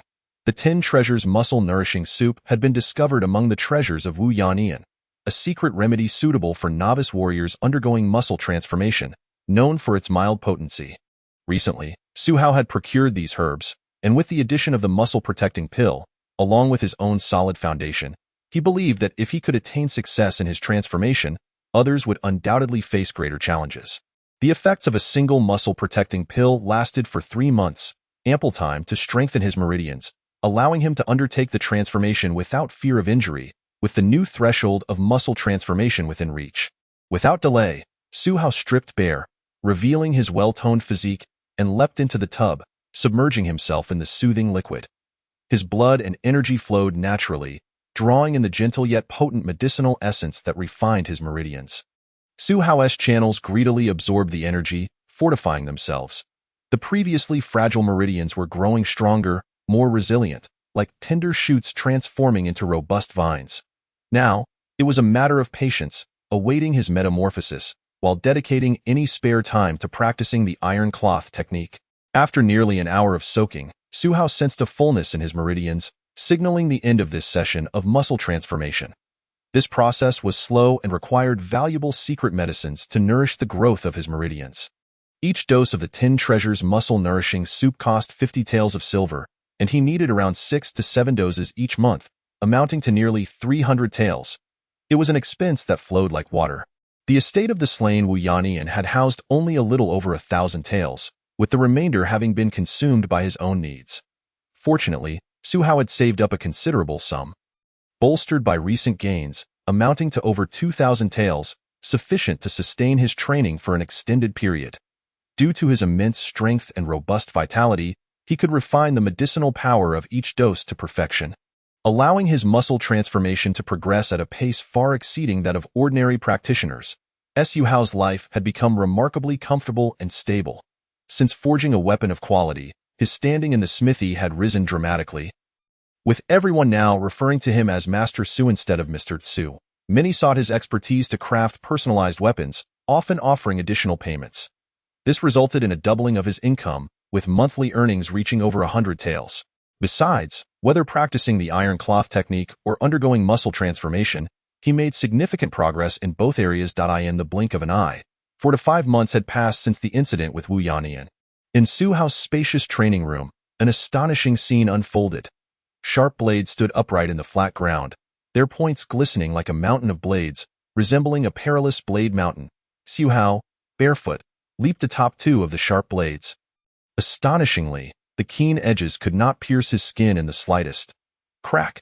Su Hao walked leisurely across the tips of the blades, even pressing down with his weight, bending and breaking the blades beneath him. Yet his feet remained entirely unharmed. He then reclined upon a cluster of sharp blades, rolling over them, a sight that would leave onlookers breathless. Yet, as he rolled across the blade mountain, there was not a scratch upon his skin, nor a tear in his delicate clothing, as if he were clothed in an impenetrable suit of armor. Iron cloth technique, perfected, potential points. 70 points, exceptional talent. Su Hao stood up. Stretching slightly, the iron cloth technique, a rigorous training regimen demanding exceptional physical constitution and bone structure, had been mastered by the extraordinarily gifted Su Hao in less than half a year. This perfected state not only significantly enhanced his muscles' resistance to impact, but also allowed him to condense his energy, making even his clothing feel as if it were encased in unyielding iron. Coupled with his profound strength, he could stand unmoving, and even a force like the renowned Shidishin would find it difficult to penetrate his defenses.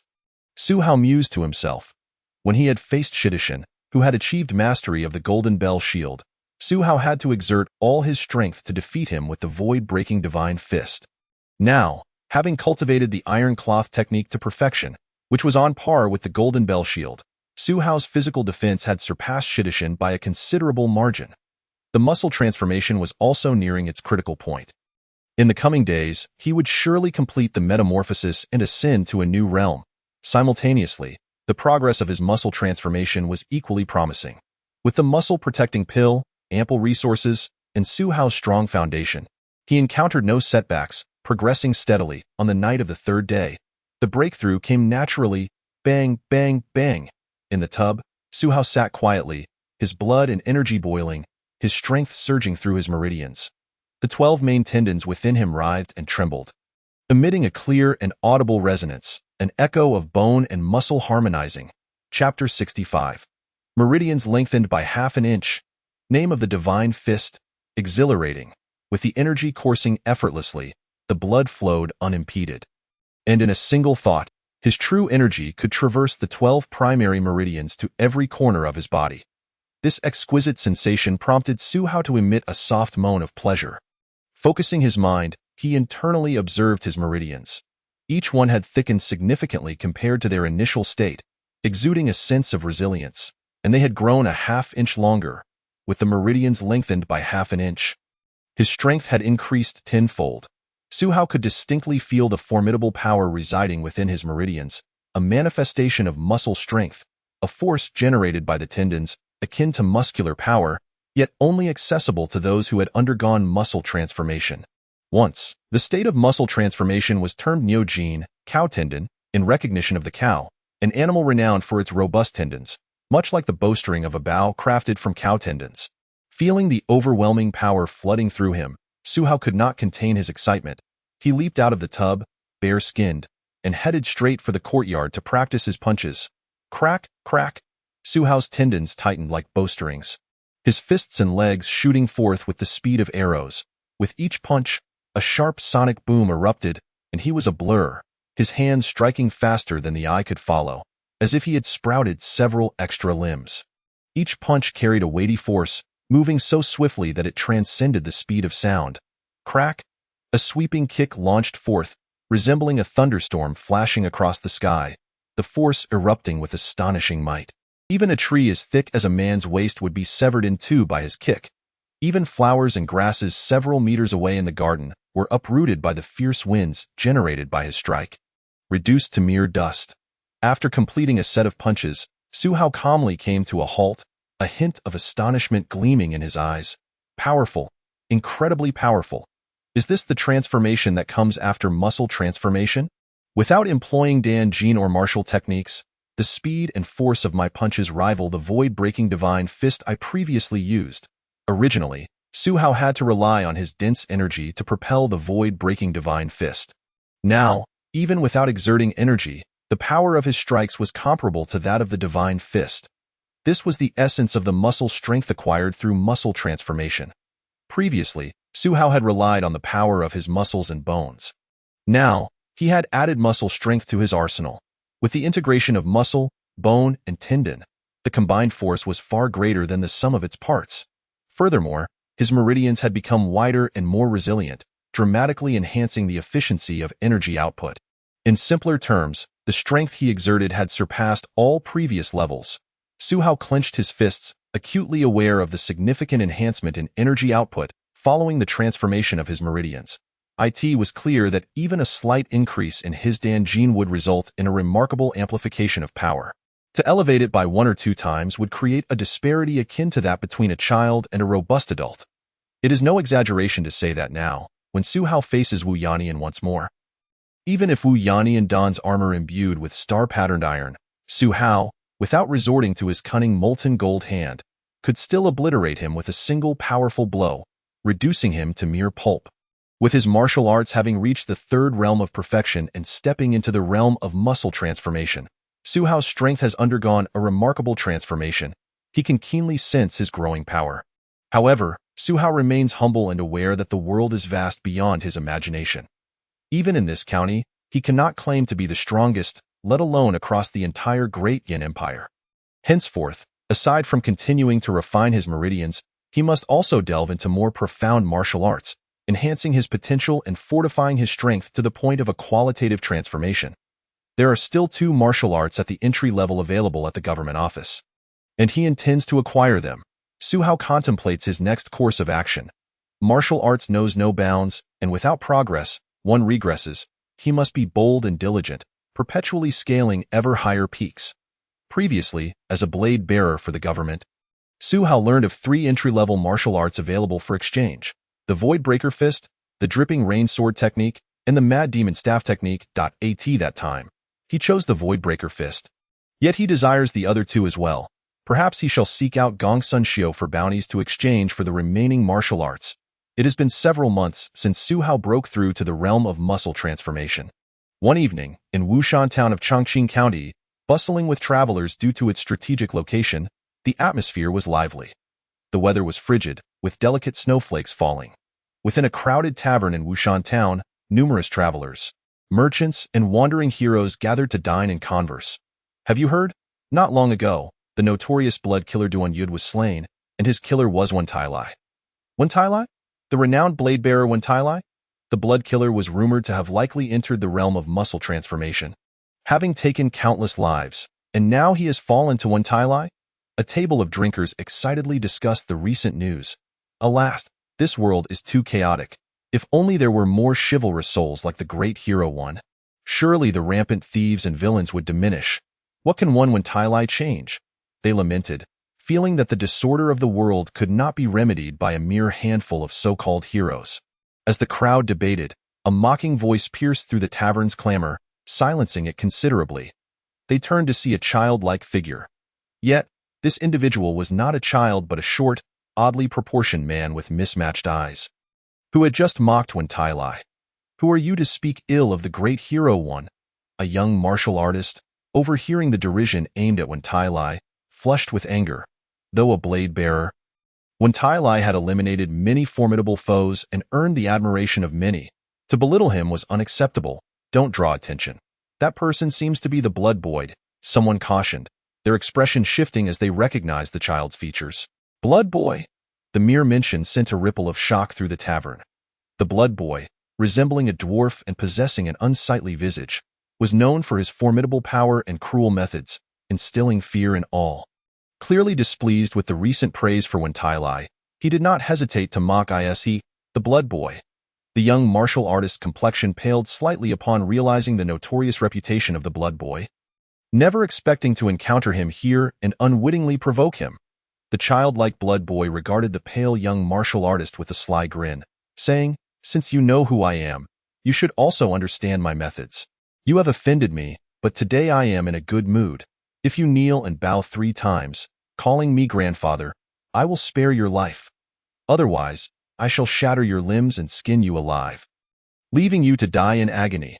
As he spoke, The blood boy licked his lips, a glimmer of bloodlust in his eyes, his face contorted into a grotesque grin. The young martial artist trembled, a mix of anger and fear coursing through him. Fully aware of the blood boy's notorious cruelty and the reality that he would carry out his threats. Yet, to kneel and beg for mercy in front of so many witnesses, that would be more unbearable than death. Don't meddle. A fellow martial artist, indignant, attempted to speak up, but was quickly restrained by his companions, reminding him that the blood boy was no ordinary foe. Their words would not help but instead draw them into danger. It is better to die than to be humiliated. Ultimately, the young martial artist gritted his teeth, his eyes reddening slightly, and chose to draw his dagger, willing to fight to the death. Very well, then I shall flay your skin and peel your muscles. Seeing this, the blood boy's lips curled into a sinister smile. He relished killing and even more so the torment of others. This young martial artist's courage to draw his weapon only served to amuse him. As the tension mounted and conflict loomed, the tavern doors creaked open, allowing a gust of cold air and swirling snow to enter. A figure stepped inside. Neither tall nor short, unremarkable in appearance yet with slightly slanted eyes that conveyed a sharpness. "You are the blood boy?" The man surveyed the now silent tavern, ultimately locking his gaze on the childlike blood boy, inquiring calmly. The blood boy felt an inexplicable wave of dread wash over him. Akin to a mouse caught in a cat's gaze, upon seeing this seemingly ordinary man, his heart twitched, pupils contracting as he exclaimed, "You art the invincible fist, Wen Tai Lai." Chapter 66. A bunch of chickens and dogs. The blood Taoist, he is Wen Tai Lai? The one who recently slew the blood killer? It is said that the muscle transformation practitioners of the Diamond Sect all perished at his hands. The name Wen Tai Lai instantly ignited a frenzy within the once quiet tavern. In the vicinity of Chongqing County, Wen Tai Lai's reputation had been rapidly ascending. Though he had not made many appearances, each time he did, blood was invariably shed, and those who fell by his hand were no weaklings. Establishing his name through undeniable achievements, Su Hao, expressionless, fixed his gaze upon the blood boy, who had appeared here undoubtedly due to a bounty from the government office. However, his target was not this insignificant character, but rather his master, the blood Taoist. The blood boy's expression shifted, cursing inwardly. Had he known he would encounter Wen Tai Lai here, he would have fled long ago. Hearing Su Hao's inquiry, the blood boy chuckled awkwardly. "Great hero one, we have no enmity. Why go to such lengths?" Su Hao replied coldly. "Where is your master, the blood Taoist? Speak truthfully, and I may grant you a swift end. Otherwise, I shall systematically crush every bone in your body and see if your mouth can withstand more than your bones." Upon hearing this, the patrons of the tavern felt a surge of satisfaction. Just moments ago, the blood boy had boasted of skinning the young martial artist, yet now a formidable figure had appeared. Dominating the situation and rendering the blood boy a lamb, this scene sent a chill through the hearts of the onlookers. Though the blood boy was ruthless and cunning, in the face of overwhelming strength, his petty tricks were nothing more than trivial cleverness, utterly ineffectual. Su Hao strode confidently toward the blood boy, who, with blood trickling from the corner of his mouth, still attempted to resist. Yet, without hesitation, Su Hao raised his leg and stomped down on the blood boy's intact left arm. Crack! The sickening sound of splintering bone echoed, as Su Hao crushed the blood boy's well-trained hand with ease. With both hands rendered useless, the blood boy let out a chilling wail, his eyes rolling back as he fainted on the spot. Before Su Hao, the notorious blood boy appeared as harmless as a puppy. Having effortlessly subdued the blood boy, Su Hao retrieved a silver ingot from his pocket and tossed it onto the counter. Saying nonchalantly, "Consider the damage done to my account." With that, he hoisted the unconscious blood boy, ignoring the gazes of awe and fear from the crowd, and made his way outside, vanishing into the swirling snow and wind. Is this the invincible Wen Tai Lai? The blood boy is as defenseless as a chick before him. A true man should act thusly, upholding justice and vanquishing evil. Inside the tavern, the crowd secretly admired and praised him, believing that such a hero was worthy of living this life. From the moment the blood boy revealed his identity to Su Hao's swift capture of him, it had been but a fleeting moment. Yet, Su Hao was not the chivalrous hero the onlookers imagined. His motives lay in acquiring more martial arts skills from the government and accepting the bounty in a grove outside Wushan town. Su Hao casually tossed the blood boy to the ground and calmly inquired, Now, tell me where the Blood Master is. Otherwise, I will hand you over to the authorities, who have their ways to make you talk. The bounty Su Hao accepted was aimed at the Blood Master. This individual also practiced demonic martial arts, committing murder for the sake of power, and was notorious for his cunning and caution, having caused turmoil for a long time. The Blood Boy was a disciple of the Blood Master, and Su Hao had obtained the Blood Boy's whereabouts from the authorities, intending to use him to track down the Blood Master and eliminate him, thus exchanging the kill for the final martial arts skill he needed. Feigning unconsciousness until now, the Blood Boy, upon being exposed, ceased his charade and opened his eyes, his teeth clenched, a malevolent expression on his face. He hissed, "Wen Tai Lai, you seek death, and I shall grant it. My master resides within Wushan. If you dare venture there, I will lead you to him." The Blood Boy understood that if he remained defiant, he would surely meet his end. Yet, taking Su Hao to meet the Blood Master offered him a glimmer of hope. The Blood Master was an unfathomable figure. The Blood Boy believed that if the two clashed, only Wen Tai Lai would perish. As long as the Blood Master killed Su Hao, he would be saved. Thus the Blood Boy readily agreed to guide Su Hao to the Blood Master. Without wasting words, Su Hao was eager to find the Blood Master swiftly and claim his head. The Blood Boy stood up, his hands useless, swaying as he led the way, with Su Hao following closely behind. In the depths of Wushan, where human presence was scarce and teeming with venomous creatures and beasts, even the most seasoned hunters risked becoming mere bones if they ventured too far. Chapter 67. By Chao Danjing. Under the guidance of the Blood Boy, Su Hao ventured deeper into Wushan, ever vigilant of his surroundings. Meanwhile, deep within the mountain, a humble courtyard was bustling with nearly 30 individuals, divided into two factions. One group was robust, well-equipped, exuding a martial aura akin to soldiers, while the other appeared cold and sinister, their pallid faces reflecting malice in their eyes.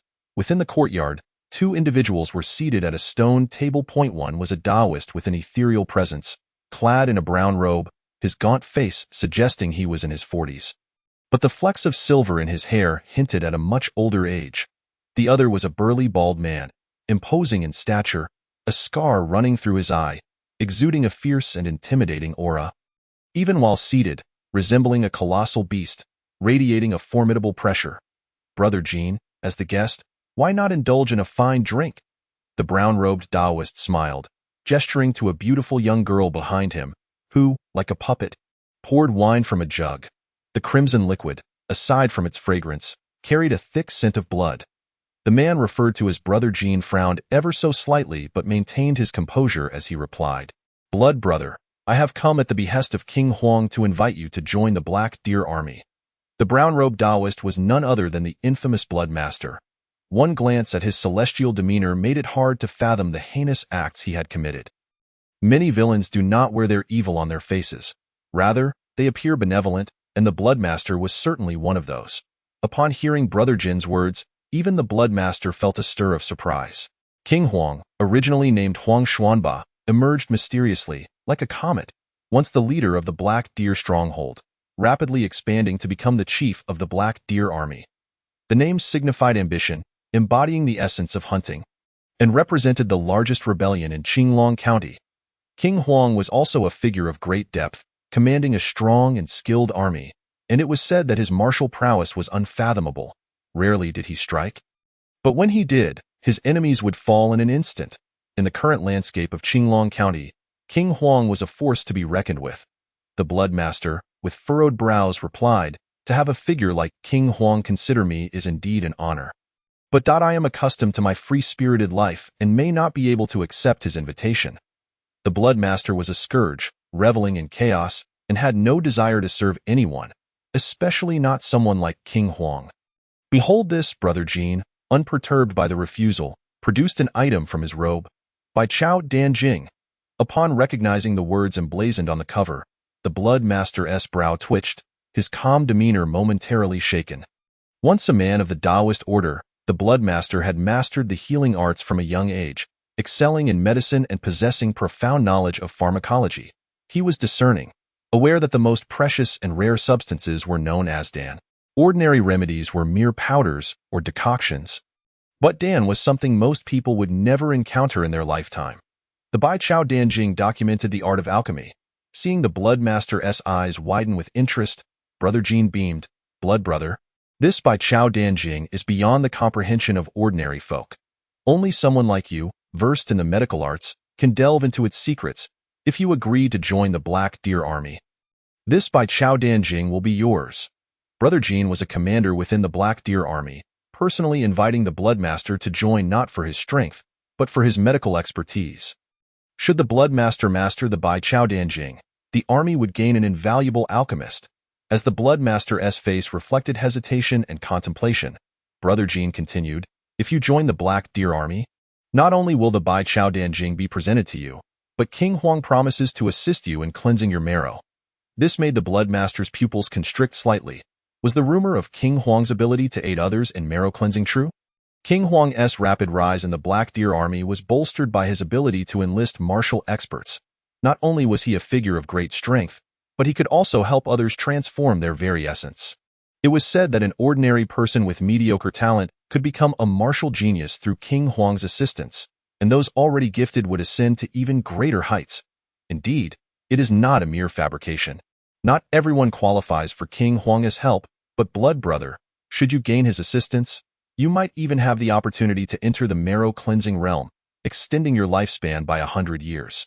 Brother Jean's voice carried a hint of pride, as if he reveled in serving a man of such stature. The conditions he laid out made the Blood Master's heart race. The coveted Bai Chao Danjing was within reach, and King Huang also promised to assist him in cleansing his marrow. In martial arts, there were 4 realms: refining strength, forging bones, marrow cleansing, and essence washing. Once one entered the marrow cleansing realm, they could potentially extend their life by a century, rendering even a centenarian youthful again, significantly prolonging their lifespan. Though the Blood Master appeared to be in his 40s, he had mastered the art of retaining his youth. Combined with his high martial arts level, he seemed younger than his actual age of 70 or 80. In truth, he had only a decade or 2 left before reaching the end of his natural lifespan. However, if he could enter the marrow cleansing realm, he could enjoy several more decades of carefree life, even if it meant sacrificing his freedom to serve King Huang. This no longer seemed an unbearable proposition. The conditions offered by the Black Deer Army were simply irresistible to the Blood Master. Then, it would be more respectful too. The Blood Master's hesitation and internal struggle transformed into determination.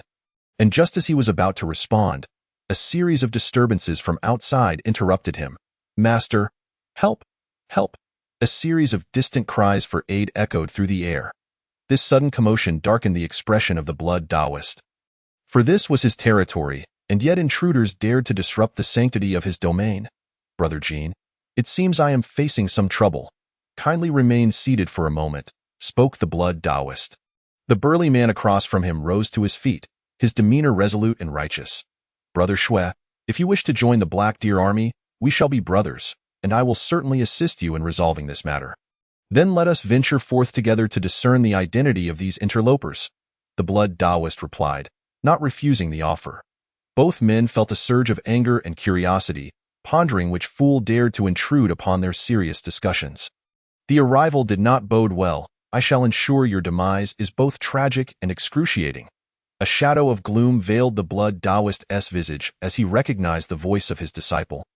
The Blood Boy, someone had taken him hostage, signaling that these were foes, not friends. The Blood Taoist vowed to make this audacious enemy suffer dearly. Chapter 68. The Flesh Bomb. The Tiger Among Sheep. Outside the mountain estate, Su Hao had hurried alongside the Blood Boy to this location. The cries for help from the Blood Boy served as a warning to the Blood Taoist, alerting him to impending trouble. And Su Hao made no effort to intervene. So many people. Su Hao expressed his surprise, noticing a gathering of over 20 individuals outside the modest estate. Some bore a striking resemblance to the Blood Boy, while others were robust and exuded an aura of iron-blooded ferocity. Before long, the crowd stirred, and 2 figures stepped forward. One was an extraordinarily burly man, towering over all present, while the other was a middle-aged Taoist clad in a brown robe, emanating an air of celestial grace and seeming harmless. Blood Taoist. Su Hao's eyes brightened slightly. He recognized the figure before him, having taken on a bounty and seen the wanted poster bearing the Blood Taoist's likeness, thus confirming him as his target. "Who are you?" And why do you seek to harm my disciple?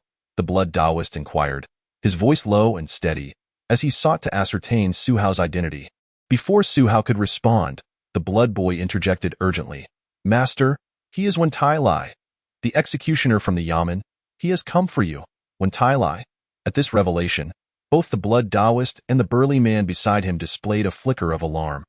The blood Taoist had indeed heard of this individual, a recently emerged threat responsible for the demise of numerous elite practitioners. Brother Jean, it appears you share some enmity with this man, the blood Taoist remarked, his gaze shifting to the burly figure.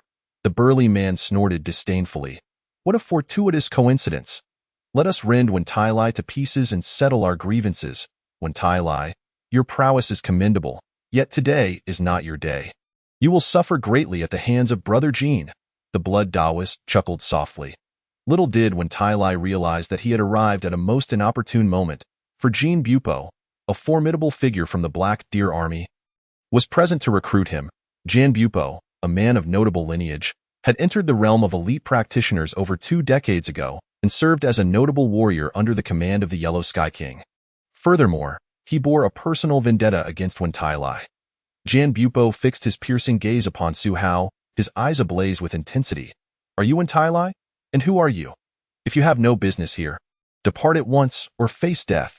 As Su Hao's attention shifted slightly to Jean Bupo, he sensed the depth of his aura, indicating formidable strength.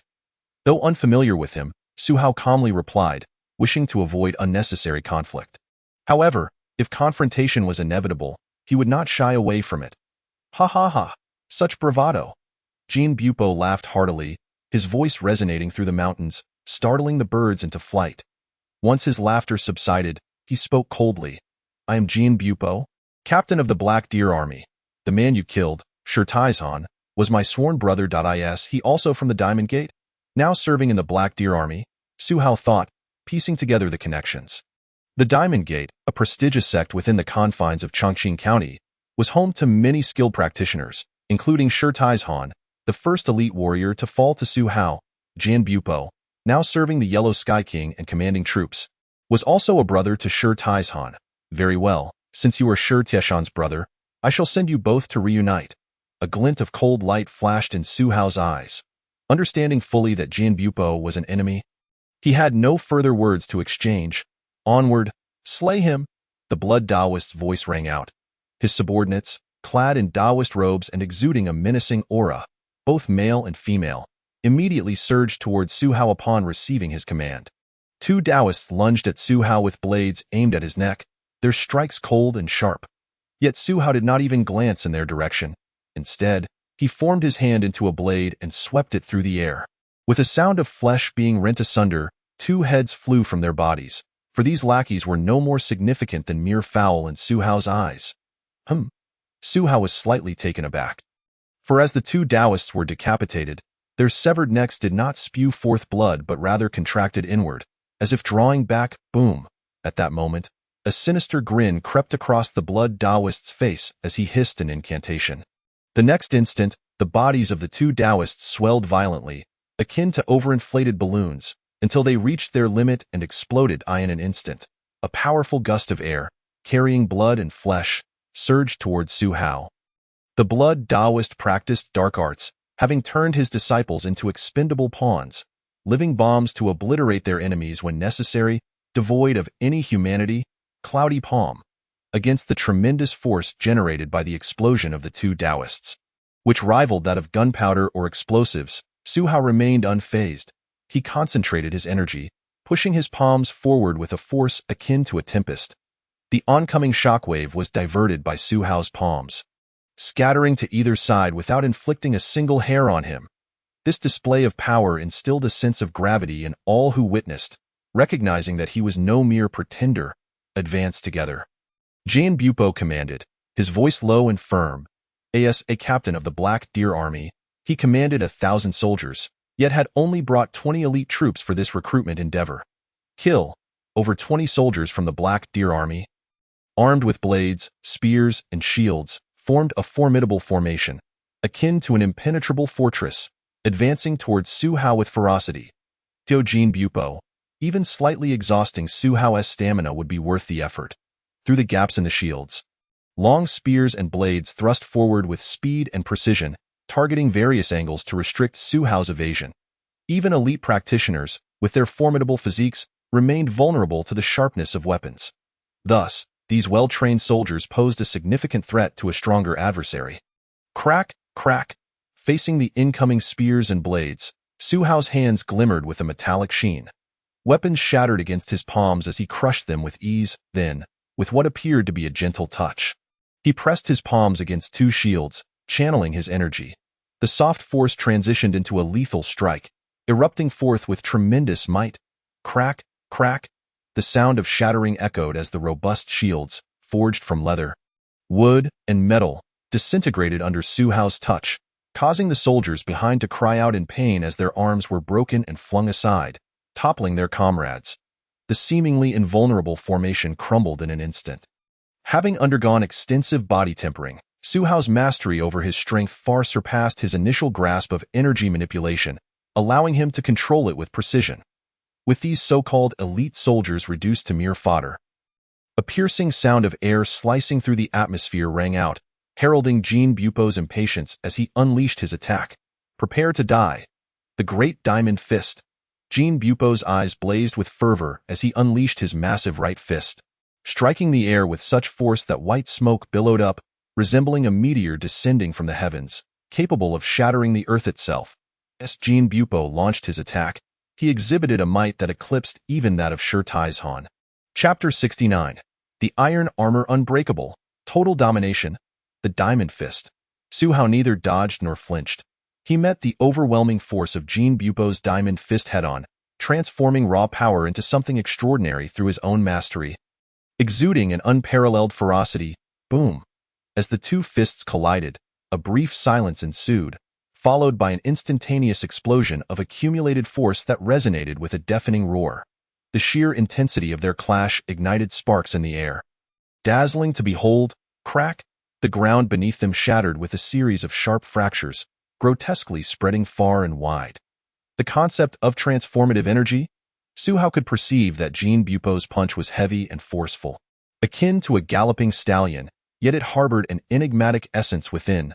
The repeated explosions of power caused the might of this punch to ascend relentlessly. Su Hao, taken aback, recognized that Jin Bupo was employing the transformative energy technique. Refining one's energy is the threshold of martial arts, the very foundation thereof. However, it often hinges on comprehension. If one cannot grasp its essence, no amount of practice will yield understanding. This contrasts with bone tempering and muscle reinforcing, where ample resources can ultimately lead to success. Clearly, Jin Bupo not only possessed a high realm of body tempering but also exhibited profound insights into martial arts.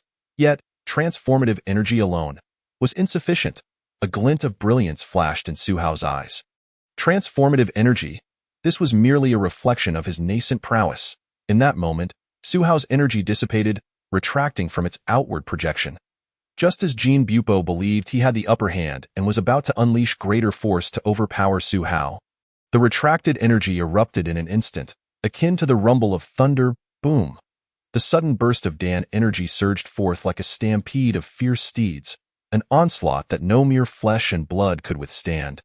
Staggering back, Jin Bupo grunted as Su Hao's explosive Dan energy overwhelmed and shattered his own, forcing him to retreat step by step, desperately attempting to dissipate the force. Yet each step caused the ground to tremble and sink. His insides roiling. Dan energy? This is Dan energy? Jin Bupo, well-versed in martial arts, felt a shock in his heart as he recognized the energy Su Hao wielded was indeed Dan energy. It is worth noting that Jin Bupo himself had only mastered transformative energy 4 or 5 years prior. Yet this one Tai Lai, seemingly younger than him, had already cultivated Dan energy? Such a phenomenon was astonishing. With the sudden eruption of Dan energy subduing Jin Bupo, Su Hao seized the opportunity to launch a heavy punch. His left fist, propelled by the Dan energy, streaking through the air like a bolt of lightning, aimed directly at Jin Bupo's chest. The might of this punch could rend flesh asunder. Jin Bupo's forehead bulged with veins as he sensed the impending doom. A low growl escaping his throat as he urgently summoned all his energy, blood, and strength, akin to a torrent cascading. Just before Su Hao's heavy fist descended, A faint golden glow enveloped his skin, safeguarding his entire being. This was the martial art Golden Bell shield from the Vajra sect. This formidable hardening technique not only boasted immense defensive capabilities, but also generated a counterforce that could injure the enemy. Clang! Su Hao's fist crashed into Jean Bupo's chest, producing a resounding metallic explosion, reminiscent of a hammer striking a massive bell. Golden ripples emerged, and a rebound force surged back, scattering sand and gravel around them. As Su Hao, his garments billowing, retreated half a step, the ground beneath him cracking, yet he resiliently absorbed the recoil. This was the formidable strength of the exquisite jade-like bones forged through extreme bone tempering. Resilient and nearly indestructible by external forces, in stark contrast, Jean Bupo was violently thrust backward, crashing against the wall of the courtyard behind him, causing it to collapse in a cloud of dust. "Lord Jean!" cried the soldiers of the Black Deer Army in shock. Jean Bupo was a captain commanding 1,000 elite soldiers, a warrior hailing from the Vajra sect, renowned for his strength. Yet, in the brief exchange with Su Hao, he had been overwhelmed and sent flying by a single punch. "Damn it, is this one Tylai a monster? My Golden Bell shield has been perfected, and yet he not only withstood such a powerful strike, but nearly shattered my protective barrier." Jean Bupo struggled to rise, pushing aside the rubble that pinned him down, his heart filled with profound shock. Jean Bupo was significantly superior to Shirtaizhan. Having undergone the second round of muscle reinforcing and cultivated transformative energy to perfection, he believed he could easily defeat Wen Tai, who had killed Shirtaizhan. Yet the outcome was a complete reversal. He had been entirely suppressed in their encounter. Unbeknownst to Jean Bupo, Su Hao had continuously progressed, and he was now far stronger than when he had vanquished Shirtaizhan. "Disciple, this formidable enemy is drawn to you. You must contribute to our cause." The Blood Taoist did not allow Jean Bupo to face the foe alone. His eyes glimmered with crimson light as he seized the fleeing Blood Boy, his tone deceptively gentle. "No, master, please don't." The Blood Boy sensed the impending danger and urgently pleaded for mercy, but the Blood Taoist paid no heed. Injecting a surge of energy into the Blood Boy's body, instantly, the Blood Boy's form expanded rapidly. Having learned from previous encounters, Su Hao was well aware of the Blood Taoist's tactics, turning individuals into human bombs. Sky-shattering fist. Su Hao concentrated his energy and unleashed a counterpunch. "Ah!" The diminutive Blood Boy let out a piercing wail. Before he could even approach Su Hao, he was obliterated by the airborne punch, showering the area in a crimson deluge.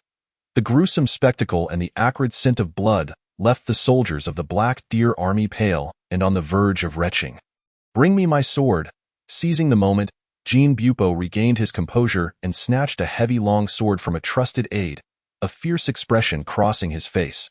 Faced with such an enemy, one could only fight with all their might to have any hope of victory. "Brother Jean, let us strike together and slay him." The Blood Taoist's expression turned grave and menacing. For this Wen Tai had set his sights on him, and he wished to make it clear that he was not an easy target. Swish! With a flick of his wrist, the Blood Taoist unleashed a flurry of silver needles, glimmering like raindrops. These needles were laced with deadly poison, and having lived for 70 to 80 years, the Blood Taoist was no novice in refining energy. Having cultivated transformative energy, under this enhancement, the needles could pierce through thick armor. If even a single needle could wound Su Hao, he was confident it would mark the end for him. The multitude of silver needles shot forth. But Su Hao merely flicked his wrist, sweeping his sleeve to deflect them. Thud, thud, thud. Though made of seemingly fragile fabric, the needles imbued with penetrating energy failed to inflict any damage, being deflected away effortlessly. Having recovered his strength, Jean Bupo's muscles bulged, wielding the hefty warblade, his body aglow with a faint golden hue. He had summoned his muscle power, exponentially amplifying his blood and energy output, causing his muscles to swell to the brink of bursting. The Blood Taoist, shrouded in an aura of malevolence, his eyes flickering with bloodlight, harnessed a more subdued yet chilling energy, causing the temperature of the air to plummet, a thick scent of blood permeating the surroundings. These two masters of muscle reinforcement, facing Su Hao, were fully aware of the need to exert their utmost strength. United, they vowed to eradicate this formidable foe. Chapter 70. Blood-calling divine needles, pinnacle of combat power. As the saying goes, two fists cannot contend with four hands, let alone against two masters of muscle reinforcement. Those who reach the realm of muscle reinforcement possess unique skills and are anything but ordinary. Whether it be the Blood Taoist or Jean Bupo, both were exceptional. The former practiced dark arts, employing unpredictable methods, while the latter hailed from a prestigious lineage and served as a captain in the Black Deer Army. Together, they aimed to vanquish any adversary that one alone could not defeat. Even the remaining members of the Black Deer Army were astounded. This one Tai Lai, once an unknown figure, now exhibited unfathomable strength, managing to overpower Jean Bupo to such an extent that he understood the necessity of allying with the Blood Taoist to have any hope of victory. Jean Bupo had elevated his physical abilities to their zenith. As he underwent his second muscle reinforcement, his muscles became as resilient as bronze or iron, allowing for a more extreme and unrestrained output of energy. Under full exertion, the faint gold enveloping his skin deepened, subtly resembling the outline of a grand bell, his aura becoming profound. Kill, in a flash, propelled by a thunderous roar, Jean Bupo approached Su Hao, wielding his heavy warblade, the blade gleaming coldly as it swung.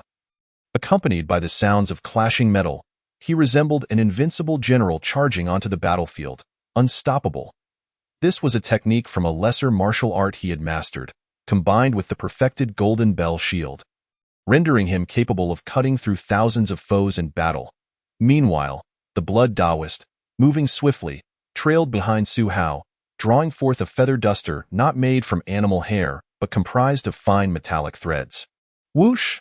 The Blood Taoist swung the duster, and infused with energy, the threads became taut and straight, resembling sharp arrows as they shot forth from behind. Two masters of muscle reinforcement advanced upon Su Hao, one from the front and one from the back. Each unleashing their ultimate techniques, Su Hao remained vigilant, activating his molten gold hands, his palms glimmering with metallic radiance and radiating a searing energy as he struck toward the warblade while simultaneously reaching out with his right hand to intercept the incoming duster. Clang! With a thunderous fist crashing down upon the warblade steeped in the aura of mountains of corpses and seas of blood, the melodious clash of metal rang out, piercing through the air and causing one's eardrums to ache. The blade vibrated, sparks flying, yet the razor-sharp edge could not inflict even the slightest harm upon Su Hao's fleshly fist. The Golden Melting Hand, a clandestine martial art that forged weapons, allowed its practitioner to temper their hands to a hardness akin to iron, enabling them to withstand divine weapons and sharp blades. Su Hao had already perfected this technique, capable of meeting deadly strikes head-on. Meanwhile, Su Hao's left hand spread wide, deftly seizing the incoming whisk with precision. Su Hao was taken aback to see the strands of the whisk elongating as if imbued with life, climbing up his arm and binding his movements. Moreover, they were exceedingly flexible, despite his efforts. He could not break free. Blood needles. A flash of crimson light flickered in the blood man's eyes as he made a grasping motion with his left hand. Blood-colored needles coalesced between his fingers. Not forged of metal, but rather formed from his very essence, crimson and translucent, reeking of a pungent blood scent. Each of these needles would cost the blood man a portion of his vitality, serving as his lethal technique, and their potency was nothing to scoff at. Upon closer inspection, the surface of these needles shimmered with a faint blood glow. Should they penetrate the body, the outcome would undoubtedly mirror that of the earlier warriors, who had been transformed into human bombs by the blood man, vanishing without a trace. Whoosh, whoosh, whoosh. The blood man raised his hand, unleashing a rain of blood needles towards Su Hao's back. At such close range, evasion was impossible, even for Su Hao. The diamond spike. On the other side, the war blade was intercepted, and Jean Bupo swung his left arm, veins bulging, fingers clenched into a spike radiating a pale golden light, thrusting towards Su Hao's chest like a steel nail. This situation illustrated the adage that two fists are no match for four hands. When confronted by multiple foes, one could easily falter. Iron cloth shirt. Perfected realm. A cold glint flashed across Su Hao's face. Facing the unavoidable assault from these two formidable masters, his internal vitality surged, causing his garments to billow without wind. Jean Bupo's fist struck first against Su Hao's chest. The force of the blow immensely concentrated, capable of denting iron armor and shattering bones. Clang! The punch that could pierce gold and iron landed squarely on Su Hao's chest, producing a resonant clang of metal meeting metal. Su Hao stood firm, his legs slightly trembling, yet he absorbed the blow with sheer strength. Only the ground beneath him cracked violently, fissures tearing through the earth, a testament to the weight of Jin Bupo's strike. This is the result of rigorous training to withstand my diamond spike. Could it be that his hard training is not inferior to mine? Jin Bupo's lips twitched slightly, disbelief creeping into his heart. Go endure the full force of his ultimate attack unscathed was akin to possessing hard training that rivaled his own Golden Bell shield. Jin Bupo, with his exceptional physique, had devoted decades to mastering the Golden Bell shield, elevating it to perfection years ago, and against peers of equal caliber, few could breach his defenses. Yet, Su Hao not only wielded Dan energy but also possessed hard training that could match his own. The tide of battle did not wane due to Jin Bupo's astonishment. The Bloodman's blood needles, formed from his vitality, had already struck Su Hao's back. Thud, thud, thud. The needles, however, failed to penetrate Su Hao's seemingly flimsy attire. The fragile fabric shimmered with a metallic sheen, impervious to blades and spears. The impact against it produced a crisp sound. Crack, crack. Even the blood needles, compressed from his life force, detonated with explosive force akin to gunpowder. Yet were thwarted by Su Hao's garment, which held firm like iron armor, causing no harm to him whatsoever. Iron cloth shirt, a technique derived from Wu Yinyang's hard training, had been elevated to perfection in Su Hao's capable hands within a short span. In terms of defensive strength, Su Hao was not inferior to Jin Bupo, a master of hard training. Did they truly believe that two sheep could conspire to slay a fierce tiger? With the perfected iron cloth shirt absorbing the lethal techniques of two formidable masters. Flames flickered in Su Hao's eyes. His vitality surged rapidly, and his overwhelming strength began to manifest. Golden melting hand. Channeling his Dan energy to its fullest, Su Hao's hands ignited with a crimson glow. Akin to heated iron, the temperature radiating through the air even at a distance. This is bad. The Bloodman's heart sank as he saw the strands of the whisk ignite in the intense heat. The flames racing up the whisk toward him, causing him to hastily discard it in terror, retreating as if from a viper. Meanwhile, Su Hao's right hand grasped the blade of Jin Bupo's weapon. The searing energy dismantling the metal structure. With a powerful squeeze fueled by his glazed jade bones, a resounding crack echoed.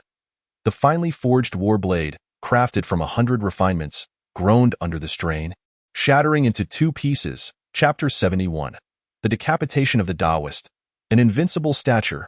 Jin Bupo, too, Su Hao, drawing upon his muscular strength, was able to exponentially unleash his Dan force, coupled with his exquisite Lieli jade bones. The melting gold hand, and the perfected lower-tier martial arts of the Breaking Void Divine Fist, he launched a full-force strike that severely wounded Jin Bupo.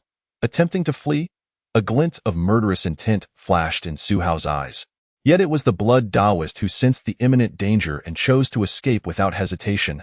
Flee, damn it. Why must this scoundrel make things difficult for me? The blood Taoist pushed his movement technique to its limit, racing away at breakneck speed, cursing inwardly. After years of carefree living, he found himself targeted today by this one Tailai, whoosh. The sound of rapid pursuit echoed behind him as Su Hao barreled forward, activating the 8 steps to chase the cicada technique. His Lieli jade bones surging with formidable explosive power, rapidly closing the distance between them. Damn it! The blood Taoist, sensing Su Hao's swift approach, gritted his teeth in fury. A cornered rabbit bites back, let alone himself. Crack! With a fierce expression, the blood Taoist gripped his thumb with his left hand and twisted it brutally, breaking the bone, then aimed it at Su Hao, channeling his energy. Hiss! That severed thumb detached from his palm, transforming into a streak of bloodlight that shot towards Su Hao. This was the blood Taoist's ultimate trump card, capable of launching a severed finger with Dai in the present day. Su Hao possesses an astonishing potential of 70 points, far surpassing the initial limits of his extraordinary talent. His exceptional comprehension, coupled with a solid foundation in martial arts, allows him to master ordinary techniques with just a few repetitions. Even the more challenging dripping rain sword technique would merely require time for him to achieve perfection. The Mad Demon Staff technique, much like the dripping rain sword technique, has its own unique merits. While the latter emphasizes ultimate control over one's energy, the former is characterized by its wild and unrestrained nature, advocating for a heart akin to madness and a staff that embodies frenzy. Each strike is lethal and unpredictable, even to the extent that one may not foresee their own next move, merging their fervent emotions into the art of the staff. The essence of these two martial arts is something Su Hao currently lacks. Yet they promise to enhance his martial path significantly. Combining these new lower-tier techniques with his previous insights may elevate his understanding and mastery of energy to new heights. Su Hao feels an inexplicable premonition. Having undergone body refinement and energy cultivation 4 times, he has been cultivating his internal energy for quite some time. During this period, he has continuously absorbed new martial arts, gaining fresh insights, and his internal energy has grown increasingly profound. These two novel lower-tier techniques might just facilitate his transformation. While practicing the Mad Demon Staff technique and the Dripping Rain Sword technique, Su Hao also takes the opportunity to peruse the medical texts acquired from the Blood Man.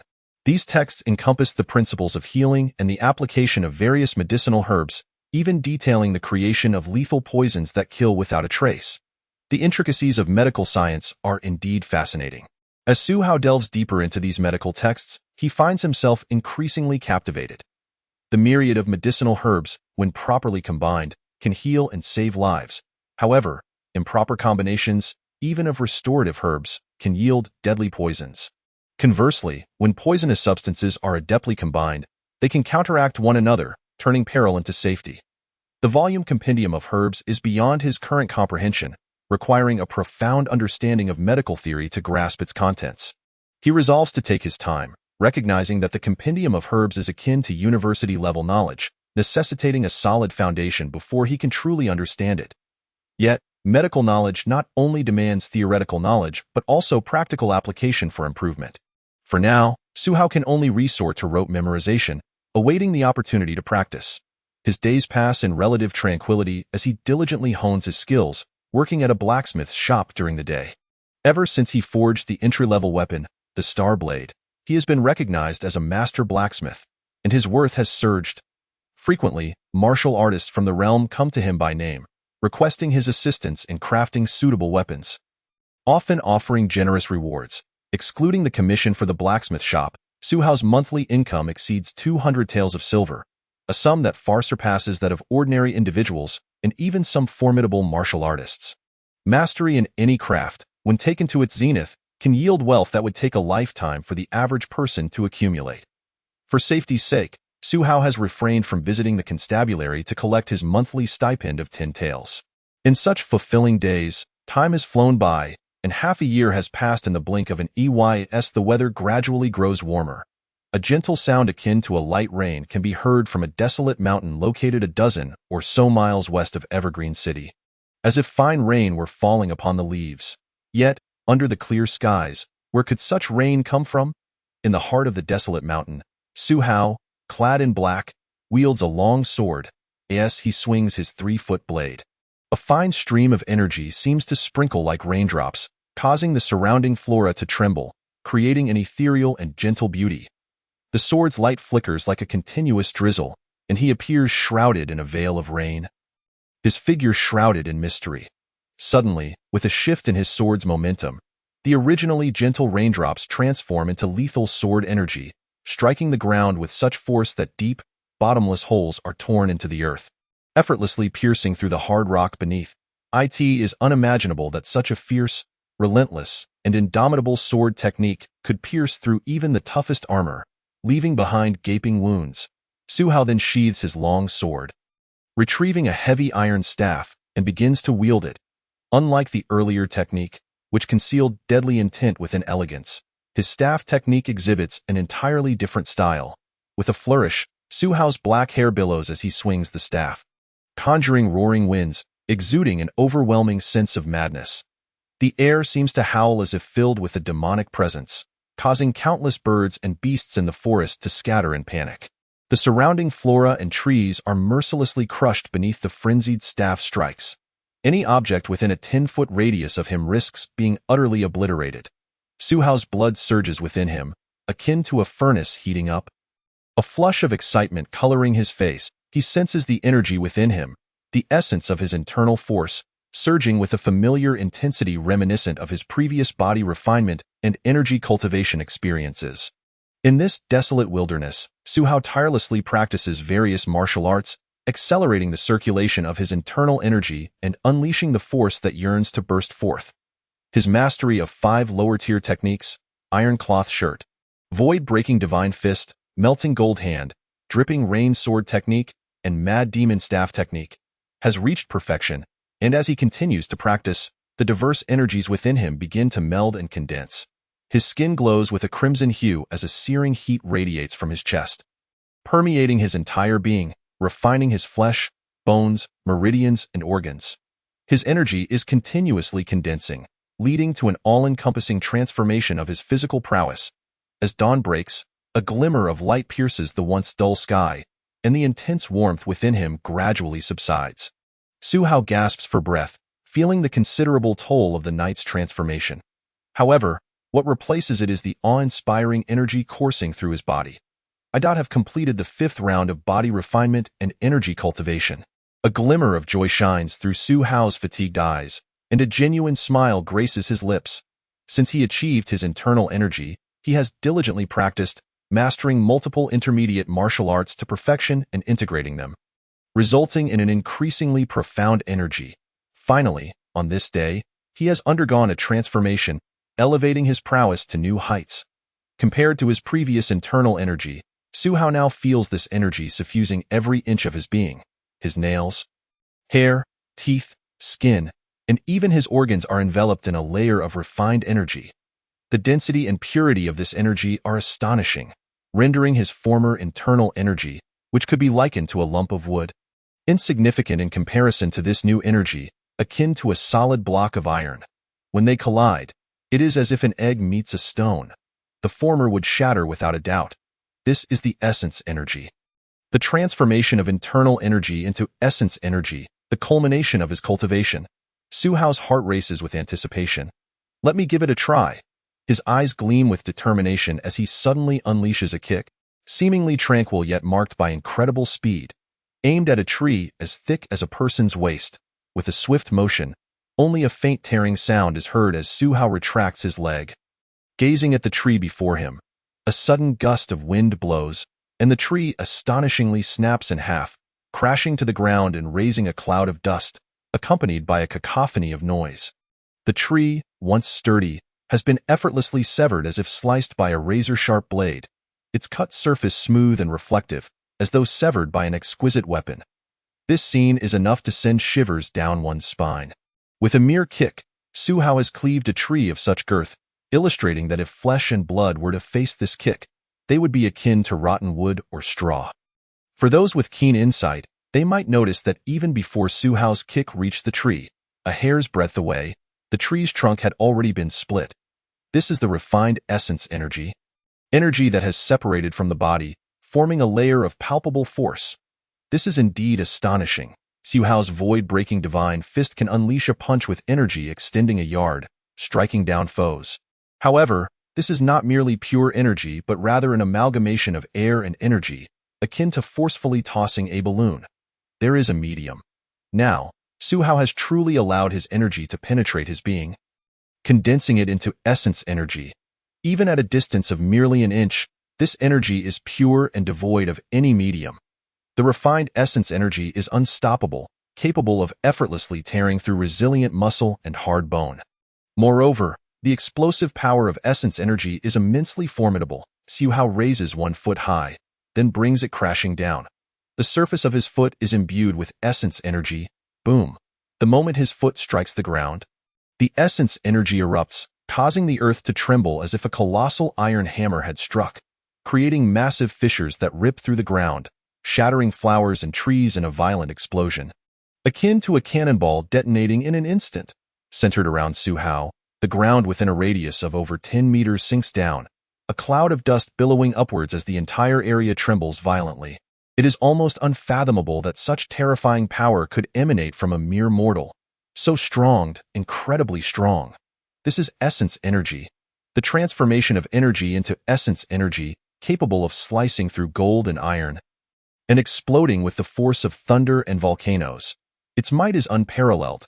Even my physical body, after undergoing 5 rounds of body refinement and energy cultivation, has seen a significant enhancement in strength.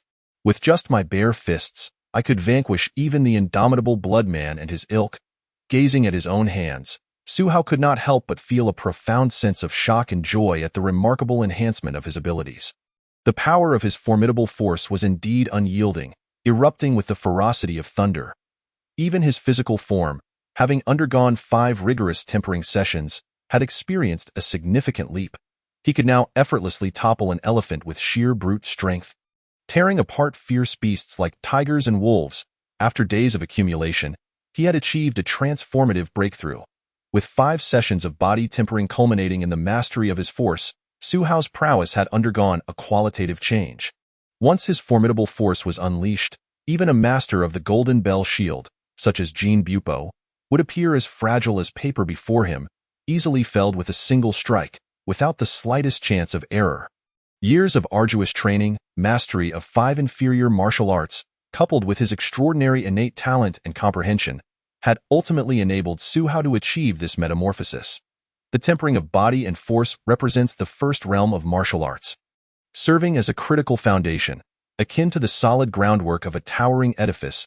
Only with a strong foundation can a skyscraper be constructed. A sense of relief washed over Su Hao, who finally felt a semblance of security. With his current strength, ordinary opponents were as inconsequential as mere clay chickens and tile dogs. Yet, he recognized the necessity for continued improvement. His current ambition was to become the strongest in Chongqing County. However, Su Hao remained vigilant, aware that there existed unfathomable masters in the vicinity, such as the cleansing warriors of elite families and the formidable leader of the Black Deer Army, the illustrious King Huangtian. His objective was to ascend to the pinnacle of strength within this county, eschewing arrogance and complacency. The mightier he grew, the more he should cultivate a sense of reverence within. Having mastered his formidable force, with its profound potency, and having rapidly refined the secret medicine for muscle transformation, Su Hao's efficiency in this pursuit had surged exponentially. Merely 2 months after mastering his formidable force, he had utilized the 10 Treasures muscle-nourishing soup to complete his second muscle transformation. With focused introspection, he could see his sinews thickening and becoming supple, shimmering faintly with a metallic luster, surpassing his previous resilience and explosive power by a considerable margin. This second transformation had forged sinews akin to steel, far superior to that of cattle. As he casually moved, the taut sinews within his body emitted crisp sounds reminiscent of bowstrings being drawn, embodying formidable potential. The supply of the 10 Treasures muscle-nourishing soup was dwindling. He needed to procure a more advanced formula for muscle transformation, along with additional inferior martial arts, to expedite his potential's further evolution. As Su Hao engaged in physical activity, he contemplated his forthcoming plans. The 10 Treasures muscle-nourishing soup, obtained from Wu Yinyang, was suitable for novice muscle transformers, possessing mild medicinal properties. Su Hao's ability to utilize it for a second transformation was solely due to his solid foundation. For others, achieving even a single transformation would likely be the limit. He required a more potent and vigorous muscle transformation medicine. Furthermore, his potential had surged remarkably, now standing at 87 points, extraordinary talent. During this period, Su Hao had perfected 2 inferior martial arts, delved into medical knowledge and pharmacology, and practiced foundational martial arts to broaden his martial perspective, resulting in a tremendous increase in potential to 87 points. According to Su Hao's estimates, the critical threshold for the next qualitative leap in potential should be 100 points, and he was not far from this milestone. If he could refine 2 to 3 more inferior martial arts to completion, it would likely suffice for his transformation. Unfortunately, the 3 intermediate martial arts available for exchange at the Yamen had already been acquired by him, and intermediate martial arts were closely guarded secrets of various families and sects, making them difficult for outsiders to obtain. In any case, he should first pay a visit to Gongsun Xiu. Su Hao resolved, as his connections in Chongqing City were limited, and Gongsun Xiu, who worked in the government, was one of them. In the evening, Su Hao disguised himself as Wen Tailian and paid a visit to Gongsun Xiu. Deep within the precinct, Su Hao sat across from Gongsun Xiu, articulating his intentions. Seeking a more advanced formula for muscle transformation? Wouldn't it be more convenient to request the finished medicine directly? Upon hearing Su Hao's request, Gongsun Xiu furrowed his brows, Su Hao's desire for the formula stemmed from two reasons. 1. Having the formula allowed him to source the necessary ingredients, significantly reducing costs, and 2. As he delved into medical knowledge and pharmacology, understanding the applications and combinations of medicinal materials would enhance his medical expertise. Therefore, he sought the formula rather than the finished product. Wishing to concoct it himself, Brother One, the formula for this advanced muscle transformation medicine is more precious than many martial arts manuals. It may be challenging for me to fulfill your request, and there are currently no suitable bounties for you. I can inquire with County Lieutenant Li Shou, but do not harbor excessive hopes, Gong Sun Xiu replied with a wry smile, directly indicating that he could not offer much hope. The formula for advanced muscle transformation medicine was not something that could be easily exchanged for mere accomplishments, and there were no suitable bounties available for Su Hao to trade for it. Very well, Su Hao felt a tinge of disappointment but did not blame Gong Sun Xiu, nodding slightly. Finally, under Gong Sun Xiu's escort, Su Hao departed from the precinct. The night had fallen, and the streets were sparsely populated as he walked through a narrow alley. Suddenly, Su Hao paused, his expression impassive, and said, "No need to hide in the shadows. Why not reveal yourself, truly worthy of the invincible Wen Tai Lai?" After a brief silence, a figure emerged from the darkness at the alley's corner, prompting Su Hao to exclaim in genuine admiration. It was a small-framed man in gray, around 30 years old, resembling a monkey, yet his eyes were sharp and his arms long and robust, indicative of exceptional bone structure. This gray-clad man possessed considerable strength and was adept at concealing his presence. Had it not been for Su Hao's 5 sessions of body tempering that heightened his senses to the point where he could detect a mosquito buzzing within dozens of paces, he might not have noticed the follower. The gray-clad man had evidently been waiting outside the precinct for Su Hao's appearance, stealthily tailing him, and his demeanor suggested he was not of benevolent intent, stirring a latent murderous intent within Su Hao. "Who are you? Do you have business following one?" Su Hao regarded him with an expressionless countenance, yet an invisible aura locked onto the gray-clad man. Should he ascertain that the individual was an enemy rather than a friend, he would not hesitate to eliminate him. The gray-clad man felt a chill run down his spine, as though he had plunged into an icy abyss. He sensed that if the other were to strike, even with his commendable agility among muscle transformers, he would stand no chance of escape and would likely be killed on the spot. Countless muscle transformers had perished at the hands of this Wen Tai Lai, and his prowess placed him among the elite within the realm of muscle transformation.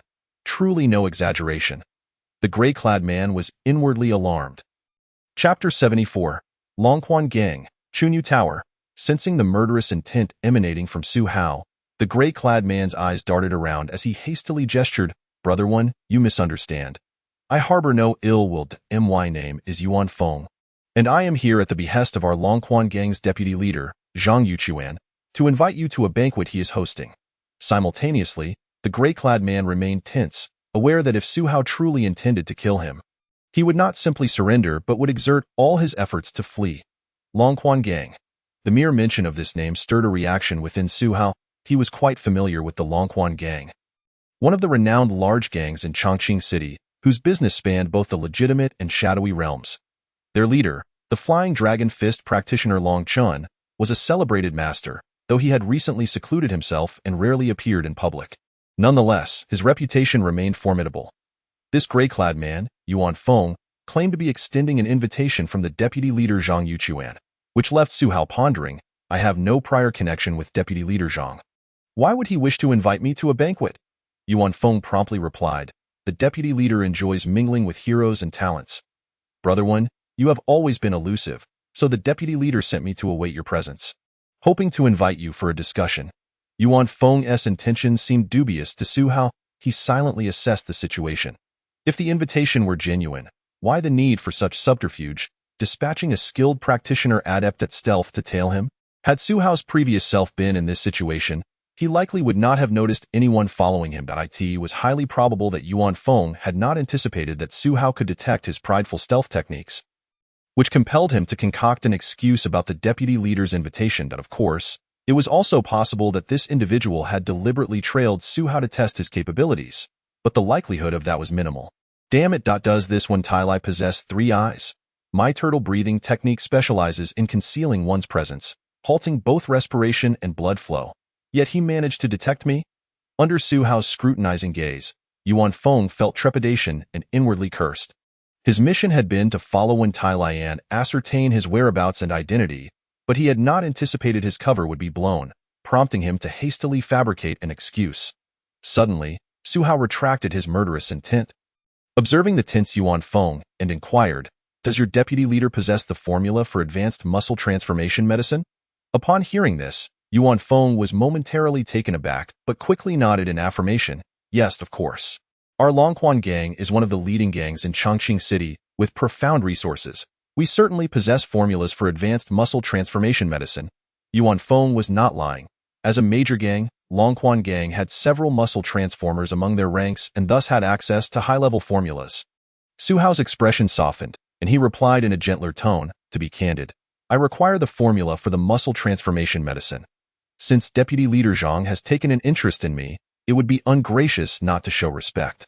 I would be willing to attend the banquet, forge a friendship, and kindly ask Deputy Leader Zhang to prepare the formula for the muscle transformation medicine, which I am prepared to exchange for a substantial sum." The words echoed in the air, leaving Yuan Feng momentarily stunned. Did the other party truly believe he was there to extend an invitation to a banquet? Yet, Yuan Feng, quick to react, being a practitioner of the I Ching technique himself with a remarkable psychological fortitude, promptly replied, "Of course, I shall convey your message. The banquet is scheduled for tomorrow evening at Chunyulu, and our deputy leader will certainly be there to welcome you." "Very well, I shall be there punctually." Su Hao responded with alacrity. "Then I shall take my leave for now." With that, Su Hao turned and departed without hesitation. Watching Su Hao's silhouette gradually fade into the darkness, Yuan Feng found himself momentarily dazed.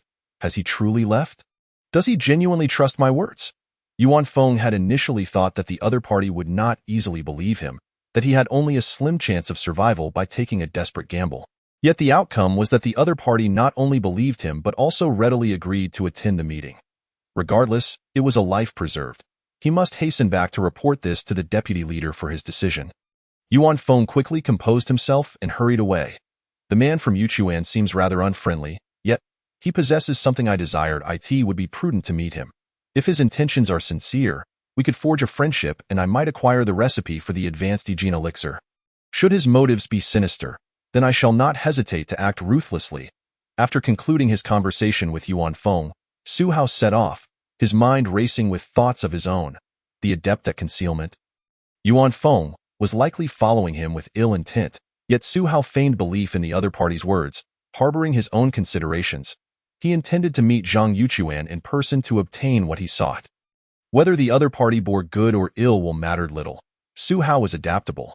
His decision to attend the banquet stemmed not from arrogance, but from a profound confidence in his own strength. Upon returning home, he spoke not a word throughout the night.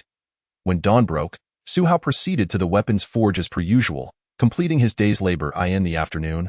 During his break, he discreetly returned home to rest. As dusk descended, he altered his appearance and, under the guise of Wen Tailai, left his residence. He traversed through secluded alleyways, avoiding pedestrians, making his way toward Chunyulu, situated in the prosperous Longan district of Chongqing City. Was resplendently adorned, standing 9 stories tall, attracting renowned courtesans and drawing in numerous scholars and wealthy merchants to linger within its opulent embrace, making it a famed den of indulgence from a distance. The establishment shimmered under the moonlight, resplendent and enchanting. Passers-by on the streets caught whiffs of the alluring scents of wine and rouge wafting from within, accompanied by melodious tunes, stirring feelings of jealousy and envy. Chunyulu was a coveted haven for revelry, yet alas, it was not a place where ordinary folk could afford to indulge. Upon arriving at the entrance of Chunyulu, a slender man in gray awaited him. Spotting Su Hao from afar, his eyes lit up, and he quickly approached with a hint of deference, saying, "Brother One, our deputy leader has been waiting for quite some time. Please, let us ascend and converse." The gray-clad man was none other than Yuan Feng, who, while bowing respectfully to invite Su Hao, revealed a flicker of intrigue within his gaze. Did the other truly come to the banquet? Was it arrogance or naivety? "Lead the way," Su Hao replied succinctly. Yuan Feng nodded in affirmation and guided Su Hao into Chunyulu inside the grand hall. Numerous patrons indulged in tea and meals while reveling in the graceful movements of the dancers.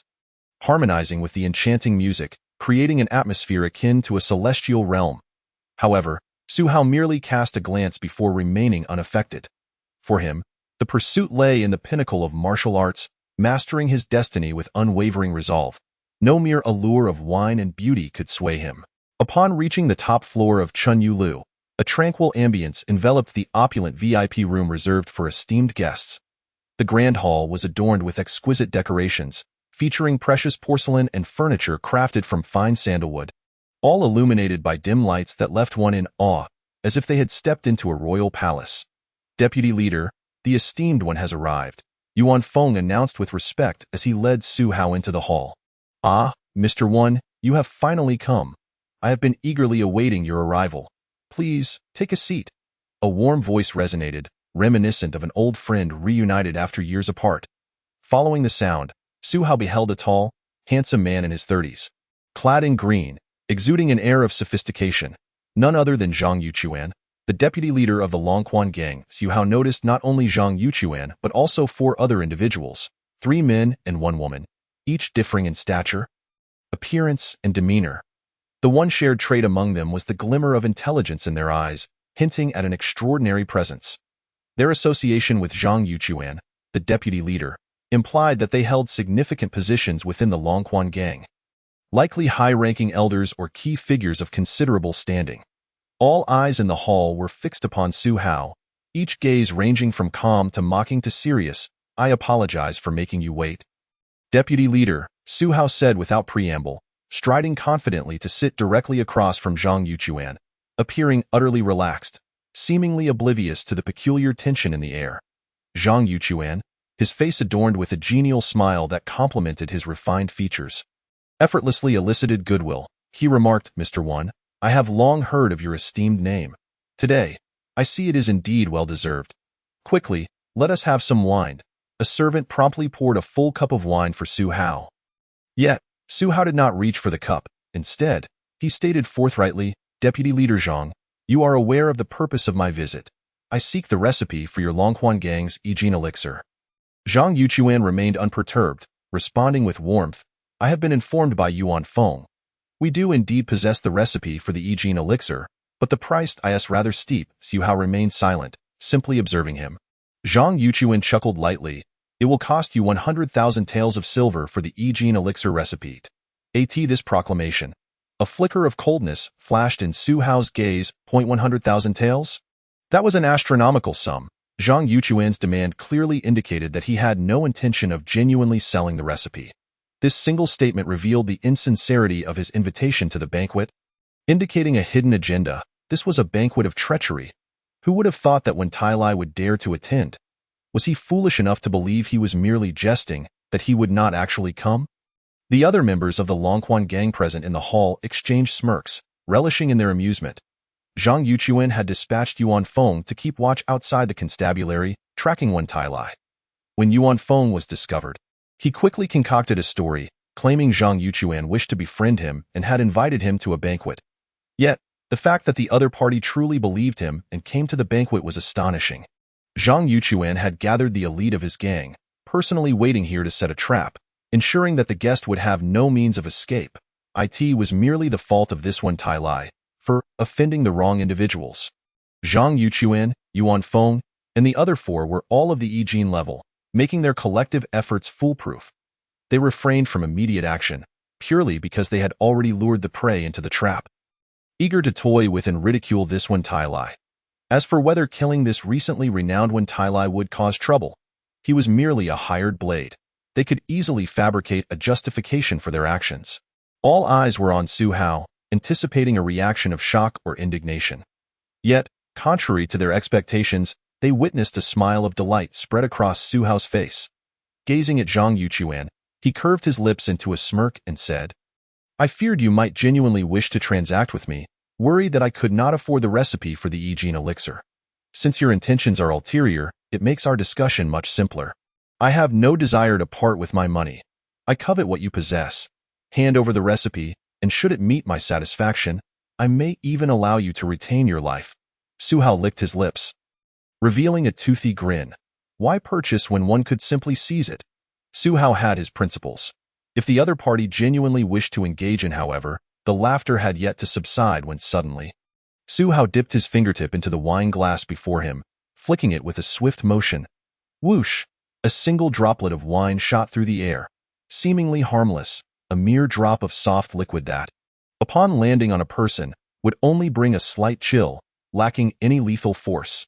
Yet, with Su Hao's flick, it transformed into an arrow, piercing through the air with a thunderous strike. Crack! The raucous laughter of the dragon and snake gang disciples was abruptly silenced as the droplet struck one in the forehead. In an instant, the droplet unleashed a horrifying destructive force. Even though this disciple had undergone bone tempering, his head shattered like a watermelon. Blood mingled with brain matter splattered forth, painting the ground in a gruesome tableau. While the lifeless body slumped to the floor, the scent of blood permeating the air. What? This scene instantly brought an end to the merriment in the hall, as Zhang Yuquan and the other martial artists of the Longquan gang felt their pupils constrict. Unable to mask their astonishment, Tio flick a soft droplet of liquid and kill a man.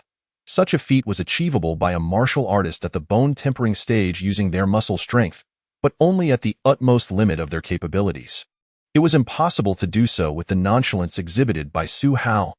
Moreover, the droplet, which began as a mere trickle of liquid, burst forth upon entering the dragon and snake gang disciple's skull, obliterating it into smithereens. The difficulty of such a maneuver surpassed that of merely piercing a hole through it by several degrees. Su Hao's mastery over his strength was simply unfathomable.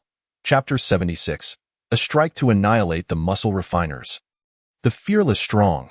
As the crowd stood in stunned silence, Su Hao remained unfazed, dipping his fingertip into the wine glass once more. Another dragon and snake gang disciple felt a chill run down his spine. Nerves taut, heart racing. One of the two who had previously mocked and ridiculed Su Hao was among them. It was evident that Su Hao was not inclined to spare him. Whoosh! A faint sound of air being sliced echoed as Su Hao flicked his finger.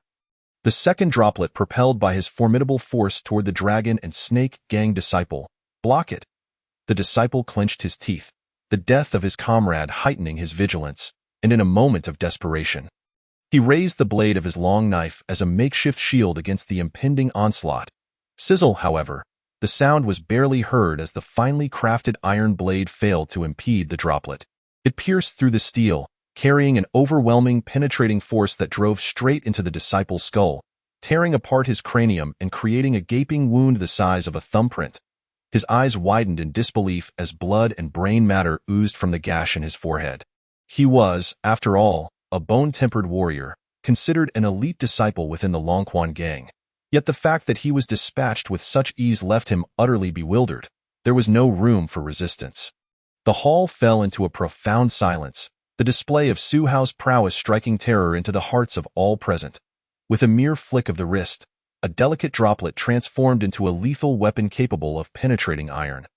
The two elite disciples of the Longquan gang had perished before they could even utter a "C" or Y. Su Hao's demeanor remained unruffled, not even casting a glance at the lifeless bodies of the two disciples. Their prior taunts failing to provoke any ire within him, akin to ants daring to affront an elephant. An elephant would not be incensed by such trivialities. Zhang, the deputy leader, it seems there were two wild dogs that were not properly leashed.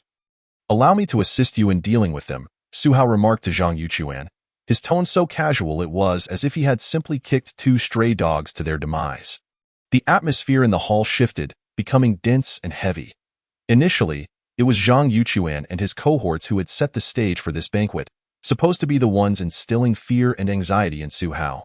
Yet, the tables had turned, as Su Hao's effortless display had transformed him into the dominant presence. Rascal, our Longquan gang kindly invited you to this banquet, yet you not only refuse our hospitality but also murder our disciples? You shall pay with your life. After a brief silence, a furious roar erupted. A burly man with a thick beard, one of those seated alongside Zhang Yuquan, was a revered elder of the Longquan gang. Wielding considerable authority, he was fully aware of the banquet's true purpose, to eliminate this one Tai Lai. Witnessing Su Hao's blatant disregard for their presence and the killing of their comrades before their eyes, the bearded man, known for his fiery temper, realized that there was no room for negotiation. They had to confront this foe with all their might. 6 muscle-refining warriors, including Zhang Yuquan, the deputy leader, were prepared to act. The combined strength of these 6 elite martial artists was formidable enough to ensure that this one Tai Lai would meet his end. Su Hao sighed and slowly rose to his feet, his own murderous intent boiling within him. Regardless of who they were, those who sought to take his life were his enemies, and he would see them dispatched. Taste my fist. The bearded man's eyes blazed with fury as he roared like thunder. His massive frame resembling that of a demonic deity, muscles rippling, he raised his powerful arms, fists clenched, and with an explosive force, he brought them crashing down upon Su Hao's shoulders. A muscle-refining warrior capable of facing 100 men unleashed his full might in a fit of rage, his terrifying presence far surpassing that of lions or tigers. The sheer ferocity of his aura was enough to induce terror in ordinary warriors, leaving them paralyzed, awaiting their doom. Su Hao appeared momentarily daunted by the bearded man's ferocity. Seemingly caught off guard, as the bearded man's fists crashed onto his shoulders, bang! The ground trembled violently, the expensive flooring cracking beneath the impact, the entire top floor of the Chunyu building vibrating, felt even by those below. This strike could have twisted steel and warped iron. Yet, the moment the fists landed on Su Hao, the bearded man's expression shifted dramatically.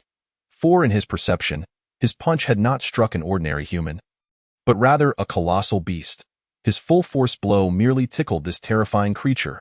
Indeed, Su Hao remained unyielding, absorbing the blow without so much as a tremor, his expression unchanged.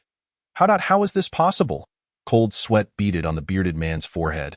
And what terrified him most was that Su Hao had not even utilized his strength to mitigate the blow. He had withstood it purely with his raw physicality, emerging unscathed. The disparity in their physical foundations was akin to that between an adult and a child.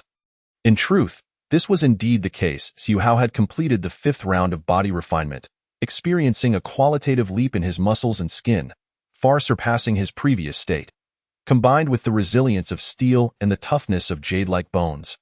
His physical prowess, without employing any martial techniques or strength, rendered ordinary muscle-refining warriors as insignificant as mere chickens before him, so weak. Not even comparable to Jin Bupo. How dare one of such caliber challenge me? Unaware of his own mortality, Su Hao's gaze turned frigid. The bearded man was not weak, yet he was likely only at the 2nd level of muscle refinement, not stronger than the Jin Bupo he had previously dispatched. Let alone compared to his current self. You shall receive my fist as well. Having withstood the bearded man's powerful strike, a cold smirk crept across Su Hao's lips. This is bad. The bearded man's heart raced with alarm as he realized that Tai Lai was not a foe he could confront alone. He hurriedly attempted to retreat, yet Su Hao had already seized his wrist, preventing his escape, while his right hand coiled into a fist, ascending upward in a powerful uppercut. Su Hao's punch bore no intricate maneuvers. Merely a straightforward uppercut. What caused the onlooker's pupils to constrict was the sheer velocity and force of the strike, both achieving a terrifying level. In close proximity, the speed was such that the bearded man, caught unprepared, could not even mount a defense. The lightning-fast punch struck him squarely on the jaw, crack. At the moment the fist connected with his chin, the bearded man felt as if thunder had exploded within him. His meticulously honed iron bones shattered like porcelain. A tremendous force propelled him upward, lifting him off the ground, his head colliding with the ceiling. With a resounding crash, his skull became embedded in the ceiling, leaving his body swaying, arms and legs limp, blood trickling down from the ceiling. The moment the punch landed on the bearded man's chin, his jaw and brain were obliterated, leading to his instant demise. The bearded man could not have fathomed that as an elder of the Longquan gang, a formidable muscle-refining warrior, he would perish on the spot without even managing to inflict a scratch on Su Hao. The 3rd elder. A chorus of gasps echoed throughout the hall. Su Hao's strike had been too swift, too decisive. The bearded man had died before anyone could intervene. The 3rd elder. Slain in a single encounter. Other disciples of the Longquan gang looked on in disbelief at the scene before them. The bearded man was a muscle-refining warrior. Each of them was a force to be reckoned with, akin to human-shaped beasts in the eyes of ordinary people and even martial artists. Yet, the fact that he had been so swiftly dispatched by Tai Lai left them questioning their own sanity. Chapter 77. Fierce Tiger Amongst Sheep. A display of astonishment. Zhang Yuchuan's countenance darkened ominously. He began to suspect that this Wen Tai Lai was neither naive nor foolish. He possessed an unshakable confidence in his own strength. Knowing full well the danger yet still daring to attend the banquet, a sense of regret flickered within Zhang Yuchuan's heart, realizing that he should not have acted so recklessly, but rather should have considered their strategy more carefully. However, it was too late for second thoughts. It was now a matter of life and death, and they could only expend every effort to slay this Wen Tai Lai. What are you waiting for? All together. Avenge the third elder and eliminate this fiend. Zhang Yuchuan let out a low growl, reverberating in the ears of the crowd like a spring thunderclap. All together. Let us slay him. The remaining elders of the Longquan gang wore expressions of grave concern. Their eyes reflecting a chilling intensity. Alone, they lacked the confidence to confront Wen Tai Lai, yet against one. They were determined to ensure that this Wen Tai Lai would meet his demise here. Kill, with a commanding shout, among the adept martial artists of the Longquan gang. The sole female warrior unsheathed the long sword at her waist in her 30s. She was not conventionally beautiful, yet clad in green, with a pair of sword-like brows. Her demeanor was so fierce that it deterred direct gazes. As the sword emerged from its scabbard, a cold glimmer flashed, and a visible aura of azure sword energy swirled around the blade, vibrating with a resonant hum, emanating a sharpness capable of slicing through iron like mud. Casting forth a radiant azure light as she struck, clang! A crisp sound of metal clashing rang out as a tall man, adorned with iron rings on his arms, unleashed his strength. The rings collided with one another, accumulating and transmitting force, and when it reached its zenith, he launched a punch that shattered the very air, exuding an extraordinary might. Whoosh! A tempestuous wind roared, sweeping toward them. Upon closer inspection, it was not merely a gale but rather a flurry of blade shadows racing like a whirlwind. A swordsman in purple wielded dual blades, slashing with fervor, the blade shadows densely packed, each seemingly infused with a pulling force, drawing everything within reach into their vortex. Even chairs and tables half a meter away were drawn in, torn apart in the process. These three were all high-ranking members of the Longquan gang, the three foremost masters of the Yi Jin technique, unleashing their full power, creating a scene that was both exhilarating and terrifying. All targeting Su Hao. They understood that the strength of the Wen Tai Lai before them was unfathomable, and there could be no room for carelessness or leniency. They had to strike with all their might from the outset to ensure his swift extermination. The lethal strikes of the three almost sealed off all avenues for Su Hao to evade, yet he had no need to dodge. Iron cloth shirt, perfected. Su Hao's robes billowed without wind, inflated by an invisible force.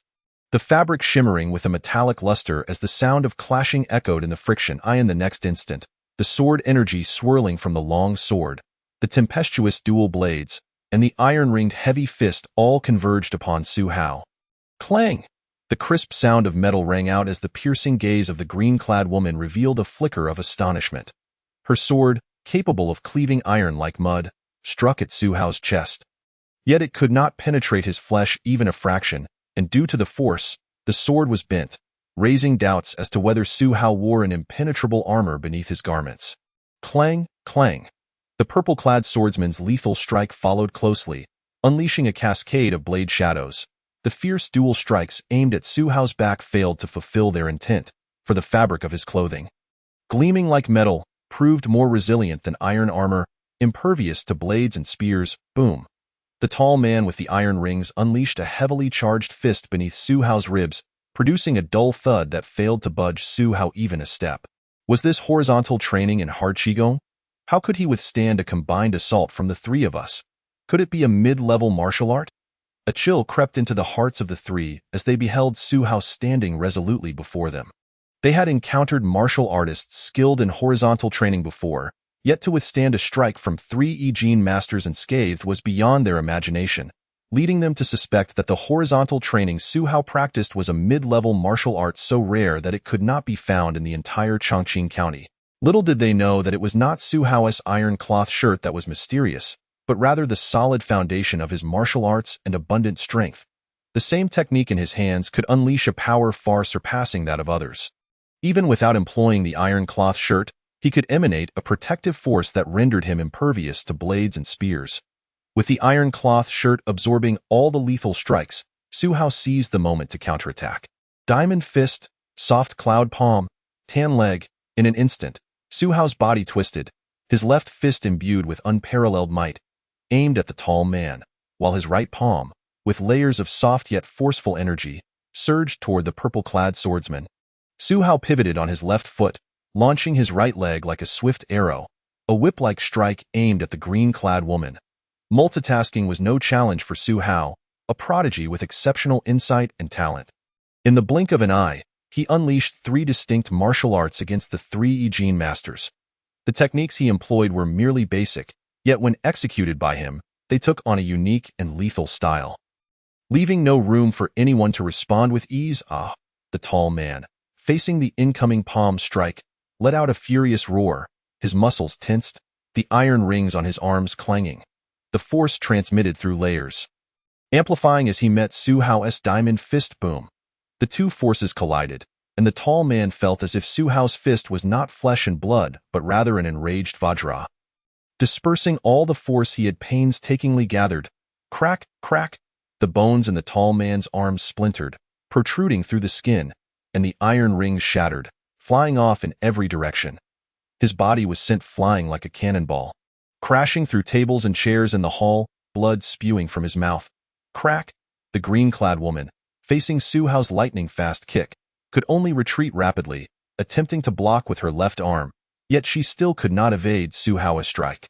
Pain shot through her abdomen as her insides felt as though they might burst, colliding forcefully against a pillar supporting the ceiling. The purple-clad swordsman was equally on high alert as Su Hao's sweeping palm approached.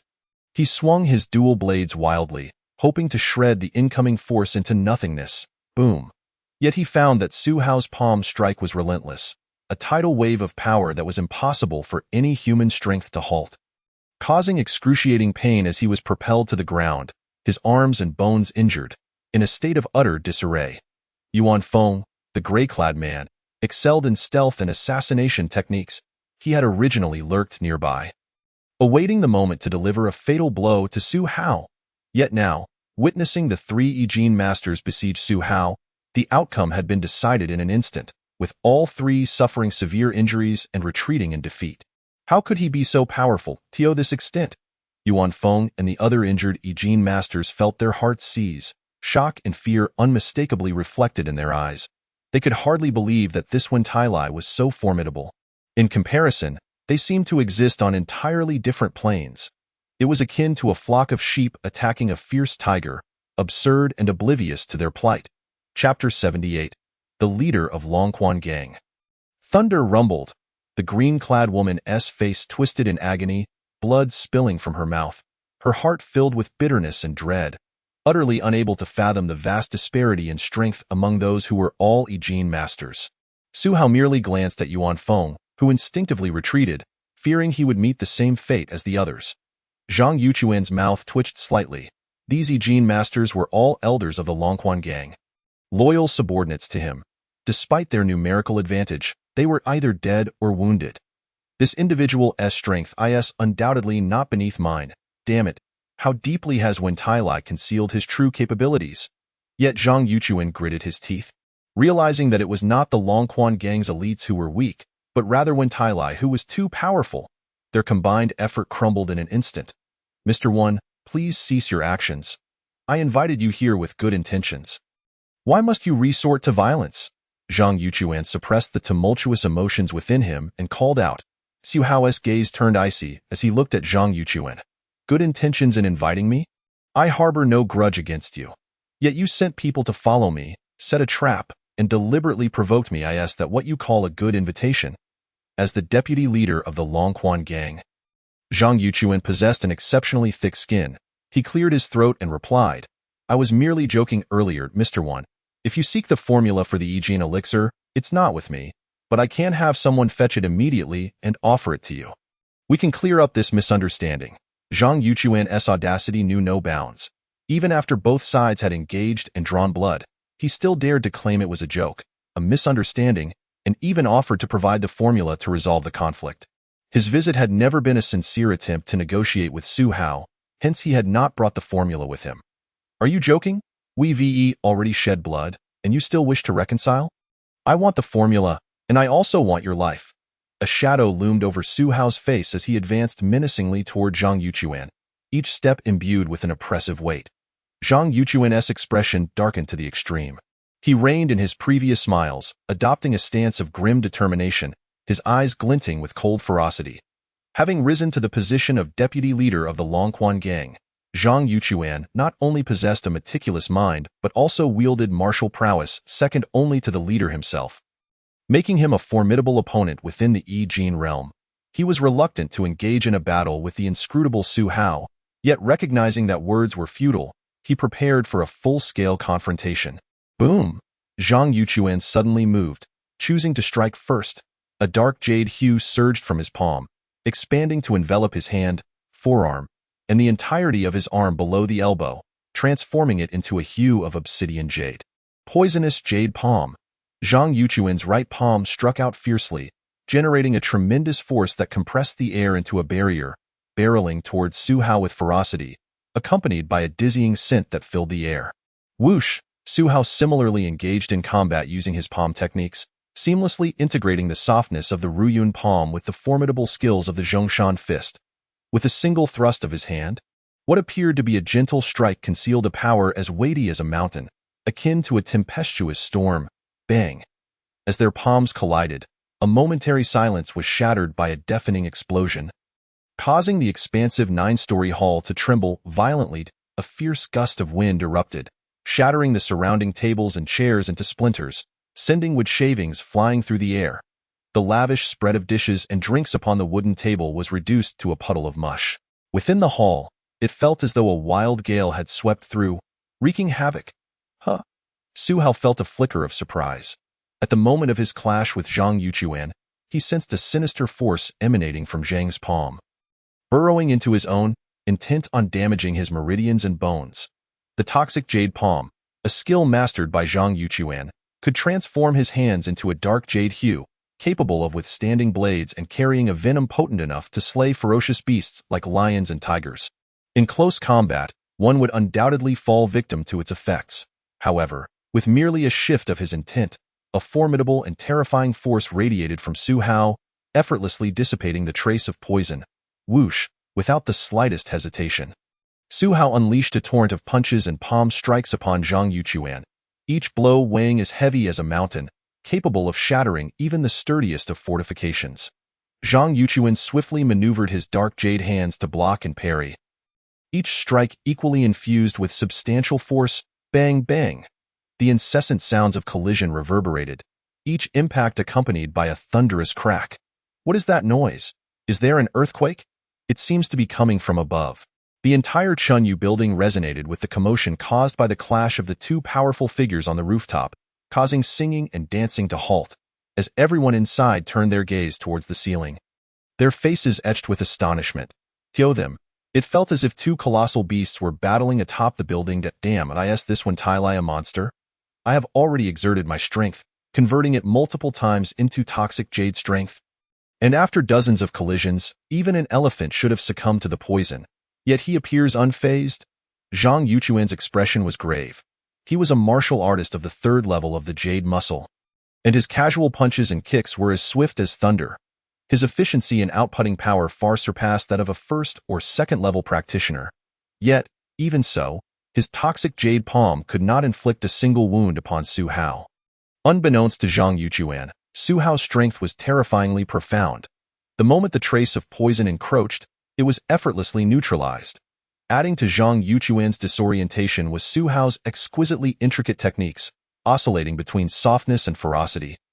Varying in speed and combining multiple changes, within mere moments of their engagement, Zhang Yuquan felt immense pressure, as if he were sinking into a quagmire, struggling in vain.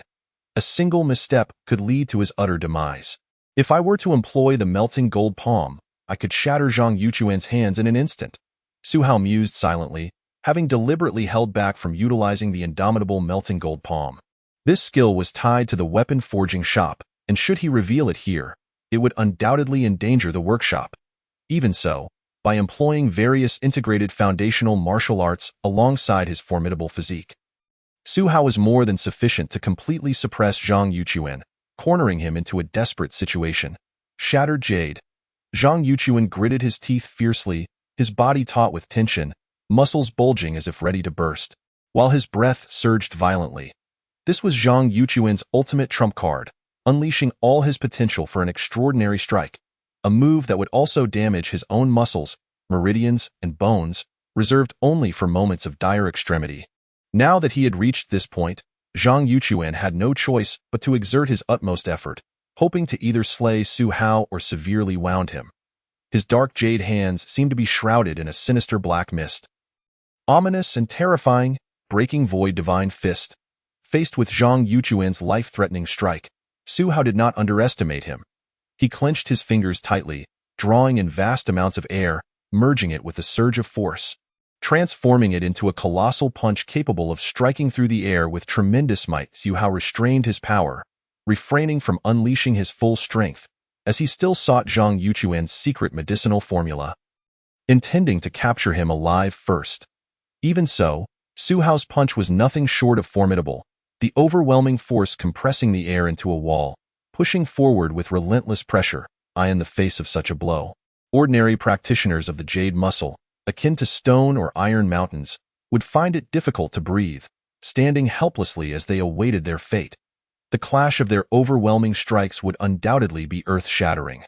However, just as the two forces were about to collide, a figure suddenly flashed into view, intercepting the space between them. A man donned in simple cloth garments. To insert oneself between two such formidable opponents unleashing their full power was to invite certain death. Being reduced to mere fragments would be no surprise. Yet, astonishingly, the man in simple clothes did not suffer the grievous injuries anticipated. As the two forces collided within him, they met and neutralized each other. Once the energies had nearly dissipated, with a subtle shift of his intent, the man redirected the force within him, releasing it sideways. Boom! The exquisite flooring to the side fractured and crumbled, the supporting columns of the ceiling splintering. As a torrent of wood and shards of porcelain were swept into the air, reduced to powder, when all settled, the man in simple clothes stood unscathed, his garments fluttering. Chapter 79. Settling grudges, from extremity to prosperity. A master! Su Hao's eyes revealed a hint of astonishment. This man in simple clothes had managed to stand in the middle of two powerful strikes, emerging entirely unscathed, a testament to his formidable prowess. The plain-looking man, with strands of white in his hair and numerous wrinkles on his face, resembled an elderly farmer toiling in the fields, yet his bright and spirited eyes emanated a silent authority. The means he had just employed, could it be a mid-level martial skill? Meanwhile, Su Hao was equally taken aback by the man's technique, which neutralized the two forces and redirected them aside, an act of remarkable sophistication. Helped out the gang leader. Upon seeing this man, Zhang Yuchuan and the others were filled with a mix of surprise and joy. Referred to as the gang leader by Zhang Yuchuan and his companions. This man was none other than Long Chun, the leader of the Longquan gang, a figure of great renown in Qingqing City, and indeed, Long Chun was unfathomably deep. He had effortlessly withstood the strikes of two formidable masters without a scratch. Gang leader, quickly kill him. He has slain the third elder and other elite members of the Longquan gang. He must not be allowed to leave alive. Zhang Yuchuan, seeing Long Chun, was instantly overwhelmed with joy and called out urgently. Knowing he was no match for Su Hao, however, with Long Chun, the undisputed strongest member of the Longquan gang, stepping in, Su Hao would surely be slain. The gang leader has arrived. We are saved. The woman in green and the others also displayed expressions of relief. Their combined efforts as several jade muscle practitioners were no match for Su Hao, and they could very well lose their lives at his hands. With Long Chen's appearance, they felt their lives were secured. Kneel! Yet Long Chen's face was grim as he pressed his palm down on Zhang Yuchuan's shoulder. Thud! Zhang Yuchuan, having just unleashed his killing move, had already sustained damage to his meridians and muscles and was at the end of his strength. Faced with Long Chen, he had no capacity to resist, and his knees buckled, collapsing to the ground, causing the hard floor to dent and crack. Gang leader, why is this? Zhang Yuchuan's face turned bewildered as he called out urgently. Long Chen's eyes glinted coldly as he fixed his gaze on Zhang Yuchuan, stating icily, "You brought the gang's experts here without my permission and led to the death of the third elder. Should you not bear the responsibility for this?" Zhang Yuchuan's lips twitched slightly as he quickly defended. Gang leader, I merely heard that this one Tai Lai is an exceptional hero, so I hosted a banquet for him.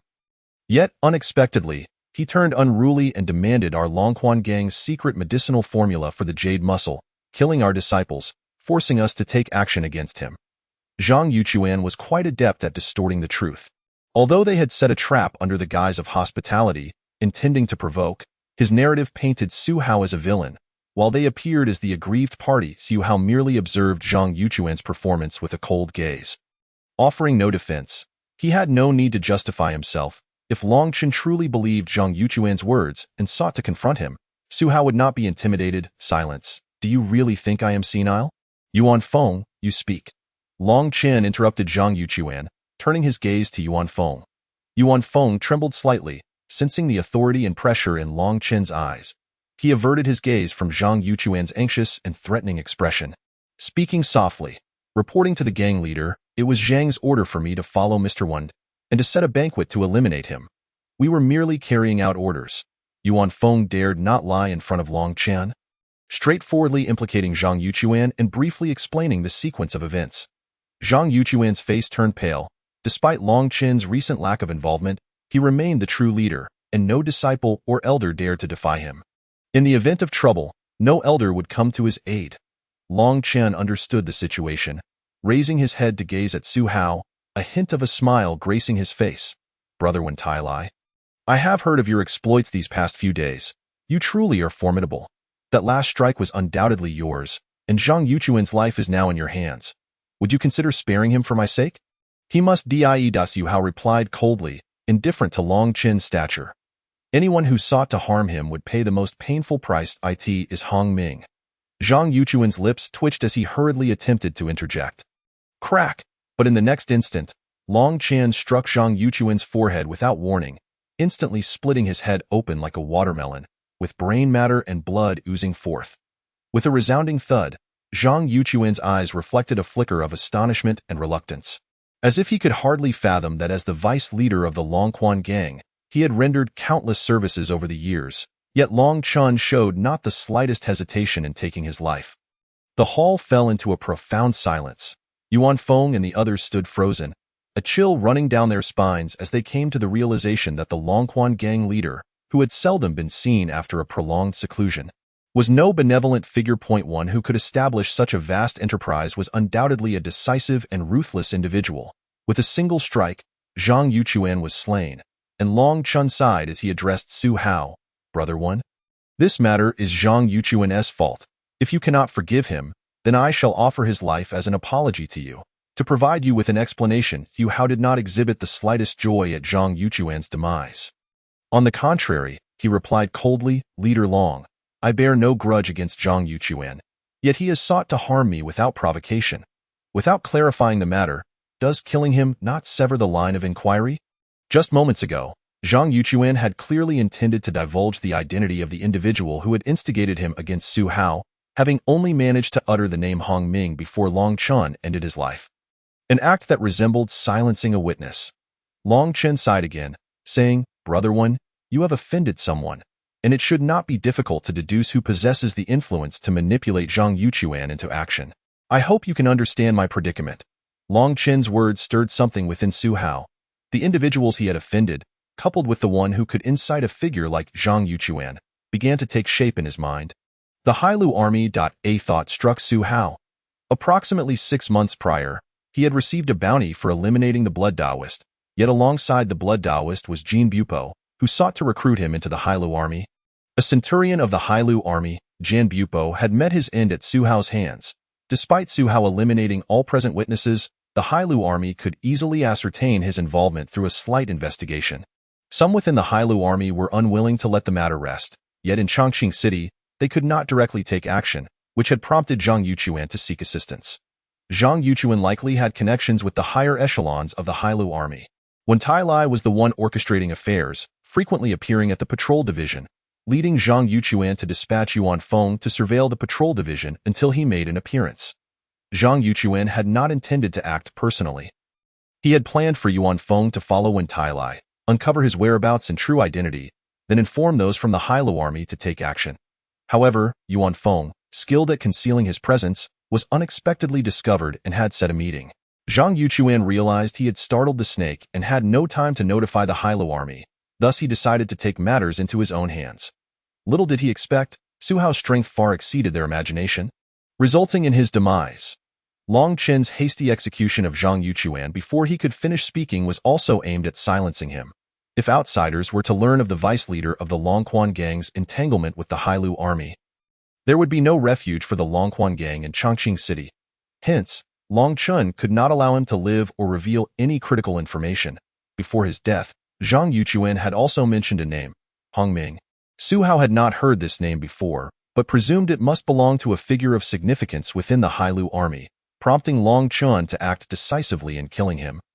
Wishing to avoid any association, Long Chun, with a look of regret, addressed Su Hao, "Brother One, this incident was instigated by Zhang Yuchuan alone and does not concern others, yet you are the victim. And we of the Longquan gang bear some responsibility. Yuan Feng mentioned you sought the secret formula for the transformation elixir from our gang. As long as you do not disclose it, I have no objection to providing it to you as compensation." This matter arose from Zhang Yuchuan's actions. The others were merely following orders. Chapter 80. The Jiao Snake Muscle Nourishing Soup. Renowned far and wide. Indeed, Mr. Wan, I was merely following orders when I tracked you. It was all under Zhang Yuchuan's instructions. Yuan Feng was the first to respond, nodding repeatedly. The purple-clad swordsman, weary and battered, deeply bowed to Su Hao, saying, "Mr. Wan, Zhang Yuchuan is my superior. We acted under orders and bear no enmity towards you. I hope you can find it in your heart to forgive us." Long Chun directly expressed his willingness to provide the Longquan gang's secret formula for the transformation elixir as compensation. However, Su Hao replied indifferently, "The fact remains that they attempted to kill me, and thus they must pay with their lives. Had I not been stronger than them, I would undoubtedly be the one dead. Can we simply place all the blame on Zhang Yuchuan without consequence?"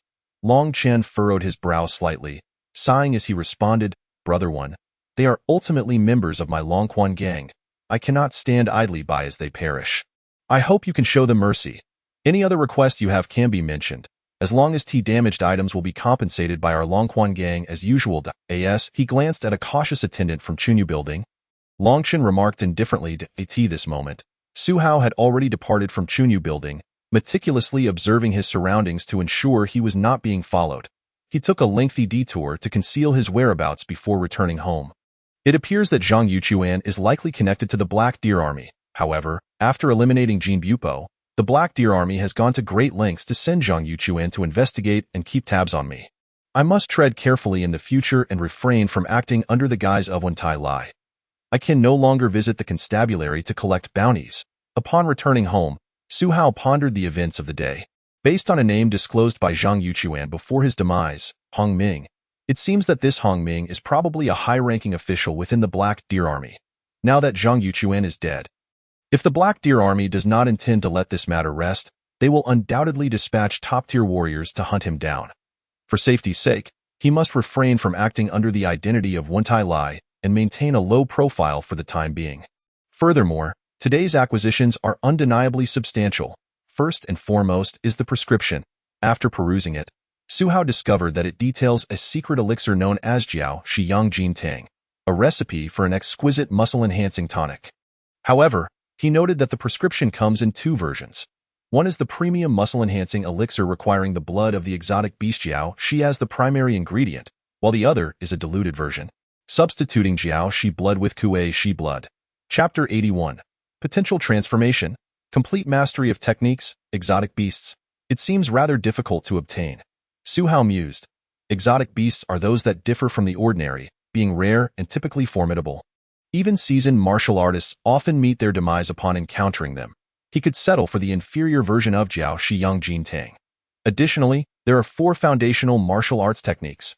The ability to present 4 foundational techniques at once is a testament to the profound heritage of a large gang like the Evergreen Gang, which boasts numerous muscle-enhancing martial artists. The 4 foundational techniques include the sword technique Furious Wind Swordplay, the fist technique Thunder Fist, the leg technique Mighty Vajra Legs, and a horizontal practice known as Hard Qigong. During his leisure, Su Hao diligently studied these 4 foundational martial arts, each possessing its unique merits. though he found himself particularly intrigued by hard Qigong. Su Hao, having practiced the horizontal external technique iron cloth shirt, could channel his internal force to his skin, rendering his clothing as impenetrable as iron armor. Meanwhile, hard Qigong shares similarities with iron cloth shirt, yet employs a different method of energy manipulation, transforming one's vital energy and strength into a force that enhances bodily functions. As he practiced, the energy filled his body, fortifying his muscles and bones to become as resilient as metal, significantly bolstering his defense against blunt instruments, and causing his physique to expand considerably, enhancing both his strength and explosive power. The benefits derived from the Longquan Gang stemmed ultimately from the apprehension his strength instilled in Longchen. Otherwise, Longchen would never have been so accommodating. Gazing at his numerous gains, Su Hao understood that such advantages were not easily attained by ordinary individuals. During his confrontation with Zhang Yuquan, Longchen had appeared at a most opportune moment, likely having arrived earlier to witness the fierce battle and recognizing that Zhang Yuquan and his cohorts were no match for Su Hao, prompting him to intervene and defuse the conflict. Had Su Hao's strength been insufficient, Longchen would likely have allowed Zhang Yuquan to eliminate him, feigning ignorance, or would have dealt with Zhang Yuquan later, by intervening against Zhang Yuquan. Su Hao's combined strike not only showcased Longchen's prowess, but also served to assess Su Hao's capabilities, ultimately leading to the conclusion that Su Hao was unfathomable, thus prompting him to choose reconciliation and compensation. Longchen's strength is not to be underestimated. He likely practices intermediate martial arts, yet should I employ Gang Jin, I would likely be able to defeat him. Su Hao reflected on this incident. Even if Zhang Yuquan harbored malicious intent, orchestrating a trap, Su Hao possessed sufficient strength to unravel it and avert danger.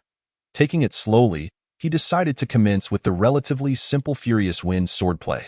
Su Hao gathered his thoughts, invigorated by his desire to master new martial arts. Recognizing that doing so would enhance his potential while satisfying his innate curiosity for novel concepts and knowledge. Furious Wind swordplay, as its name suggests, is renowned for its swiftness and ferocity, resembling a tempest that engulfs all in its path, crushing everything in its wake. With a swift motion, Su Hao practiced the swordplay, each stroke slicing through the air, his long sword dancing like a gale, the blade gleaming with intensity. For Su Hao, with a potential of 87 points and having perfected the 5 foundational martial arts, mastering the techniques acquired from Longchen was not a daunting task. It merely required patience, and as he progressed, his speed of improvement only increased. While delving into these 4 new martial arts, Su Hao concurrently procured the necessary ingredients for Jiao Long Yang Jin Tang, preparing a new muscle-enhancing tonic for his cultivation.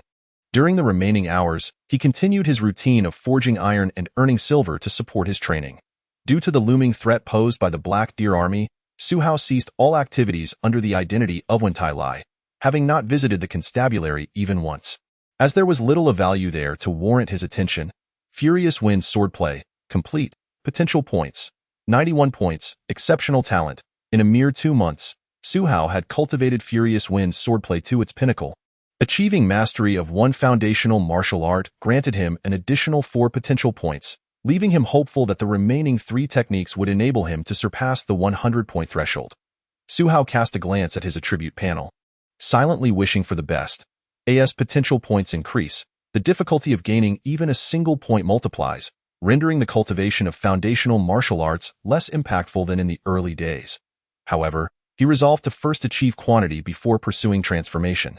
Time passed, and Su Hao immersed himself in a fulfilling routine of training, work, and body refinement without neglecting any aspect, supported by his robust constitution and abundant energy, allowing him to maintain a state of vigor with just 3 hours of sleep. Few could endure such intensity. Su Hao then began his training in the 2nd foundational martial art, Thunder Fist. This set of techniques is characterized by its speed and explosiveness, with strikes that resemble the thunderous roar of a storm. Wielding immense power, naturally, Su Hao's practice progressed smoothly, encountering few obstacles. Potential points, 94 points, exceptional talent, mastery of the 2nd foundational martial art further enhanced his potential.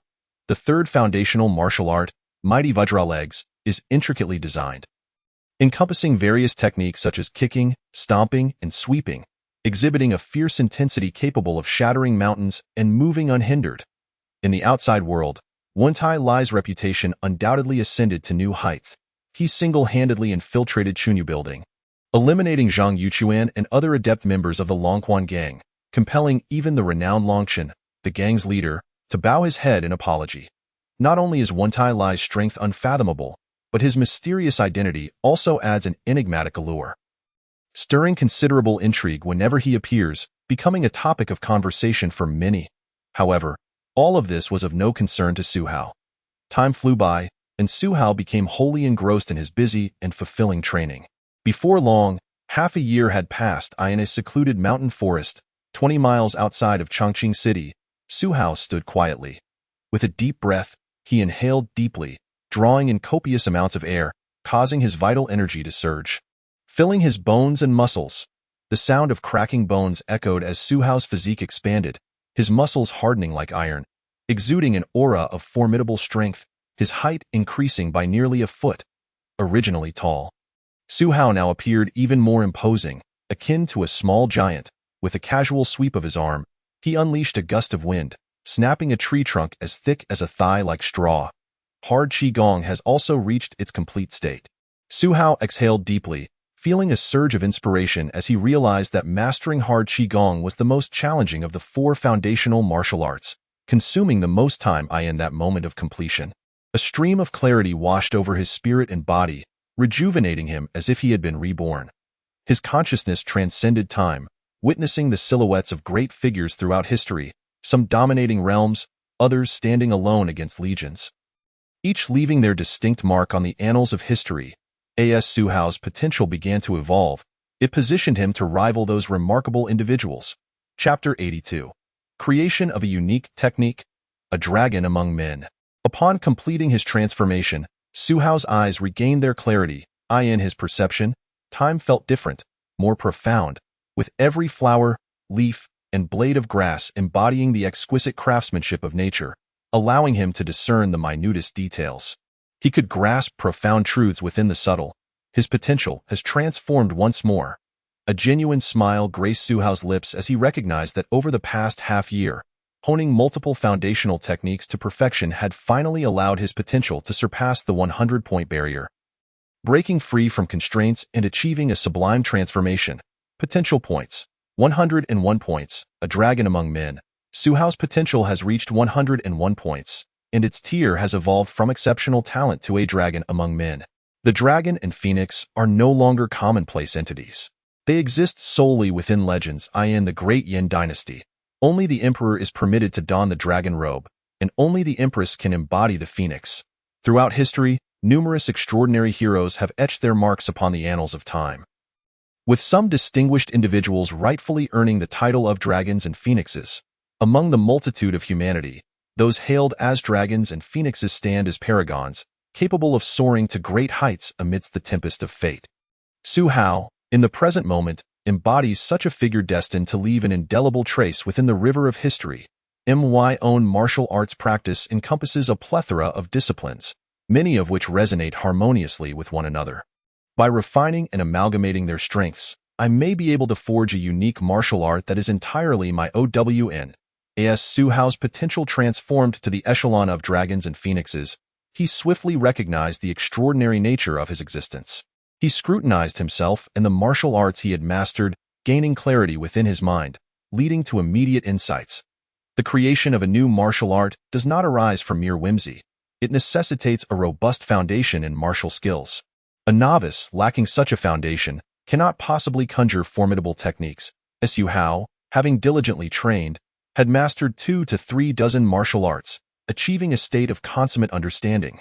Coupled with his recent transformation of potential, his innate gifts and comprehension could only be described as prodigious, prompting him to contemplate the refinement of his own martial arts.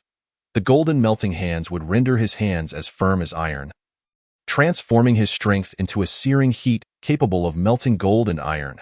The iron cloth shirt would condense his energy, enveloping his body in a protective layer akin to armor, impenetrable to blades and arrows. Meanwhile, the hard Qigong would convert his vital energy into a force that enhances his physical functions, rendering his muscles as resilient as stone, impervious to pain from blunt strikes. Su Hao's mind began to take shape around these concepts. Each of these three martial techniques possessed unique attributes while also sharing commonalities. He resolved to fuse their merits into a singular entity. This endeavor would not be a fleeting effort. Su Hao dedicated all his energy to the integration of these three martial arts. During meals, he pondered. During breaks, he contemplated. Even while forging, he remained engrossed in thought. The rhythmic clang of the hammer echoed in his ears, and with each strike, he felt an epiphany dawning upon him. Just as a piece of scrap iron could be forged into refined steel, so too could his own body undergo a transformation, with his martial arts serving as the raw materials for his empowerment. A flicker of flame ignited within his eyes, with every strike of the hammer.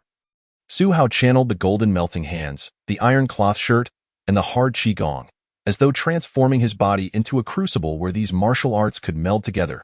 He combined the fiery energy of the golden melting hands with the protective force of the iron cloth shirt, allowing it to permeate his entire being, while the hard qigong suffused his muscles and bones, creating a unified barrier of defense. Through tireless contemplation and practice, Su Hao gradually began to yield results, moving from concept to execution as he melded the fiery energy, the protective force, and the enhancement of physical function into a cohesive whole. The crimson flames that once enveloped his hands began to extend up his arms and beyond. The scorching heat igniting the air around him, unnamed, beginner, potential points. 104, Dragons and Phoenixes. As Su Hao made progress in his martial arts refinement, his attribute panel displayed the emergence of an unnamed technique, now recognized as Melting Fire Body. This nascent skill had already granted him a potential increase of 3 points. Notably, with Su Hao having surpassed the 100-point threshold, the potential gains from practicing lower-tier martial arts had become negligible. The fact that his self-created and refined technique was likely of mid-tier caliber filled him with elation. He named this newly forged martial art Melting Fire Body. Melting Fire Body, Beginner. Within his attribute panel, the previously unnamed technique now bore the title Melting Fire Body. Despite being in its infancy, this skill required meticulous refinement and enhancement, striving for the complete enveloping of his body in fiery energy. Su Hao embarked on his training, recognizing that the most challenging step was progressing from 0 to 1. With a clear direction, he dedicated himself to this pursuit. In a desolate valley outside of Chongqing City, Su Hao sat in quiet meditation. Around him, the fiery energy surged, spreading from his hands to his arms, body, and legs, leaving only his head untouched.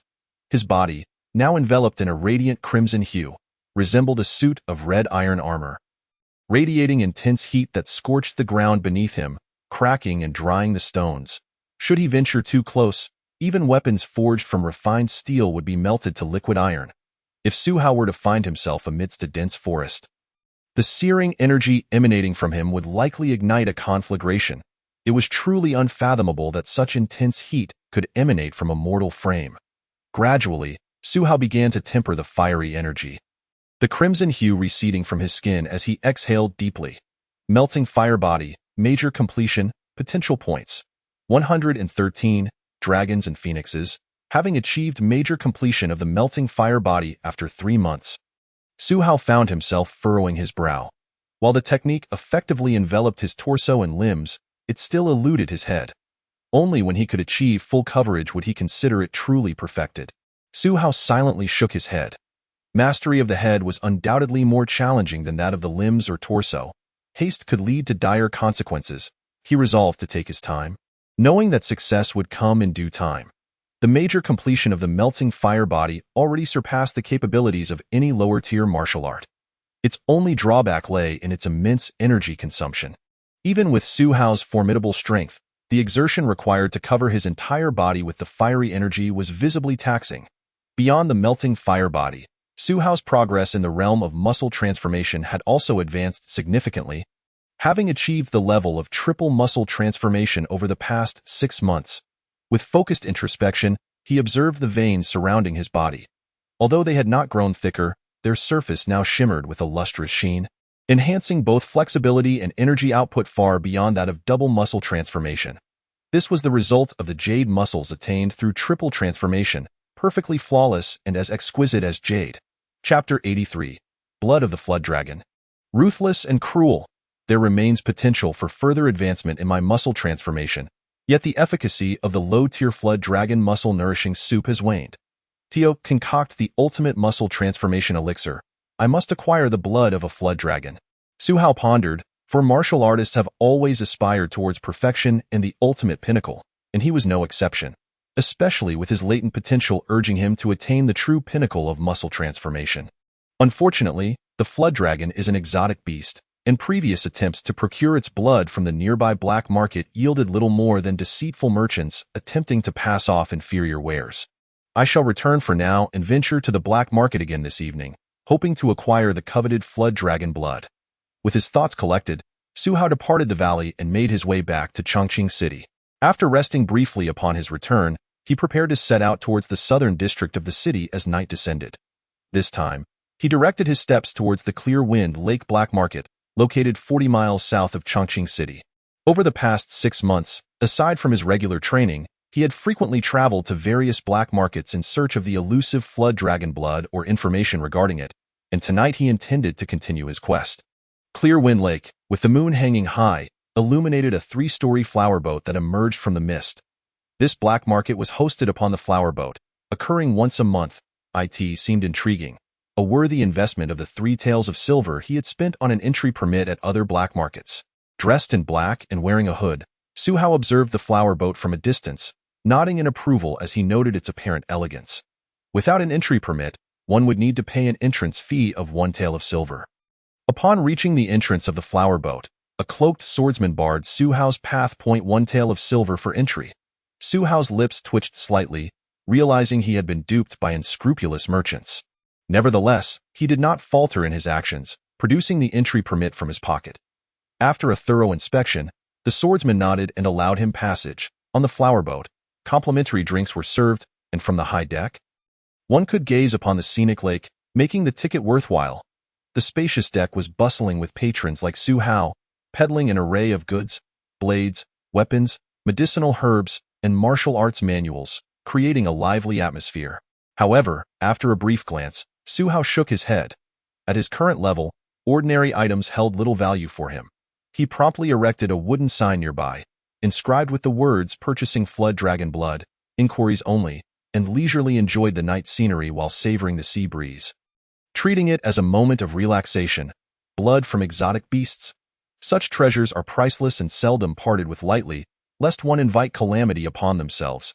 The individual who openly sought to acquire exotic beast blood must be someone of considerable standing. Numerous individuals paused before the wooden sign erected by Su Hao, some shaking their heads in disbelief, doubting his capability to acquire it effortlessly. Others regarded him with a newfound wariness and trepidation, recognizing that anyone capable of procuring the blood of exotic beasts could not be an ordinary person. Few dared to approach him with deceitful intentions. However, as the moon gradually vanished behind the clouds, Su Hao found himself with little to show for his efforts. Feeling a tinge of disappointment, he decided not to linger and departed from the boat in the desolate wilderness by the lake. Su Hao's expression remained unchanged as he slowly turned around and remarked, "The individual behind me might as well reveal themselves." Upon disembarking the flower boat, Su Hao sensed someone trailing him.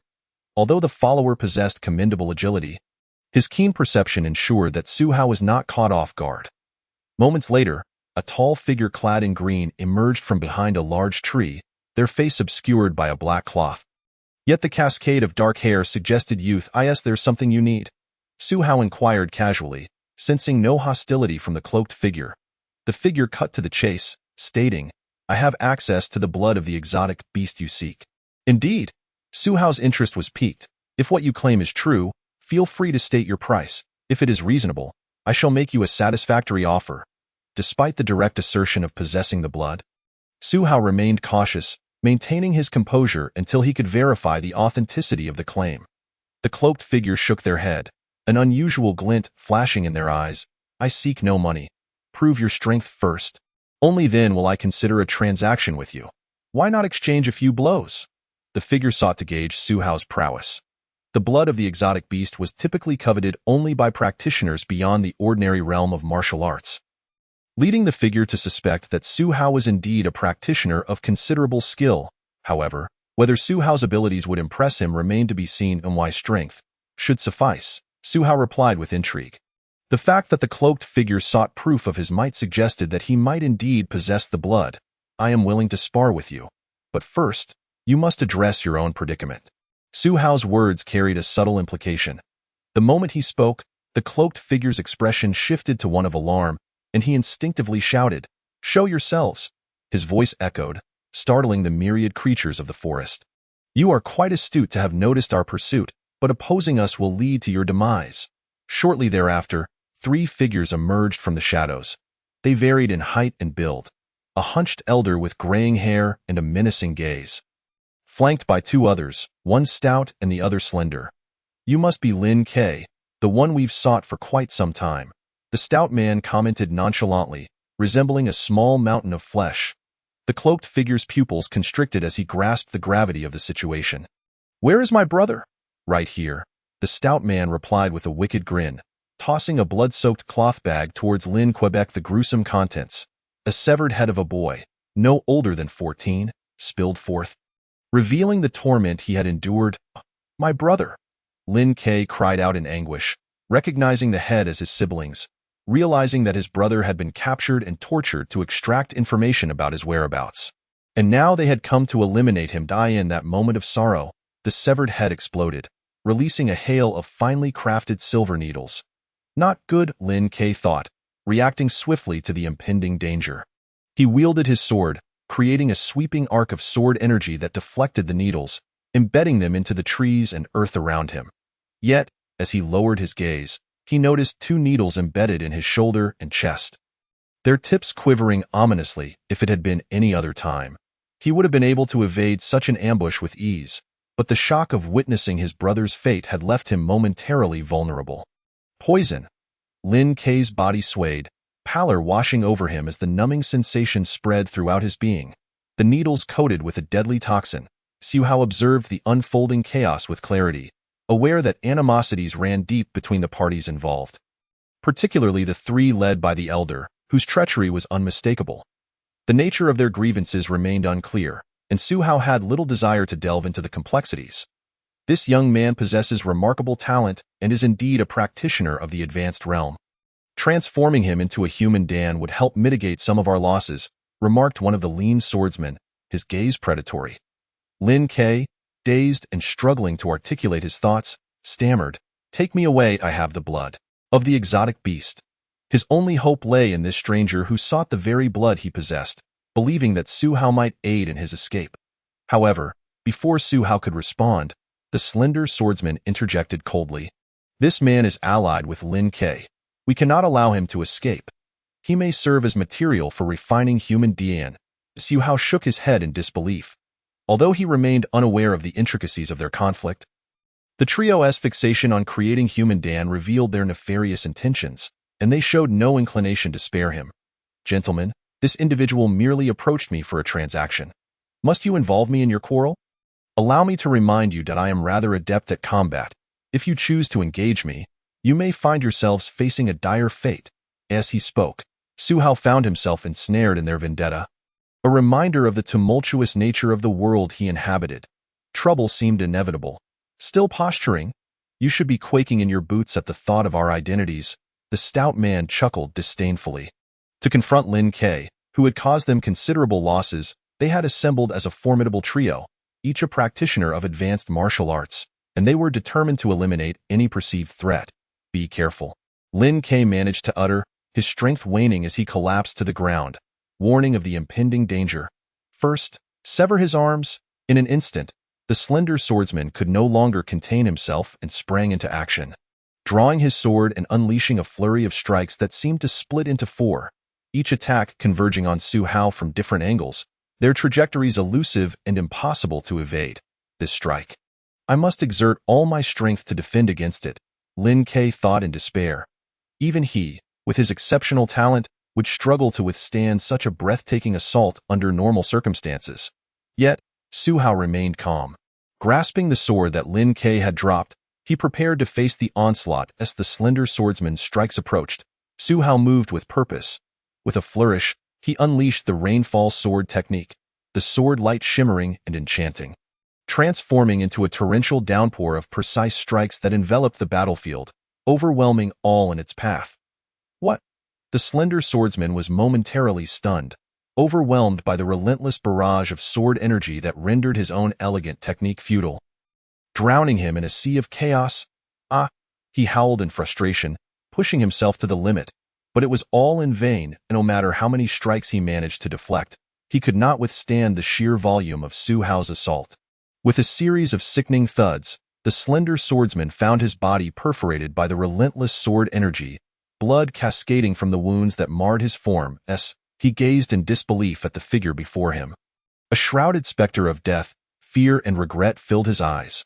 The rainfall sword technique, one of Su Hao's foundational martial arts, had reached perfection under his mastery, proving itself to be a formidable weapon.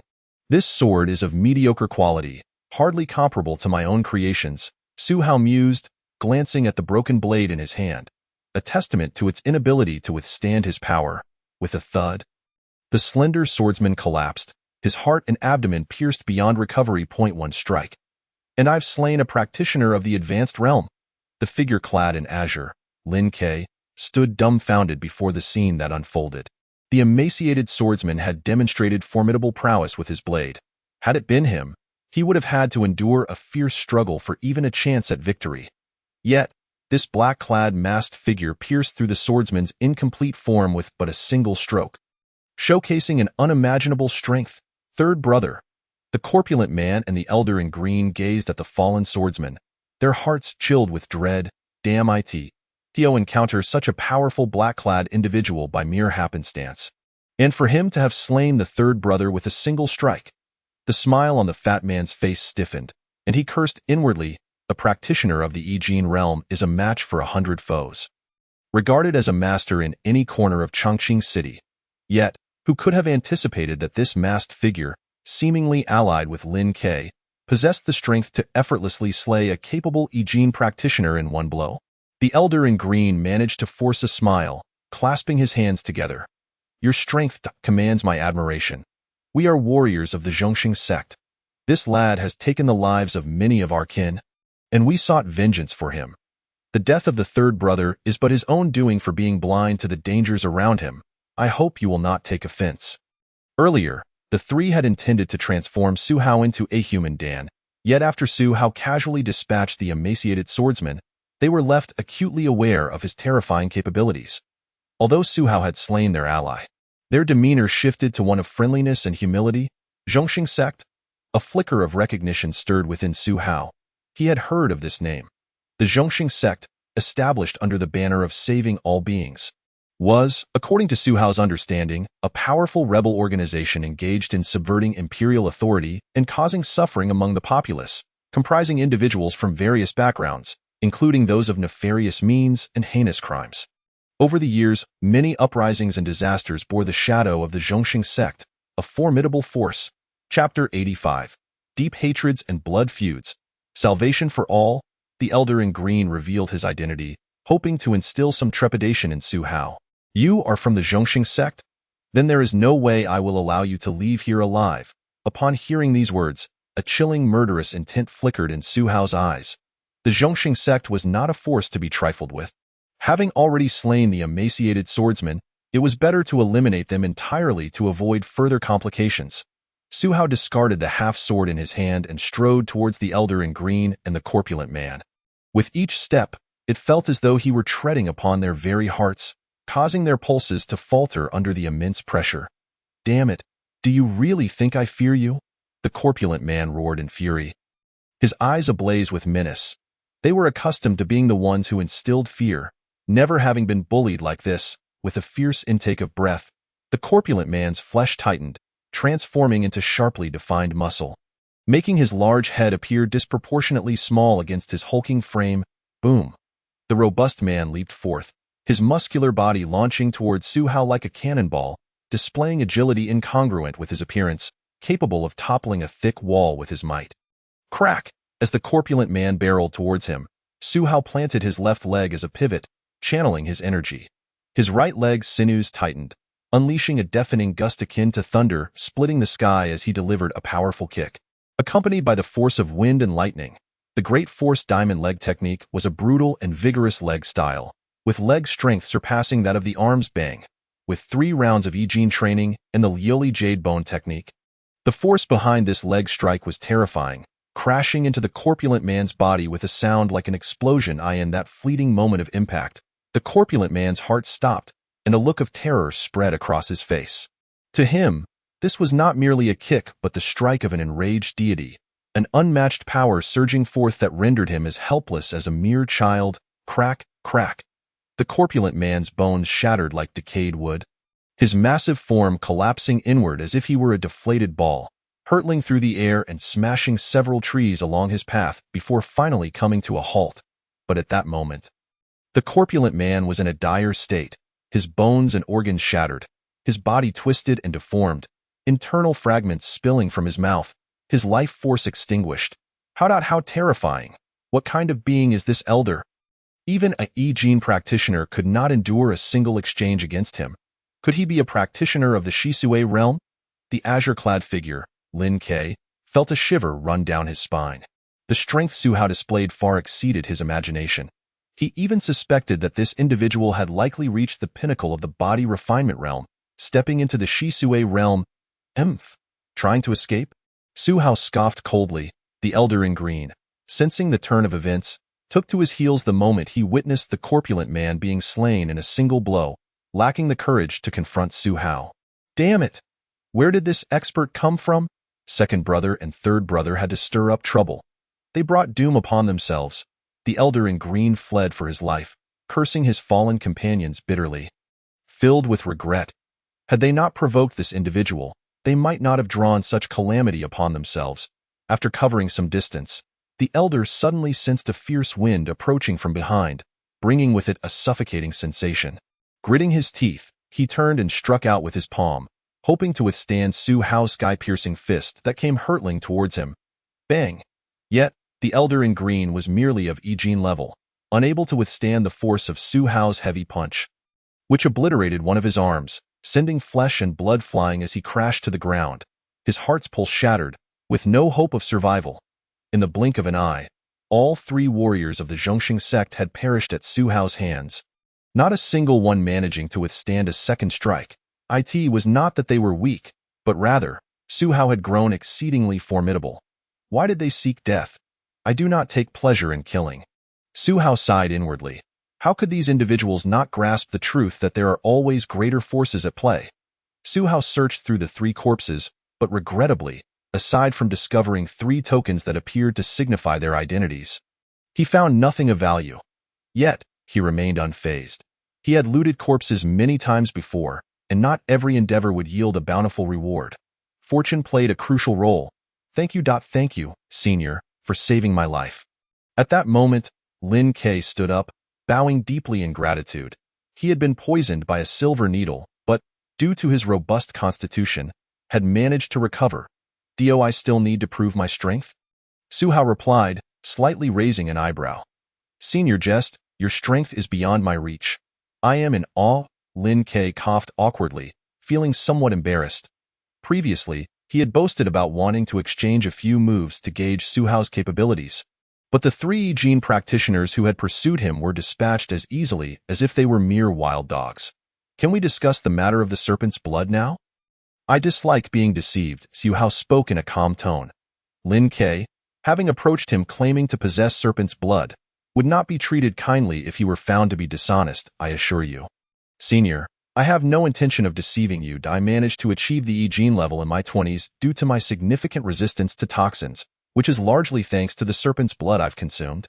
Lin Ke declared, removing his veil to reveal a handsome, youthful face. Judging by his appearance, he looked no older than 26 or 27. Achieving Ijin at such a young age marked him as a true talent in all of Chongqing County. Then please, tell me how you wish to trade with me. Su Hao wasted no time in inquiring about Lin Ke's intentions, noting that the latter had initially claimed not to require money. Lin Ke's gaze fell upon the lifeless bodies and the shattered skull, his eyes filled with sorrow and rage as he openly stated, Senior, I need your help to kill someone.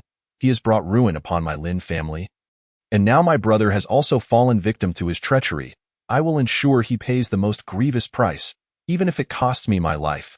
If you assist me, I will offer you all the remaining serpent's blood I possess. You wish for me to kill someone from the Zhongxing sect? Su Hao inquired. These individuals had claimed to be warriors of the Zhongxing sect, pursuing Lin Ke and having slain his brother. It was evident that Lin Ke's enemies were indeed disciples of the Zhongxing sect. The Lin family was once a martial family in Chongqing County. One day, my father stumbled upon traces of the exotic beast serpent in the mountains and led a hunt, only to invite disaster upon us, resulting in our entire clan being slaughtered. My brother and I were fortunate enough to be away from home at the time, which spared our lives. Chapter 86. The Serpent's Blood. On a dark and stormy night, much of that exotic beast's blood was taken, while the essence of its blood was separately stored.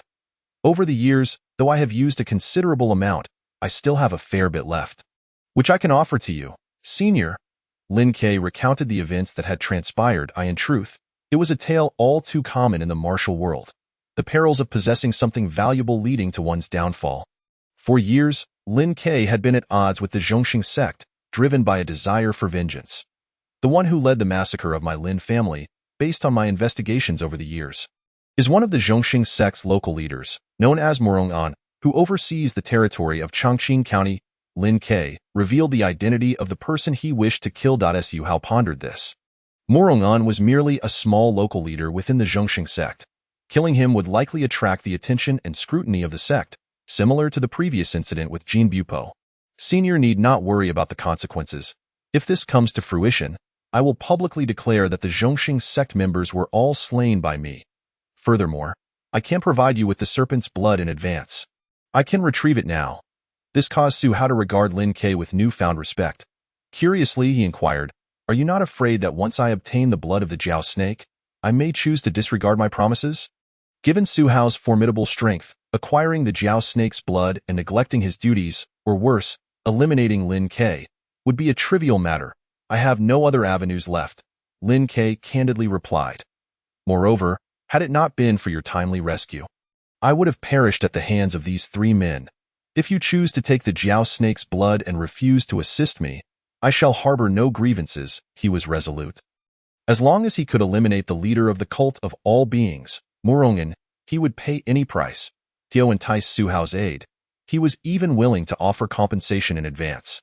I have already slain 3 practitioners from the cult of all beings, thus drawing their ire. It would be prudent to eradicate their stronghold entirely, especially since my identity remains concealed. No one would trace it back to me. After a moment of contemplation, Su Hao reached a decision. First, dispose of the bodies, then lead me to procure the Jiao snake's blood. Should there be no complications, I will assist you, he declared to Lin Quebec. Su Hao was a man who believed in repaying kindness and settling scores. If Lin Ke truly provided him with the Jiao snake's blood, he could not simply enjoy the benefits without fulfilling his obligations or silencing Lin Quebec. Although Su Hao had already saved Lin Ke's life, he was not one to exploit favors. Hearing Su Hao's agreement, Lin Ke's face brightened, and he nodded vigorously. Together, they took action to dispose of the corpses. Subsequently, Lin Ke guided Su Hao to a desolate mountain, explaining as they walked, the Jiao snake's blood requires low-temperature storage. I have placed it beneath a lake in this barren mountain, easily accessible. With their pace, they reached their destination in half an hour.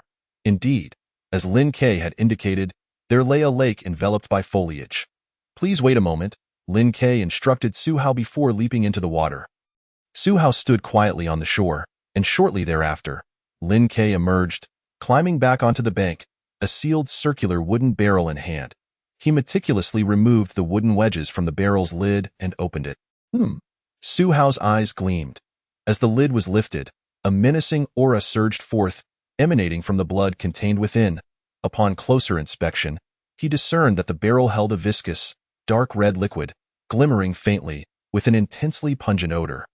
The blood still bore a trace of the Jiao dragon's lingering power, enough to instill dread in ferocious beasts like lions and tigers, compelling them to retreat in fear.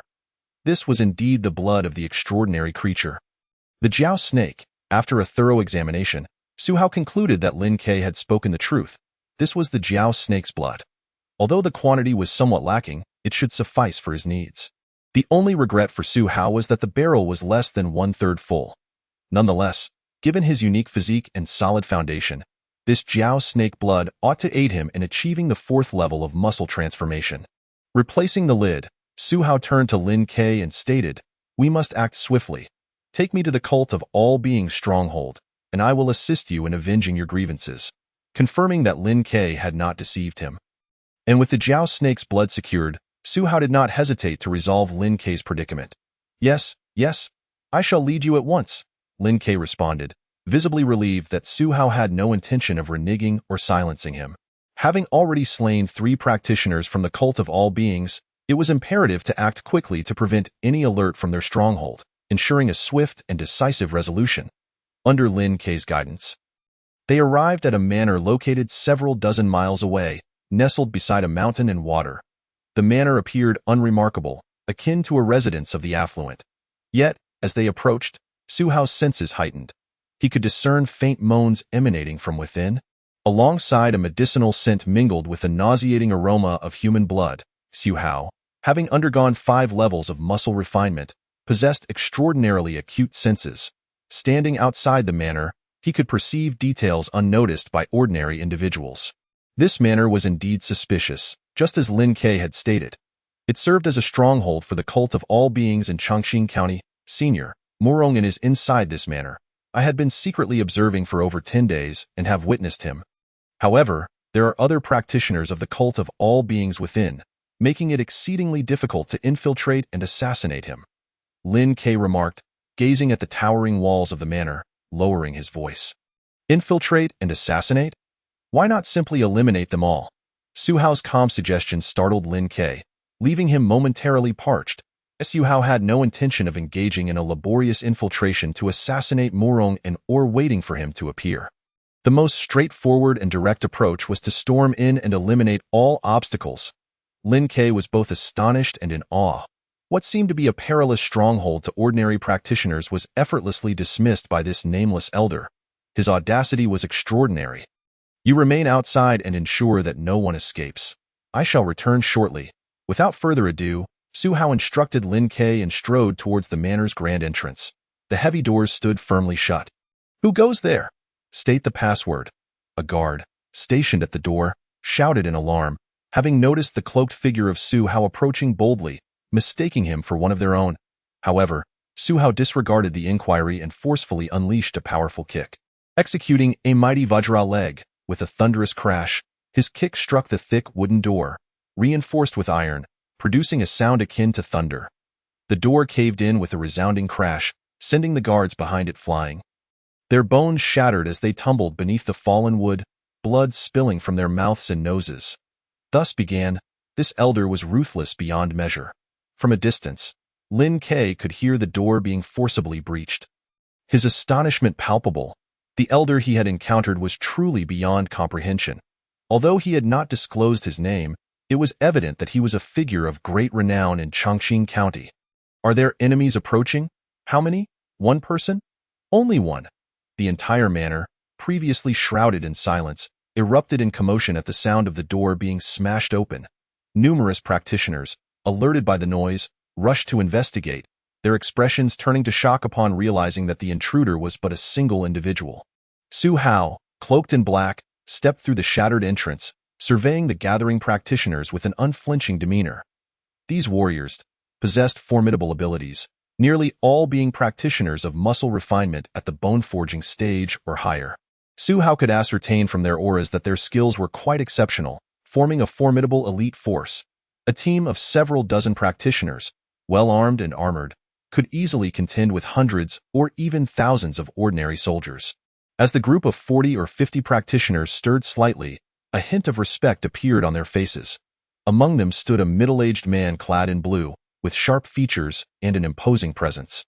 Exuding authority even in silence, he appeared no older than 40 and commanded an extraordinary demeanor. Beside him were 3 or 4 other practitioners, each with distinct appearances yet exuding equally profound energy. Comparable to the previously slain elder in green. "Who are you? Why do you disturb us at this hour?" The blue-clad man spoke with a deep, resonant voice, his presence commanding respect. Su Hao scrutinized the blue-clad figure. Having heard Lin Ke describe Morong'an's features, he found them aligned with the man before him. However, for confirmation, he inquired, "Are you Morong'an?" A flicker of surprise crossed Morong'an's eyes. This individual knew his name and yet dared approach so audaciously. He was certainly no ordinary person. Indeed, I am. And you are? Morongin acknowledged, a slight nod confirming his identity. Su Hao replied, your subordinates attempted to take my life, but I eliminated them, as their superior. Should you not compensate for their failures? At this declaration, both Morongin and the practitioners beside him displayed unmistakable shock. They had previously dispatched the likes of Green Willow to deal with the one who threatened their cult, only to learn that they had failed and been slain. The practitioners accompanying Morongin furrowed their brows, a mix of astonishment and fury etched upon their faces. Lin Ke frequently targeted the disciples of the cult of all beings, inciting Morongin's wrath, which prompted him to send 3 practitioners of muscle refinement to confront Lin Quebec. But now, this figure in black claimed to have killed them all, knowing their identities and still daring to confront them? This person was indeed remarkable. Prepare the medicine. Eliminate him. Morongin commanded decisively, retreating slightly to shield his subordinates. Confident in his own strength, Morongin believed he could dominate all but the most elite of experts in Chongqing County. Yet, uncertain of this black-clad figure's identity, he deemed it prudent to let his subordinates engage first, testing the waters before revealing his own prowess. This was the safest course of action. Upon hearing Morongin's command, he and the 3 or 4 Ijin practitioners beside him unhesitatingly retrieved vials from their bosoms, tilting their heads back to swallow the pills within. They swiftly circulated their vital energy, rapidly refining the medicine to unleash its potency. Quite intriguing. A flicker of interest appeared in Su Hao's eyes, in his perception. The aura of the practitioners who ingested the pills soared rapidly. Their muscles and tendons expanded, and blood vessels reddened in their eyes. Strong, and I am exceedingly powerful right now. Although I am merely a bone-forging practitioner, after consuming this explosive strength pill, it feels as though I could contend even with an average Ijin practitioner. A bone-forging practitioner from the sect of all beings exhibited a flush of excitement on his face. The explosive strength pill, concocted by the sect of all beings, is designed to awaken all potential, significantly enhancing strength and speed, even momentarily widening the tendons, thereby exponentially increasing combat capability. Of course, the side effects are considerable, with the mildest being a reduction in lifespan, leaving hidden injuries and even damaging potential. Kill! Dozens of practitioners from the sect of all beings shouted in battle cries as they charged towards Su Hao. Whoosh! A brown-clad warrior led the charge, swinging down a blade with sharp edges capable of cleaving through gold and iron. Under the influence of the explosive strength pill, his combat power surged, exuding an impressive presence. However, Su Hao's expression remained unchanged as he flicked his sleeve and retaliated. Clang! To the astonishment of onlookers, the seemingly fabric sleeve was as hard as steel, producing a crisp sound upon colliding with the long knife. Imbued with an unstoppable force in one clash, the long knife snapped with a crack, the remaining momentum crashing down upon the warrior's head. Crack! The head burst open like a watermelon, blood and brain matter splattering forth. A gust of wind rushed from behind as a burly man clad in iron armor lunged at him, his face twisted with ferocity, relying on his impenetrable armor. He spread his arms wide to capture Su Hao and restrain his movements. Yet, without turning his head, Su Hao executed a swift and powerful kick backward. Bang! The armored giant felt a sharp pain in his chest. The heavy iron armor was crushed inward by tremendous force, fracturing his bones and internal organs, sending him collapsing backward. Bang! Bang! Bang! Along the way, other practitioners met similar fates, their bones snapping and muscles tearing, meeting their demise. None shall escape alive. As the massacre commenced, Su Hao's blood boiled. He had never relished engaging in combat, but once he did, it was inevitable that his opponent would face a gruesome death. Wiping out all the practitioners of the sect of all beings would be entirely justified. Clang! Behind him, a bone-forging practitioner wielding a staff struck down upon Su Hao's shoulder, yet it only produced a crisp clang of metal against metal, failing to harm him in the slightest, while instead numbing the attacker's arm and splitting his palm. Chapter 88. The Essence Refinement Realm, Divine Strength of 10,000 pounds. With the iron cloth shirt protecting his body, it seemed as though Su Hao was enveloped in a layer of iron armor, impervious to blades and arrows. Crack! Su Hao turned and struck the terrified practitioner with a single palm, shattering his skull, and seized the long staff from his grasp, It was a black iron rod over 2 meters long. Heavy enough to weigh dozens of pounds, a burden for any ordinary person, let alone wielding it with agility. With the staff in hand, Su Hao's aura suddenly became ferocious. Once steady as a mountain, he now resembled a madman. Kill. The surrounding practitioners of the sect of all beings, having consumed the explosive strength pill, found their emotions dulled. Witnessing the gruesome deaths of their comrades, they felt no fear. Fiercely determined to eliminate Su Hao on the spot, the Frenzied Demon Staff Technique. Frenzied Demon splits the sea. Su Hao gripped the iron staff with both hands and swept it horizontally, akin to a furious dragon tearing through the ocean, creating surging waves of tumultuous force. Some, faced with the wrathful strike infused with madness, stood frozen like sheep before a tiger, paralyzed in terror, awaiting their demise. Block. Many furrowed their brows, hastily raising their weapons in defense, attempting to intercept the blow. Yet, as the staff approached, they realized their naivety. Under Su Hao's unmatched physique and the ferocity of his spirit, the destructive power unleashed was beyond imagination. Crack, crack, crack, weapons shattered, splintering into pieces. And practitioners met their end as their bones snapped, flesh spraying. Some were torn apart, limbs severed and flung away. The scene was utterly shocking. As the staff swept through, not a single soul remained alive within a 10-foot radius of Su Hao. Even the practitioners of the sect of all beings, whose emotions were dulled by the pill, felt a chill of fear upon witnessing Su Hao's unparalleled might. As the surrounding warriors hesitated in fear, Su Hao's aura continued to rise. The Frenzied Demon Staff Technique, one of the 3 primary martial arts from the government office, merged wild emotions with lethal intent. Once unleashed, it became uncontrollable, growing increasingly fierce with every strike. Kill. Su Hao charged towards a formidable practitioner, a gray-clad swordsman among the Yi-Jin practitioners stationed at the sect of all beings stronghold. Boom. Su Hao brought the staff crashing down. Though the motion was simple, it emanated a terrifying atmosphere capable of shattering mountains and rending the earth. The gray-clad swordsman, sensing impending doom, gritted his teeth, bellowing as his muscles swelled, veins bulging, and he swung his sword to cut through the air's resistance, aiming to meet Su Hao's frenzied strike. However, as the staff and sword collided, Su Hao's flesh surpassed that of any Yi-Jin practitioner, and with the Frenzied Demon Staff Technique in play, the unleashed power was beyond the capacity of an ordinary Yi-Jin practitioner to withstand. Crack! The sword shattered, and the staff continued its relentless descent upon the gray-clad swordsman's head, resulting in a deafening crack as his skull exploded. The gray-clad swordsman could not even utter a scream before meeting his demise. What transpired here? Outside the manor, Lin Ke heard the commotion within, his heart racing in fear as the cacophony of screams, clashing weapons, snapping bones, and tearing flesh melded into a singular, horrifying symphony. It was as if a demon were conducting a one-sided massacre. It was unimaginable how bloody and violent the scene must be. Who is he?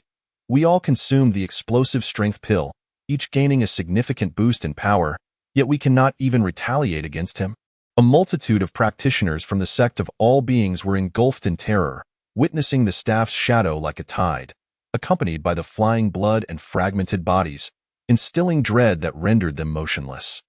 In Su Hao's presence, these Yi-Jin practitioners and ordinary warriors were indistinguishable.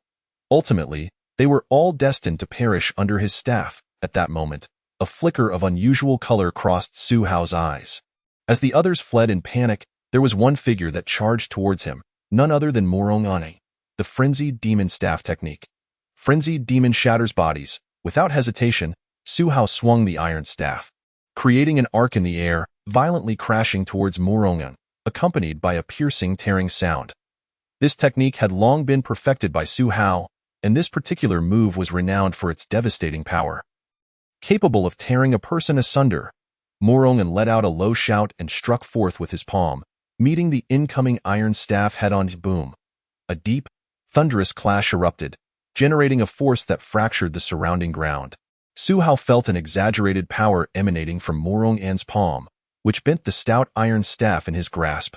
A tremendous force surged forth, compelling Su Hao to step back, leaving a deep crater in the ground. In contrast, Morong Ane, having withstood Su Hao's overwhelming strike with his palm, merely swayed slightly, dissipating the force effortlessly. Morong An's eyes glinted with malice as he locked his gaze on Su Hao. You possess considerable strength. But you are merely a Yi Jin practitioner, daring to act presumptuously before me. Morong An ordered his subordinates to surround Su Hao, not intending for them to sacrifice themselves, but rather to test Su Hao's true capabilities. Aware of his identity, he was cautious about the intruder who dared to infiltrate his territory. Morong An feared that Su Hao might be a Qi refinement realm practitioner at the pinnacle of the bone-forging stage. Thus, he commanded his subordinates to strike. If the intruder were indeed a Qi refinement realm practitioner, Morong An would not hesitate to retreat rather than engage in direct confrontation. However, based on his observations, Su Hao's strength and speed reached an exaggerated level, far surpassing that of ordinary Yi Jin practitioners. Yet he had not reached the level of a Qi refinement practitioner, prompting Morong An to act decisively. Qi refinement realm? Su Hao, sensing the power transmitted through Morong An's palm, was somewhat startled. Anyone capable of overpowering him in strength could undoubtedly not be a mere Yi Jin practitioner. They must be from the Qi refinement realm. The Qi refinement realm is the final stage of the bone-forging process. To refine the essence and marrow. Once one transcends into the Qi refinement realm, a practitioner undergoes a transformative metamorphosis, extending their lifespan by 100 years. Many Qi refinement practitioners, if uninjured and well-maintained, can live to be 200 years old. With such a lengthy lifespan devoted to cultivation, along with the innate talent required to reach the Qi refinement realm, it is evident that the potential of Qi refinement practitioners far exceeds that of Yi Jin practitioners. Chapter 89. Thunderclap Fist, Thunder Roars. Furthermore, upon entering the Qi refinement realm, one's potential is unleashed, allowing even a single arm of a Qi refinement practitioner to possess divine strength exceeding 10,000 pounds. Relying solely on his formidable strength, he could effortlessly hurl a massive cauldron several feet away with a single throw, and with one hand, he possessed the power to drag an elephant, an ordinary practitioner of the Yi Jin skill. Without employing any martial techniques, could easily obliterate him using only raw physical strength. Morong An had most likely reached the threshold of the cleansing marrow realm. I could effortlessly slay any average Yi Jin practitioner. It is only the cleansing marrow realm that warrants my full effort. Su Hao's gaze was ablaze with fervor as he casually flung aside the bent iron rod, his spirit ignited with a warrior's exhilaration upon encountering a formidable foe. He was eager to see if this seemingly cleansing marrow practitioner, Morong An, could truly provide him with a worthy challenge. Sensing the rising battle intent in Su Hao's eyes, Morong An's fury erupted. Although he had forcibly stepped into the cleansing marrow realm through various means, it remained a realm beyond the reach of mere Yi Jin practitioners. I shall shatter every bone in your body and drain you of your blood and flesh until you experience a fate worse than death. Morong An snarled with a grotesque visage, having lost many subordinates to this man, and he was determined to make him regret his arrogance. Flipping Heaven Fist, with that declaration, Morong An moved, stepping forward as if traversing the very earth, instantly closing the distance to Su Hao. His sinews crackled as he formed a fist, striking downward, only to twist it upward mid-motion, as if overturning the heavens. The force of his punch became denser and more variable. Moreover, as he moved, an almost tangible aura locked onto Su Hao, ensuring that no matter how Su Hao attempted to evade, this blow would inevitably land upon him. Thunderclap Fist. Su Hao was not careless. He formed a fist with his right hand as well, seemingly executing a simple punch, yet within his grasp lay the might of thunder itself. The Thunderclap Fist, a style derived from the Longquan Gang, was characterized by its ability to unleash lethal strikes akin to thunderclaps, exploding upon impact and inflicting damage akin to an electric shock that ravaged the enemy's meridians. Its power was unparalleled. Crack! At the moment of collision, it felt as though two flesh and blood bodies had not clashed, but rather the earth quaked violently, fissures tearing through the ground. Many surrounding martial artists found themselves unsteady, collapsing to the ground. The thunderous sound of the explosion echoed for miles, sending shattered stones flying like bullets and leaving nearby rocks and trees in disarray. In that moment of impact, Su Hao felt the power of the Thunderclap Fist being forcibly suppressed and reversed by Morong An's strike, blending into a tangible gust of force that surged towards Su Hao's entire being. Clang, clang, clang. Su Hao's body was enveloped in an aura of energy, resembling an invisible suit of armor that produced a series of metallic clangs upon impact. Morong An's fist technique was astoundingly intricate and domineering, capable of reversing energy flows and returning a portion of the enemy's force. Even Su Hao could not help but be forced back a step. Steadying himself, Su Hao raised his leg for a powerful kick, his might manifesting as a forceful golden Buddha leg that unleashed explosive energy. Yet, Morong An was agile, and Su Hao's kick merely struck at an afterimage, leaving him feeling as though he had kicked empty space. Was this the peculiar ability of a cleansing marrow realm practitioner? Su Hao marveled, realizing for the first time how severely he was being restrained in combat. Cleansing marrow realm practitioners underwent a significant enhancement of their physical form and a transcendence of spirit, capable of locking onto their enemies with their mental and energetic presence, much like being enveloped in a mist. The moment an enemy moved, they could discern the trajectory of the attack, allowing for a composed response. Typically, a cleansing marrow realm practitioner could dispatch an opponent of a lower realm within just a few exchanges. It had nothing to do with the proficiency of martial techniques, but rather the sheer pressure of their realm. A cleansing marrow practitioner could perceive the force and trajectory of an opponent's strike at the moment it was initiated. Akin to having a marked card in a game, they could not only anticipate their enemy's moves but also ensure their own invincibility, unless both were cleansing marrow practitioners with equal capabilities to counterbalance each other. With a swift evasion of Su Hao's sweeping kick, Morong An approached with an almost ethereal grace, his blood surging with the sound of a rushing stream. His left palm cleaved through the air. Striking directly at Su Hao's ribs, the force of his blow solidified to pierce through Su Hao's protective aura. Morong An was confident that even if Su Hao possessed formidable external techniques akin to the Golden Bell Shield or Iron Cloth Shirt, this strike would still render him half dead, with bones shattered. Yet, just before this palm made contact, Su Hao had already set his will in motion, channeling his energy and blood to circulate rapidly, manifesting a formidable force that surrounded his body. At the moment this palm struck Su Hao's form, Morong An's brow furrowed slightly, astonishment washing over him. For despite the impact, he could feel that his strike only reached an inch away from Su Hao's body, as if an invisible barrier enveloped him. Even more alarming for Morong An was that his force seemed to vanish upon striking Su Hao's exterior, like a cow sinking into the sea, dissipated into nothingness. This was the gang energy that Su Hao had cultivated, having perfected numerous lower-tier martial arts, combined with his astonishing aptitude and comprehension. He had successfully refined his energy into gang 5 times. When released, this gang energy could entirely repel the enemy's force, unless the attack surpassed its limits. Conversely, when concentrated, gang energy was utterly indomitable.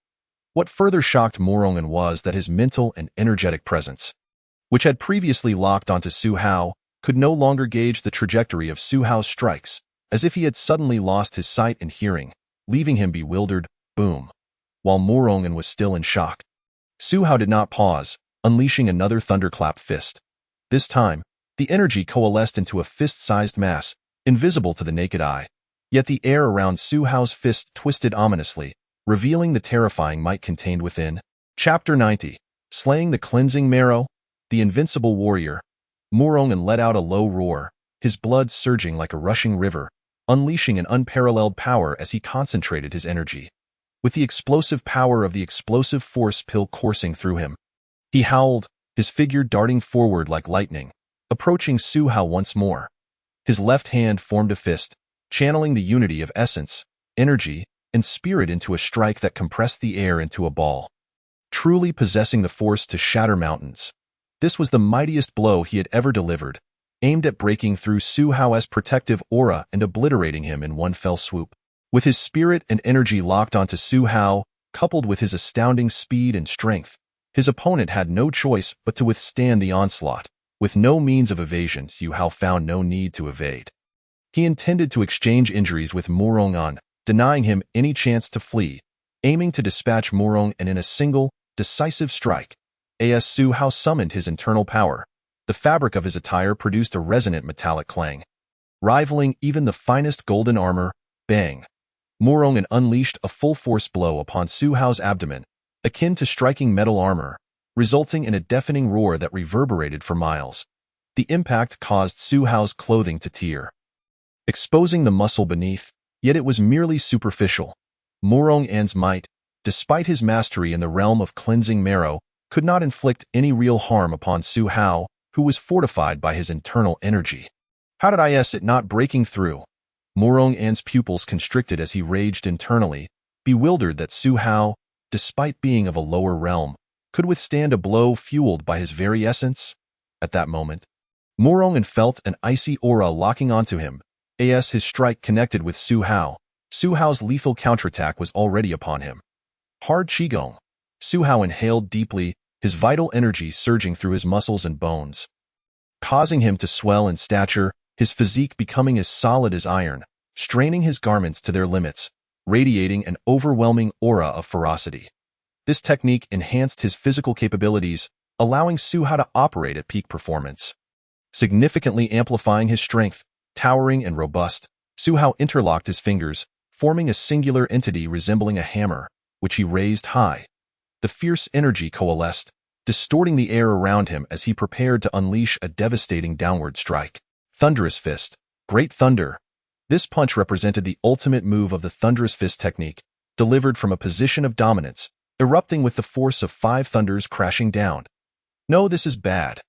Morong An internally lamented, realizing the impending doom.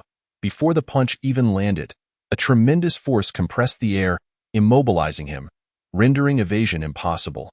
Having just struck Su Hao, he found himself without the strength to dodge, gritting his teeth and unleashing all his latent potential.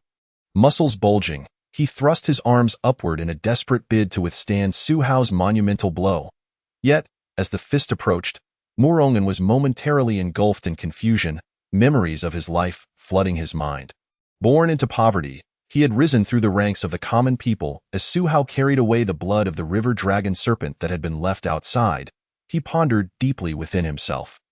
The blood of the river dragon serpent, which had taken Su Hao over half a year to procure, had finally fulfilled his desires.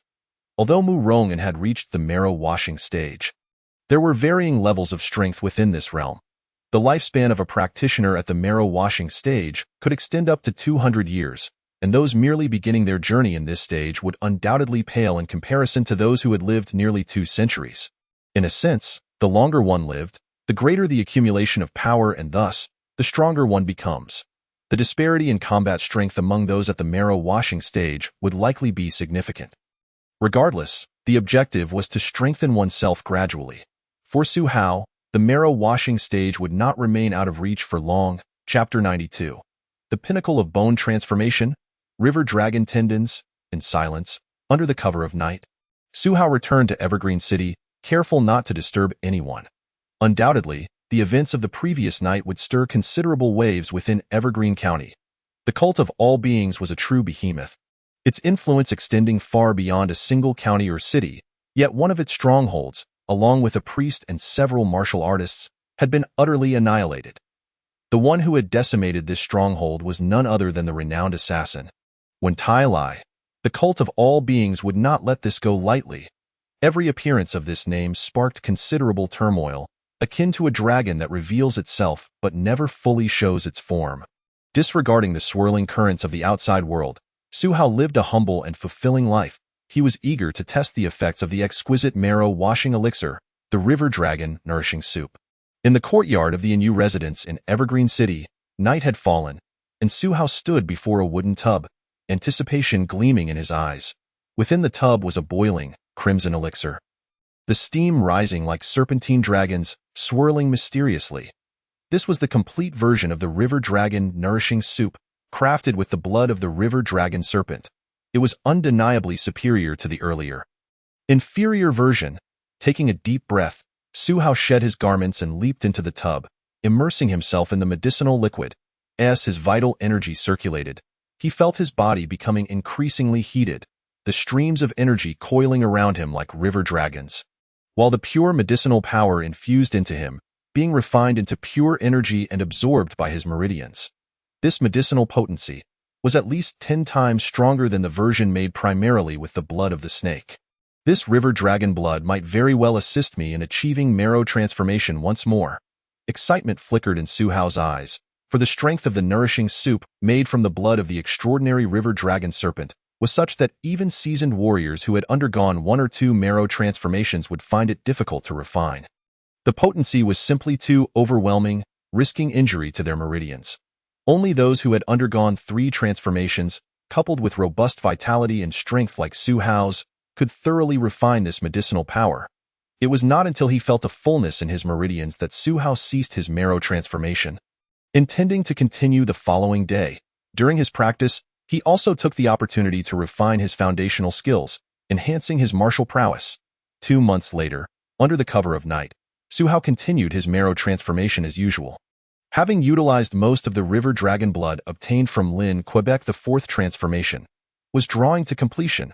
This night, Su Hao sensed that he was on the verge of a breakthrough. With each breath, the intense medicinal power was continuously refined and absorbed by his meridians, causing them to swell and contract, undergoing constant refinement and metamorphosis. This sensation was rather uncomfortable, akin to having his meridians shatter and then be reconstructed. Finally, after an indeterminate passage of time, the scorching pain ebbed like a receding tide. Panting heavily, Su Hao regained his composure, and upon inspecting the changes within himself, he could not help but be astonished. With concentrated focus, he perceived the transformation of his meridians. Each appeared unchanged in thickness, yet with a mere thought, they could swell like river dragons. Each major meridian glowed with a radiant light, resilient and imbued with seemingly inexhaustible strength. Even a casual punch felt as though it could unleash the fury of a raging dragon upon the sea. This was the ultimate manifestation of marrow transformation, the river dragon tendons. These tendons were not something mere mortals could possess. They seemed almost alive, capable of rejoining and restoring themselves even if severed. Truly remarkable. Su Hao's eyes sparkled with wonder as he felt the vibrant energy coursing through his meridians, leaving him in awe and shock. Typically, a severed meridian would spell near irreparable harm for a martial artist, rendering them incapacitated.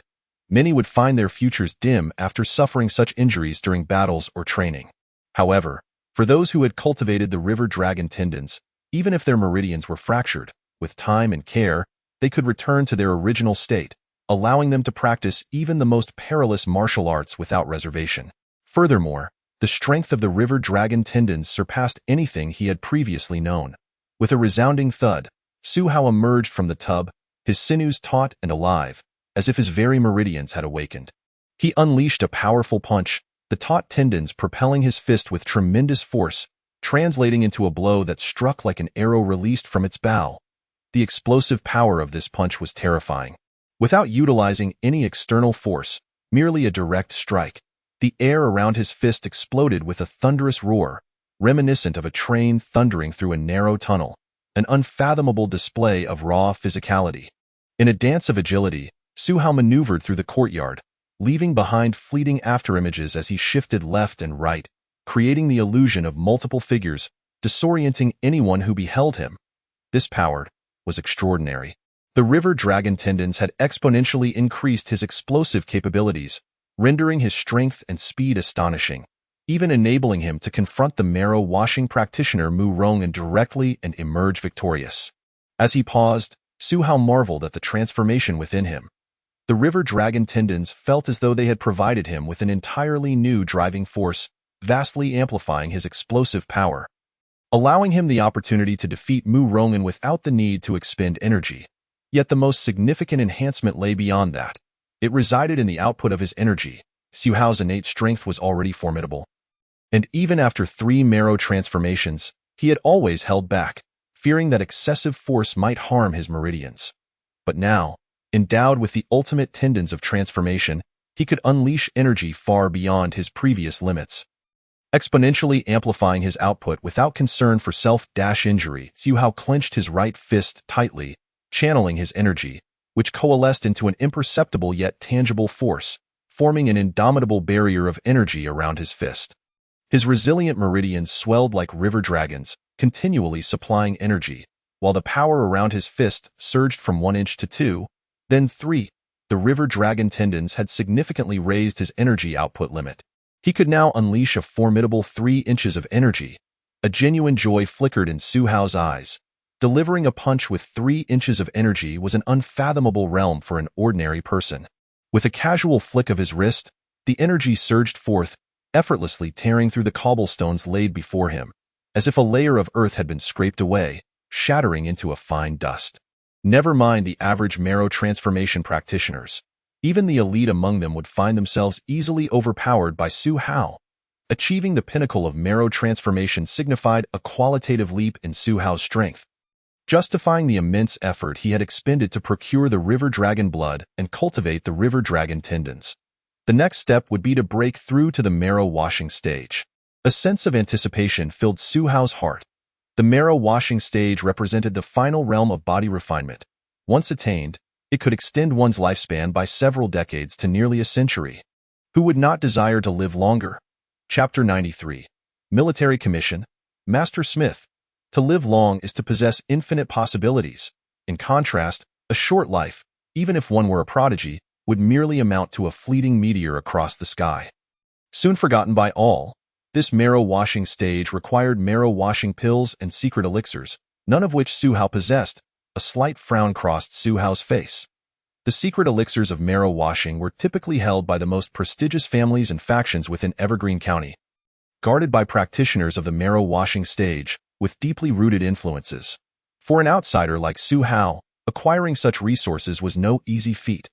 Moreover, due to the Black Deer Army and the cult of all beings, it was inconvenient for him to operate under the identity of Wentai.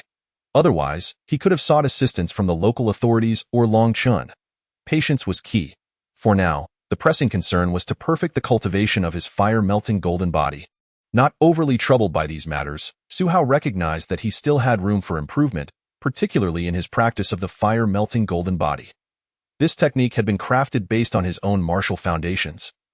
Certainly reaching the level of intermediate martial arts, if he could achieve perfection, it would undoubtedly provide a tremendous boost. Su Hao had diligently practiced over this period, yet he still fell short of completeness.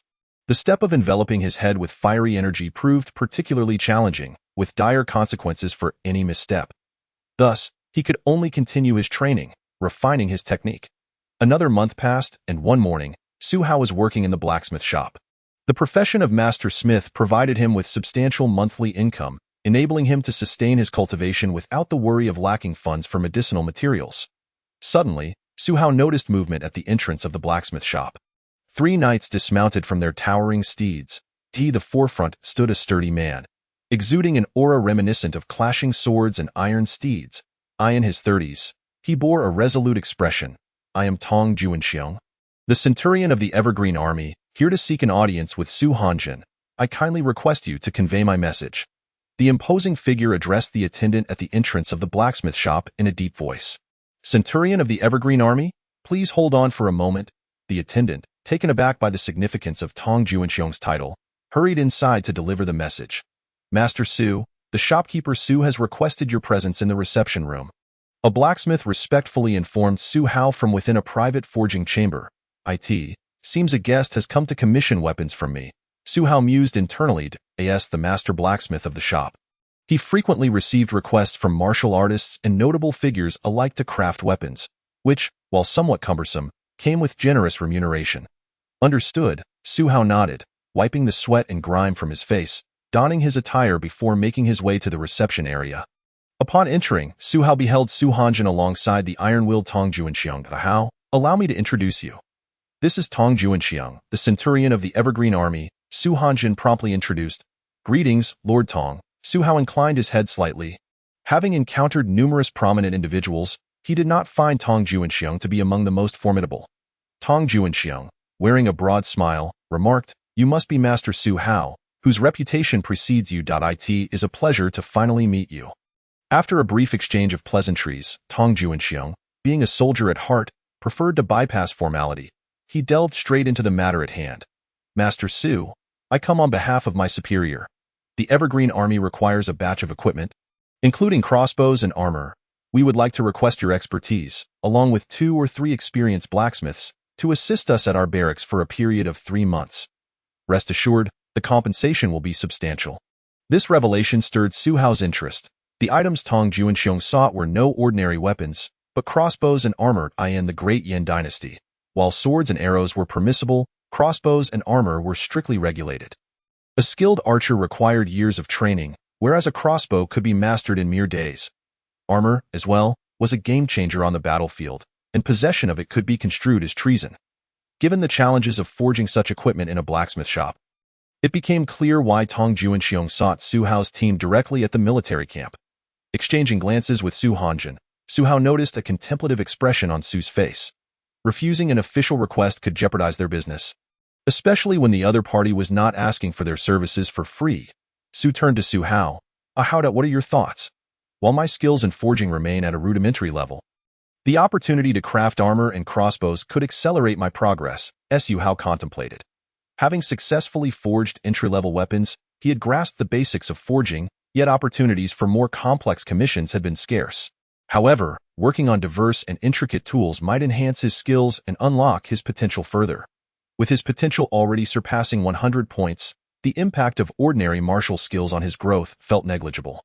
Resolving his thoughts, Su Hao lifted his gaze to Tong Juanxiong. Then, Lord Tong, I am willing to accept. Excellent, prepare yourself. Master Su, I shall return tomorrow to escort you. Tong Juanxiong's face lit up with delight, having achieved his primary objective of enlisting Su Hao's talents. After finalizing the agreement, Tong Juanxiong took his leave.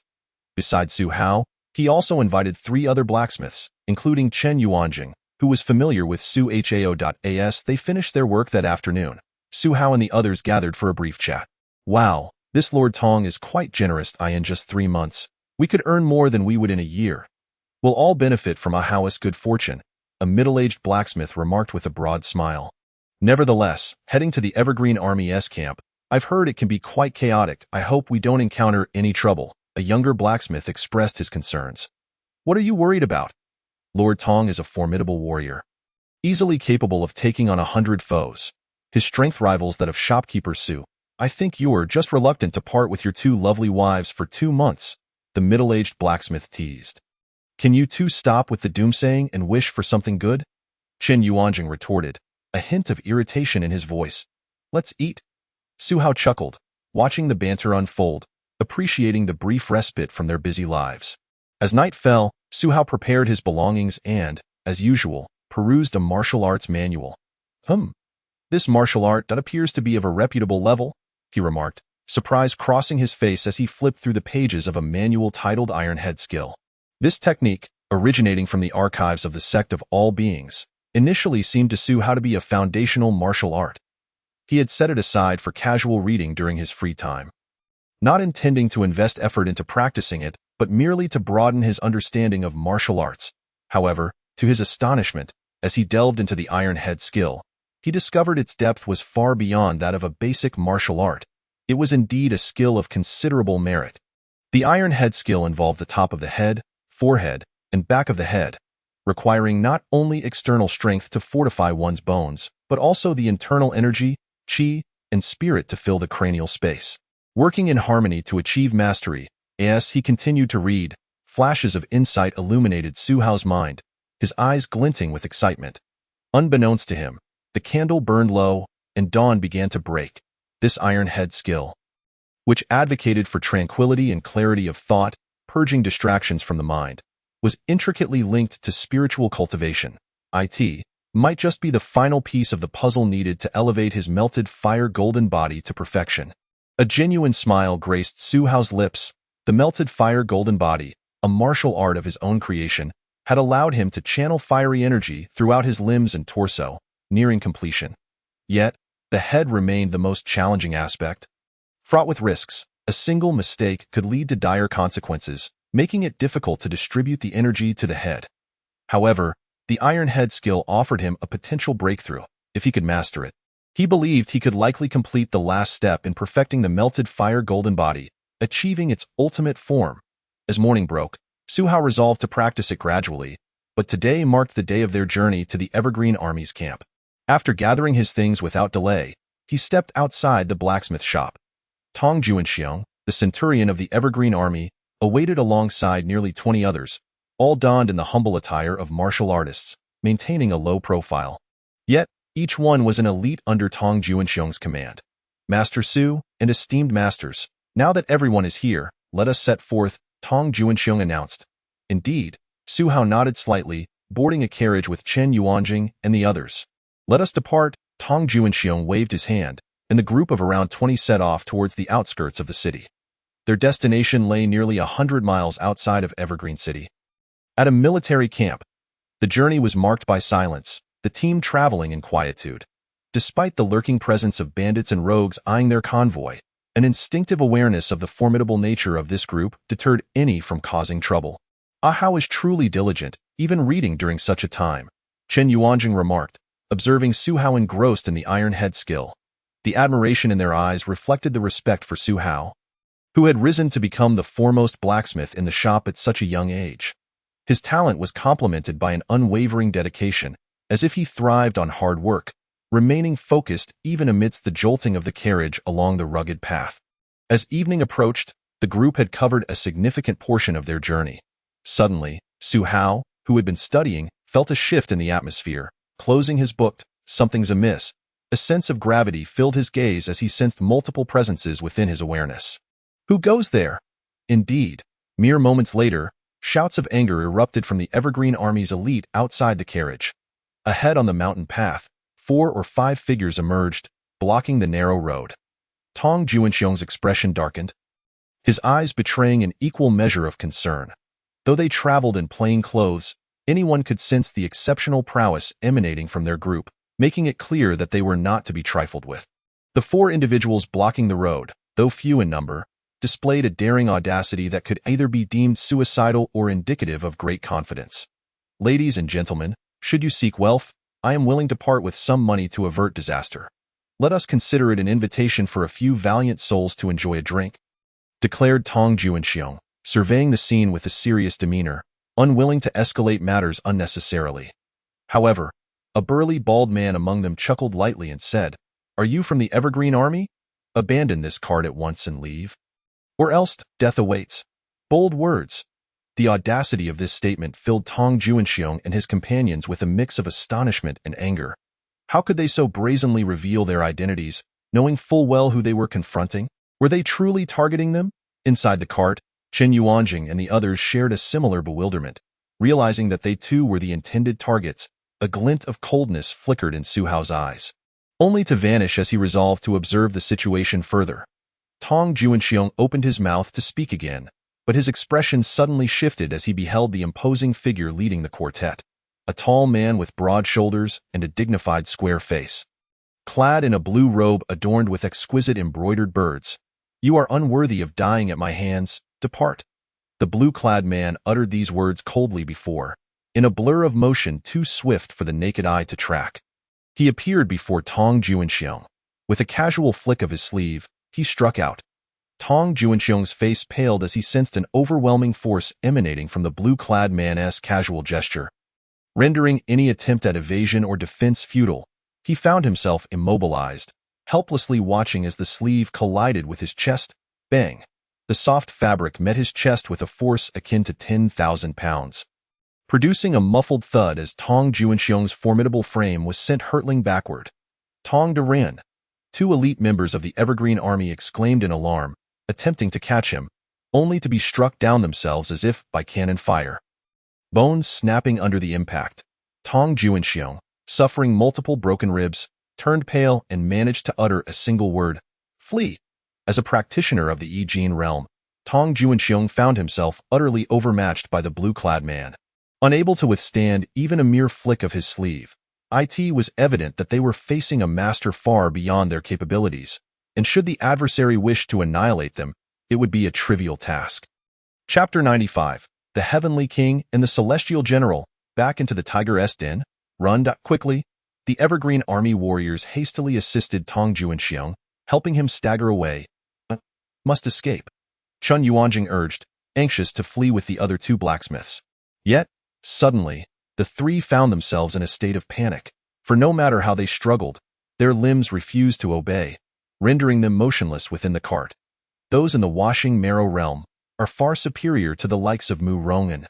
Su Hao thought gravely, feeling a tide of energy firmly binding the cart in place, a sensation eerily familiar from his previous confrontation with Mu Rong'an, who had employed a similar technique.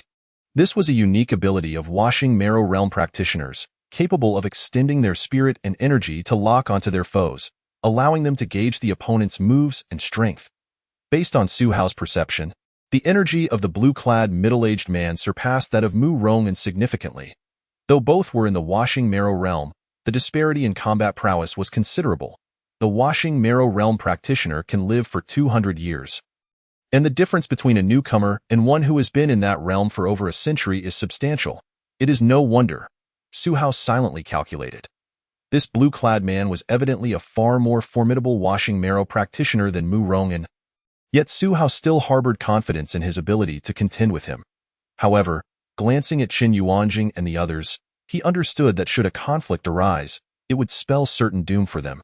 Thus, he chose to temper his impulsiveness and observe the adversary's intentions. Why not step down for a moment? The energy locking onto Su Hao and the others gradually receded as the blue-clad man called out, "Come forth and see." Exchanging glances, Qin Yuanjing and the others, albeit with trembling legs, had no choice but to disembark from the cart. "Might I inquire your esteemed name? What guidance do you have for us?" Chen Yuanjing, being older and more composed, spoke politely, recognizing the overwhelming power of the blue-clad man, who had effortlessly incapacitated Tong Juanxiong. They sensed no malice in his demeanor and deemed it prudent to ascertain his intentions. The blue-clad man inclined his head slightly. "I am Wang Yongxi, a celestial general under the command of King Huang." Upon hearing this, Qin Yuanjing and the others turned pale. King Huang, known as the supreme commander of the Black Deer Army, was a figure of tremendous renown in Evergreen County and its surroundings. The realization struck them. He was one of the Black Deer Army's elite. The Celestial General title was reserved for the most skilled within the ranks of the Black Deer Army. Meanwhile, Su Hao felt a mix of surprise and understanding. Wang Yongxi, as a top-tier expert of the Black Deer Army, was indeed formidable, yet his demeanor suggested he did not seek to kill them. Otherwise, he would not have spared Tong Juanxiong. "I have come personally to invite you to our Black Deer Army's encampment to forge a new batch of weapons and armor. I hope you will honor us with your presence." Wang Yongxi proposed with apparent courtesy. However, the others understood that he was not to be trifled with. Despite his current politeness, any refusal would be seen as a grave offense, one that the Evergreen Army's elite could not withstand. Qin Yuanjing cautiously inquired, "The Black Deer Army is replete with talent. Might I ask what specific weapons and armor you require our assistance in forging?" Wang Yongxi's gaze settled on the pale and fearful Su Hao beside him. "Is this not Master Su Hao? We have acquired a rare batch of metals that requires the craftsmanship of a master blacksmith to be transformed into weaponry, as ordinary smiths lack the required skill." "Ah, I see," Su Hao thought, realizing the Black Deer Army sought to create high-quality weaponry. This explained why someone of Wang Yongxi's stature had personally approached them. The Black Deer Army had obtained rare metals for crafting superior weapons, necessitating the expertise of a master blacksmith, and as one of the few in Evergreen County, Su Hao had become their target. It was clear that the Evergreen Army had spies among them, as Tong Juanxiong and the others had been intercepted shortly after departing the city. "Perhaps we should take this opportunity to see what they have in mind. Crafting superior weapons could enhance my refining technique and expand my potential. During this time, I could also delve into the Iron Head technique, pushing the melting fire golden body to its pinnacle. At that point, even if Wang Yongxi were to turn on us, I would have every confidence in my ability to eliminate him." While Su Hao maintained a facade of calm, his mind raced with calculations. Engaging Wang Yongxi and his companions was not a prudent decision. Firstly, he could not guarantee the safety of Qin Yuanjing and the others. And secondly, he lacked absolute certainty of victory. Even if he could eliminate Wang Yongxi on the spot, his own identity would be compromised, disrupting his quest for cultivation, and the Black Deer Army would undoubtedly retaliate against him in the forging workshop. Thus, biding his time until he had irrefutable assurance of success was the most prudent course of action. Wang Yongxi continued, "Gentlemen, please accompany me. Once the task is complete, you may depart without hindrance. We will ensure your safe return and offer generous rewards in gratitude for your cooperation." Exchanging resigned glances, the group could see the weariness and bitterness reflected in each other's eyes. They had no desire to entangle themselves with the notorious Black Deer Army, yet the circumstances left them with little choice but to follow Wang Yongxi, hoping that once the weapons were forged, he would honor his word and allow them to leave. "Let us hope that you will indeed keep your promise, and we shall do our utmost to fulfill your request." Qin Yuanjing murmured to Su Hao and the others, ultimately nodding in agreement. "Very well, please board the cart," Wang Yongxi said, His expectations met as the group complied under the weight of their predicament. Su Hao and the others returned to the cart, while one of Wang Yongxi's subordinates took the reins, guiding them down a different mountain path. "Oh, Li Fei, you and your ill-fated words." A middle-aged blacksmith glared at the young blacksmith in frustration. Just before their departure, the youth had remarked on the chaotic state of affairs outside, and now they found themselves ensnared by the infamous Black Deer Army. The young blacksmith, near tears, lamented, "If I do not return, will my 2 wives marry someone else? I do not wish to wear the green hat." Amidst their varied thoughts, anxiety loomed over the group. Su Hao, however, closed his eyes in meditation, his mind racing with strategies for the melting fire-golden body. He had weathered many storms and was no longer a novice easily rattled by adversity.